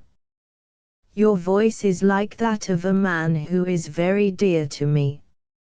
I am Archibald Cameron, of Lochiel, came the answer, once the friend of your countrymen, now their enemy, and well deserving the fate which is in store for him. Mr. Archie, replied Dumace, for he it was, although you had slain my brother, although it should be necessary for me to cut down these two red rascals with my tomahawk, in an hour you shall be free. I shall try persuasion before resorting to violent measures. Now silence. Dumace resumed his place with the Indians, and after a time he remarked, "The prisoner thanks the redskins for promising him the death of a man. He says that the song of the pale face will be that of a warrior." "Hua," said Grandlauter, "the Englishman will screech like an owl when he sees the fires of our wigwams." And he went on smoking and casting glances of contempt upon Lochiel. "The Englishman," said Ptolemus, "speaks like a man while the stake is yet far off.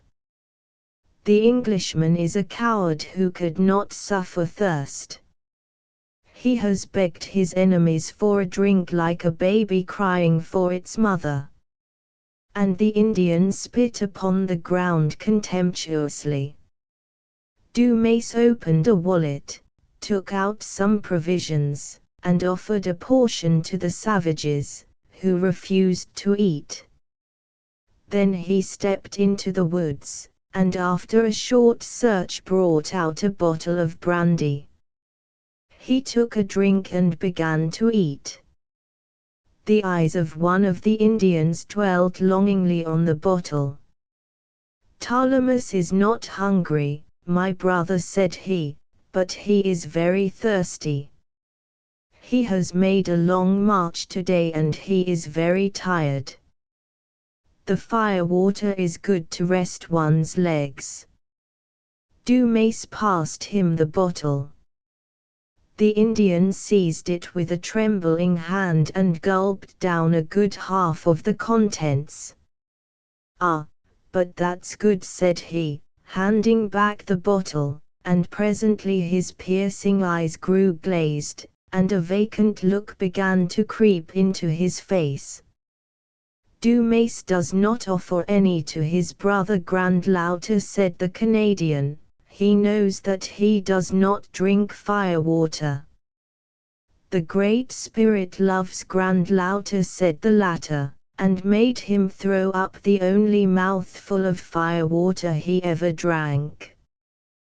The Great Spirit made him so sick that he thought he was going to visit the country of souls.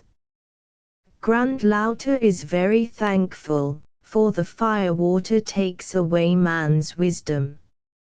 "It is good firewater," said Ptolemus after a moment's silence, stretching out his hand toward the bottle, which Dumace removed from his reach. "Give me one more drink, my brother, I beg you." "No," said Dumace, "not now, by and by, perhaps."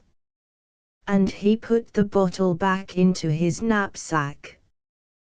"The Great Spirit also loves the Canadian," resumed Dumace after a pause. "He appeared to him last night in a dream." "What did he say to my brother?" asked the Indians. "The Great Spirit told him to buy back the prisoner," answered Dumace. "My brother lies like a Frenchman," replied Grandlauter. "He lies like all the pale faces. The redskins do not lie to them. The French never lie when they speak of the Great Spirit," said the Canadian, and, opening his knapsack, he took a small sip of brandy. "Give me, my brother, give me one little drink," said Ptolemus, stretching out his hand. "If Ptolemus will sell me his share of the prisoner," said Dumace, "he shall have another drink." "Give me all the firewater," said Ptolemus, and take my share of the English dog." "No," said Dumace, "one more drink and that will be all," and he made a movement to put away the bottle. "Give it to me, then, and take my share of him."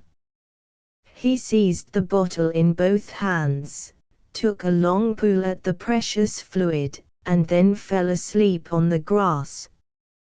"There's one of them fixed," thought Dumace. Grandlauter had been watching all this with an air of defiance, but had kept on smoking indifferently. "Now will my brother sell me his share of the prisoner?" asked Dumace. "What do you want of him?" replied the savage. "To sell him to Captain d'Haberville, who will have him hung for burning his house. The prisoner will endure like a warrior the tortures of the stake, but at sight of the rope he will weep like a girl." "My brother lies again," replied Grandlauter. "All the English that we have burned cried out like cowards, and not one of them sang his death song like a man. They would have thanked us to hang them. It is only the Red Warrior who prefers the stake to the disgrace of being hung like a dog." "Let my brother heed my words," said Dumace. "The prisoner is not an Englishman, but a Scotchman, and the Scotch are the savages of the English. Let my brother observe the prisoner's clothing, and see how like it is to that of a savage warrior." "That is true," said Grandlauter. "He does not smother himself in clothes like the other soldiers whom the great Ononthio sends across the water." "But what has that to do with it?" "Why," replied the Canadian, "a Scotch warrior would rather be burned than be hung. Like the Redskins of Canada, he considers that one hangs only dogs, and that if he were to go to the country of souls with the rope about his neck the savage warriors would refuse to hunt with him." "My brother lies again," said the Indian, shaking his head incredulously. "The Scotch savages are nevertheless pale faces, and they cannot have the courage to endure pain like a redskin." And he went on smoking thoughtfully. "Let my brother hearken, and he will see that I speak the truth," said Dumace. "Speak, thy brother gives ear." "The English and the Scotch," continued the Canadian, "dwell in a great island beyond the great water. The English dwell on the plains, while the Scotch inhabit the mountains. The English are as many as the grains of sand about the shores of this lake, while the Scotch are but as the sands of this little island. Yet the Scotch have withstood the English in war for as many moons as there are leaves on this great maple. The English are rich, the Scotch poor. When the Scotch beat the English, they return to their mountains laden with booty. When the English beat the Scotch, they get nothing. The profit is all on one side." "If the English are so numerous," said Grandlauter, "why do they not pursue their enemies into the mountains and kill every man of them?" "They could not escape, since, as my brother says, they live on the same island." "Hua!" cried Dumace. "After the fashion of the savages, I will show my brother why. The Scotch mountains are so high that if an army of young Englishmen were to ascend them but halfway, they would be an army of greybeards before they got down again." "The French are always tomfools," said the Indian. "They can't do anything but talk nonsense. Soon they will put on petticoats and go and sit with our squaws, and amuse them with their funny stories. They never talk seriously like men. My brother ought to understand, said Dumas, that what I said was merely to impress upon him the remarkable height of the Scottish mountains. Let my brother continue.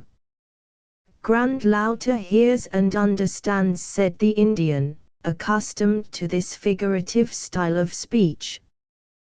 The Scotch legs are as strong as those of a moose and active as those of a roebuck, continued Dumas. True, said the Indian, if they are all like the prisoner here, who, in spite of his bonds, kept right on my heels all the way. He has the legs of an Indian. The English, said Dumas, are large and strong, but they have soft legs and huge bellies. When they pursue their more active enemies into the mountains, the Scotchmen lie in ambush and kill them by the score. The war seemed as if it would last forever. When the English took prisoners, they used to burn many of them, but these would sing their death song at the stake and heap insult on their torturers by telling them that they had drunk out of the skulls of their ancestors. Hua, cried Grandlauter, they are men, these Scotch. The Scotch had a great chief named Wallace, a mighty warrior. When he set out for war, the earth trembled under his feet. He was as tall as yonder fir tree and as strong as an army. An accursed wretch betrayed him for money. He was taken prisoner and sentenced to be hung. At this news a cry of rage and grief went up from all the mountains of Scotland. All the warriors painted their faces black, a great council was held, and 10 chiefs bearing the pipe of peace set out for England. They were conducted into a great wigwam, the council fire was lighted, and for a long time every one spoke in silence. At length an old chief took up the word, and said, My brother, the earth has drunk enough of the blood of these 2 great nations, and we wish to bury the hatchet. Give us back Wallace and we will remain hostages in his place. You shall put us to death if ever again he lifts the tomahawk against you. With these words he handed the pipe of peace to the great Ononthio of the English, who waved it aside, saying sternly, Within 3 days Wallace shall be hung. Listen, my brother, said the great Scotch chief. If Wallace must die, let him die the death of a warrior. Hanging is a death for dogs. And again he presented the pipe of peace, and Ononthio refused it. The deputies withdrew and consulted together. On their return the great chief said, Let my brother hearken favourably to my last words. Let him fix 11 stakes to burn Wallace and these 10 warriors, who will be proud to share his fate and will thank their brother for his clemency. Once more he offered the pipe of peace, and once more Ononthio rejected it. Hua, cried Grandlauter, those were noble and generous words. But my brother has not told me how the Scotch are now friends with the English and fighting against the French. With rage in their hearts, the deputies returned to their mountains. At their death cries, which they uttered at the gate of every town and village to announce the fate of Wallace, every one rushed to arms, and the war between the 2 nations continued for as many moons as there are grains of sand here in my hand, said Dumas, picking up a handful. The Scotch were generally beaten by their swarming enemies, and their rivers ran with blood, but they knew not how to yield. The war would have been going on still but for a traitor who warned the English that 9 Scotch chiefs, having gathered in a cavern to drink fire water, had fallen to sleep there like our brother Ptolemus. The Redskins, said Grandlauter, are never traitors to their own people. They deceive their enemies, but never their friends. Will my brother tell me how it comes that there are traitors among the pale faces? Dumace, a little puzzled to answer this question, went on as if he had not heard it. The 9 chiefs were taken to a great city and condemned to be hung within a month. On this sad news fires were lighted on all the hills of Scotland to summon a grand council of all the warriors. The wise men spoke fine words for 3 days and 3 nights, but came to no conclusion. Then they consulted the spirits, and a great medicine man declared that the Manitou was angry with his children, and that they must bury the hatchet forever. 20 warriors with blackened faces betook themselves to the chief town of the English, and before the gates they uttered a death cry for every captive chief. A great council was held, and Ononthio granted peace on condition that they should give hostages, that they should deliver up their strongholds, that the 2 nations should henceforth be as one, and that the English and Scotch warriors should fight shoulder to shoulder against the enemies of the great Ononthio. A feast was made which lasted 3 days and 3 nights, and at which so much brandy was drunk that the women took away all the tomahawks. Had they not done so, the war would have broken out anew. The English were so rejoiced that they promised to send the Scotch all the heads, feet, and tails of the sheep which they should kill in the future. The English must be generous, indeed, said the Indian. My brother must see by this, continued Dumace, that a Scotch warrior would rather be burned than hung, and he will sell me his share of the prisoner. Let my brother fix his price, and Dumace will not count the cost. Grandlauter will not sell his share of the prisoner, said the Indian. He has promised Doutsey and Cattacae to hand him over tomorrow at Petit Marigot, and he will keep his word. The council will be assembled, and Grandlauter will speak to the young men. If the young men consent not to burn him, it will then be time to hand him over to de Haberville. My brother knows Dumace, said the Canadian. He knows that he is rich and a man of his word. Dumace will pay for the prisoner 6 times as much as Ononthio pays the Indians for every one of his enemies' scalps.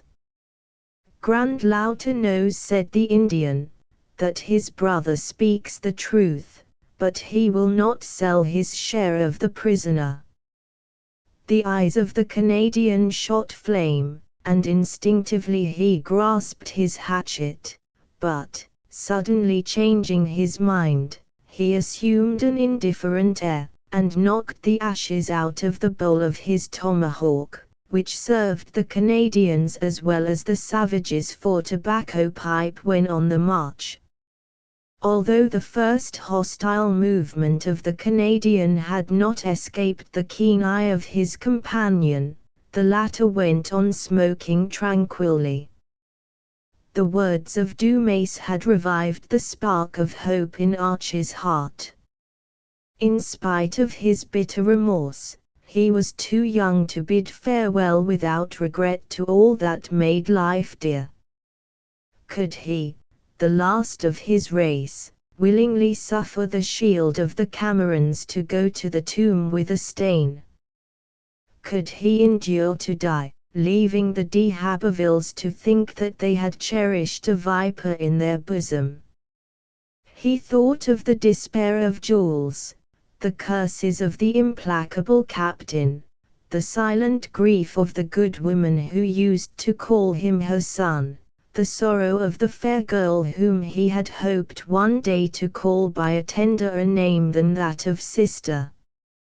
Archie was, indeed, young to die, and with the renewal of hope in his heart, he again clung desperately to life. He had followed with ever-increasing anxiety the scene that was passing before him. He endeavored to comprehend it by watching the faces of the speakers. Dark as was the night, he had lost nothing of the hate and scorn which were flashed upon him from the cruel eyes of the savages. Knowing the ferocity of the Indians when under the influence of alcohol, it was not without surprise he saw Dumas passing them the bottle. But when he saw one refuse to drink and the other stretched in drunken stupor on the sand, he understood the Canadian's tactics. When he heard the name of Wallace, he remembered that during Dumas's illness he had often entertained him with fabulous stories about his favorite hero, but he was puzzled to guess the Canadian's purpose in talking about the deeds of a Scottish warrior.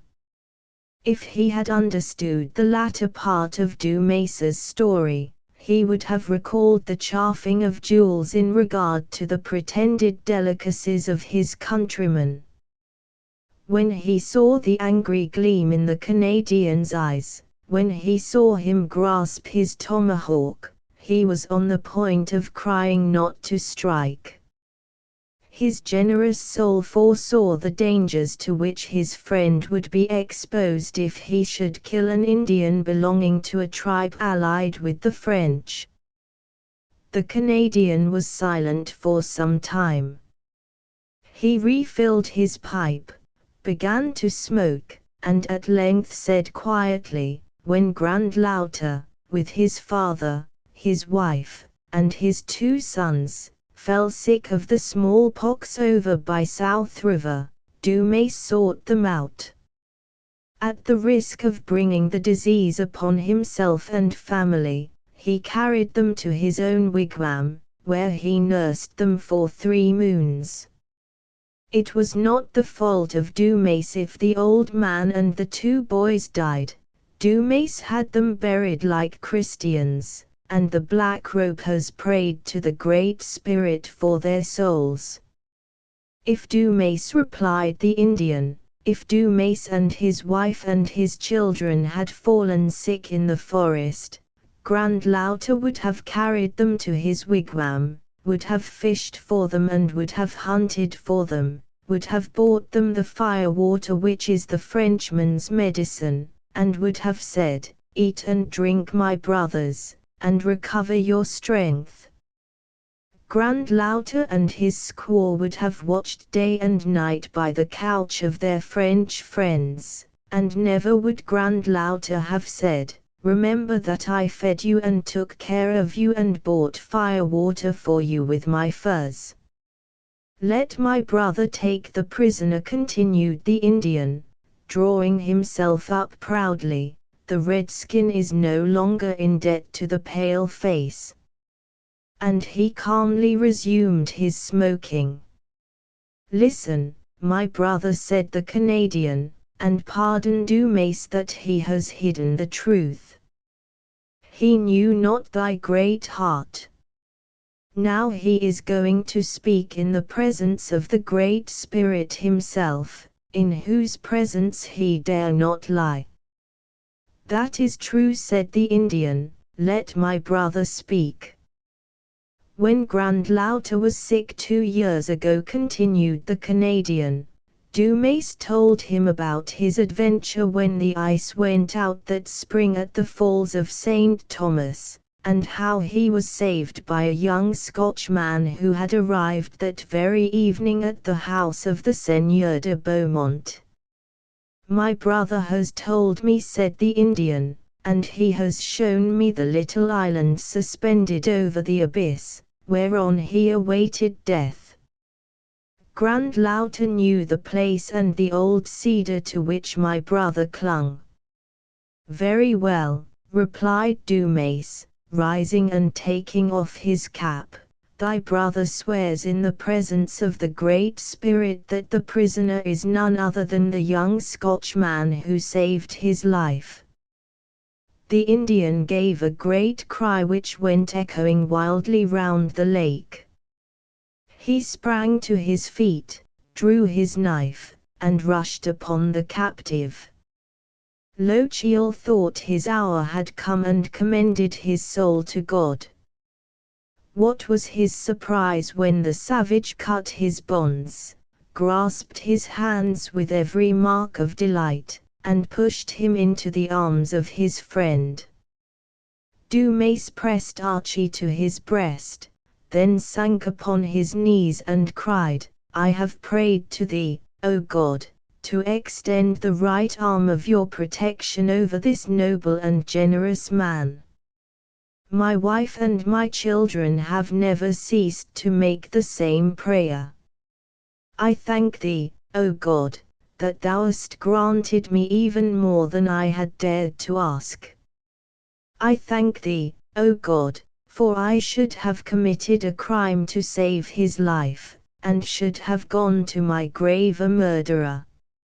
Now said Lochiel, after endeavouring to thank his rescuer, let us get off as quickly as possible, my dear Dumas, for if my absence from camp is perceived I am ruined utterly. I will explain as we go.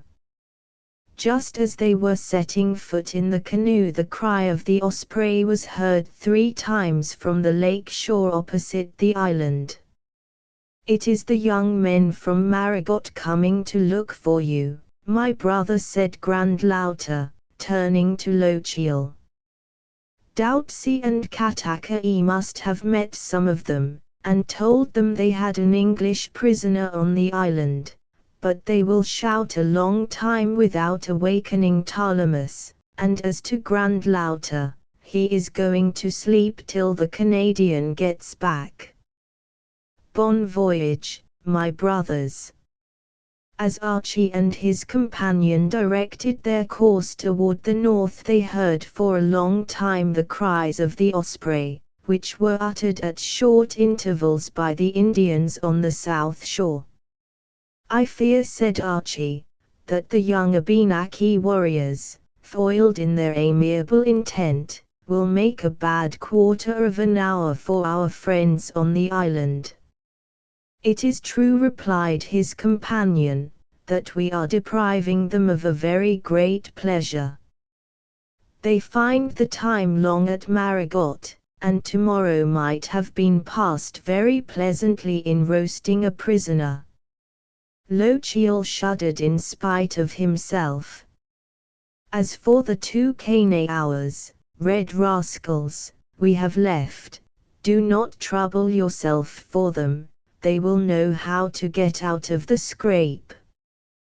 The Indian is the most independent being imaginable, and renders account to nobody for his actions unless it suits him. Moreover, the worst that could happen to them in the present instance would be, using their own expression, to cover the half of the prisoner with beaver skins or their equivalent, in other words, to pay their share in him to Doutsy and Katakai. It is more probable, however, that Grandlauter, who is a kind of a wag among them, would choose rather to raise a laugh at the expense of his 2 disappointed comrades, for he is never without resource. He will say, perhaps, that Talamus and he had a perfect right to dispose of their half of the prisoner, that the half which they had set free had run away with the other half, that they had better hurry after him, for the prisoner was loaded with their share of himself and therefore could not travel very fast, with other waggery that would be hugely relished by the Indians. It is more probable, however, that he will speak to them of my adventure at the Falls of St. Thomas, which the Abenaki know about, and will tell them that it was to your devotion I owed my life. Then, as the Indians never forget a good turn, they will cry, "Our brothers have done well to set free the savior of our friend the pale face." Lochiel wished to enter into full details in order to excuse himself in the eyes of Dumas for his cruel conduct on the day preceding, but the latter stopped him. "A man like you, sir," said the Canadian, "need make me no explanation. I could hardly suspect a heart so noble and so self-forgetful of failing at all in the sentiments of humanity and gratitude. I am a soldier, and I know all the duties imposed upon one by military discipline. I have assisted at hideous performances on the part of our barbarous allies, which in my position as sergeant I might have been able to prevent had not my hands been tied by the orders of my superiors. It is a hard calling for sympathetic hearts, this profession of ours. I have been witness of a spectacle," continued Dumas, "which makes me shudder now when I think of it. I have seen these barbarians burn an English woman. She was a young woman of great beauty. I still see her tied to the stake, where they tortured her for 8 mortal hours. I still see her in the midst of her butchers, clothed, like our first mother, in nothing but her long, fair hair. I shall hear forever her heart-rending cry of 'My God! My God!' We did all we could to buy her back, but in vain, for her father, her husband, and her brothers, in defending her with the courage of despair, had killed many of the savages, and among them 2 of their chiefs. We were but 15 Canadians, against at least 200 Indians. I was young then, and I wept like a child." Ducros, who was nicknamed the Terror, foamed with rage and cried to Francoeur, "What, sergeant, shall we, who are men and Frenchmen, let them burn a poor woman before our eyes? Give the order, sergeant, and I will split the skulls of 10 of these red hounds before they have time to defend themselves." And he would have done it, for he was a mighty man, was the Terror, and quick as a fish. Black Bear, one of their greatest warriors, approached us with a sneer. Ducros sprang toward him with his tomahawk uplifted, crying, "Take your hatchet, coward, and you shall see that you have no woman to deal with."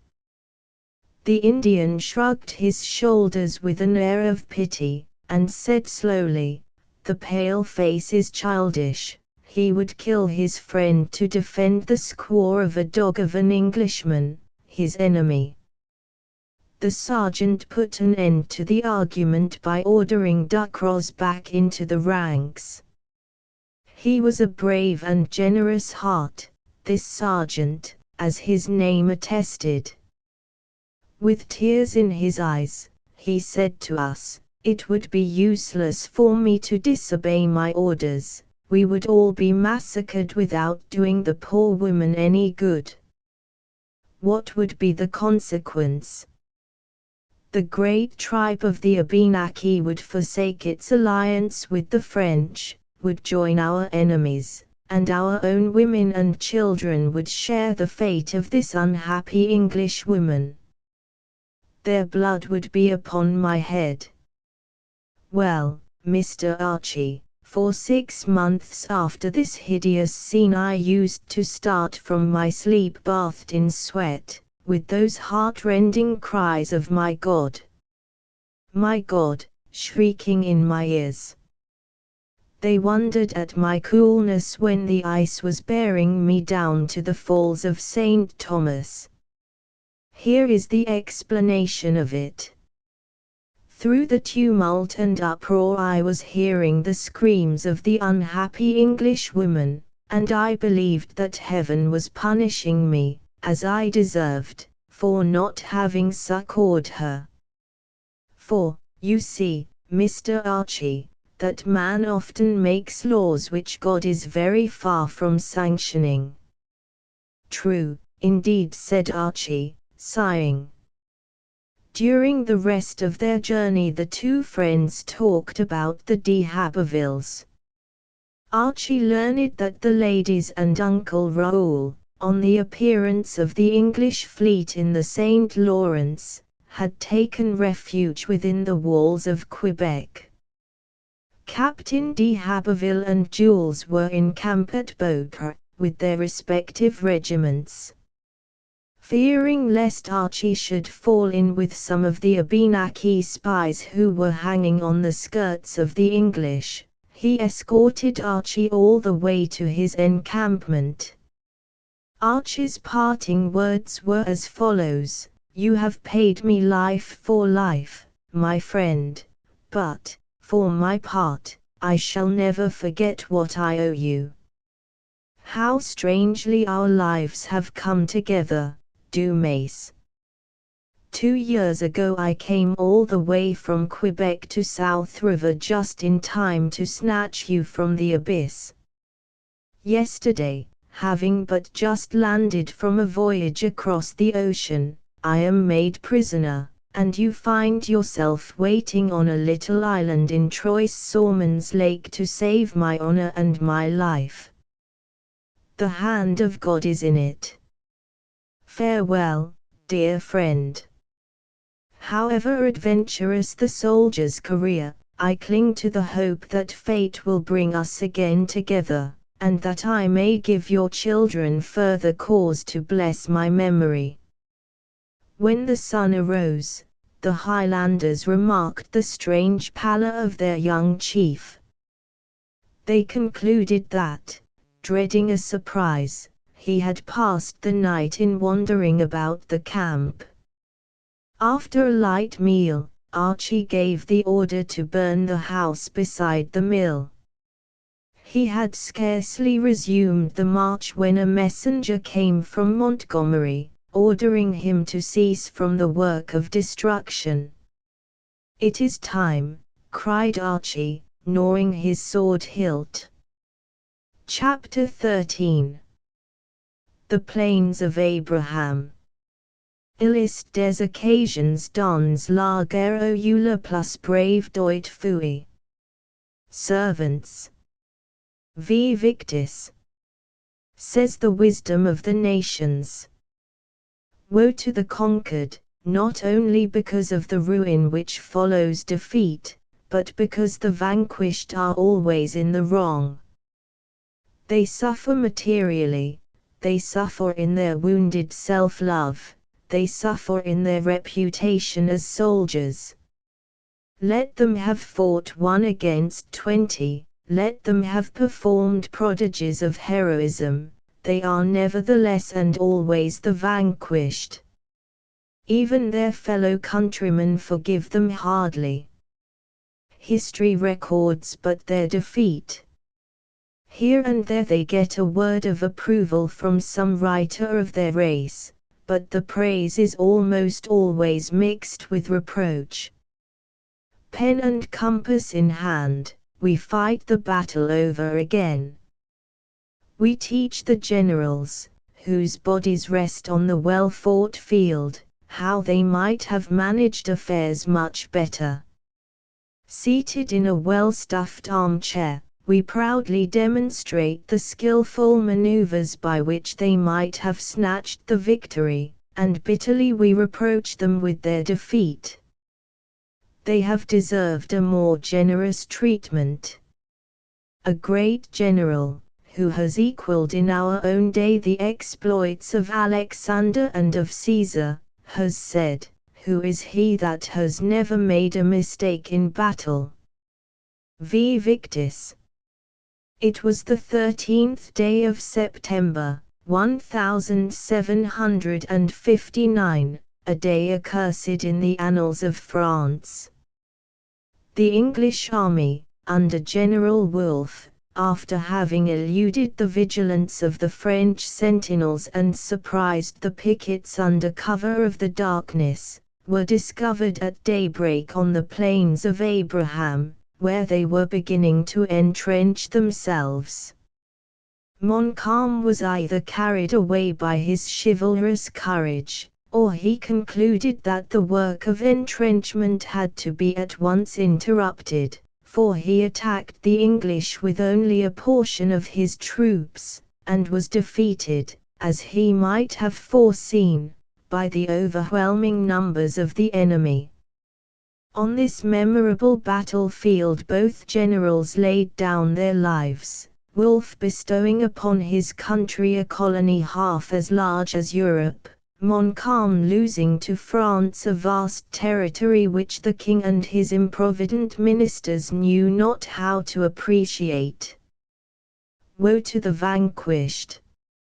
Had Montcalm been victorious he would have been lauded to the skies, instead of being heaped with reproaches for not awaiting the reinforcements which would have come from de Vaudreuil and de Bougainville.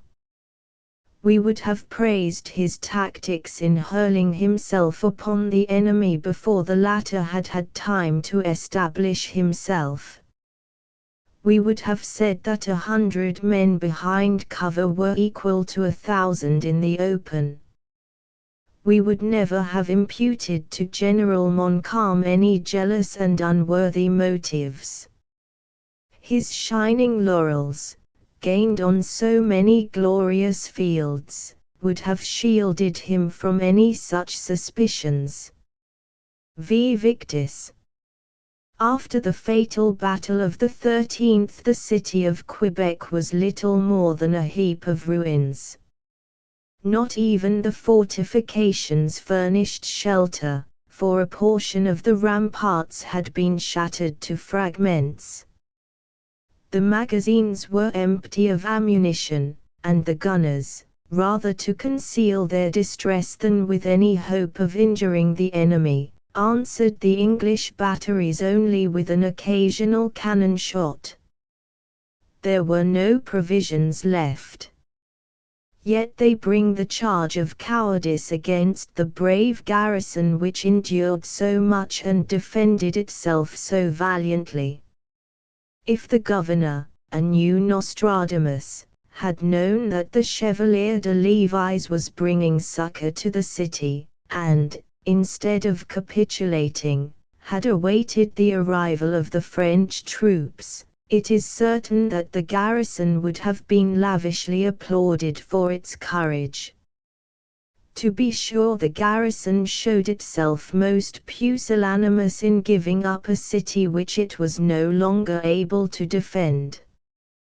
To be sure, it should rather have put its trust in the humanity of an enemy who had already carried fire and sword through all the peaceful villages, and should have refused to consider the lives of the citizens, the honor of their wives and daughters, exposed to all the horrors of a capture by assault. Assuredly this unhappy garrison was very pusillanimous. Woe to the vanquished! After the capitulation the English left nothing undone to secure themselves in the possession of a place so important. The walls were rebuilt, new fortifications added, and the batteries immensely strengthened. It was conceivable that the besiegers might become the besieged. This foresight was justified, for in the following spring General Lévis took the offensive with an army of 8,000 men, made up of regulars and militia in about equal numbers. At 8 o'clock in the morning, the 28th of April, 1760, the English army was drawn up in order of battle on the same field where it had moved to victory 7 months before. General Murray, with this army of 6,000 men and 20 guns, held a very strong position, while the French army, a little more numerous, but supported by only 2 guns, occupied the heights of Saint Foy. The French were wearied with their painful march over the marshes of La Suède, but they burned to wipe out the memory of their defeat. The hate of centuries stirred the bosoms of both armies. The courage of both was beyond question, and 15,000 of the best troops in the world only awaited the word of their commanders to spring at each other's throats. Jules d'Abbeville, who had distinguished himself in the first battle on the plains of Abraham, was with a detachment commanded by Captain d'Aiguebel. By order of General de Levis, this detachment had at first abandoned Dumont's Mill under the attack of a much superior force. Jules was severely wounded by the explosion of a shell, which had shattered his left arm, but he refused to go to the rear. Presently the general concluded that the mill was a position of supreme importance, and, when he gave the order to recapture it, Jules led his company to the charge, carrying his arm in a sling. Almost all Murray's artillery was directed to the maintenance of this position. The French grenadiers charged on the run. The bullets and grape decimated their ranks, but they closed up as accurately as if they were on parade. The mill was taken and retaken several times during this memorable struggle. Jules d'Abbeville, the little grenadier as the soldiers called him, had hurled himself, sword in hand, into the very midst of the enemy, who yielded ground for a moment, but scarcely had the French established themselves, when the English returned to the attack in overwhelming numbers, and took the position after a most bloody struggle. The French grenadiers, thrown for a moment into disorder, reformed at a little distance under a scathing fire, then, charging for the 3rd time, they carried the position at the point of the bayonet, and held it. One would have thought, during this last charge, that the love of life was extinct in the soul of Jules, who, his heart torn by what he thought the treason of his friend, and by the total ruin of his family, appeared to seek death as a blessing. As soon as the order for that 3rd charge was given, he sprang forward like a tiger with the cry of "Amoi Grenadiers," and hurled himself single-handed upon the English. When the French found themselves masters of the position, they drew Jules from under a heap of dead and wounded. Seeing that he was yet alive, 2 grenadiers carried him to a little brook near the mill, where he soon returned to consciousness. It was rather loss of blood than the severity of his hurt that had caused the swoon. A blow from a saber had split his helmet and gashed his head without fracturing the skull. Jules wished to return to the fight, but one of the grenadiers said to him, "Not for a little while, my officer.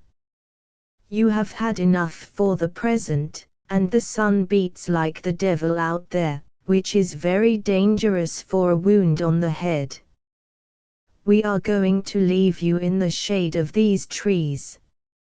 D'Abbeville, too weak to oppose them further, soon found himself lying among a number of the wounded, who had had strength enough to drag themselves into the grove.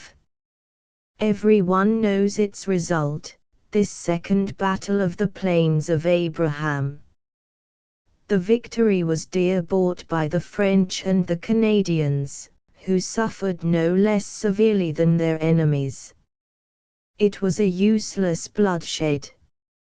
New France, abandoned by the mother country, was ceded to England by the careless Louis 3 years after the battle. Lochiel had cleared himself nobly of the suspicions which his foe, Montgomery, had sought to fix upon him. His wide knowledge, his zeal in the study of his profession, his skill in all military exercises, his sobriety, his vigilance when in guard of a post, all these had put him high in esteem. His dashing courage tempered with prudence in the attack on the French lines at Montmorency and on the field of the First Battle of the Plains had been noticed by General Murray, who commended him publicly. On the defeat of the English army at this second battle, Lochiel, after tremendous fighting at the head of his Highlanders, was the last to yield a position which he had defended inch by inch. Instead of following the throng of fugitives toward Quebec, he noticed that Dumont's mill was now evacuated by the French, who were pursuing their enemies with great slaughter. To conceal his route from the enemy, Archie led his men between the mill and the adjoining wood. Just then he heard someone calling his name, and turning, he saw an officer, his arm in a sling, his uniform in tatters, his head wrapped in a bloody cloth, staggering to meet him sword in hand. "What are you doing, brave Cameron of Lochiel?" cried the unknown. "The mill has been evacuated by our brave soldiers, and is no longer defended by women and children and feeble old men. Return, valorous Cameron, and crown your exploits by burning it down." It was impossible to mistake the mocking voice of Jules de Haberville, although his face was unrecognizable for blood and powder. On hearing these insulting words, Archie felt nothing but tenderest loving pity for the friend of his youth. His heart beat as if to break, a sob labored from his bosom, and again he seemed to hear the witch of the manor crying ominously, "Keep your pity for yourself, Archibald de Lochiel. You will have need of it all on that day when you shall carry in your arms the bleeding body of him you now call your brother." Forgetting the critical position in which he was keeping his men, Archie halted his company and went forward to meet Jules. For one moment all the young Frenchman's love for his adopted brother seemed to revive, but, restraining himself sternly, he cried in a bitter voice, "Defend yourself, M. de Lochiel, you, who love easy triumphs, defend yourself, traitor." At this new insult, Archie folded his arms and answered, in a tone of tender reproach, "Thou, too, my brother Jules, even thou, too, hast thou condemned me unheard." At these words a nervous shock seemed to paralyze the little remaining strength of poor Jules. The sword dropped from his hand and he fell forward on his face. Archie sent one of his men to the brook for water, and, without thinking of the danger to which he exposed himself, took his friend in his arms and carried him to the edge of the woods, where some of the wounded Canadians, touched at the sight of an Englishman bestowing so much care on their young officer, made no move to injure him, although they had reloaded their guns at the approach of his men. Archie examined his friend's wounds, and saw that he had fainted from loss of blood. A little cold water in his face soon brought him back to consciousness. He opened his eyes and looked at Archie, but made no attempt to speak. The latter clasped his hand, which seemed to return a gentle pressure. "Farewell, Jules," said Archie. "Farewell, my brother. Harsh duty forces me to leave you, but we shall meet again, in better days." And he turned back sorrowfully to his troop.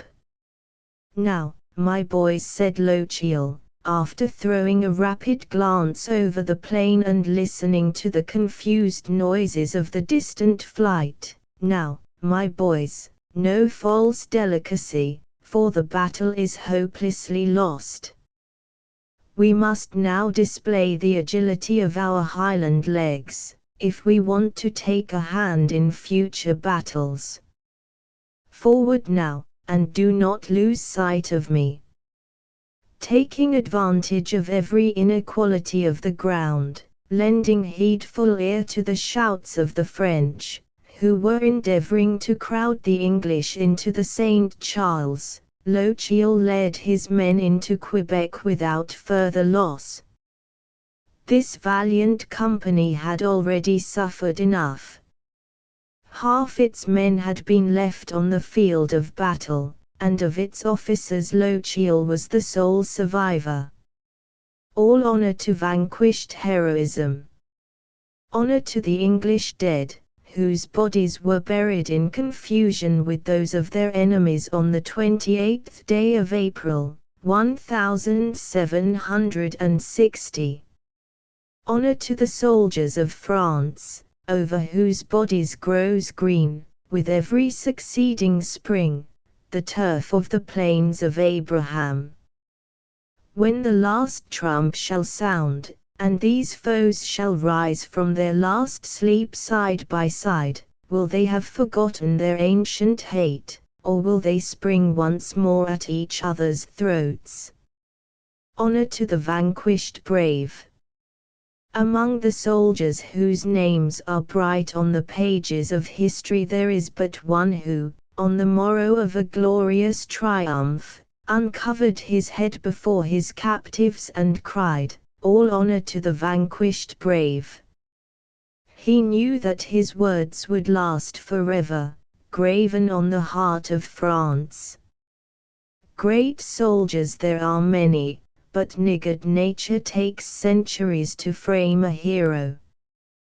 The field of battle after the victory presented a ghastly sight. Men and horses, the wounded and the dead, were frozen into the mire of blood and water, and could be extricated only with pain and difficulty. The wounded of both nations were treated by the Chevalier de Lévis with the same tender care. Most of them were carried to the convent of the hospital nuns. The convent and all its outbuildings were crowded. All the linen, all the clothing of the inmates was torn up for bandages, and the good nuns had nothing left for themselves but the clothes they were wearing upon the day of battle. Taking refuge after his defeat behind the ramparts of Quebec, General Murray made a vigorous resistance.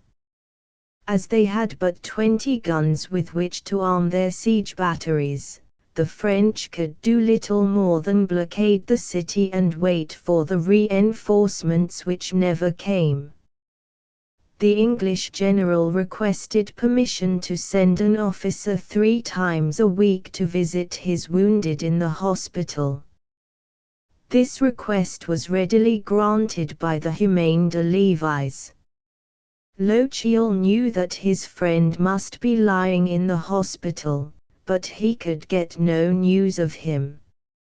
Although consumed with anxiety, he dreaded to put himself in a false position by inquiries too minute.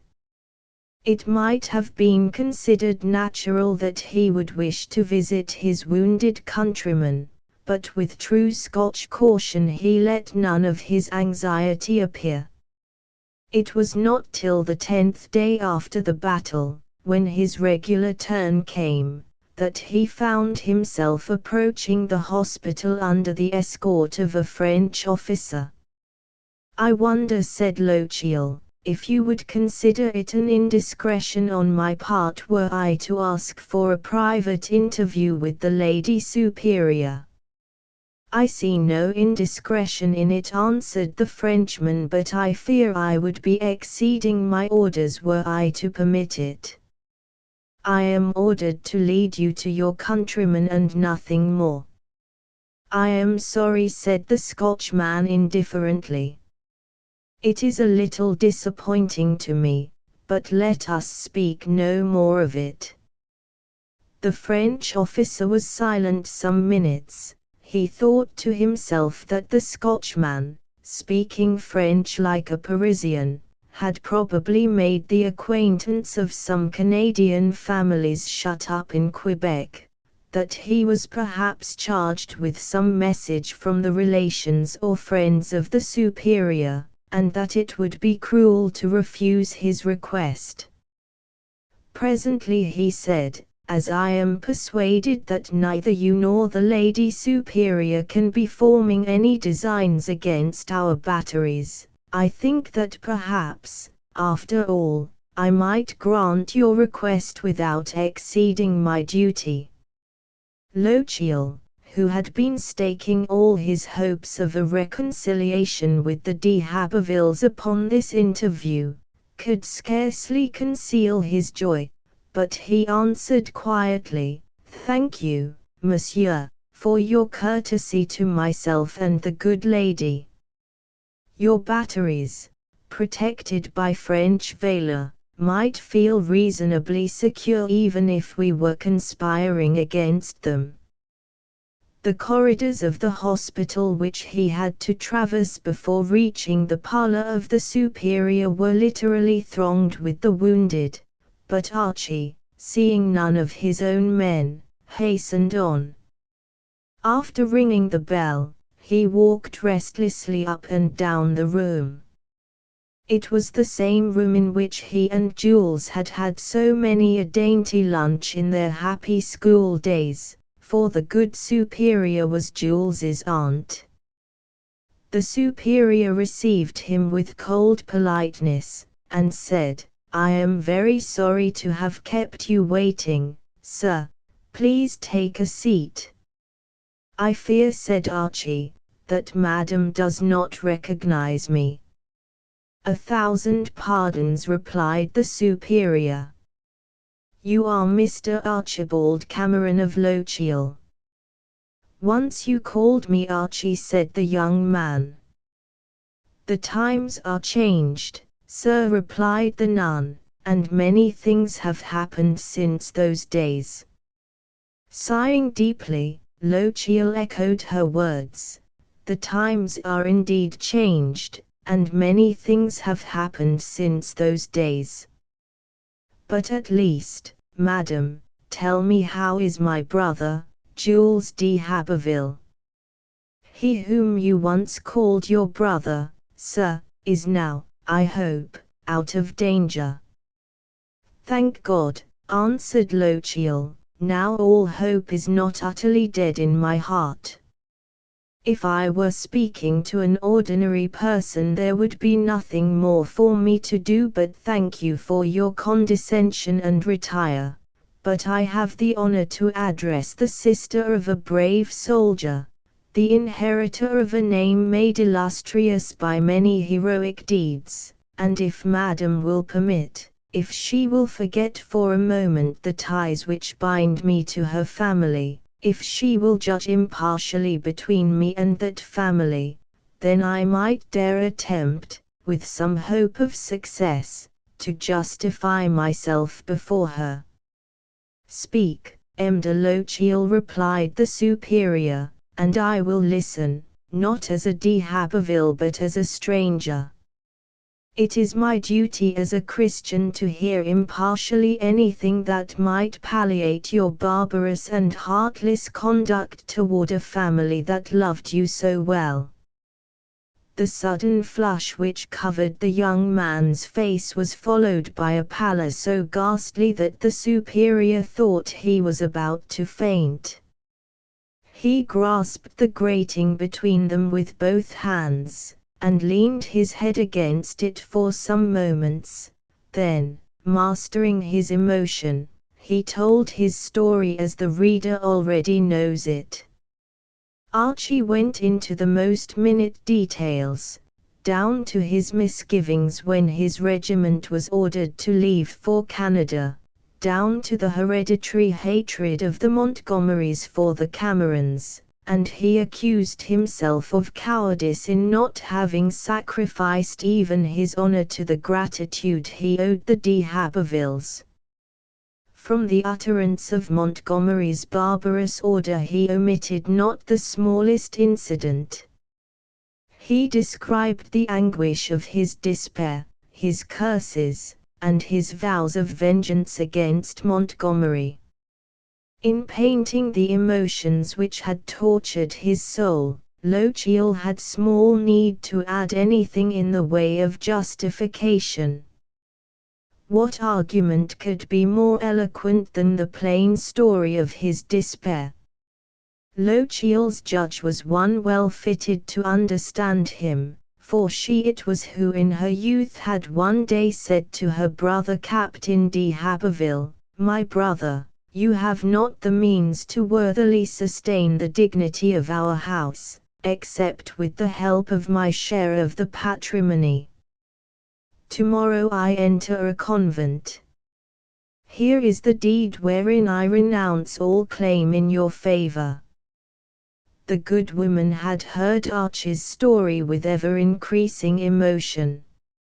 She stretched out her clasped hands to him as he described his anguished imprecations against Montgomery. The tears flowed down her cheeks as he described his remorse and his resignation while, bound to the tree, he awaited a hideous death. "My dear Archie," exclaimed the holy woman. "Oh, thank you 1,000 times for those words," cried Lochiel, clasping his hands. "My dear Archie," exclaimed the superior, "I absolve you with all my heart. You have but done your painful duty in obeying your orders. By any other course you would have destroyed yourself irretrievably without preventing the ruin of our family. Yes, I forgive you freely, but I hope that you will now pardon your enemy. He who was my enemy, madam, has gone to solicit pardon from him who will judge us all. He was one of the first to fly from the field of battle which proved so disastrous to our arms. A bullet stretched him upon the ice, wounded to the death. He had not even a stone on which to rest his head. A tomahawk ended his sufferings, and his scalp hangs now at the belt of an Abenaki warrior. May God pardon him, as I do, with all my heart." A divine light beamed softly in the eyes of the nun. Born as revengeful as her brother the Seigneur, her religion of love and charity had made her as all-charitable as itself. After a moment of rapt meditation, she said, with Jules, "I doubt not, you will find reconciliation easy. He has been at death's door. During his delirium your name was forever on his lips, sometimes with the fiercest reproaches, but more often with words of love and tenderest endearment. One must know my nephew well, must know the sublime self-abnegation of which his soul is capable, in order to comprehend his love for you. Many a time has he said to me, if it were necessary for me tomorrow to sacrifice my life for Archie, I would die with a smile on my lips, for I should be giving him the only worthy proof of my love. Such love, in a heart so noble as his, is not soon or easily extinguished. He will rejoice to hear your justification from my lips, and you may be sure that I will spare no effort to reunite you. Since recovering from his delirium he has never mentioned your name, and as he is yet too weak to discuss a subject that would excite so much emotion, I must wait till he gets stronger. I shall hope to have good news for you at our next interview. Meanwhile, farewell till I see you again. Pray for me, madam, for I have great need of it, exclaimed Archie. That is what I do daily, answered the nun. They say, perhaps wrongly, that people of the world, and young officers particularly, have more need of prayer than we, but as for you, Archie, you must have greatly changed if you are not one of those who have least need of it, she added, smiling affectionately. Farewell once more, and God bless you, my son. The superior succeeded in satisfying Jules with Archie's explanation. About a fortnight after Archie's first visit, Jules was awaiting him, filled with a nervous anxiety to prove to him that all the old love was yet warm in his heart. It was understood that there should be no allusion to certain events, too painful for either to dwell upon. Archie was ushered into a little chamber which Jules, as nephew of the Lady Superior, was occupying in preference to certain officers of high rank. Jules stretched out his arms and made a vain effort to rise from his armchair. Archie threw himself upon his neck, and for a time neither spoke. D'Haberville, after controlling his emotion with an effort, was the first to break silence. The moments are precious, my dear Archie, and we must endeavour, if possible, to lift the veil which hangs over our future. We are no longer children. We are soldiers fighting under glorious banners, brothers in love but enemies upon the field of battle. I have grown 10 years older during my sickness. I am no longer the broken-hearted young fool who rushed upon the enemy's battalions seeking death. No, my dear brother, let us live rather to see better days. Those were your last words when you handed over my bleeding body to the care of my grenadiers. You know as well as I the precarious condition of this colony. All depends upon a mere throw of the dice.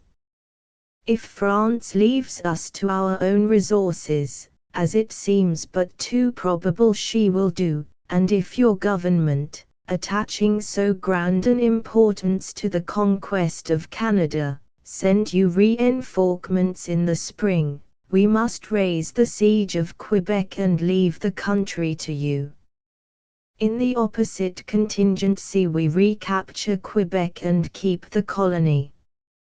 Now, my dear Archie, I want to know what you will do in the one case or the other.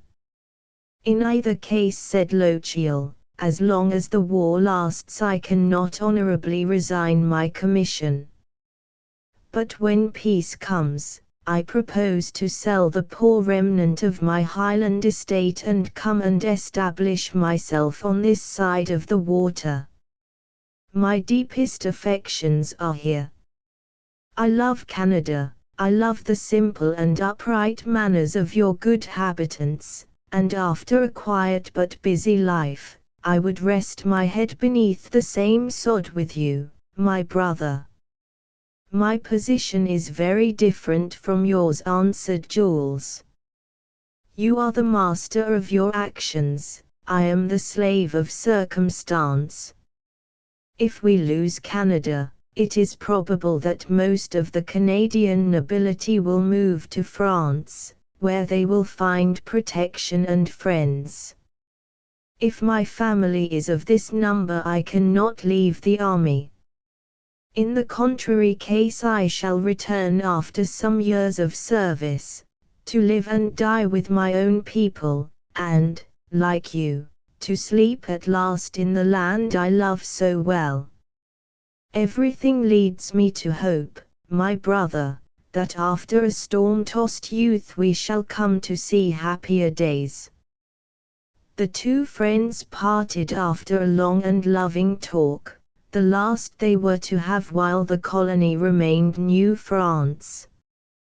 When the reader meets them again after some years, the country will have changed both name and masters. Chapter 14. The Shipwreck of the August. The predictions of the Witch of the Manor were accomplished. After the surrender of Quebec, the rich de Habervilles had been but too glad to accept the hospitality of M. de Egmont's cabin, whose remoteness had saved it from the flames. The good gentleman and Uncle Raoul, with the faithful André, had gone at once to work and raised the narrow attic, so as to leave the ground floor to the use of the ladies. To cheer the latter, the men affected a gaiety which they were far from feeling, and their songs were often heard, mingled with the rapid strokes of the axe, the grating of the saw, the sharp whistling of the plane. By dint of toil and perseverance, they succeeded in sheltering themselves tolerably from the severity of the season, and had it not been for the anxiety which they suffered in regard to Captain de Haberville and Jules, the winter would have passed pleasantly enough in their solitude. Their most difficult problem was that of provisions, for a veritable famine held sway in all the countryside. The little grain which the habitants had harvested was for the most part eaten boiled, in default of mill to grind it. The sole remaining resource lay in fishing and hunting, but M. de Egmont and his servant were rather old to indulge in such exercises during the severe weather. Uncle Raoul, lame as he was, took charge of the commissariat. He set snares to catch rabbits and partridges, and his fair niece helped him. Blanche made herself a sort of hunting costume, and simply ravishing she looked in her half-savage garb, her petticoat of blue cloth falling halfway below the knee, her scarlet gaiters, her deer hide moccasins worked with beads and porcupine quills in vivid colors. Lovely, indeed, she looked as she returned to the house on her little snowshoes, her face delicately flushed, her hands laden with her spoils. During the famine the habitants frequented Trois-Saumons Lake in great numbers. They had beaten a hard road over the snow, which enabled Uncle Raoul to visit the lake on a sledge drawn by a huge dog. He always returned with an ample provision of trout and partridge. On such fare they got through the long winter. In the spring a veritable manor of wild pigeons came to the salvation of the colony. They were so innumerable that they could be knocked down with a stick. When Captain de Haberville returned to his seigneury he was utterly ruined, having saved nothing but the family plate. He did not care to come down on his impoverished tenants for their arrearages of rent, but rather hastened to their aid by rebuilding his mill on the Trois-Saumons River. In this mill he lived several years with his family, till able to build a new manor house. A poor lodging, truly, 3 narrow chambers in a mill, for a family once so wealthy as the de Habervilles. But they bore their misfortunes cheerfully. Only Captain de Haberville, toiling with tireless energy, seemed unable to reconcile himself to his losses. His grief gnawed at his heart, and for 6 years there was never a smile upon his lips. It was not till the manor was rebuilt and the household restored to a certain degree of comfort and prosperity that he regained his native cheerfulness. It was the 22nd of February, 1762, and about 9 o'clock in the evening, when an ill-clad stranger entered the mill and begged shelter for the night. As was his custom when not occupied in work, Captain d'Haberville was seated in a corner of the room, his head hanging dejectedly on his breast. The voice of the stranger made him tremble without knowing why. It was some moments before he could answer, but at last he said, "You are welcome, my friend, you shall have supper and breakfast here, and my miller will give you a bed for the night." "Thank you," said the stranger, "but I am very tired, give me a glass of brandy." M. d'Haberville was not disposed to bestow upon a vagabond stranger even one drink of the meagre supply of brandy, which he was keeping in case of absolute necessity. He answered that he had none. "If thou didst know me," d'Haberville replied the stranger, "thou wouldst certainly not refuse me a drink of brandy, though it were the last drop in thy house." The first feeling of the captain was one of wrath on hearing himself addressed so familiarly by one who appeared to be a tramp, but there was something in the hoarse voice of the unknown which made him tremble anew, and he checked himself. At this moment Blanche appeared with a light, and every one was stupefied at the appearance of this man, a veritable living spectre, who stood with folded arms and gazed upon them sadly. So deathlike was his pallor that one would have thought a vampire had sucked all the blood from his veins. His bones threatened to pierce his skin, which was yellow like that of a mummy, and his dim and sunken eyes were vacant, without speculation, like those of the ghost of Banquo. Everybody was astonished that such a corpse could walk. After one moment of hesitation, Captain d'Haberville threw himself into the stranger's arms, crying, "You here, my dear Saint Luc?" The sight of my bitterest enemy could not cause me such dismay. "Speak, and tell us that all our relations and friends who took passage in the Auguste are buried in the sea, and that you, the one survivor, are come to bring us the sad tidings." The silence of M. Saint Luc de Lacorne, the grief stamped upon his countenance, confirmed Captain d'Haberville's worst fears. "Accursed be the tyrant," cried the captain, "who in the bitterness of his hate against the French sent so many good men to their death in an old ship utterly unseaworthy." "Instead of cursing your enemies," said M. de Saint Luc in a hoarse voice, "thank God that you and your family got leave to remain in the colony 2 years longer.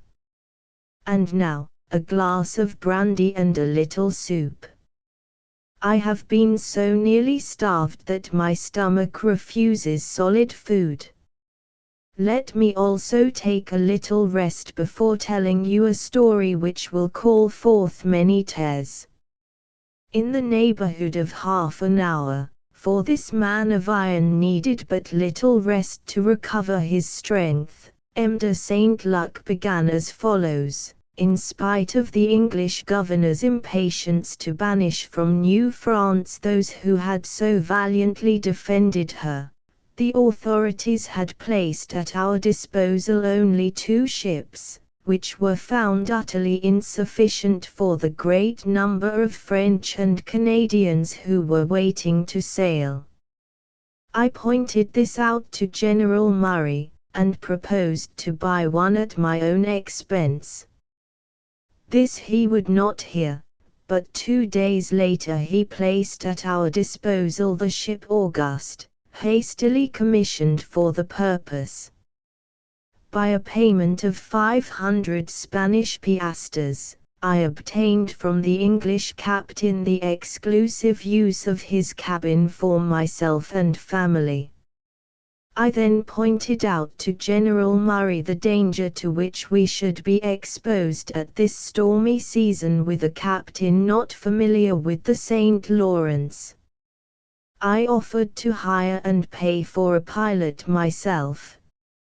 His answer was, that we would have the same chance as the rest, but he ended by sending a little vessel to pilot us clear of the river. We were all in deep dejection, a prey to the gloomiest forebodings, when we raised anchor on the 15th of October last. Many of us, forced to sell our properties at a ruinous sacrifice, had but a future of poverty to look forward to in the mother country.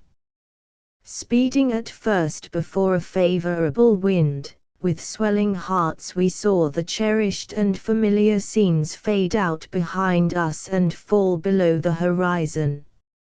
I will not detail the many perils we underwent before the great calamity out of which but myself and 6 others escaped alive. On the 16th we came within an ace of shipwreck on the Isle Auxiliary Coudres, after the loss of our main anchor. On the 4th of November we were struck by a terrific gale, which lasted 2 days, and which we weathered with difficulty. On the 7th a fire broke out 3 times in the cook's galley, and was extinguished only after a desperate struggle. I shall not endeavour to paint the scenes on shipboard while it seemed likely we should be burned in the open sea. On the 11th we escaped as by a miracle from being dashed to pieces on a rock off Isle Royale. From the 13th to the 15th we were driven blindly before a hurricane, not knowing where we were. As many of us as could do so were obliged to fill the places of the crew, who were so exhausted with their incessant labours that they had taken refuge in their hammocks, from which neither bribes, threats, nor blows could drive them. Our foremast was gone, our tattered sails could no longer be either hoisted or furled, and, as a last resort, the mate proposed that we should run the ship ashore. It was a desperate expedient. The fatal moment arrived. The captain and mate looked at me despairingly, clasping their hands. I understood but too well the silent speech of these men inured to peril. We made for land to starboard, where we saw the mouth of a little river which might perhaps prove navigable. I explained our situation to all the passengers, concealing nothing. Then what entreaties and what vows to the Almighty! But, alas! In vain the vows, and of no avail the prayers. Who can paint the madness of the waves? Our masts seemed to touch the sky and then vanish in the deep. A frightful shock announced that the ship had grounded. We cut away the masts and cordage to lighten her, but the waves rolled her on her side. We were stranded about 500 feet from shore, in a little sandy bay at the mouth of the river in which we had hoped to find refuge. As the ship was now leaking at every joint, the passengers rushed upon deck, and some even, thinking themselves within reach of safety, threw themselves into the sea and perished miserably. At this moment Madame de Tillac appeared on deck, holding her little one in her arms, her long hair and her garments streaming about her in confusion. She was the picture of hopeless anguish. She fell on her knees. Then, perceiving me, she cried in a piercing voice, "My dear friend, must we die like this?" I was running to her aid, when a giant wave thundered down upon the deck and swept her into the sea. "My poor friend," sobbed Madame de Haberville, companion of my childhood, my foster sister, nourished at the same breast with me. They tried to persuade me that it was merely my overwrought imagination that made me see you in my sleep, that 17th of November. I saw you weeping on the deck of the Auguste, your baby in your arms, and I saw you swept into the waves. I was not deceived, my sister. You came to bid me farewell before vanishing to heaven with the angel that nestled in your bosom. After a pause, M. de la Corne went on, crew and passengers were lashed to the shrouds, to escape the waves which dashed ceaselessly over the doomed ship, every moment carrying away new victims. The ship carried but 2 small boats, one of which was already crushed into splinters. The remaining one, a mere cockle shell, was launched, and a servant named Etienne threw himself into it, followed by the captain and 2 or 3 others. I did not perceive this till one of my children, whom I held in my arms, while the other was tied to my belt, cried eagerly, "Save us now, father, the boat is going away." I seized the rope fiercely. At this moment a terrific wave struck us, and hurled me headlong into the boat. The same wave which saved my life swept away my children. At this point the narrator's voice failed him, and his listeners sobbed aloud. Regaining his self-control, he continued, "Although under the lee of the ship, the boat was almost swamped by another wave, and the next hurled us landward. In what seemed but a few seconds, in that awful and stupefying tumult, we found ourselves dashed upon the sand. Above the uproar we heard the heart-rending shrieks of those who remained upon the ship. Of the 7 men thus miraculously thrown upon the unknown shore, I was the only one capable of action. I had just seen my brother and my little ones snatched away, and I strove to keep down my agony of soul by striving for the safety of my fellow sufferers. I succeeded, after a time, in bringing the captain back to consciousness. The others were numbed with cold, for an icy rain was falling in torrents. Not wishing to lose sight of the ship, I handed them my flint and steel and powder horn, telling them to light a fire at the edge of the wood. In this they failed signally. Scarcely had they strength enough to come and tell me of their failure, so weak were they and numbed with cold. After many attempts, I succeeded in making a fire just in time to save their lives. Then I returned to the beach, hoping to save some poor creatures who might be washed ashore. I remained there from 3 in the afternoon till 6 o'clock in the evening, when the ship went to pieces. Never, never shall I forget the sight of the dead bodies stretched upon the sand, more than 100 in number, many of them with legs or arms broken, their faces battered out of all recognition. Half stupefied by the calamity, we passed a sleepless and silent night, and on the morning of the 16th we betook ourselves again to the fatal shore. We passed the day in bestowing upon the dead such sad last rites as were possible to such poor wretches as we. On the morrow we left this desert and inhospitable coast, and directed our course into the interior. The winter had set in all its severity. We marched through snow up to our knees. Sometimes we came to deep and rapid rivers, which forced us to make long detours.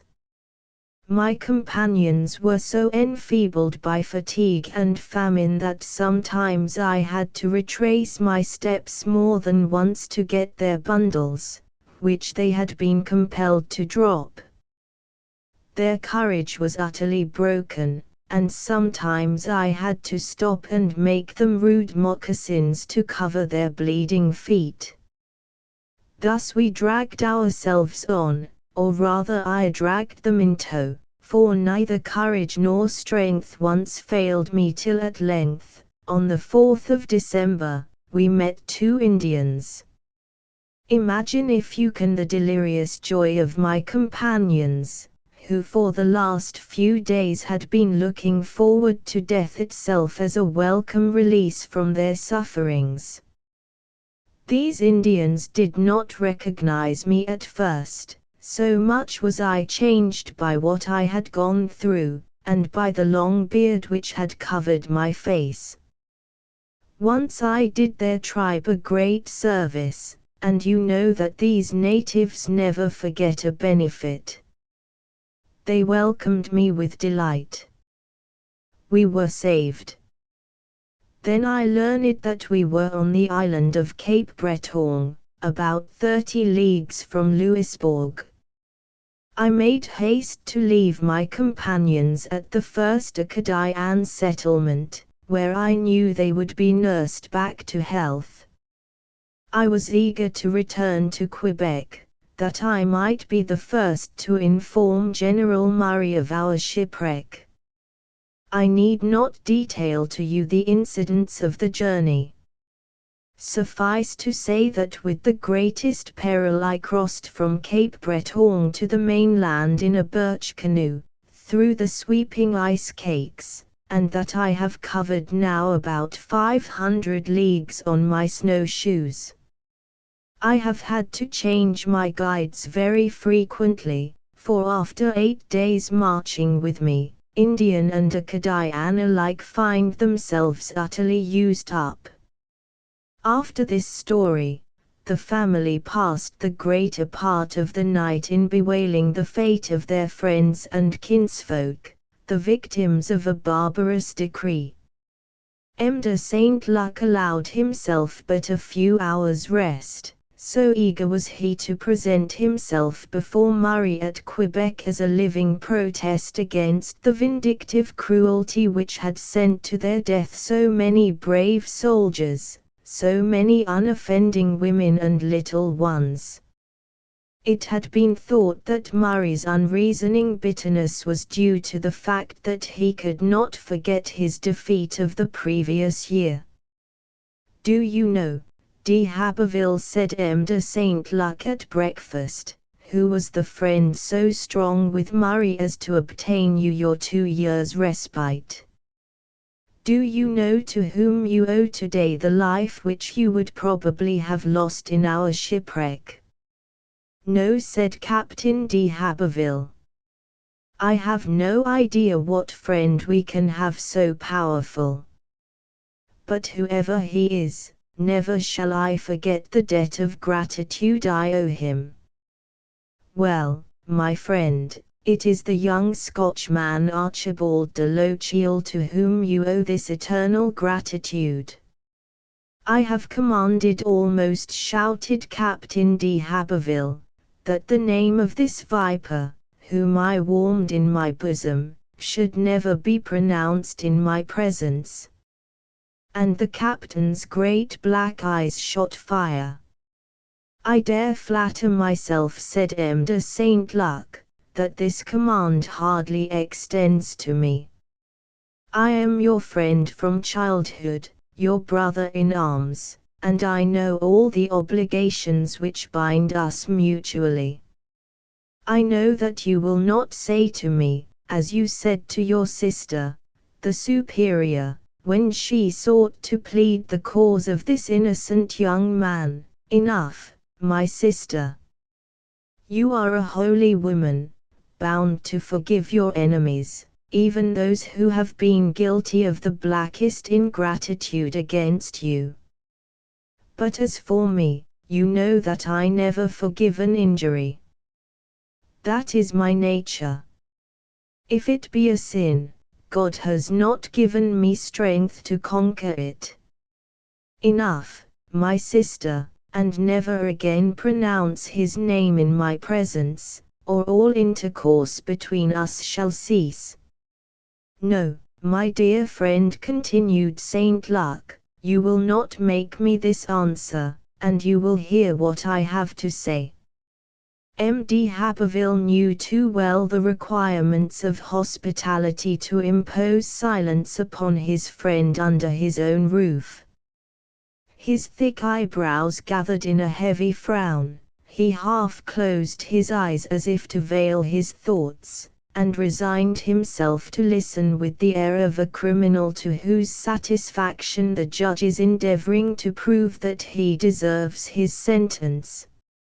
M. de Saint Luc detailed Archie's conduct from the beginning, and his struggle with his implacable foe Montgomery. He spoke energetically of the soldier's obligation to obey the commands of his superior, however unjust. He drew a touching picture of the young man's despair, and added, as soon as Lochiel learned that you and yours were ordered to embark at once for Europe, he requested an audience with the general, which was granted. Captain de Lochiel, said Murray, handing him the brevet of his new rank, I was going to look for you. Having witnessed your exploits on the glorious field of 1759, I hastened to ask for your promotion, and I may add that your subsequent conduct has proved you worthy of the favor of His Majesty's government, and of my utmost efforts on your behalf. I am most glad, sir, answered Lochiel, that your recommendation has obtained me a reward far beyond anything my poor services could entitle me to expect, and I beg you will accept my grateful thanks for the favor, which emboldens me to ask yet one more. General, it is a great, an inestimable favor which I would ask of you. Speak, Captain, said Murray, for I would do much to gratify you. If it were myself that was concerned, said Archie, I should have nothing further to desire. It is for others I would speak. The de Haberville family, ruined, like so many others, by our conquest, has been ordered by your Excellency to depart at once for France. They have found it impossible to sell, even at the greatest sacrifice, the small remnants of their once considerable fortune. Grant them, I implore you, 2 years in which to set their affairs in order. Your Excellency is aware how much I owe to this family, which loaded me with kindness during my 10 years' sojourn in the colony. It was I who, obeying the orders of my superior officer, completed their ruin by burning their manor and mill at St. Jean Port Joli. For the love of heaven, General, grant them 2 years, and you will lift a terrible burden from my soul. Captain de Lochiel, said Murray severely, I am surprised to hear you interceding for the de Habervilles, who have shown themselves our most implacable enemies. It is but just to them, General, answered Archie, to recognize that they have fought bravely to defend their country, even as we have done to conquer it.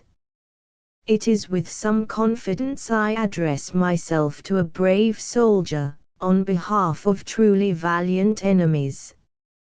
Lochiel had touched the wrong chord, for Murray was brooding over his defeat of the preceding year, and, further, he was hardly susceptible to anything like chivalry of sentiment. He answered icily, "Impossible, sir. I cannot recall my order. The d'Habervilles must go." "In that case, will your Excellency be so kind as to accept my resignation?" said Archie. "What, sir?" exclaimed the general, paling with anger. "Will your Excellency," repeated Archie coldly, "be so good as to accept my resignation, and permit me to serve as a common soldier? They who will seek to point the finger at me as the monster of ingratitude, who, after being loaded with benefits by a family to whom he came a stranger, achieved the final ruin of that family without working any alleviation of their lot, they who would hold me up to scorn for this will find it harder to discover me when buried in the ranks than when I am at the head of men who have no such stain upon them." Once more he offered his commission to the general. The latter became first red and then pale, turned upon his heel, bit his lips, passed his hand across his forehead, muttered something like a G.D.N. between his teeth, and remained for a moment plunged in thought.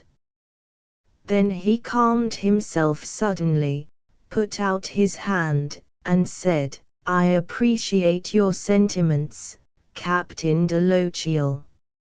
Our sovereign must not be deprived of the services which you can render him as one of his officers, you who are ready to sacrifice your future for a debt of gratitude. Your friends shall remain." "1,000 thanks," cried Archie. "You may count on my devotion henceforth, though I be required to march alone to the cannon's mouth to prove it." A mountain of remorse lay on my heart. Now I feel as light as one of our mountain roebucks. Of all the passions that sway men's wills, jealousy and revenge are perhaps the hardest to control. Captain d'Haberville, after having listened with a frown, said merely, "I perceive that the services of M. de Lochiel have met with due appreciation. As for me, I was unaware that I was so indebted to him." And he turned the conversation into another channel. M. de Saint-Luc glanced at the other members of the family, who had listened with eyes cast down, not daring to discuss the subject. Rising from the table, he added, "This respite, d'Haberville, is a most fortunate thing, for you may rest assured that within 2 years you will find yourself free to go or come as you will." The English governor incurred too heavy a responsibility when he doomed to death so many persons of prominence, persons allied to the most illustrious families, not only on the continent, but in England as well. He will seek to conciliate the Canadians in order to ward off the consequences of this dreadful catastrophe. Now, farewell, my friends, and remember they are weak souls who let themselves be beaten down by misfortune. One great consolation we have in considering that we did all that could be expected of the bravest, and that, if our country could have been preserved, our arms and our courage would have preserved it. The night was far advanced when M. de Saint-Luc reached Quebec and presented himself at the Château Street Louis, where he was at first refused admission. But he was so determined, declaring that his tidings were of the most immediate importance, that at length an aide consented to awaken the governor, who had been some hours in bed. Murray at first failed to recognize M. de Saint-Luc, and asked him angrily how he dared disturb him at such an hour, or what tidings he could bring of such pressing importance. "An affair which you will assuredly consider worthy of some attention, sir, for I am Captain de Saint-Luc, and my presence here will tell you the rest." General Murray turned as pale as death. Presently he called for refreshments, and, treating Saint-Luc with the most profound consideration, he inquired of him the fullest particulars of the wreck. He was no longer the same man who had carelessly consigned so many brave officers to their doom just because the sight of their uniforms displeased him. What M. de Saint-Luc had foreseen presently came to pass. Thenceforward Governor Murray, conscience-stricken by the loss of the Auguste, became very lenient toward the Canadians, and those who wished to remain in the colony were given liberty to do so. M. de Saint-Luc, in particular, whose possible revelations he may have dreaded, became the special object of his favor, and found nothing to complain of in the governor's attitude. He set his tremendous energies to the work of repairing his fortunes, and his efforts were crowned with well-merited success. Chapter 15. Lochiel and Blanche. After 7 long years of severe privation, content and even happiness came back to the de Habervilles. It is true that the great manor house had been replaced by a somewhat humble dwelling, but it was a palace compared to the mill they had just left. The de Habervilles had, moreover, suffered less than many others in the same position. Loved and respected by their tenants, they had suffered none of those humiliations which the vulgar often inflict upon their betters in distress. The de Habervilles had never forgotten that it is the privilege of the upper classes to treat their inferiors with respect. They were besieged with offers of service. When it was decided to rebuild the manor, the whole parish volunteered its assistance to help along the work. Every man labored with as much zeal as if it were his own house he was building. With the delicate tact of the Frenchman, they never entered, except as invited guests, the poor chambers which the family had set apart in the mill. If they had been affectionate toward their seigneur in his prosperity, when the iron hand of adversity was laid upon him they became his devoted disciples. Only they who have known great reverses, who have suffered long and cruelly, can appreciate the blissful content of them who again see better days. Hitherto all had respected Captain de Haberville's grief, and in his presence had scarcely spoken above their breath, but now the natural gaiety of the French heart reasserted itself, and all was changed as by enchantment.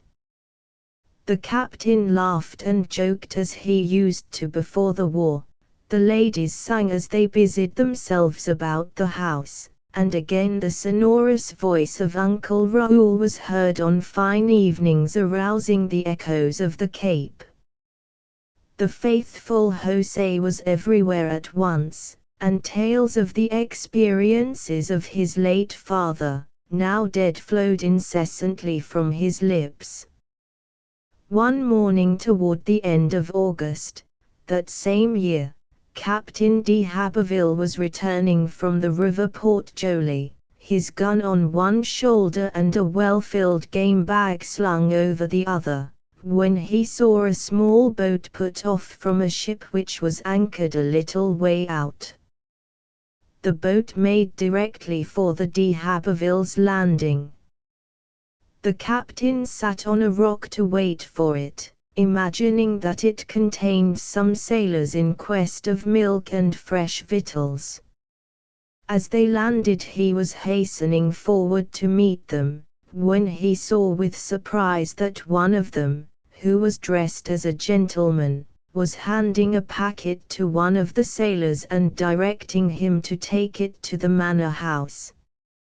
At the sight of Captain de Haberville this gentleman seemed to change his mind suddenly, for he stepped forward and handed him the packet with these words, "I have hardly dared hand you this packet myself, Captain de Haberville, although it contains news at which you will rejoice." "Why, sir," replied the captain, searching his memory for the name of this person, whose face seemed half familiar, "why should you have hesitated to hand me the packet yourself if chance had not thrown me in your way?"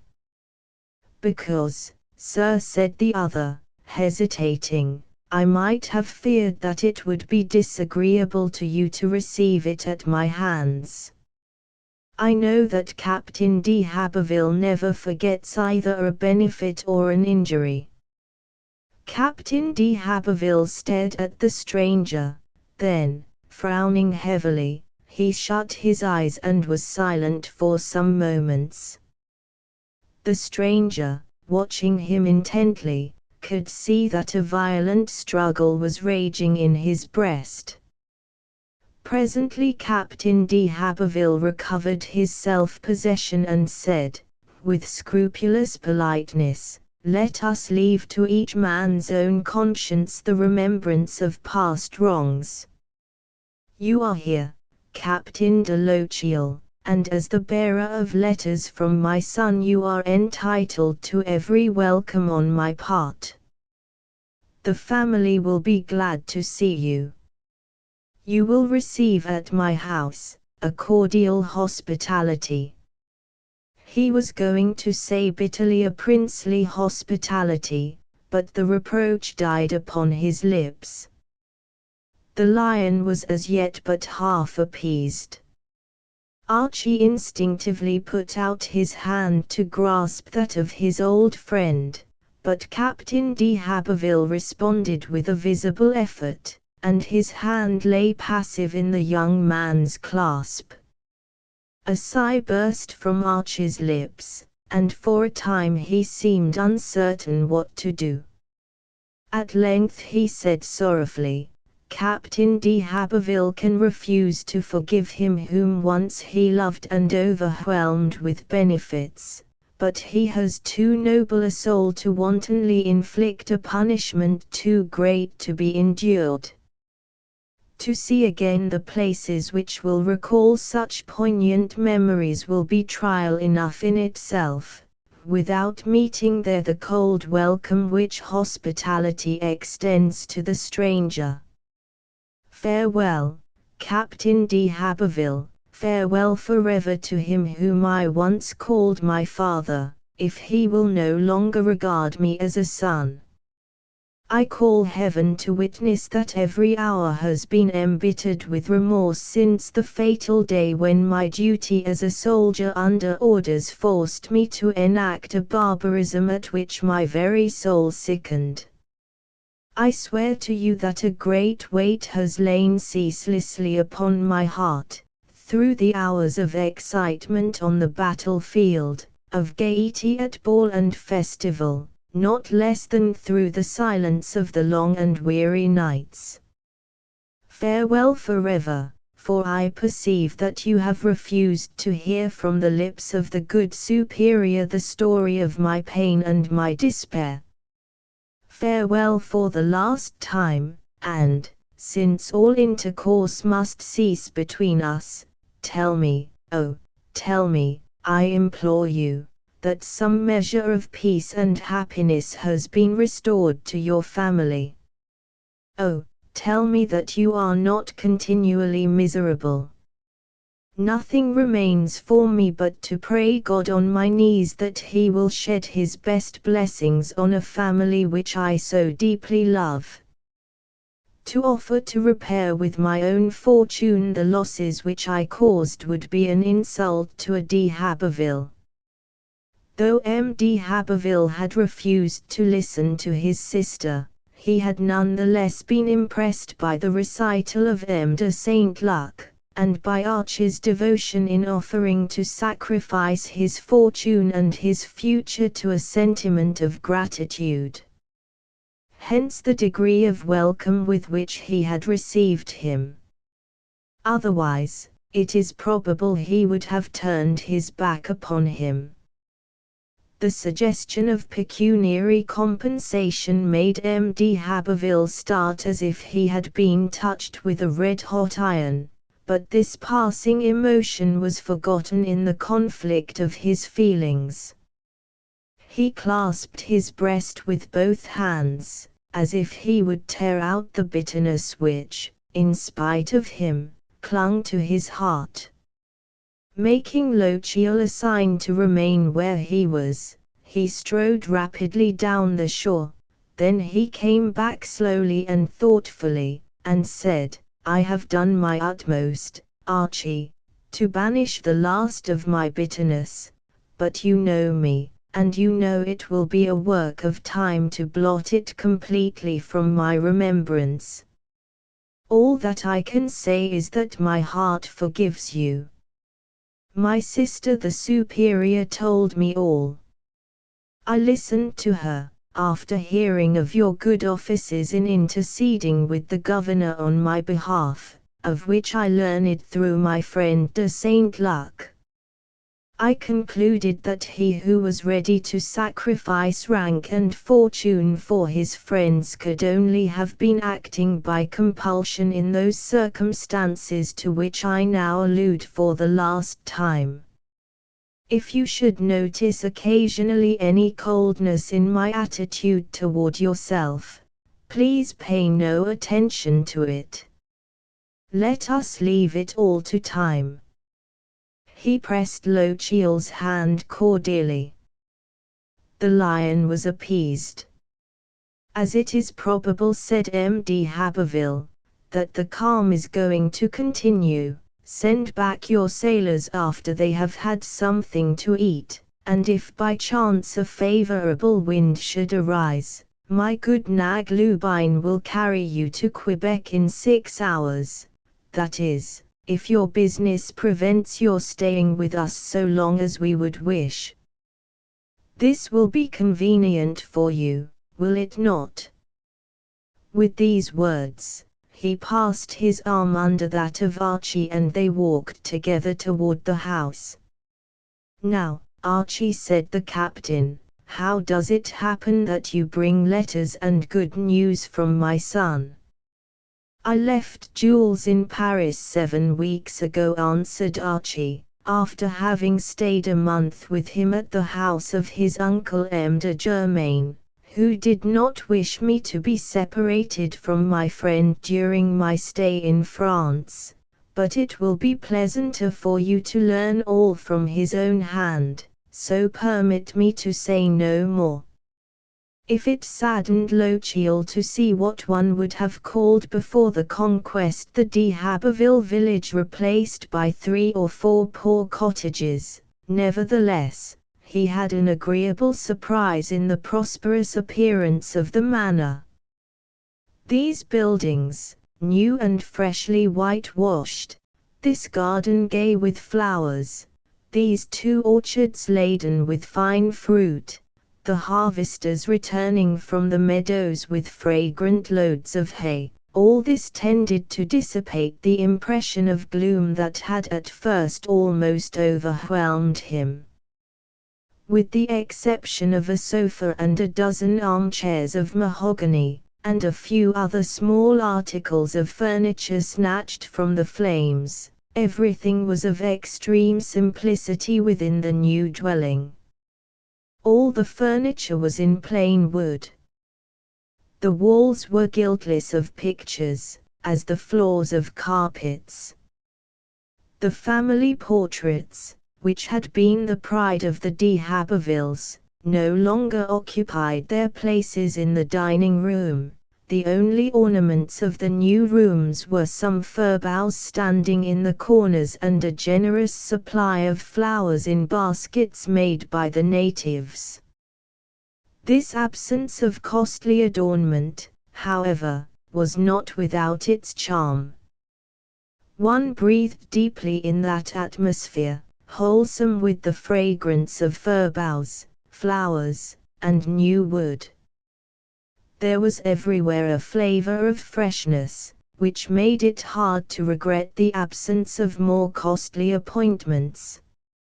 All the family, having seen M. de Haberville in the distance accompanied by a stranger, had gathered in the drawing-room to receive him. Not having seen Archie for 10 years, nobody but Blanche recognized him. The girl grew pale at the sight of the friend whom she had never thought to see again, but recovering herself promptly, as women will to conceal their strongest feelings, like the other two ladies she made the deep courtesy which she would have bestowed upon a stranger. As for Uncle Raoul, he bowed with chilly politeness. He had little love for the English, and ever since the conquest he had been cursing them with an eloquence not edifying to pious ears. "May I be roasted by an Iroquois!" exclaimed the captain, addressing Archie, "if a single one of us knew you. Come, look at this gentleman, 10 years ought not to have blotted him from your memory. As for me, I knew him at once. Speak, Blanche, you being the youngest should have better eyes than the rest." "I think," said Blanche in a low voice, "that it is M. de Lochiel." "Yes," said M. de Haberville, "it is Archie, who has seen Jules very lately in Paris. He brings us letters from him, full of good news." "What are you doing, Archie, that you do not embrace your old friends?" The family, ignorant of the change in the captain's feelings, were only awaiting his consent to give Archie a welcome whose warmth brought tears into his eyes.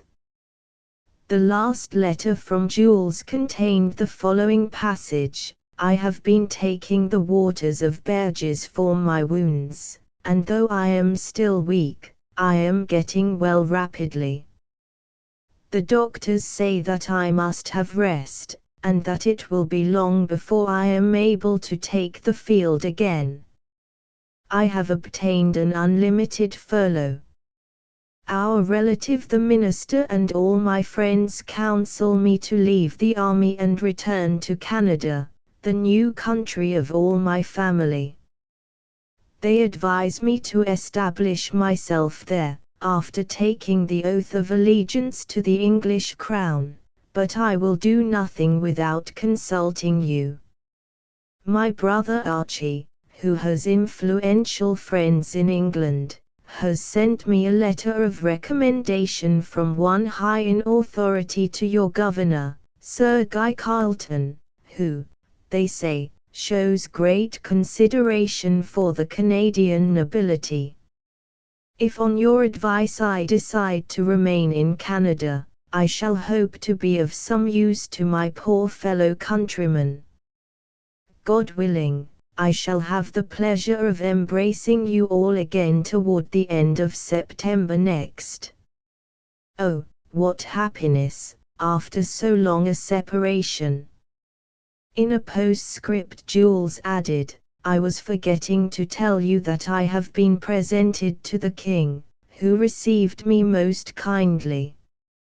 He even praised me for what he was pleased to call my noble conduct, and made me a Knight of the Grand Cross of the Most Honorable Order of St. Louis.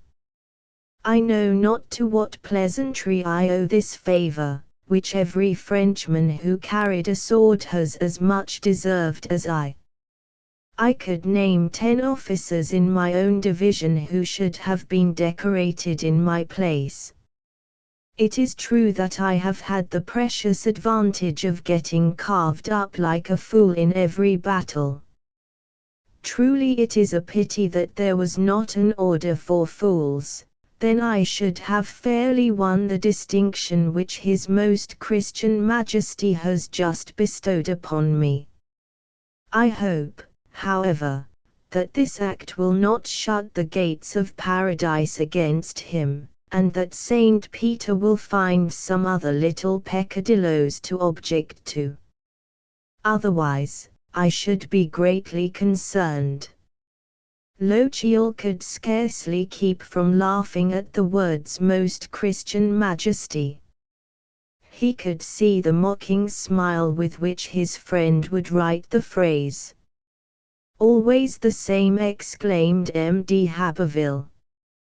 And thinking only of others, exclaimed the rest, with one voice. I will wager my head to a shilling, said Archie, that he would rather have seen the honour bestowed upon one of his friends. What a son, exclaimed the mother. What a brother, added Blanche. You may well say what a brother, exclaimed Archie fervently. And what a nephew have I trained up, cried Uncle Raoul, making passes in the air with his cane, as if it were a sabre and he on horseback. There is a prince who can distinguish merit, and who knows how to reward it.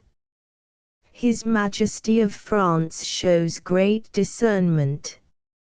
He knows that with 100 officers like Jules he could resume the offensive, overrun Europe with triumphant armies, overleap the Detroit like another William, crush proud Albion, and reconquer the colonies.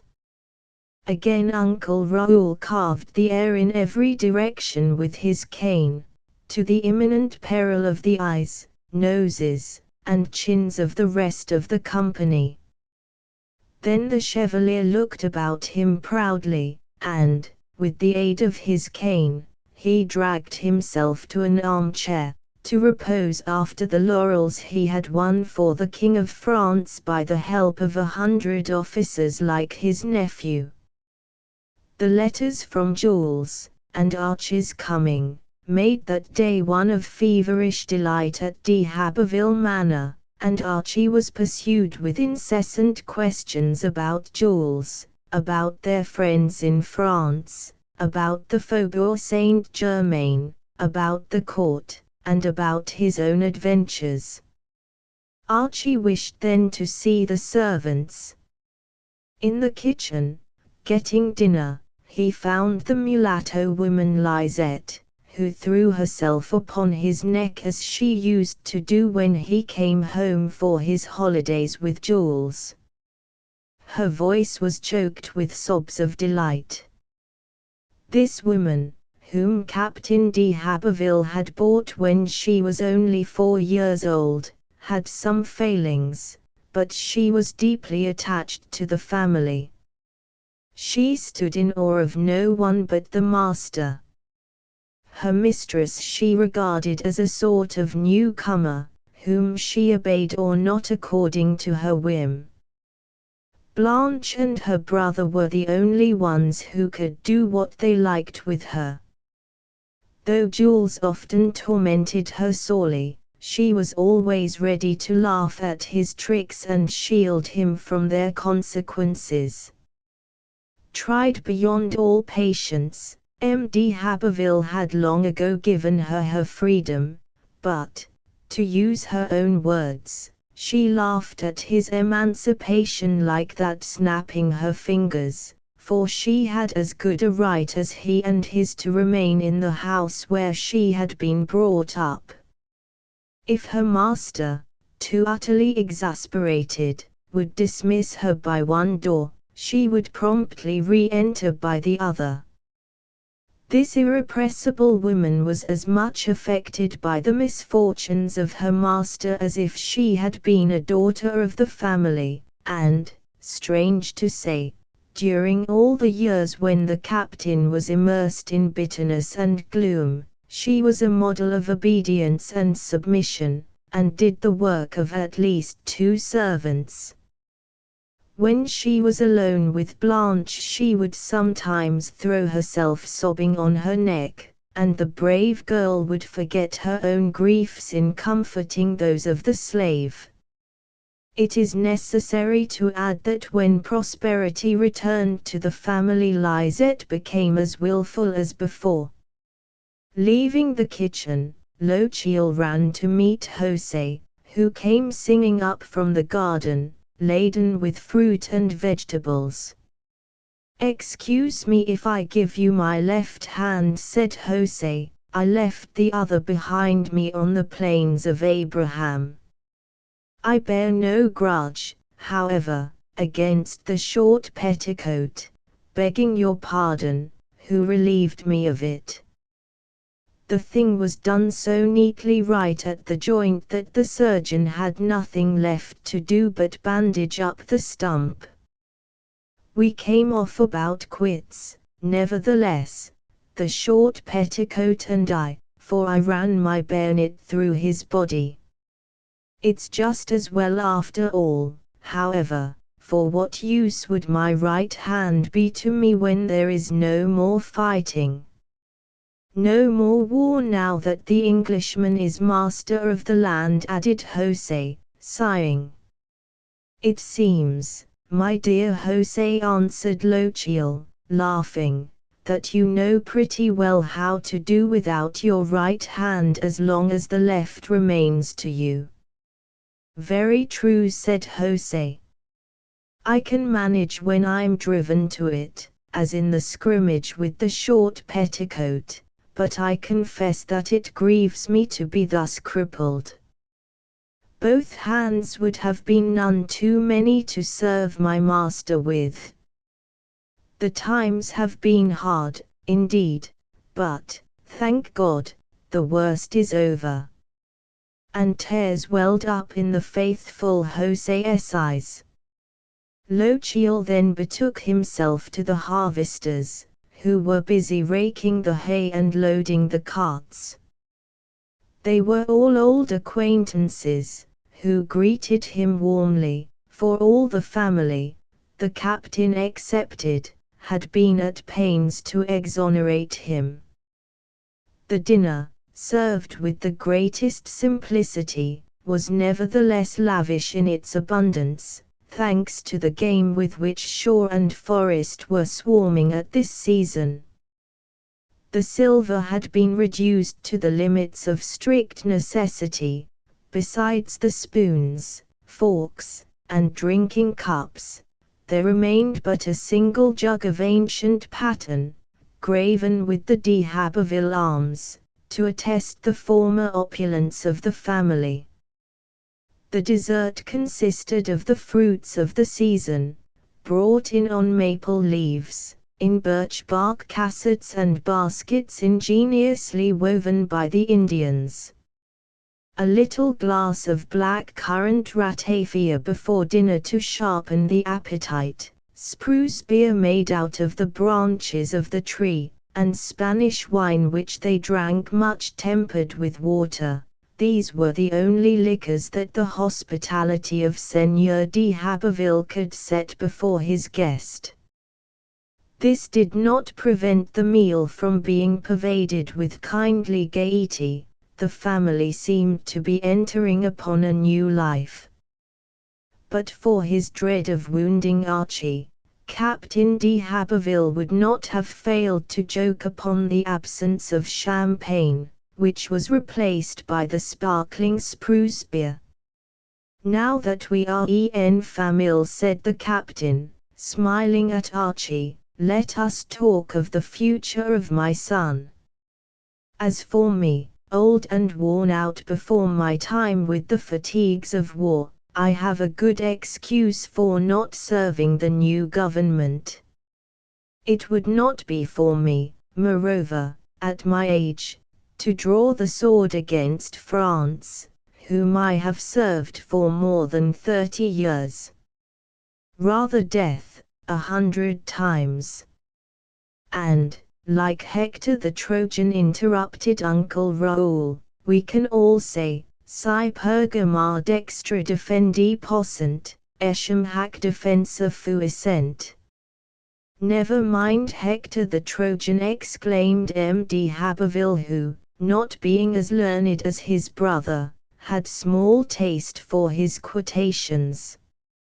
Never mind Hector the Trojan, who was not greatly concerned with our family affairs. Let us return to Jules. His health compels him to withdraw from the service, perhaps for a long time, or even permanently. His dearest interests are here where he was born. Canada is his true fatherland. He cannot have the same affection for the land of his ancestors. His position, moreover, is very different from mine. What would be cowardice for me, standing on the edge of the tomb, is but an act of duty for him who is but on the threshold of life. Splendidly has he paid his debt to the country of his fathers. He retires honorably from a service which the doctors order him to leave. Now let him consecrate his energy and his abilities to the service of his fellow Canadians. The new governor is already well disposed toward us. He welcomes those of my countrymen who have intercourse with him. He has many times expressed his sympathy for the brave officers whom he had met face to face on the battlefield, and whom fate, not their courage, had betrayed. In the gatherings at Chateau St. Louis he shows the same regard for Canadians as for his own countrymen, as much for those of us who have lost all as for those more fortunate who can maintain a dignity suitable to their rank. Under his administration and supported by the strong recommendations which our friend Lochiel has procured for him, Jules has every reason to hope for a high position in the colony. Let him take the oath of allegiance to the English crown, and my last words when I bid him a final farewell shall be, serve your English sovereign with the same zeal, devotion, and loyalty with which I have served the French king, and receive my blessing. Every one was struck by this sudden change of sentiment in the head of the family.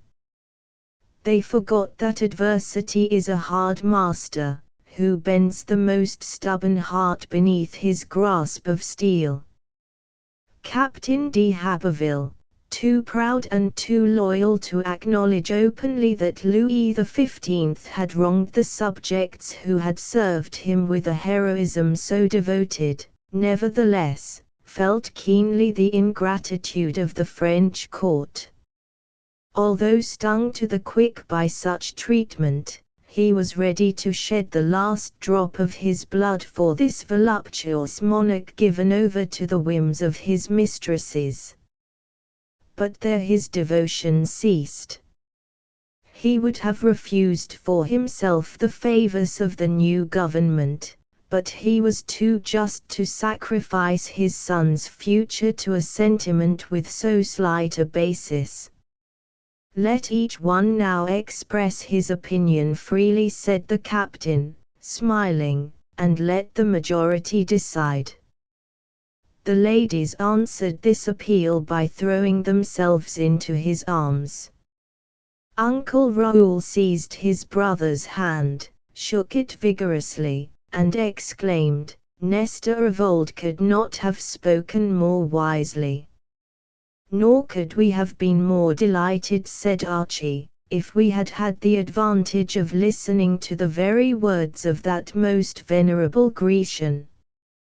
As the tide was full and the river beautifully calm, Archie proposed to Blanche a walk along the lovely shore, which stretches, varied with sandy coves, from the manor to the little Port Joli River.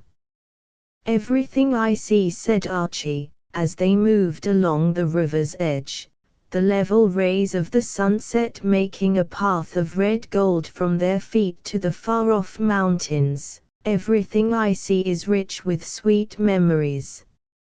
Here, when you were a child, I taught you to play with the shells which I picked up along this shore. In this little bay I taught my brother Jules to swim. There are the same strawberry beds and raspberry thickets whence we plucked the fruit you were so fond of. Here, seated, book in hand, on this little rock, you used to wait the return of Jules and me from hunting, to congratulate us on our success or mock at our empty game bags. Not a tree, a bush, a shrub, but looks to me like an old and dear acquaintance. Oh, happy childhood, happy youth!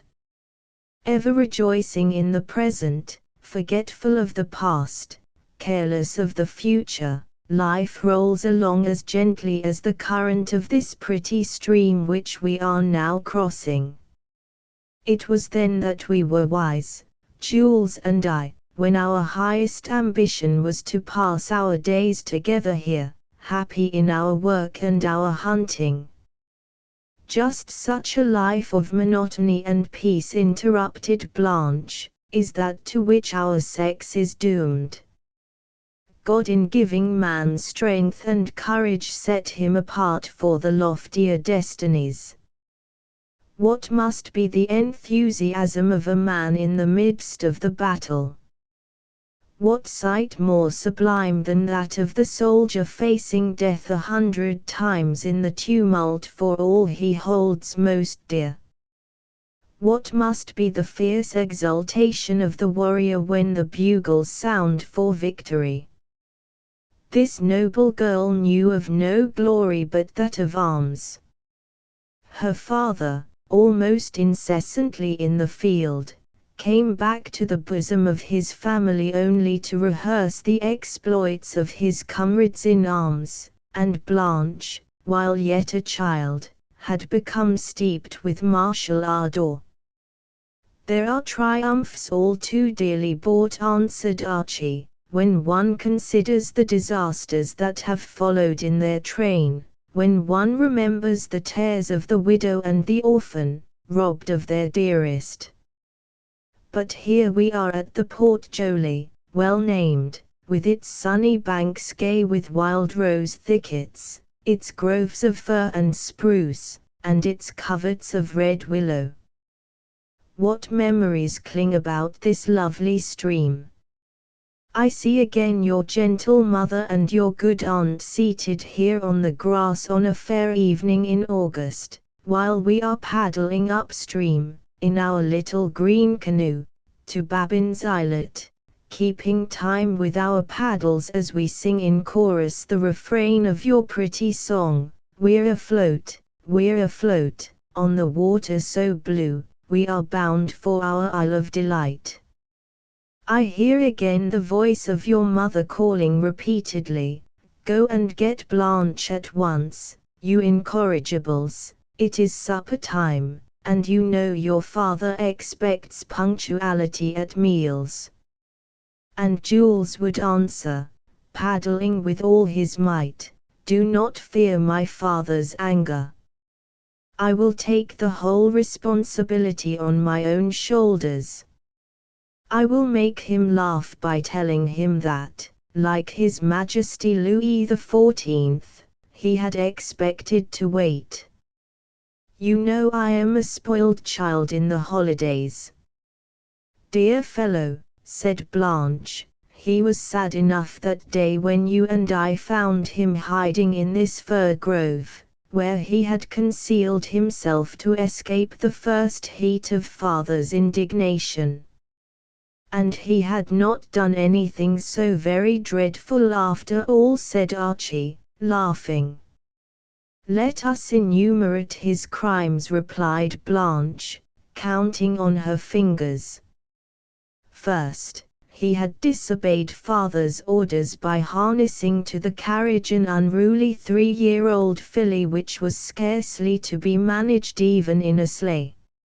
Secondly, after a hard tussle with the rash young driver, the filly had taken the bit in her teeth, and as the first proof of her freedom had crushed the unhappy cow belonging to our neighbor widow Maurice. A most happy accident for said widow, interposed Archie, for your father replaced the old animal with 2 of the finest heifers in his pastures. I remember the anxiety of the poor woman when she learned that some officious spectator had informed your father of the accident. How does it happen that the people whom Jules tormented most assiduously are just the ones who were most devoted to him? What is the spell by which he compels everybody to love him? Widow Maurice used to have hardly a moment's peace while we were home for the holidays, yet she was always in tears when she came to bid Jules goodbye. The reason is not far to seek, said Blanche. It is that all know his kind heart. You know, moreover, by experience, Archie, that those whom he loves best are just the ones that he teases most unremittingly. But let us continue our enumeration of his misdemeanors on that unlucky day.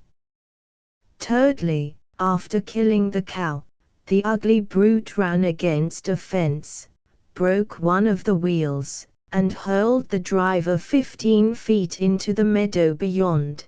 But Jules, who always falls on his feet, like a cat, was in no way the worse for this adventure. Fourthly, and lastly, after smashing the carriage to splinters on the rocks of the Trois-Sormons River, the mare ended by breaking her own legs on the shore, over in the parish of El-Islet.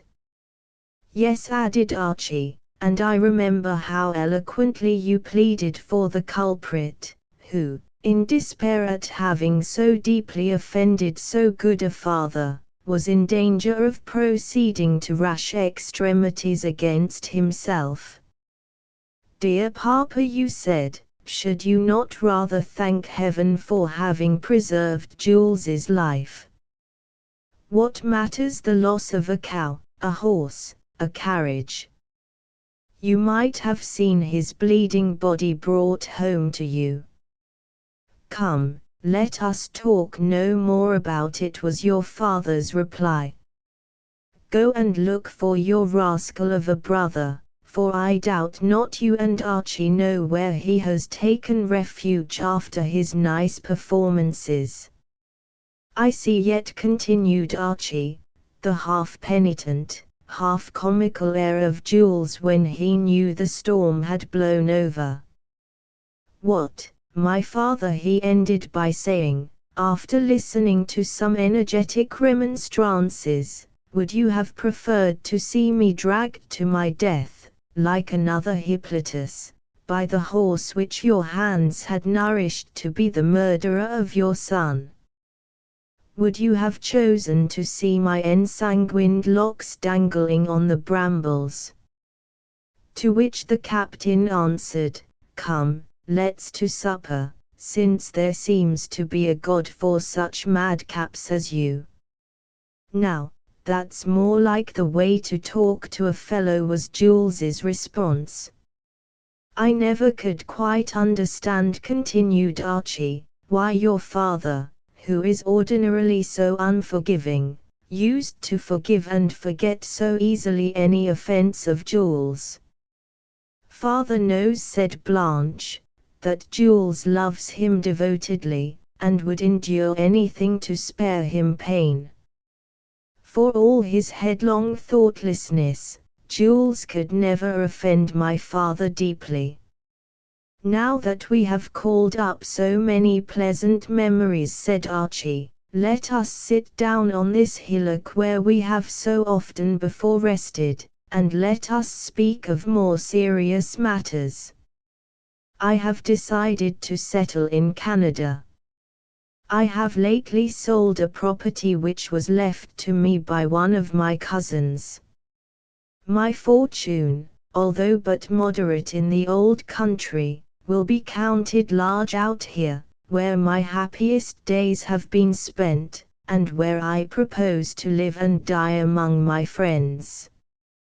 What do you say, Blanche? Nothing in the world could please us more. Oh, how happy Jules will be, how glad we will all be. Yes, you will all be pleased, doubtless, but my happiness can never be perfect, Blanche, unless you will consent to make it so by giving me your hand. I love. The girl sprang to her feet as if an adder had stung her. With trembling lips and pale with anger, she cried, "You offend me, Captain de Lochiel. You have not considered the cruelty of the offer you are making me.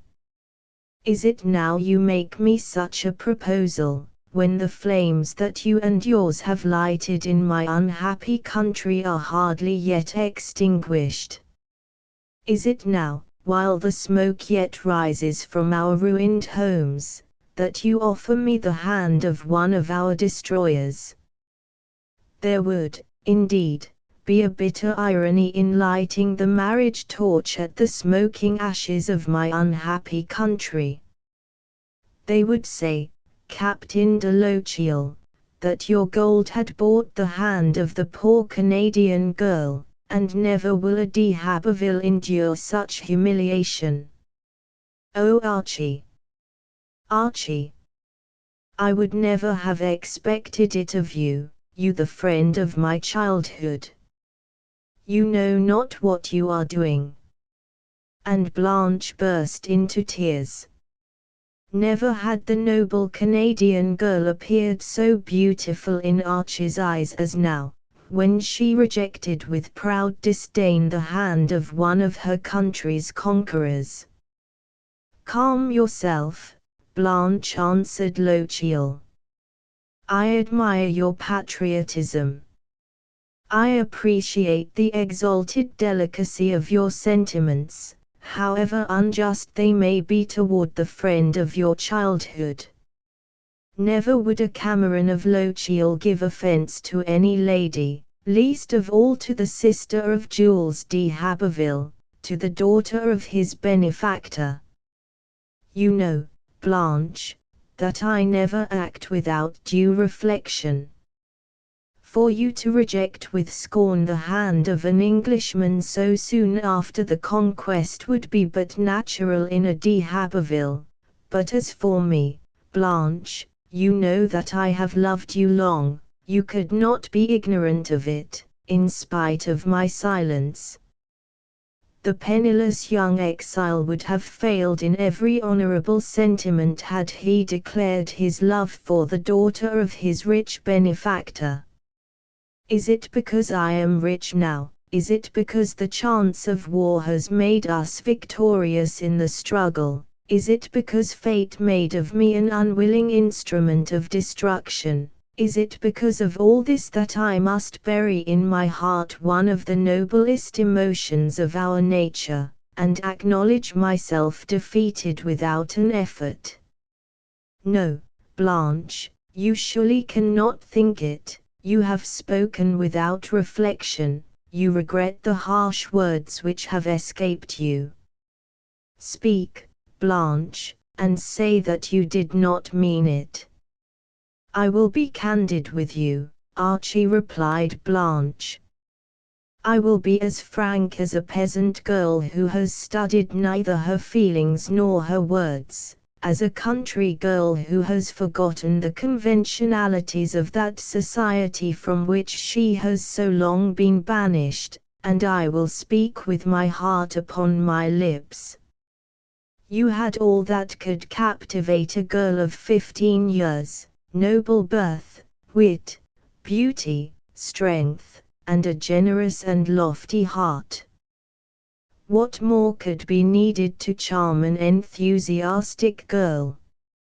Archie, if the penniless young exile had asked my parents for my hand, and they had granted his request, I should have been proud and happy to obey. But, Captain de Lochiel, there is now a gulf between us which I will never cross. And again the girl's voice was choked with sobs. But I implore you, my brother Archie, continued she, taking his hand, do not alter your intention of settling in Canada. Buy property in our neighborhood, so that we can see you continually. And if, in the ordinary course of nature, for you are 8 years older than I should have the unhappiness to lose you, be sure that you would be mourned as bitterly by your sister Blanche as if she had been your wife.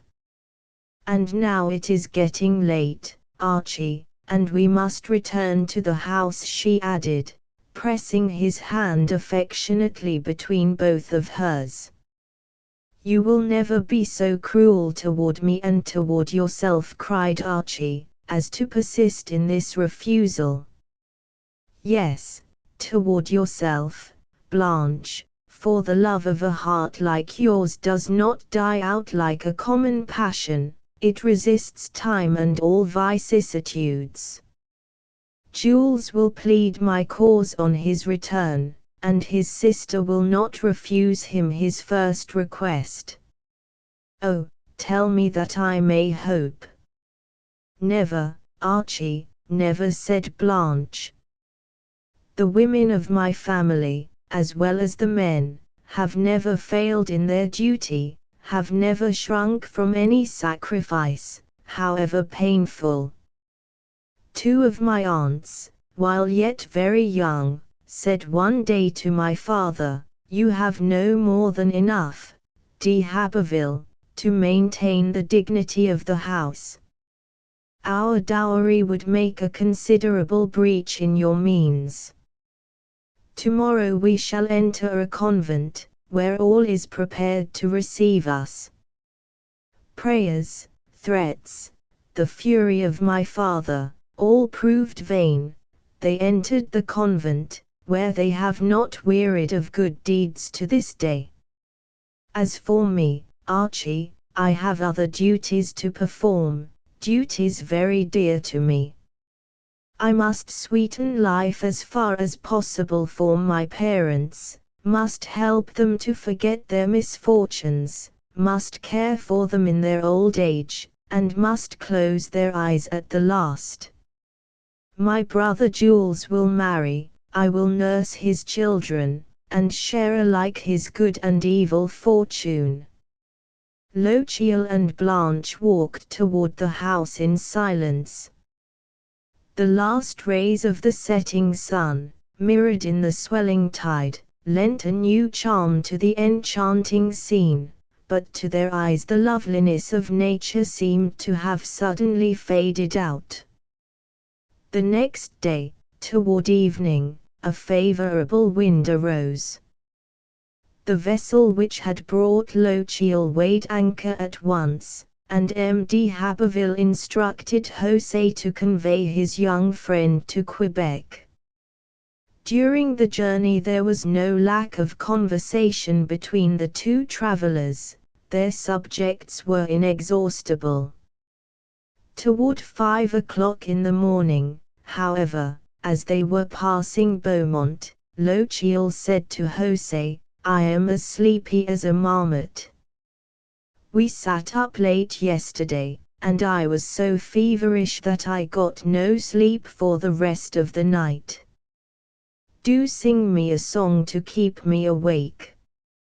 He knew the hoarseness and vigor of his companion's voice, and he put great faith in it as an antisoporific.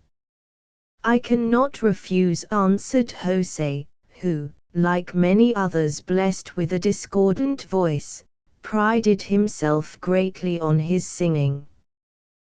The more sleepy you are, the more risk you run of breaking your head on the rocks, which have never been cleared away since La Corriveau's memorable trip, but I hardly know what to begin with. How would you like a song on the taking of Berg op Zoom? Berg op Zoom will do, said Archie, though the English were pretty badly treated there. Hem. Hem, coughed Jose. Nothing like a little revenge on the enemy that handled us so roughly in '59. And he struck up the following, a Te Deum for him who was born the doom, repeat, of the stout-walled city of Berg op Zoom, repeat. By Our Lady, he wants the best that's going, who can do up a siege in a style so knowing. How charmingly naive, cried Lochiel. Is it not, Captain, said Jose, very proud of his success. Indeed, yes, my dear Jose, but go on. I am in a hurry to hear the end. Do not halt upon so good a road. Thank you, Captain, said Jose, touching his cap. Like Alexander who lived of old, repeat, his body is small, but his heart is bold, repeat. God gave him all Alexander's wit, and Caesar's wisdom on top of it. His body is small but his heart is bold, repeated Archie, is a very happy touch. Where did you pick up this song? A grenadier who was at the siege of Berg op Zoom sang it to my late father. He said that it was terribly hot work there, and he carried the marks of it.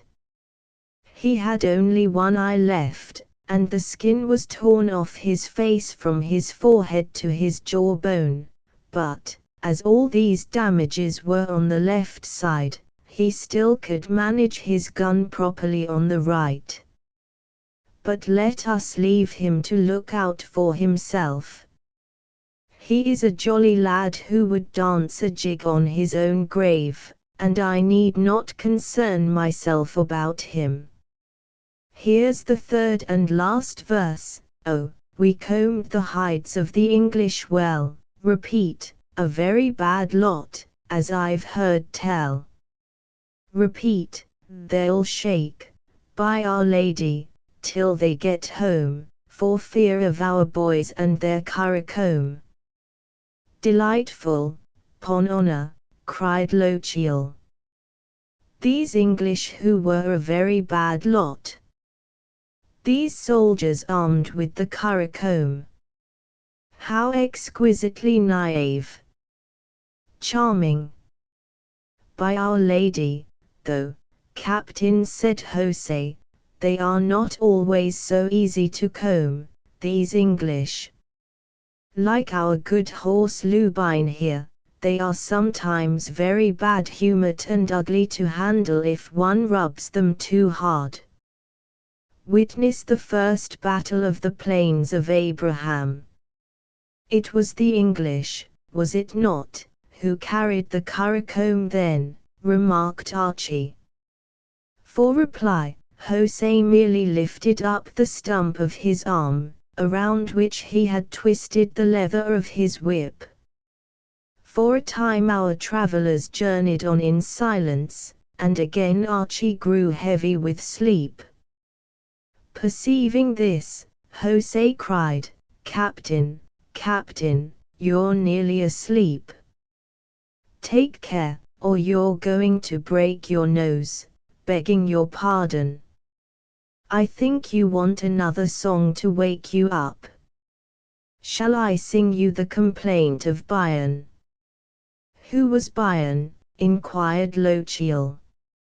Uncle Raoul, who is so learned, told me that he was a prince, a great warrior, the relative and friend of our late King Henry IV, which did not prevent the latter from having him executed just as if he was a nobody. When I made my lament upon his death, Uncle Raoul and the captain told me that he had proved a traitor to the king, and forbid me even to sing the complaint in their presence. This struck me as rather droll, but I obeyed them all the same. I have never heard of this lament, said Archie, and as I am not particularly sensitive in regard to the kings of France, I wish you would sing it for me. Thereupon José struck up, in a voice of thunder, the following lament. The king he had been warned by one of his gens d'armes, his name it was La Fin, that gave him the alarm. Your Majesty, I pray you, of Prince Biron beware, for he's plotting wicked deeds, and there's treason in the air. La Fin had hardly spoke when Prince Biron came in. His cap was in his hand, and he bowed before the king. Said he, "Wilt ye please your Majesty to try your hand at play? Here's 1,000 Spanish doubloons that I have won this day. If you have them with you." "Prince," replied his Majesty, "if you have them with you, Prince, go find the Queen, and she will play you for the Spanish gold you have not long to see." He had not played 2 games when the constable came in, and bowing, cap in hand, right courtly said to him, "Oh, will you rise up, Prince, and come along with me? This night in the Bastille your bed and board shall be." "Oh, had I but my sword, my weapon bright and keen, oh, had I but my sabre, my knife of golden sheen, no constable could capture me that ever I have seen." It might have been a month, or maybe 2 weeks more, that no friends came to see him or passed his prison door. At last came judges 3, pretending not to know, and asked of him, "Fair Prince, oh, who has used you so?" "Oh, they who used me so had power to put me here. It was the king and queen, whom I served for many a year, and now for my reward my death it draweth near." "And does the king remember no more the Savoy War? And has the king forgotten the wounds for him I bore? And is it my true service now that I must suffer for? And has the king forgotten that if I have to die, the blood of Biron may to heaven for vengeance cry? Or does the king remember I have a brother yet? But when he sees the king he will not me forget." By this time Lochiel was thoroughly awake. The tremendous voice of José would have awakened the sleeping beauty herself from the depths of her 100 years' slumber. "But you, sir," said José, "you who are nearly as learned as Uncle Raoul, you could perhaps tell me something of this wicked king who so ungratefully put this poor Biron to death." "Kings, my dear José, never forget a personal offense, and, like a great many smaller people who cannot overlook the faults of others, no matter how well atoned for faithful services, their memory is very short." "Well, now, but that seems very queer to me, when I was thinking that the good God had given them everything that heart could wish. A short memory. But that is droll." Smiling at his companion's innocence, Archie replied, "King Henry IV, however, had an excellent memory, although it failed him in that one instance. He was a good prince and loved his subjects as if they were his own children, and he did all he could to make them happy. It is not surprising that his memory is cherished by all good Frenchmen, even after a lapse of 150 years. "By Our Lady," exclaimed José, "there's nothing surprising in that, if the subjects have a better memory than their princes. It was cruel of him, however, to hang this poor Bion. The nobility of France were never hung, said Archie. That was one of their special privileges. They simply had their heads cut off. That was indeed a privilege. It may perhaps hurt more, but it is much more glorious to die by the sword than by the rope, remarked José. To return to Henry IV, said Archie, we must not be too severe in our condemnation of him. He lived in a difficult period, a period of civil war. Bion, his kinsman and former friend, turned traitor, and was doubly deserving of his fate. Poor Bion, said José, but he speaks finely in his lament. It is not always they who speak the best who have most right on their side, remarked Archie. There is no one so like an honest man as an eloquent knave. All very true, Mr. Archie. We have one poor thief in our district, and as he doesn't know how to defend himself, everybody is continually getting his teeth into him, while his brother, who is 100 times worse than he, has so smooth a tongue that he passes himself off for a little saint. Meanwhile, yonder is Quebec. But no more the white flag waving over her, added José, sighing. To hide his emotion, he went searching in all his pockets for his pipe, grumbling to himself and repeating his old refrain, our good folk will come again. José spent 2 days in Quebec, and returned loaded with all the presents that Archie thought would find acceptance at d'Haberville Manor. Such rich gifts as he would have sent under other circumstances he dared not send now, for fear of wounding his friends. In bidding José farewell, he said, I left my prayer book at the manor house. Beg Miss Blanche to take care of it till I return. It was a keepsake. Chapter 16. The family hearth. Many a calamity had swept over the land since the day when the relations and friends of Jules had gathered at the manor house to bid him farewell before his departure for France. Among the old men time had made his customary inroads. The enemy had carried fire and sword into the peaceful dwellings of the habitants. The famine numbered its victims by the 100. The soil had been drenched with the blood of its brave defenders. Wind and sea had conspired against many of those brave officers from whom sword and bullet had turned aside. Nature was satiated with the blood of the children of New France. The future was dark indeed for the upper classes, already ruined by the havoc of the enemy, for those who, in laying by the sword, were compelled to lay by the main support of their families, and for those who foresaw that their descendants, reduced to a lower walk in life, would be compelled to till the soil which their valiant ancestors had made illustrious.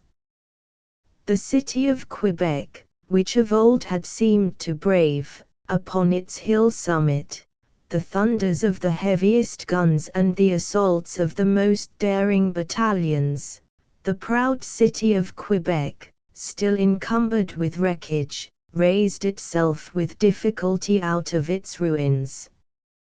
The British flag streamed triumphant from its overbearing citadel, and the Canadian who, by force of habit, used to raise his eyes to the height in expectation of seeing the lily banner, would drop them again sadly, repeating with a sigh these touching words, but our good kin will come again. The reader will doubtless be gratified to see his old acquaintances, after so many disasters bravely endured, once more gathered together at a little banquet. This was a feast given by M.D. Haberville in honor of his son's return. Even the good gentleman himself, though nearing the close of his century, had responded in person to the summons. Captain Desicors, a comrade of M.D. Haberville, a brave officer who had been brought to ruin by the conquest, formed with his family a congenial addition to the gathering. One of Jules's kinsfolk who perished in the wreck of the Auguste had left him a small legacy, which brought a new comfort to the de Habervilles, and enabled them to exercise a hospitality from which they had been long and reluctantly debarred. All the guests were at table, after vainly waiting for the arrival of Lochiel, who was as a rule the most punctual of men. "Well, my friends," said M.D. Haberville, "what think you now of the omens which so saddened me 10 years ago? What is your opinion, Monsieur the Curé, of those mysterious warnings which Heaven appeared to send me?" "I think," answered the priest, "that every one has had, or imagined himself to have, more or less mysterious warnings, even in the most remote epochs. But, without going too far back, Roman history is rife with prodigies and portents. Occurrences the most insignificant were classed as good or bad omens. The soothsayers consulted the flight of birds, the entrails of the sacrificial victims, and what not. Further, they say that no two of these holy and veracious personages could look at each other without laughing. "And you conclude from this?" queried M.D. Haberville. "I conclude," said the priest, "that we need not greatly concern ourselves about such manifestations. Supposing Heaven were pleased, in certain exceptional cases, to give visible signs as to the future, this would but add one more to the already numberless ills of poor humanity. We are by nature superstitious, and we should be kept in a state of feverish apprehension, far worse than the actual evils supposed to be foreshadowed." "Well," said M.D. Haberville, who, like many more, consulted others merely as a matter of form, "my own experience compels me to believe that such omens are very often to be trusted. To me they have never played false. Besides those which you yourselves have witnessed, I could cite you a host of others. For instance, about 15 years ago I was leading a war party against the Iroquois. My band was made up of Canadians and Huron Indians.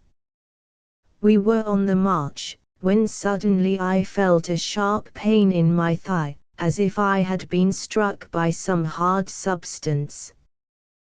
The pang was sharp enough to make me halt a moment. I told my Indians about it.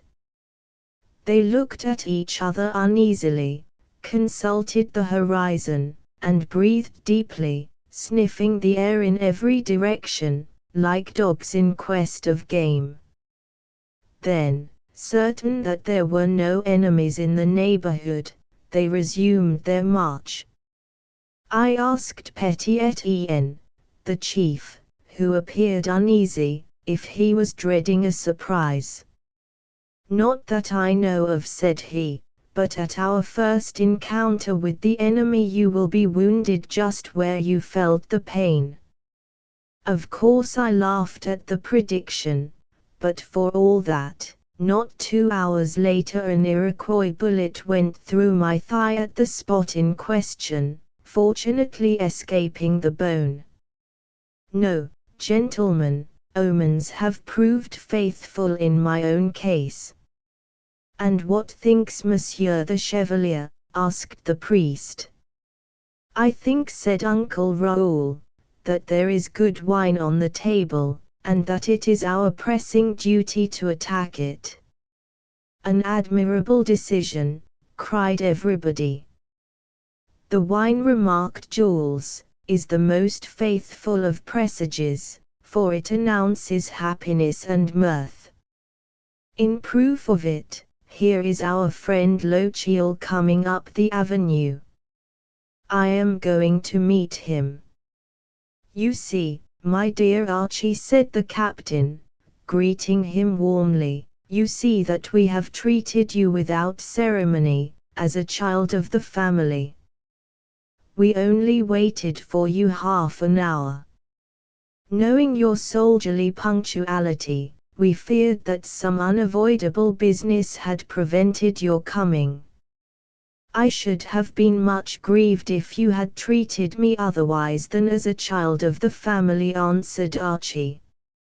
"I had planned to be here quite early this morning, but I did not make sufficient allowance for your fine quagmire at Cap Street, Ignace. First of all, my horse got into a bog hole, whence I extricated him at the cost of the harness, which I had to do without as best I could. Then I broke a wheel of my carriage, whereupon I had to go and seek help at the nearest house, about 1.5 miles away. For most of the distance I was wading through mud up to my knees, and when I got there I was half dead with fatigue." "Ah, my dear Archie," said Jules, "the ceaseless mocker, quantum mutatus ab illo, as Uncle Raoul would have said if I hadn't got ahead of him. Where are your mighty legs, of which you were once so proud in that same morass? Have they lost their agility since the 28th of April, 1760? They served you admirably in that retreat, as I predicted they would."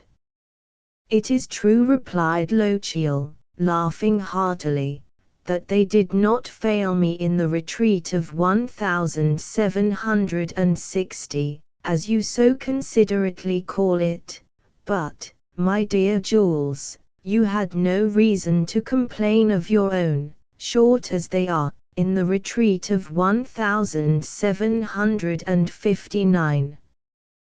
One compliment deserves another, you know, always with due regard to a soldier's modesty." "Ah, but you're all astray there, my dear fellow.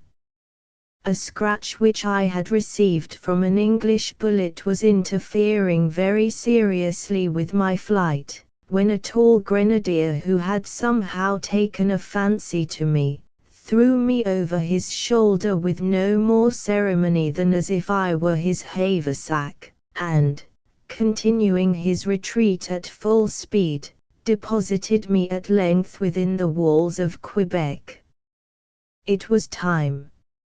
In his zeal, the creature had carried me with my head hanging down his rascally back, like a calf on the way to the butcher's, so that I was almost choked by the time he landed me. Would you believe it?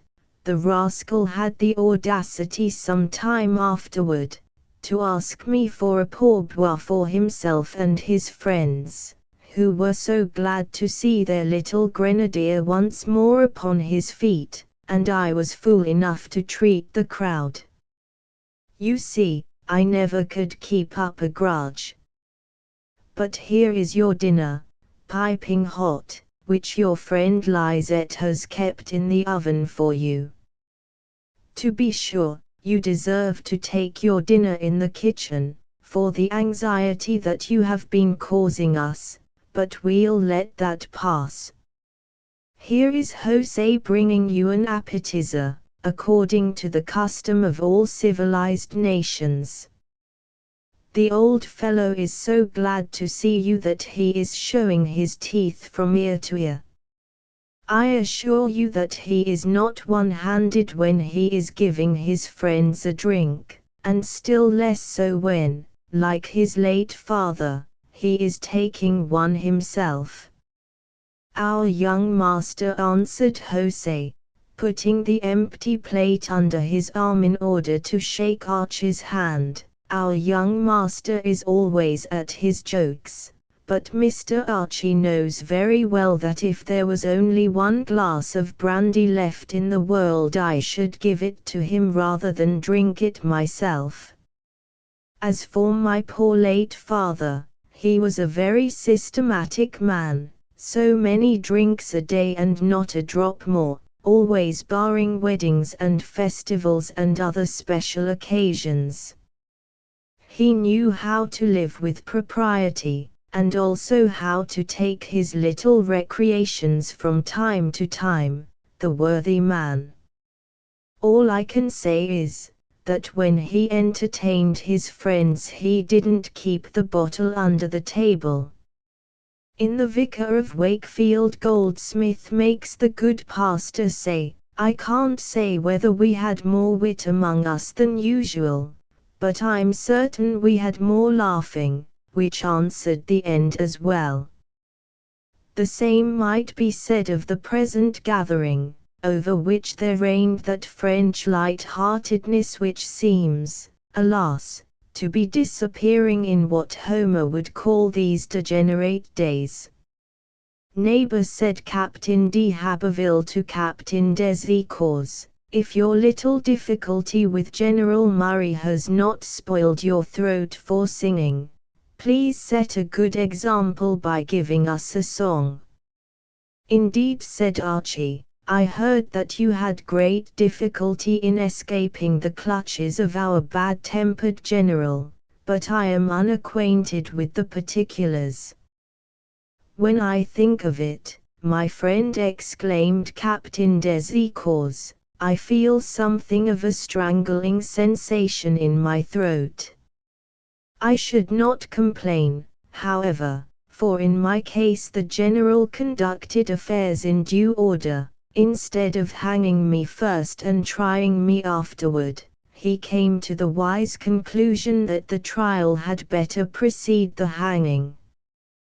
The fate of the unhappy Milanedio, my fellow prisoner, who was accused of the same crime as myself, and who was not tried until after his execution, the sad fate of this respectable man, whose innocence he heard too late, led him to hesitate before hanging me untried.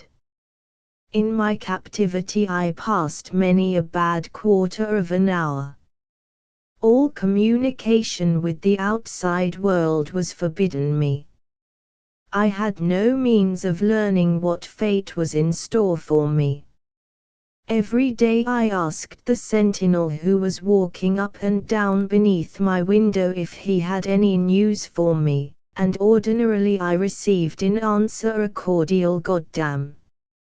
At last a soldier, more accessible and good-humored, who could jabber a scrap of French, replied to my question, "Vous pendez September hires la matingal." I believe this jolly and sympathetic creature put all his knowledge of French into that one phrase, for to every other question I asked I received the same reply, "Vous pendez September hires la matingal." It was easy to gather from this that I was to be hung some morning at 7 o'clock, but what morning I could not learn. The outlook was anything but cheerful. For 3 whole days I had seen the body of the unfortunate Nadio hanging from one of the arms of his windmill, the plaything of the gale. Every morning I expected that I should be called to take his place on this novel and ingenious gibbet. "Infamous!" cried Archie. "And the man was innocent." "This was proved at the inquest which was held after the execution," replied Captain Desicors. "I should add that General Murray appeared to repent with bitterness for this murder, which he had committed in his haste. he heaped Nadio's family with benefits, and adopted his 2 little orphan daughters, whom he took with him to England. Poor Nadio! All the company echoed the words "Poor Nadio." "Alas," said Desika philosophically, "if we were to set ourselves lamenting for all who have lost their lives but let us change a subject so painful."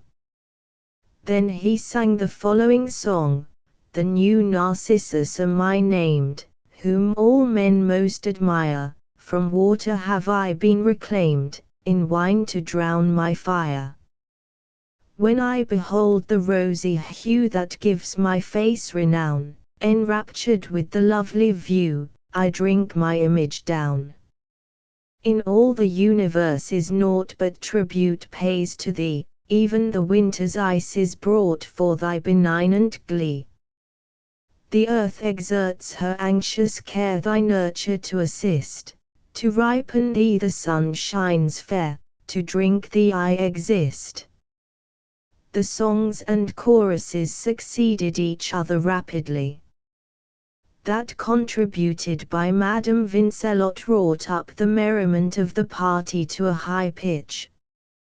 This festal board, this royal cheer, they clearly tell, our host is glad to have us here, and feast us well, for even he permits that we make charivari. Charivari. Charivari. Now pour me out a glass, kind host, of this good wine, repeat, I would drink a loving toast. This wife of thine, repeat, smilingly permits that we make charivari. Charivari. Charivari. To this Madame de Haberville added the following impromptu stanza: "If our endeavour to make your cheer be not in vain, repeat, consider you're the masters here, and come again, repeat, and it shall be your care that we make charivari. Charivari. Charivari." Then Jules added a verse: "Without a spice of rivalry Dan Cupid nods, repeat, challenge him to cups, and he'll accept the odds, repeat. Bacchus and he, as well as we, make charivari. Charivari. Charivari." At the end of each stanza everyone pounded on the table with their hands or rapped on the plates with their forks and spoons, till the din became something indescribable. Blanche, being asked to sing her favorite song of Blaise and Babette, endeavored to excuse herself and substitute another, but the young ladies insisted, crying, "Let us have Blaise and Babette by all means, the minor is so touching." "Yes," said Jules, "that is a minor, with its my love it is my life, a minor to touch the tenderest chord in the feminine heart. Quick, let us have the sweet minor, to touch the hearts of these charming young ladies." "We'll make you pay for that in blindman's buff," said one of them. "And in the game of forfeits," said another. "Look out for yourself, my boy," said Jules, addressing himself, "for in the hands of these young ladies you stand no better chance than a cat without claws would in hads. No matter. Sing away, my dear sister. Your voice, perhaps, like that of Orpheus, will assuage the fury of your enemies." "The wretch," chorused the young ladies, "to compare us, but, never mind, we'll settle with you later. Meanwhile, sing us the song, Blanche, dear." The latter still hesitated. Then, fearing to attract attention by her refusal, She sang the following song with tears in her voice. It was the cry of a pure love finding utterance, in spite of all her efforts to bury it in her heart. For thee, dear heart, these flowers I twine. My Blaise, accept of thy babette the warm rose and the orange flower, and jessamine and violet. Be not thy passion like the bloom, that shines a day and disappears. My love is an undying light, and will not change for time or tears. Dear, be not like the butterfly that knows each blossom in the glades, and cheapen not thy sighs and vows among the laughing village maids. Such loves are but the transient bloom that shines a day and disappears. My love is an undying light, and will not change for time or tears. If I should find my beauty fade, if I must watch these charms depart, dear, see thou but my tenderness, oh, look thou only on my heart. Oh, look thou only on my heart. Remember how the transient bloom shines for a day and disappears. My love is an undying light, and will not change for time or tears. Every one was moved by her touching pathos, of which they could not guess the true cause. They attributed it, lamely enough, to her emotion on seeing Jules thus brought back to the bosom of his family. To divert their attention, Jules hastened to say, "But it's myself that has brought the pretty song with me from France." "Let us have your pretty song," arose the cry on all sides. "No," said Jules, "I am keeping it for Mademoiselle Vincelotte, to whom I wish to teach it." Now the young lady in question had for some years been declaring herself very hostile to the idea of marriage. Indeed, she had avowed a pronounced preference for celibacy. But Jules knew that a certain widower, not waiting quite so long as decorum required, had overcome the strange repugnance of this tigress of chastity, and had even prevailed upon her to name the day. This declared opponent of marriage was in no hurry to thank Jules, whose malicious waggery she knew too well, but every one cried persistently, "The song! Give us the song, and you can teach it to Elise at your leisure." "As you will," said Jules. "It is very short, but is not wanting in spice. A maiden is a bird that seems to love the cage, enamoured of the nest that nursed her tender age, but leave the window wide and, presto! She's outside and off on eager wing to mate and sing." They chaffed Elise a good deal, who, like all prudes, took their pleasantries with rather a bad grace, seeing which, Madame de Haberville gave the signal, and the company arose and went into the drawing-room. Elise, as she was passing Jules, gave him a pinch that nearly brought the blood. "Come, my fair one, whose claws are so sharp," exclaimed Jules, "is this such a caress as you destined for your future spouse, this which you are now bestowing on one of your best friends? Happy spouse! May heaven keep much joy for him at the last." After the coffee and the customary Pescafe, the company went out into the courtyard to dance country dances and to play fox and geese and my lady's toilet. Nothing could be more picturesque than this latter game, played in the open air in a yard studded with trees. The players took their places each under a tree. One only remained in the open. Each furnished his or her contribution to my lady's toilet, one being her dress, another her necklace, another her ring, and so forth. It was the office of one of the players to direct the game.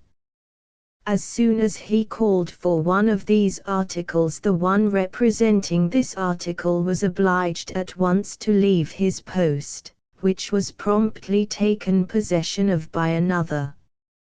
Then, as the different articles of my lady's toilet were called for rapidly, a lively interchange of positions was set up between the players, the one left out in the first place striving to capture any post that might be left for an instant vacant. This merry game was continued until my lady considered her toilet complete. Then, on the cry, "My lady wants all her toilet," all the players change places with alacrity, and the one who was left out had to pay a forfeit. It is not to be supposed that this game was conducted without a vast deal of laughter and clamour and ludicrous mishaps. When the ladies were tired, the party went into the house to amuse themselves less vigorously with such games as "Does the company please you?" or "Hide the ring, shepherdess," or "Hide and seek," or "Hot cockles," etc. They ended up with a game proposed by Jules, which was ordinarily productive of much laughter. The early Canadians, the redoubtable warriors on the battlefield, were thorough children in their social gatherings. Being nearly all kinsfolk or friends of long standing, many of their games, which in these days might be regarded in the best circles as over-familiar, were robbed of the objectionable element. The stranger would have said that they were a lot of brothers and sisters letting their spirits have free play within the privacy of the family. It was not without deliberate purpose that Jules, who still felt the pinch Elise had given him, proposed a game by which he hoped to get his revenge. This is the game. A lady seated in an armchair begins by choosing someone as her daughter. Her eyes are then blindfolded, and, by merely feeling the faces of the players, who kneel before her one by one, with their heads enveloped in a shawl or scarf, she is required to pick out her daughter. Every time she makes a mistake she has to pay a forfeit.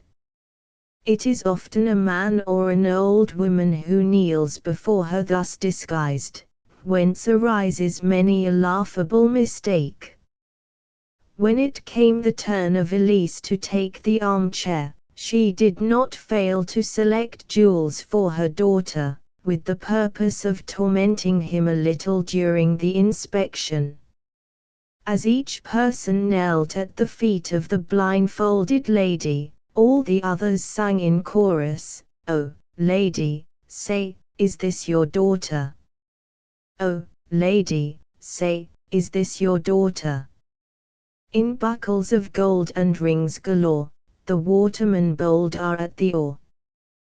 The blindfolded lady responds in the same fashion, "Oh, yes, it is my daughter," etc.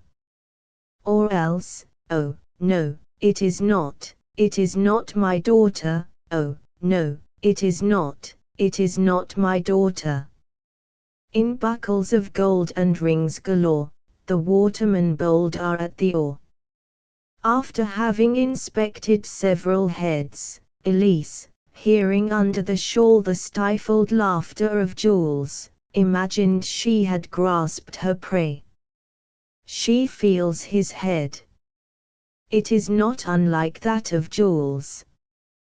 The face, indeed, seems a trifle long, but this rascally Jules has so many tricks for disguising himself. Did he not mystify the company for a whole evening, having been introduced as an old aunt just arrived that very day from France? Under this disguise, did he not have the audacity to kiss all the pretty women in the room, including Elise herself. The wretch. Yes, Jules is capable of anything. Under this impression she pinches an ear. There is a cry of pain and a low growl, followed by a loud barking. She snatches the bandage from her eyes, to find herself confronted with 2 rows of threatening teeth. It was Niger. Just as at the house of Farmer Dinmont, of whom Scott tells us, all the dogs were named Pepper, so at the de Haberville mansion all the dogs were called Niger or Nigra, in memory of their ancestor, whom the little Jules had named to show his progress in Latin. Elise at once snatched off her high-heeled shoe, and made an attack on Jules. The latter held poor Niger as a shield, and ran from room to room, the girl following him hotly amid roars of laughter. Oh, happy time when lightness of heart made wit unnecessary! Oh, happy time when the warmth of welcome made superfluous the luxury which these ruined Canadians were learning to do without. The houses, like the hearts of their owners, seemed able to enlarge themselves to meet every possible demand of hospitality. Sleeping places were improvised upon the slightest occasion, and when once the ladies were comfortably provided for, the sterner sex found no difficulty in shifting for themselves. These men, who had passed half their life in camp during the harshest seasons, who had journeyed 4 or 5 leagues on snowshoes, resting by night in holes which they dug in the snow, as they did when they went to attack the English in Acadia, these men of iron could do without swan's down coverlets to their couches. The merrymaking paused only for sleep, and was renewed in all its vigor in the morning. As every one then wore powder, the more skillful would undertake the role of hairdresser, or even of barber. The subject, arrayed in an ample dressing gown, seated himself gravely in a chair. The impromptu hairdresser rarely failed to heighten the effect of his achievement, either by tracing with the powder puff an immense pair of whiskers on those who lacked such adornment, or, in the case of those who were already provided, by making one side a great deal longer than the other. The victim frequently was made aware of his plight only by the peals of laughter which greeted him on entering the drawing-room. The party broke up at the end of 3 days, in spite of the efforts of M. and Madame de Haberville to keep them longer. Archie alone, who had promised to spend a month with his old friends, kept his word and remained. Chapter 17. Conclusion. Ainsi passe sur la terre tout ce qui fut bon, vertueux, sensible. Homme, tu ens question un song rapide, un rêve douloureux, tu en existes que par le malheur, tu ens quelque chose que par la tristesse de ton ami et l'éternelle mélancolie de ta pensée, Chateaubriand.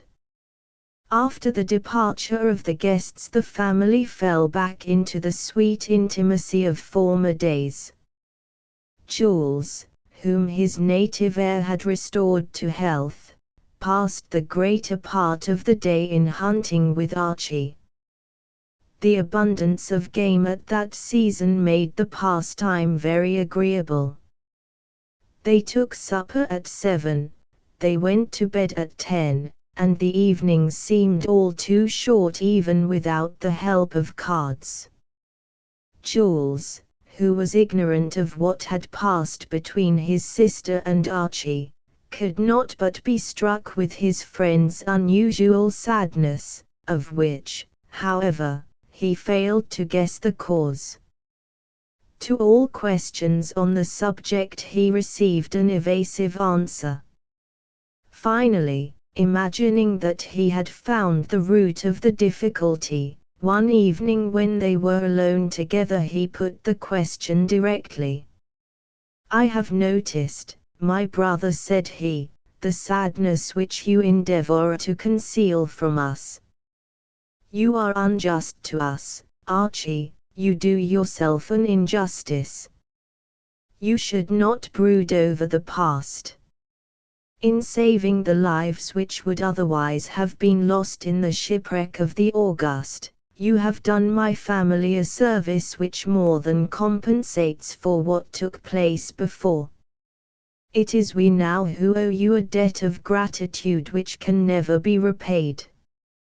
It was very natural that, prejudiced by report and for the moment forgetful of your noble heart, even such friends as we, embittered by our losses, should lend an ear to calumnies against you, but you know that a simple explanation was enough to re-cement our old friendship.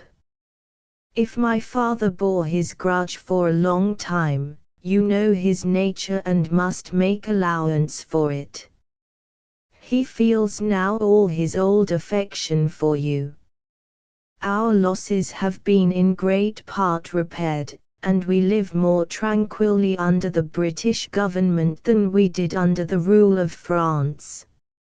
Our habitants have followed the example of Cincinnatus, as Uncle Raoul would say, and exchanged the musket for the plowshare. They are opening up new land, and in a few years this seigneury will be in a most prosperous condition. With the help of the little legacy which I lately received, we shall soon be as rich as we were before the conquest. Therefore, my dear Archie, drive away this gloom which is making us all miserable and resume thy former light-heartedness."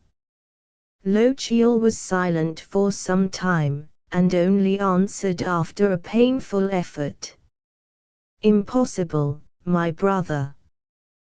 The wound is more recent than you imagine and will bleed all my life, for all my hopes are destroyed. But let us leave the subject, for I have already been wounded in my tenderest and purest emotions, and an unsympathetic word from you would finish me." "An unsympathetic word from my lips, do you say, Archie? What can you mean by that?" "The friend whom I have sometimes vexed with my raillery knows very well what my heart is toward him, and that I was always ready to crave his pardon." You shake your head sadly. Great heaven, what is the matter? What is there that you cannot confide to your brother, the friend of your boyhood? Never have I had anything to conceal from you. My thoughts were as open to you as your own, and I had imagined that you were as frank with me. A curse upon whatever has been able to come between us." "Stop, Jules, stop," cried Archie. "However painful my confidences may be to you, I must tell you all rather than let you harbor such a cruel suspicion. I am going to open my heart to you, but on the express condition that you shall hear me uninterruptedly to the end, as an impartial judge. Not till tomorrow will we return to this sore subject. Meanwhile, promise to keep the secret that I am going to confide to you." "I give you my word," said Jules, grasping his hand. Thereupon Lochiel recounted minutely the conversation that he had had with Blanche. As soon as he came to an end he lit a candle and withdrew to his own room. As for Jules, he stormed within himself all night. Having studied women only in the salons of Saint Germain, his vigorous common sense could ill appreciate the sublimity that there was in the sacrifice which his sister was imposing upon herself. Such sentiments appeared to him mere romantic and exaggerated nonsense, or the product of an imagination rendered morbid by calamity. With his heart set upon an alliance which would gratify his dearest wishes, he resolved that, with the consent of Archie, he would have a very serious conversation with Blanche, from which he felt confident he would come off victorious. She loves him, thought he, and therefore my cause is already gained. Man, with all his apparent superiority, with all his self-confident vanity, has never yet sounded the depths of the feminine heart, that inexhaustible treasure house of love, devotion, and self-sacrifice. The poets have sung in every key this being who came all beauty from the hands of her Creator, but what is all this physical beauty compared to the spiritual beauty of a noble and high-souled woman? Indeed, who is more miserable than man in the face of adversity, when, poor pygmy, he leans on the fortitude of a woman, who bears the burden uncomplainingly? It is not surprising then that Jules, knowing women only on the surface, expected an easy triumph over his sister's scruples. "Come, Blanche," said Jules to his sister, the next day, after dinner, "there's our Scottish Nimrod setting out with his gun to get some birds for our supper. Let's you and I see if we can scale the bluff as nimbly as we used to." "With all my heart," answered Blanche. "You shall see that my Canadian legs have lost none of their agility." The brother and sister, assisting themselves by the projecting rocks, and by the shrubs which clung in the crevices of the cliff, speedily scaled the difficult path that led to the summit. After gazing in silence for a time at the magnificent panorama unrolled before them, Jules said to his sister, "I had an object in bringing you here. I wanted to talk to you on a subject of the greatest importance. You love our friend Archie, you have loved him for a long time, yet for reasons that I cannot comprehend, for over-exalted sentiments which warp your judgment, you are imposing upon yourself an unnatural sacrifice and preparing for yourself a future of wretchedness. As for me, if I loved an English girl, and she returned my affection, I would marry her just as readily as if she were one of my own countrywomen." Blanche's eyes filled with tears. Taking her brother's hand affectionately, she answered, "If you were to marry an English girl, my dear Jules, I should take her to my heart as a sister, but that which you could do without incurring any reproach, would be cowardice on my part. Nobly have you paid your debt to your country. Your voice has nerved your soldiers through the most terrible conflicts. Twice has your bleeding body been dragged from our battlefields, and 3 times have you been wounded in old world struggles. Yes, my beloved brother, you have fulfilled all your duty to your country, and you can afford to indulge, if you wish, the whim of taking a daughter of England to wife.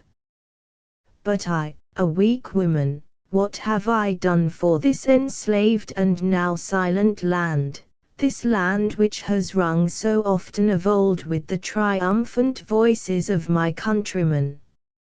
Shall a daughter of the de Habervilles be the first to set the example of a double yoke to the daughters of Canada? It is natural and even desirable that the French and English in Canada, having now one country and the same laws, should forget their ancient hostility and enter into the most intimate relationships, but I am not the one to set the example. They would say, as I told Archie, that the proud Briton, after having vanquished and ruined the father, had purchased with his gold the poor Canadian girl. Never, never shall it be said. And the girl wept bitterly on her brother's shoulder. No one will know of it, she continued, and you yourself will never realize the full extent of the sacrifice I am making, but fear not, Jules, I have the strength for it. Proud of the sentiments by which I have been inspired, I shall pass my days serenely in the bosom of my family.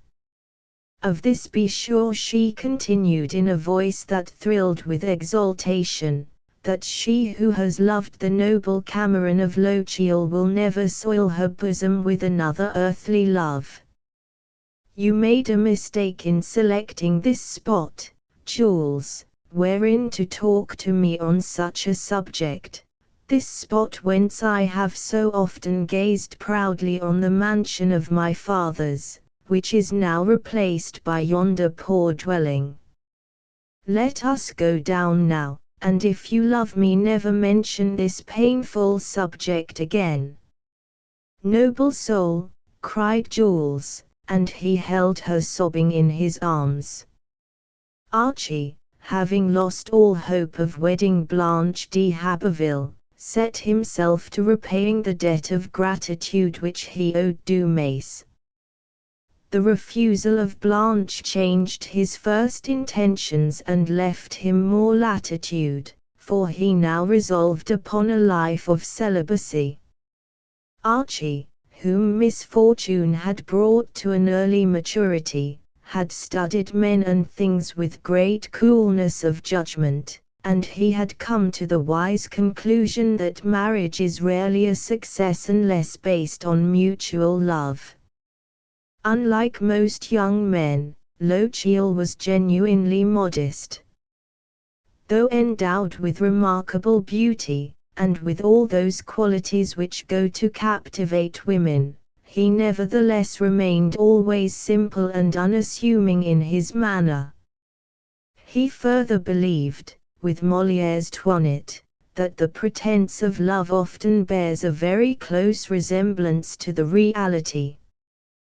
When I was poor and in exile, thought he, I was loved for my own sake. Now that I am rich, who knows that another woman would love in me anything but my wealth and my rank, even supposing that I should succeed in banishing from my heart my first and only love. Archie decided then that he would never marry. The sun was disappearing behind the Laurentian hills, when Lochiel arrived at the farm of Dumace. The order and prosperity which reigned there gave him an agreeable surprise.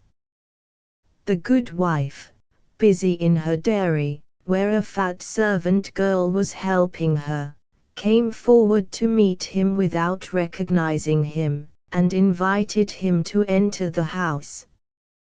"This is the house of Sergeant Dumace, I believe," said Archie. "Yes, sir, and I am his wife. My husband should be back presently from the fields with a load of grain. I will send one of the children to hurry him up." "There is no hurry, madam. I have called to give you news of a certain Mr. Archie de Lochiel, whom you once knew. Perhaps you have forgotten him." Madame Dumace came nearer. After studying his face intently for some moments, she said, "There is certainly a resemblance. Doubtless you are one of his kinsfolk. Forget Mr. Archie. He could never think us capable of such ingratitude. Do you not know, then, that he faced almost certain death to save my husband's life, and that we pray to God every day that he will bless our benefactor? Forget Mr. Archie. You grieve me, sir. Lochiel was much moved. Lifting into his lap the little 7-year-old Louise, Dumais's youngest child, he said to her, "And you, my little one, do you know Mr. Archie?" "I have never seen him," said the child, "but we pray for him every day." "What do you pray?" asked Archie. "Oh God, bless Mr. Archie, who saved Papa's life, as long as he lives, and, when he dies, take him to your holy paradise." Lochiel continued to chat with Madame Dumais till the latter heard her husband's voice at the barn. She ran to tell him that there was a stranger in the house with news from Mr. Archie. Dumais was preparing to pitch off his load, but he threw down the fork and rushed into the house. It was by this time too dark for him to make out the stranger's face. "You are indeed welcome," said he, "coming with news from one so dear to us." "You are, Sergeant Dumais?" inquired Archie. "You are Mr. Archie," cried Dumais, clasping him in his arms. "Do you think I could forget the voice that cried to me courage, when I was hanging on the brink of the abyss, the voice I heard so often in my sickness?" Toward the end of the evening Archie said, "My dear Dumais, I am come to ask a great favor." "A favor?" exclaimed Dumais. "Could I, a poor farmer, be so fortunate as to do you a favor? It would be the happiest day of my life." "Well, Dumais, it depends upon you to restore me to health. Though I may not look it, I am sick, more sick than you could imagine." "Indeed," said Dumais, "you are pale, and sadder than of old. Good heaven! What is the matter? Have you ever heard of a malady to which the English are very subject, and which they call the spleen, or blue devils?" "No," said Dumais. "I have known several of your English who, if I may say it without offense, seemed to have the devil in them, but I had imagined that these devils were of a darker hue." Archie began to laugh. "What we, my dear Dumais, call the blue devils is known among you Canadians as peine d'esprit." "I understand now," said Dumais, "but what astonishes me is that a man like you, with everything heart could wish, should be amusing himself with blue devils." "My dear Dumais," replied Archie, "I might answer that every one in the world has his sorrows, however fortunate he may seem, but it is enough now to say that the malady is upon me, and that I count upon you to help me to a cure. Command me, Mr. Archie, for I am at your service day and night." "I have tried everything," continued Archie. "I have tried study, I have tried literary work. I am better in the daytime, but my nights are usually sleepless, and when I do sleep, I wake up as miserable as ever. I have concluded that nothing but hard manual labor can cure me. After toiling all day, I imagine that I shall win such a slumber as has long been denied me." "Very true," said Dumais. "When a man has labored all day with his hands, I defy him to suffer from sleeplessness at night. but how shall I have the pleasure of helping you? I expect you to cure me, my dear Dumas. But listen while I explain my plans. I am now rich, and since Providence has given me riches which I had never expected, I should employ a portion of them in doing good. In this parish and the neighborhood there is an immense deal of land unoccupied, either for sale or to be granted. My plan is to take up a large acreage of such lands, and not only superintend the clearing, but work at it myself. You know that I have good arms, and I will do as much as any of the rest. I know it, said Dumas. There are many poor fellows, continued Archie, who will be glad enough to get work at such good wages as I shall give. You understand, Dumas, that I shall have to have someone to help me. Moreover, what would I do in the evening and during bad weather, without a friend to keep me company? It is then that my melancholy would kill me. Let us set out tomorrow, cried Dumas, and visit the best lots, which, for that matter, I already know pretty well. Thank you, said Archie, grasping his hand, but who will take care of your farm in your frequent absences? Don't be anxious on that score, sir. My wife could manage very well alone, even without her brother, an old bachelor, who lives with us.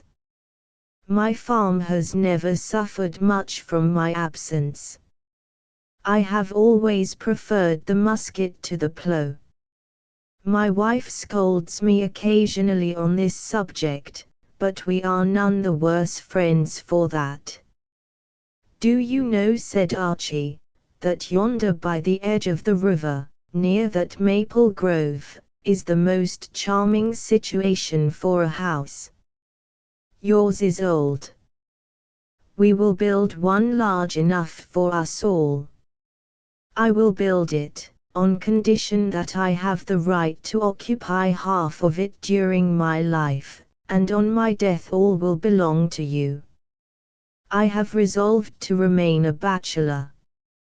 Men like you, said Dumas, are altogether too scarce. It would be wrong to let the breed die out. But I begin to understand that you are thinking less about yourself than about me and my family, and that you are seeking to make us rich. Let us speak frankly, answered Archie. I have no true friends in the world but the de Haberville family and yours. Thank you, sir, said Dumas, for classing us poor farmers with that illustrious family. I only consider the virtues and good qualities of men, answered Lochiel. To be sure, I love and respect birth and breeding, which does not prevent me from loving and respecting all men who are worthy of such sentiments. I want to give you a fourth part of my fortune. Oh, sir, cried Dumas. Listen a moment, my friend, continued Lochiel. When I told you that I was suffering from what you call peine d'esprit, I was telling the literal truth. I have found the remedy for this trouble. It lies in plenty of hard work and in helping my friends. I am going to give you during my lifetime a quarter of my fortune. Look out for yourself, Dumas. I am obstinate, like all Scotchmen.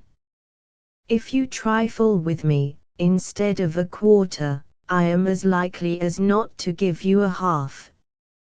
But, to speak seriously, my dear Dumas, you would be doing me a very ill turn, indeed, if you should refuse me.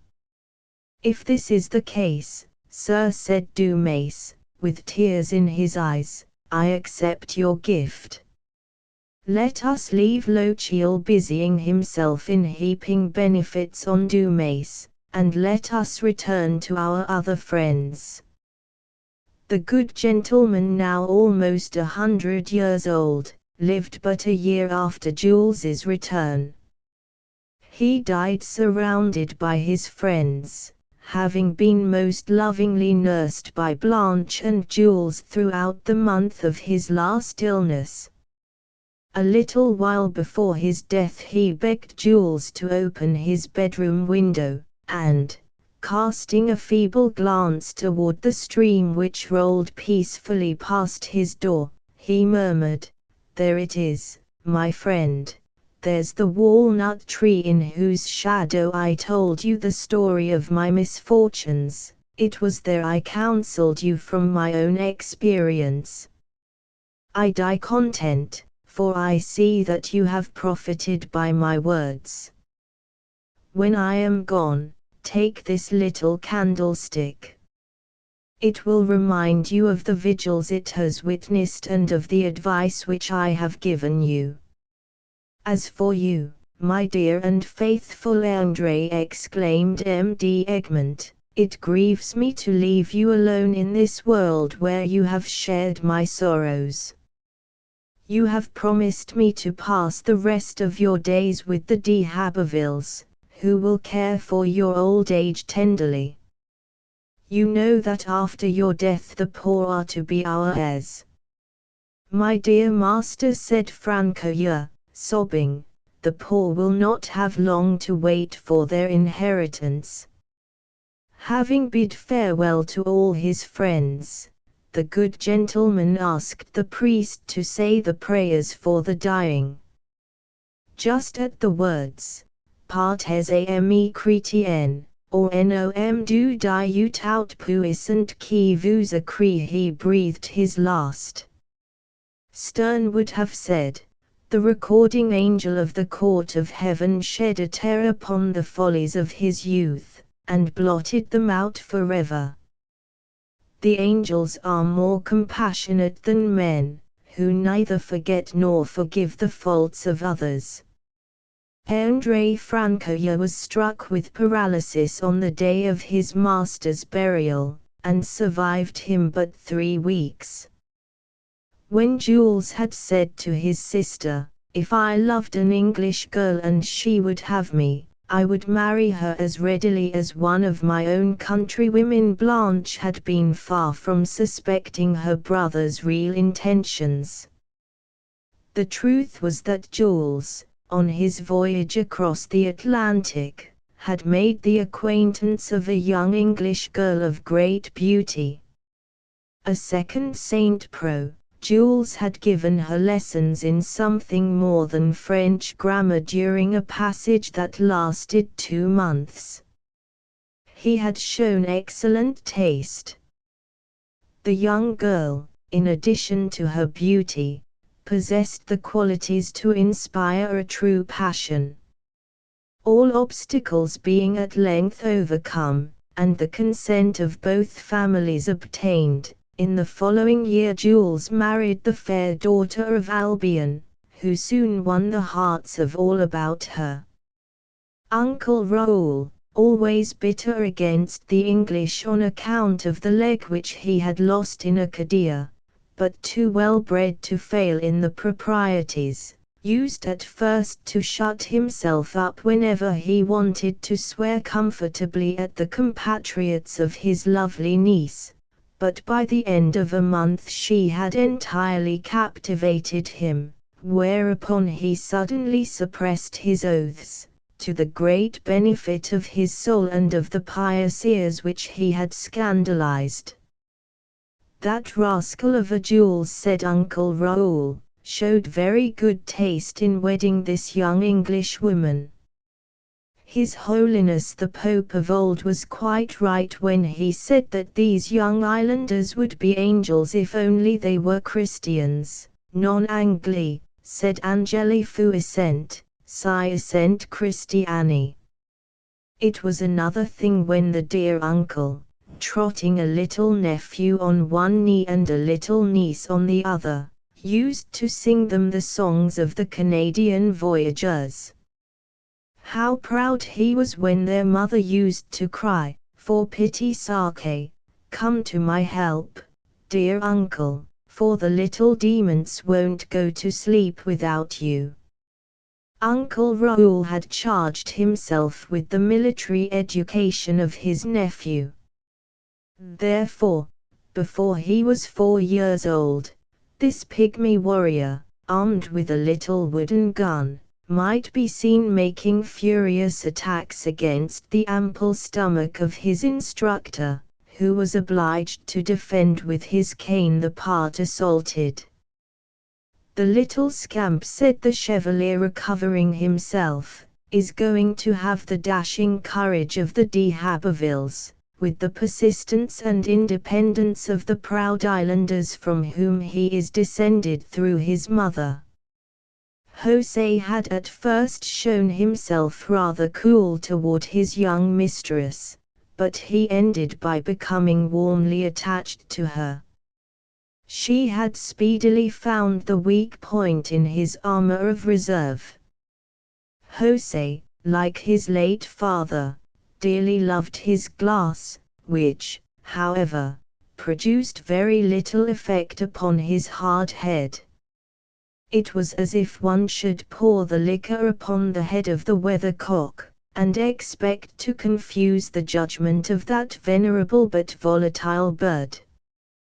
His young mistress was forever offering José a drop of brandy to warm him or a glass of wine to refresh him, till José ended by declaring that if the Englishmen were somewhat uncivil, their countrywomen by no means resembled them in that regard. With their minds at ease as to the future of their children, M. and Madame d'Haberville lived happily to extreme old age. The captain's last words to his son were, "Serve your new sovereign as faithfully as I have served the King of France, and may God bless you, my dear son, for the comfort that you have been to me."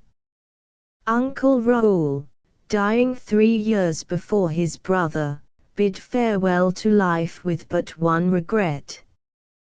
He would have liked to see his little nephew fairly launched on the career of arms, the only career he considered quite worthy of a d'Haberville.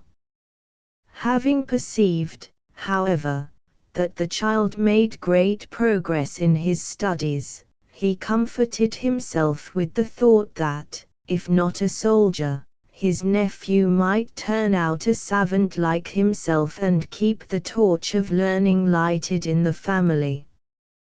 José, who had a constitution of iron and sinews of steel, who had never had an hour of sickness, regarded death as a sort of hypothetical event. One of his friends said to him one day after his master's death, "Do you know, José, you must be at least 80 years old, and one would scarcely take you to be 50. José leaned upon his hip to show his steadiness, blew through his pipe to expel a bit of ashes, fumbled in his pocket with his one remaining hand till he found his tobacco and his flint and steel, and at length replied with great deliberation, "As you know, I am the foster brother of our late captain. I was brought up in his house, I have followed him in every campaign that he has made, I have trained his 2 children, I have begun, do you see, upon a new charge, the care of his grandchildren. Very well, then. As long as a d'Haberville needs my services, I don't propose to leave." "Do you think, then, that you will live as long as the late Methuselah?" asked the neighbor. "Longer still, if need be," replied José. Then, having taken from his pocket everything which he needed, he filled his pipe, put a bit of lighted tinder on the bowl, and applied himself to smoking while he regarded his friend with the air of a man convinced of the truth of everything which he has said. José kept his word for a dozen years, but it was in vain that he endeavored to strengthen himself against old age by occupying himself with his usual tasks, despite the remonstrances of his masters, and at last he was forced to keep the house. All the family were anxious about him. "What is the matter, my dear José?" said Jules. "Bah! Only laziness," replied José, "or perhaps my rheumatics." But José had never had an attack of that malady. This was only an excuse. "Give the good old fellow his morning glass, it will revive him," said Archie. "I am going to bring you a little glass of excellent brandy," said Madame Jules. "Not just now," replied José, "I always have some in my trunk, but this morning it doesn't appeal to me." They began to be seriously alarmed. This was a bad symptom. "Then I am going to make you a cup of tea," said Madame Jules, "and you will feel better." "My English wife," said Jules, "thinks tea a remedy for all ills." José drank the tea, and declared that it was a fine medicine and that he felt better, but this did not prevent the faithful servant from taking to his bed that very evening, never to leave it alive. When the brave fellow knew that his end was drawing near, he said to Jules, who watched with him through the night, "I have prayed the good God to prolong my life to your children's next holidays, so that I might see them once more before I die, but I shall not have that consolation." "You shall see them tomorrow, my dear José." An hour later Lochiel was on the way to Quebec, and on the next evening all those who were the dearest in the world to that faithful and affectionate servant were gathered around his deathbed.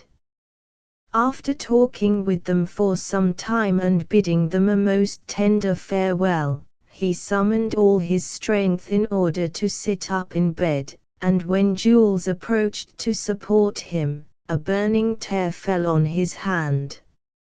After this last effort of that strong nature, he who had shared the good and the bad fortune of the d'Habervilles fell back and ceased to breathe. "Let us pray for the soul of one of the best men that I have known," said Archie, closing his eyes. Jules and Blanche, in spite of remonstrances, would not resign to anyone the task of watching beside their old friend during the 3 days that his body remained at the manor house. "If one of our family had died," they said, "Jules would not have left him to another's care." One day when Archie, in the course of one of his frequent visits to the d'Habervilles, was walking with Jules in front of the manor house, he saw approaching on foot an old man, decently clad, carrying a sealskin bag on his shoulders. "Who is that man?" he asked. "Ah," said Jules, "that is our friend, M.D., carrying his office on his back." "What? His office?" said Archie. "Certainly. He is an itinerant notary. Every 3 months he travels through certain districts, drawing up new deeds and finishing up copies of the rough drafts which he always carries with him in order that he may not be taken unawares. He is an excellent and very amiable man, French by birth, and very intelligent. On coming to Canada he began with a small trade in pictures which proved unprofitable, and then, remembering that he had formerly studied for 2 years with an advocate in France, he boldly presented himself before the judges, and passed an examination, which, if not brilliant, was at least satisfactory enough for his new country, and then returned home in triumph with a notary's commission in his pocket. I assure you that every one gets on well with his deeds, which are drawn with a most scrupulous honesty that supplies the place of the diction, purer but often tarnished by bad faith, of more learned notaries. Your nomadic notary, replied Archie, smiling, arrives opportunely. I have work for him. In fact, Lochiel, who was already well advanced in the task of clearing which he was so actively engaged upon for the benefit of his friend Dumas, made over to him in due form all his real estate, reserving only for himself during his lifetime the half of the new and spacious house which he had built. The visits of Archie to the manor house became more frequent as he advanced in age, and he ended by establishing himself there altogether. Blanche was no longer in his eyes anything more than an adopted sister, and the sweet name of brother, which Blanche had given him, purified the remnant of passion which yet clung to the heart of this noble woman. The author has become so attached to the chief characters in this veracious history that it costs him a pang to banish them from the scene. He fears also to grieve those of his readers who may share this attachment should he kill them all off with one stroke of the pen. Time will do the fatal work without the author's assistance. It is 11 o'clock in the evening, toward the end of October. The de Haberville family are gathered in a little parlor sufficiently illuminated, without the help of the candles, by the flame from an armful of dry cedar chips which are blazing in the great chimney. Lochiel, now nearly 60 years of age, is playing a game of draughts with Blanche. Jules, seated between his wife and daughter, near the fire, is teasing them both without altogether neglecting the players. Young Archie de Haberville, only son of Jules and godson of Lochiel, is in a brown study. He is following the fantastic figures which his imagination has created in the flames now dying slowly on the hearth. "What are you thinking about, my grave philosopher?" said his father. "I have been watching with intense interest," answered the young man, "a little group of men, women, and children who have been walking, dancing, rising, falling, and who have at length all vanished." The cedar fire had just died out. "You are the true son of your mother, a godson worthy of your godfather," said Jules de Haberville, rising to bid good night. Like the fantastic figures which young de Haberville was watching in the flames, my characters, dear reader, have been moving for some time before your eyes, to vanish suddenly, perhaps forever, with him who set them in motion. Farewell, then, dear reader, before my hand, growing more cold than our Canadian winters, refuses any longer to trace my thoughts. The End. L.C. Page and Company's announcement list of new fiction: The Flight of Georgiana, a romance of the days of the young pretender. By Robert Neilson Stevens, author of The Bright Face of Danger, An Enemy to the King, The Mystery of Murray Davenport, etc. Library 12 Mo. Cloth decorative, illustrated $1.50. Mr. Stevens's novels all bear the hallmark of success, for his men are always live, his women are always worthy of their cavaliers, and his adventures are of the sort to stir the most sluggish blood without overstepping the bounds of good taste. The theme of the new novel is one which will give Mr. Stevens splendid scope for all the powers at his command.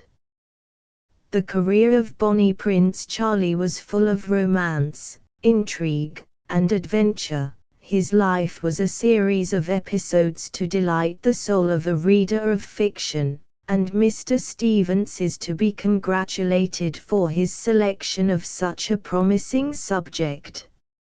Mrs. Jim and Mrs. Jimmy by Stephen Conrad, author of the second Mrs. Jim.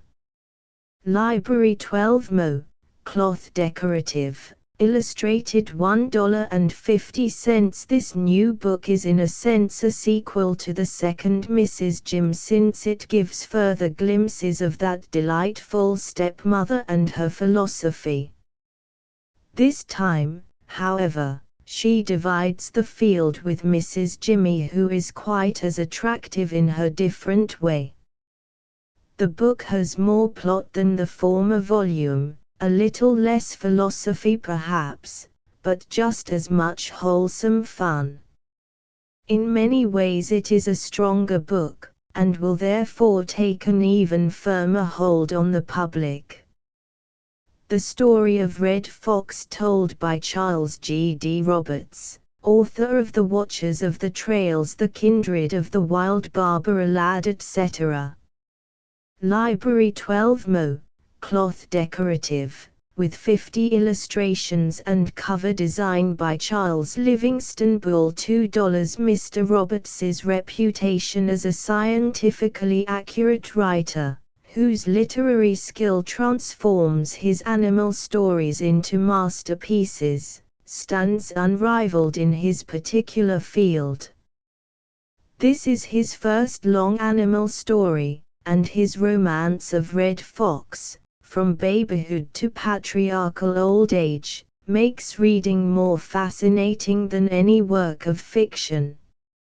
In his hands, Red Fox becomes a personality so strong that one entirely forgets he is an animal, and his haps and mishaps grip you as do those of a person. Mr. Bull, as usual, fits his pictures to the text as hand to glove, and the ensemble becomes a book as near perfection as it is possible to attain. Return, a story of the Sea Islands in 1739. By Alice McGowan and Grace McGowan Cook, authors of The Last Word, etc. With 6 illustrations by C. D. Williams. Library 12 Mo, cloth $1.50. A new romance, undoubtedly the best work yet done by Miss McGowan and Mrs. Cook. The heroine of Return, Diana Chatters, is the belle of the colonial city of Charlestown, SC, in the early 18th century, and the hero is a young Virginian of the historical family of Marshall. The youth, beauty, and wealth of the fashionable world, which first form the environment of the romance, are pictured in sharp contrast to the rude and exciting life of the frontier settlements in the Georgia colony, and the authors have missed no opportunities for telling characterizations. But Return is, above all, a love story. We quote the opinion of Professor Charles G. D. Roberts, who has read the advance sheets. It seems to me a story of quite unusual strength and interest, full of vitality and crowded with telling characters. I greatly like the author's firm, bold handling of their subject. Lady Penelope by Morley Roberts, author of Rachel Marr, The Promotion of the Admiral, etc. with 9 illustrations by Arthur W. Brown. Library 12 Mo. Cloth $1.50. Mr. Roberts certainly has versatility, since this book has not a single point of similarity with either Rachel Ma or his well-known sea stories. Its setting is the English so-called upper crust of the present day. Lady Penelope is quite the most up-to-date young lady imaginable and equally charming. As might be expected from such a heroine, her automobiling plays an important part in the development of the plot. Lady Penelope has a large number of suitors, and her method of choosing her husband is original and provocative of delightful situations and mirthful incidents.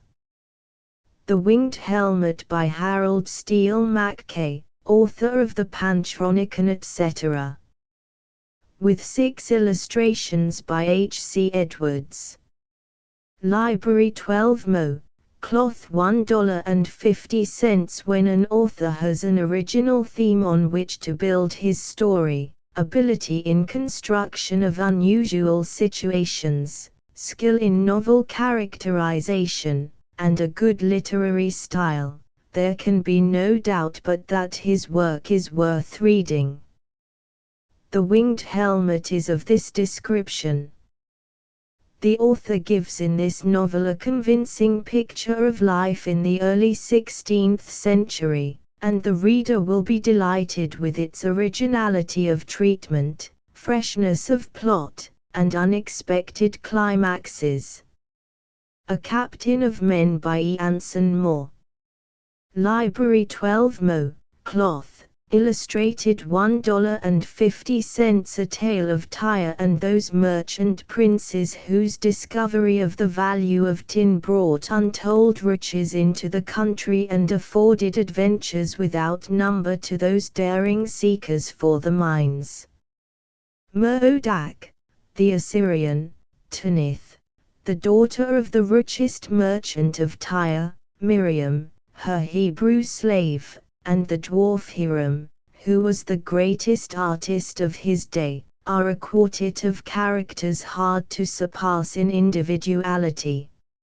It has been said that the powerful order of Freemasons first had its origin in the meetings which were held at Hiram's studio in Tyre, where gathered together the greatest spirits of that age and place. The Paradise of the Wild Apple by Richard Le Gallienne, author of old love stories retold the quest of the Golden Girl etc. Library 12 Mo. Cloth decorative $1.50. The theme of Mr. Le Gallienne's new romance deals with the instinct of wildness in human nature, the wander spirit and impatience of tame domesticity, the preference for wild flowers and fruits, and the glee in summer storms and elemental frolics. A wild apple tree, high up in a rocky meadow, is symbolic of all this, and Mr. Le Gallienne works out in a fashion at once imaginative and serious the romance of a young man well placed from the view of worldly goods and estate, who suddenly hungers for the wild apples of his youth. The theme has limitless possibilities, and Mr. Le Gallienne is artist enough to make adequate use of them. The Grapple Library 12 Mo. Cloth decorative $1.50. This story of a strike in the coal mines of Pennsylvania gives both sides of the question, the union and its methods, and the non-union workers and their loyal adherents, with a final typical clash at the end. The question is an absorbing one, and it is handled fearlessly. For the present at least the grapple will be issued anonymously. Brothers of Peril by Theodore Roberts, author of Hemming the Adventurer. Library 12 Mo. Cloth decorative, Illustrated $1.50. Brothers of Peril has an unusual plot, dealing with a now extinct race, the Bearthick Indians of the 16th century, who were the original inhabitants of Newfoundland when that island was merely a fishing station for the cod-seeking fleets of the Old World. The story tells of the adventures of a young English cavalier, who, left behind by the fleet, finds another Englishman, with his daughter and servants, who is hiding from the law. A French adventurer and pirate, who is an unwelcome suitor for the daughter, plays an important part. Encounters between the Indians and the small colony of white men on the shore, and perilous adventures at sea with a shipload of pirates led by the French buccaneer, make a story of breathless interest. The Black Bark by T. Jenkins Haynes, author of The Windjammers, The Strife of the Sea, etc. With 5 illustrations by W. Herbert Dunton. Library 12 Mo. Cloth $1.50. According to a high naval authority who has seen the advance sheets, this is one of the best sea stories ever offered to the public. The Black Bark is a story of slavery and piracy upon the high seas about 1815, and is written with a thorough knowledge of deep water sailing.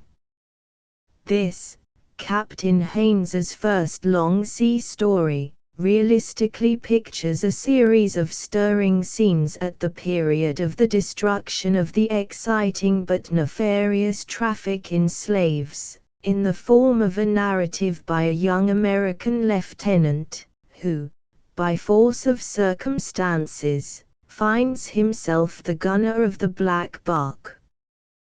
Cameron of Lochiel, translated from the French of Philippe Aubert de Gaspé by Professor Charles G. D. Roberts. Library 12 Mo. Cloth decorative $1.50. The publishers are gratified to announce a new edition of a book by this famous author, who may be called the Walter Scott of Canada.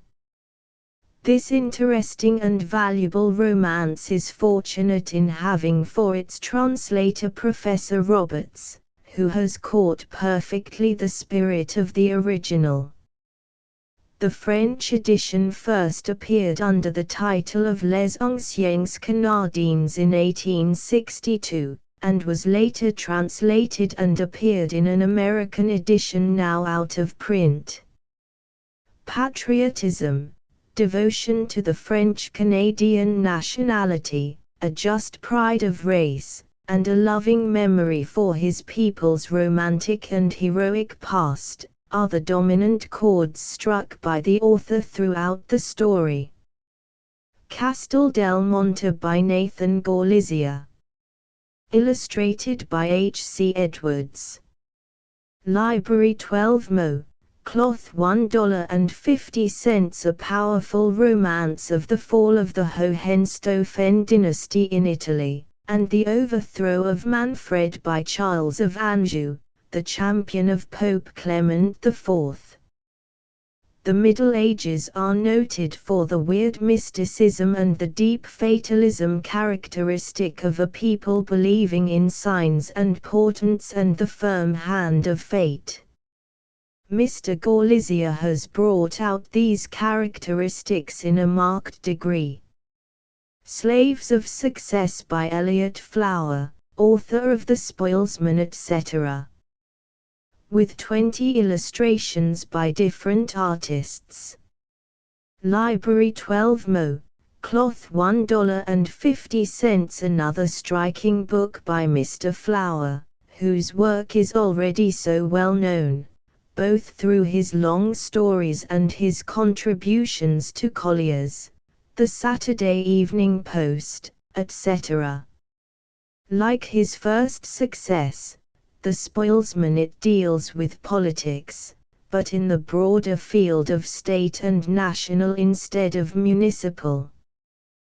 The book has recently appeared in condensed form as a serial in Collier's magazine, where it attracted widespread attention, and the announcement of its appearance in book form will be welcomed by Mr. Flower's rapidly increasing audience.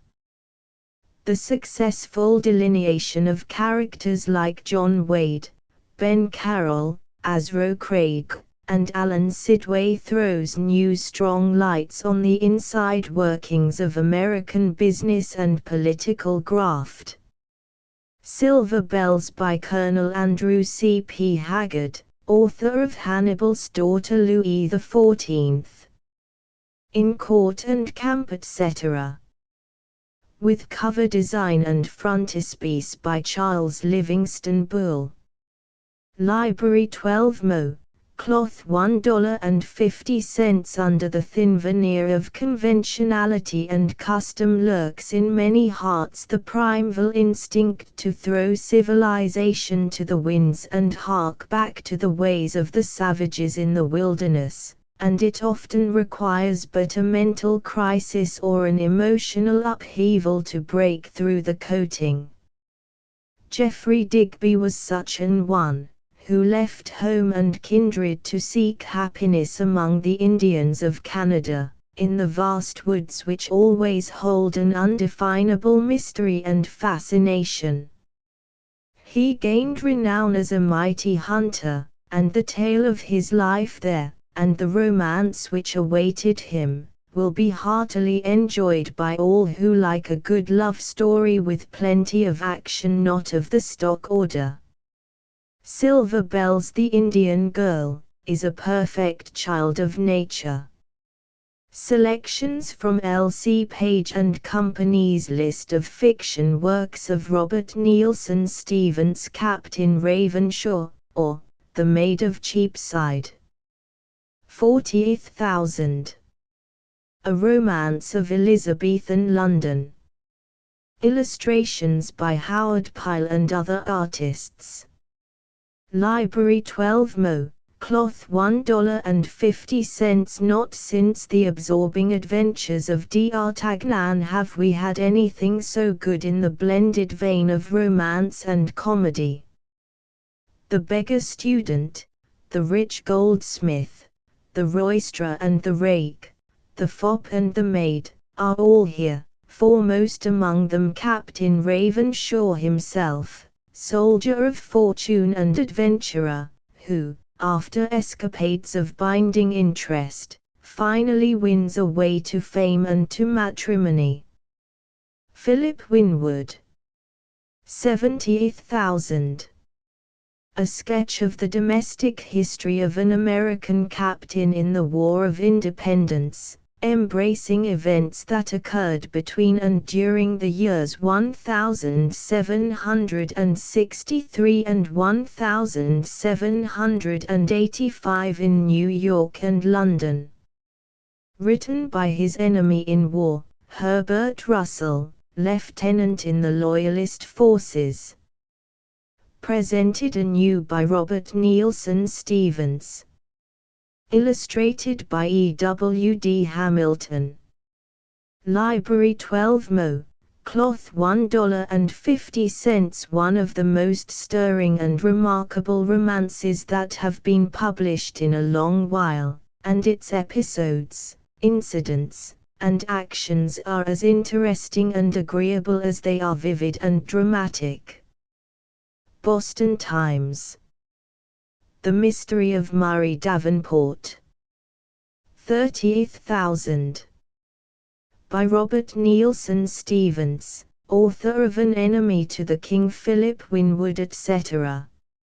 Library 12 Mo. Cloth, with 6 full-page illustrations by H. C. Edwards. $1.50. This is easily the best thing that Mr. Stevens has yet done. Those familiar with his other novels can best judge the measure of this praise, which is generous. Buffalo News. Mr. Stevens won a host of friends through his earlier volumes, but we think he will do still better work in his new field if the present volume is a criterion. NY Commander Advertiser. An Enemy to the King. 60,000. From the recently discovered Memoirs of the Sieur de la Tournois. Illustrated by H. de M. Young. Library 12 Mo. Cloth $1.50. An historical romance of the 16th century, describing the adventures of a young French nobleman at the court of Henry III, and on the field with Henry of Navarre. A stirring tale. Detroit Free Press. A royally strong piece of fiction. Boston Ideas. Interesting from the first to the last page. Brooklyn Eagle. Brilliant as a play, it is equally brilliant as a romantic novel. Philadelphia Press. The Continental Dragoon, a romance of Philippe's Manor House in 1778. 43,000. Illustrated by H. C. Edwards. Library 12 Mo. Cloth $1.50. A stirring romance of the Revolution, the scene being laid in and around the old Philippe's Manor House, near Yonkers, which at the time of the story was the central point of the so-called neutral territory between the two armies.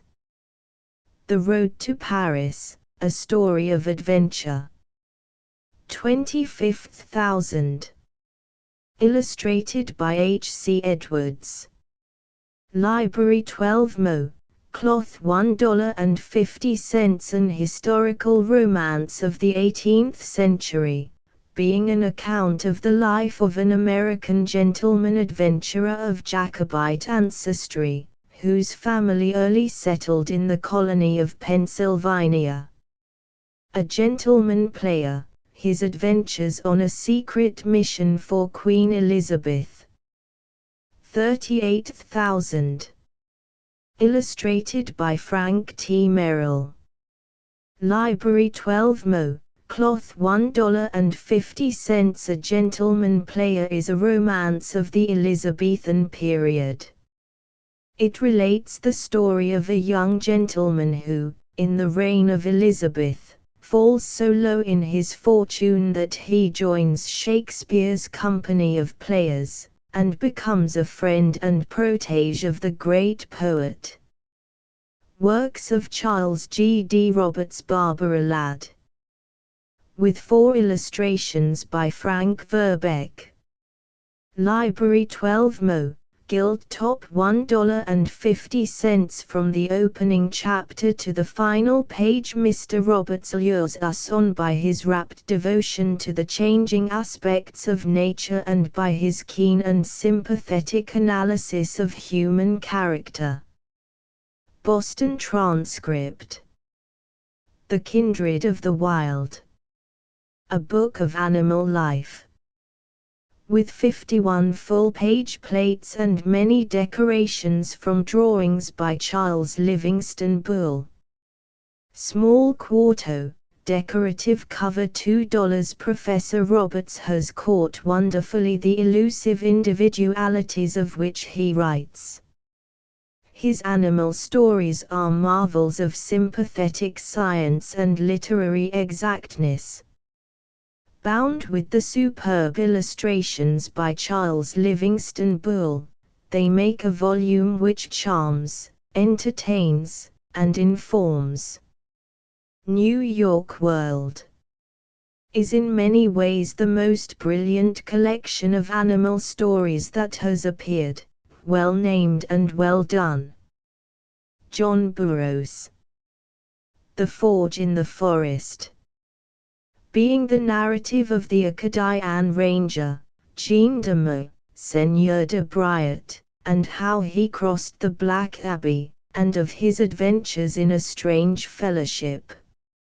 Illustrated by Henry Sandham, RCA Library 12 Mo. cloth, gilt top $1.50. A romance of the convulsive period of the struggle between the French and English for the possession of North America. The story is one of pure love and heroic adventure, and deals with that fiery fringe of conflict that waved between Nova Scotia and New England. The expulsion of the Acadians is foreshadowed in these brilliant pages, and the part of the Black Abbey's intrigues in precipitating that catastrophe is shown. The Heart of the Ancient Wood. With 6 illustrations by James L. Weston. Library 12 Mo. Decorative cover $1.50. One of the most fascinating novels of recent days. Boston Journal. A classic 20th century romance. New York Commercial Advertiser. A sister to Evangeline. Being the story of Yvonne de Lamourie, and how she went into exile with the villagers of Grand Pré. Library 12 Mo. Cloth, gilt top, illustrated $1.50. This is a romance of the great expulsion of the Acadians, which Longfellow first immortalized in Evangeline. Swift action, fresh atmosphere, wholesome purity, deep passion, searching analysis, characterize this strong novel. By the Marshes of Miners. Library 12 Mo. Cloth, gilt top, illustrated $1.50. This is a volume of romance, of love and adventure in that picturesque period when Nova Scotia was passing from the French to the English regime. Each tale is independent of the others, but the scenes are similar, and in several of them the evil Black Abbey, well known from the author's previous novels, again appears with his savages at his heels, but to be thwarted always by woman's wit or soldier's courage. Earth's Enigmas. A new edition, with the addition of 3 new stories, and 10 illustrations by Charles Livingston Bull. Library 12 Mo. Cloth, uncut edges $1.50. Throughout the volume runs that subtle questioning of the cruel, predatory side of nature which suggests the general title of the book.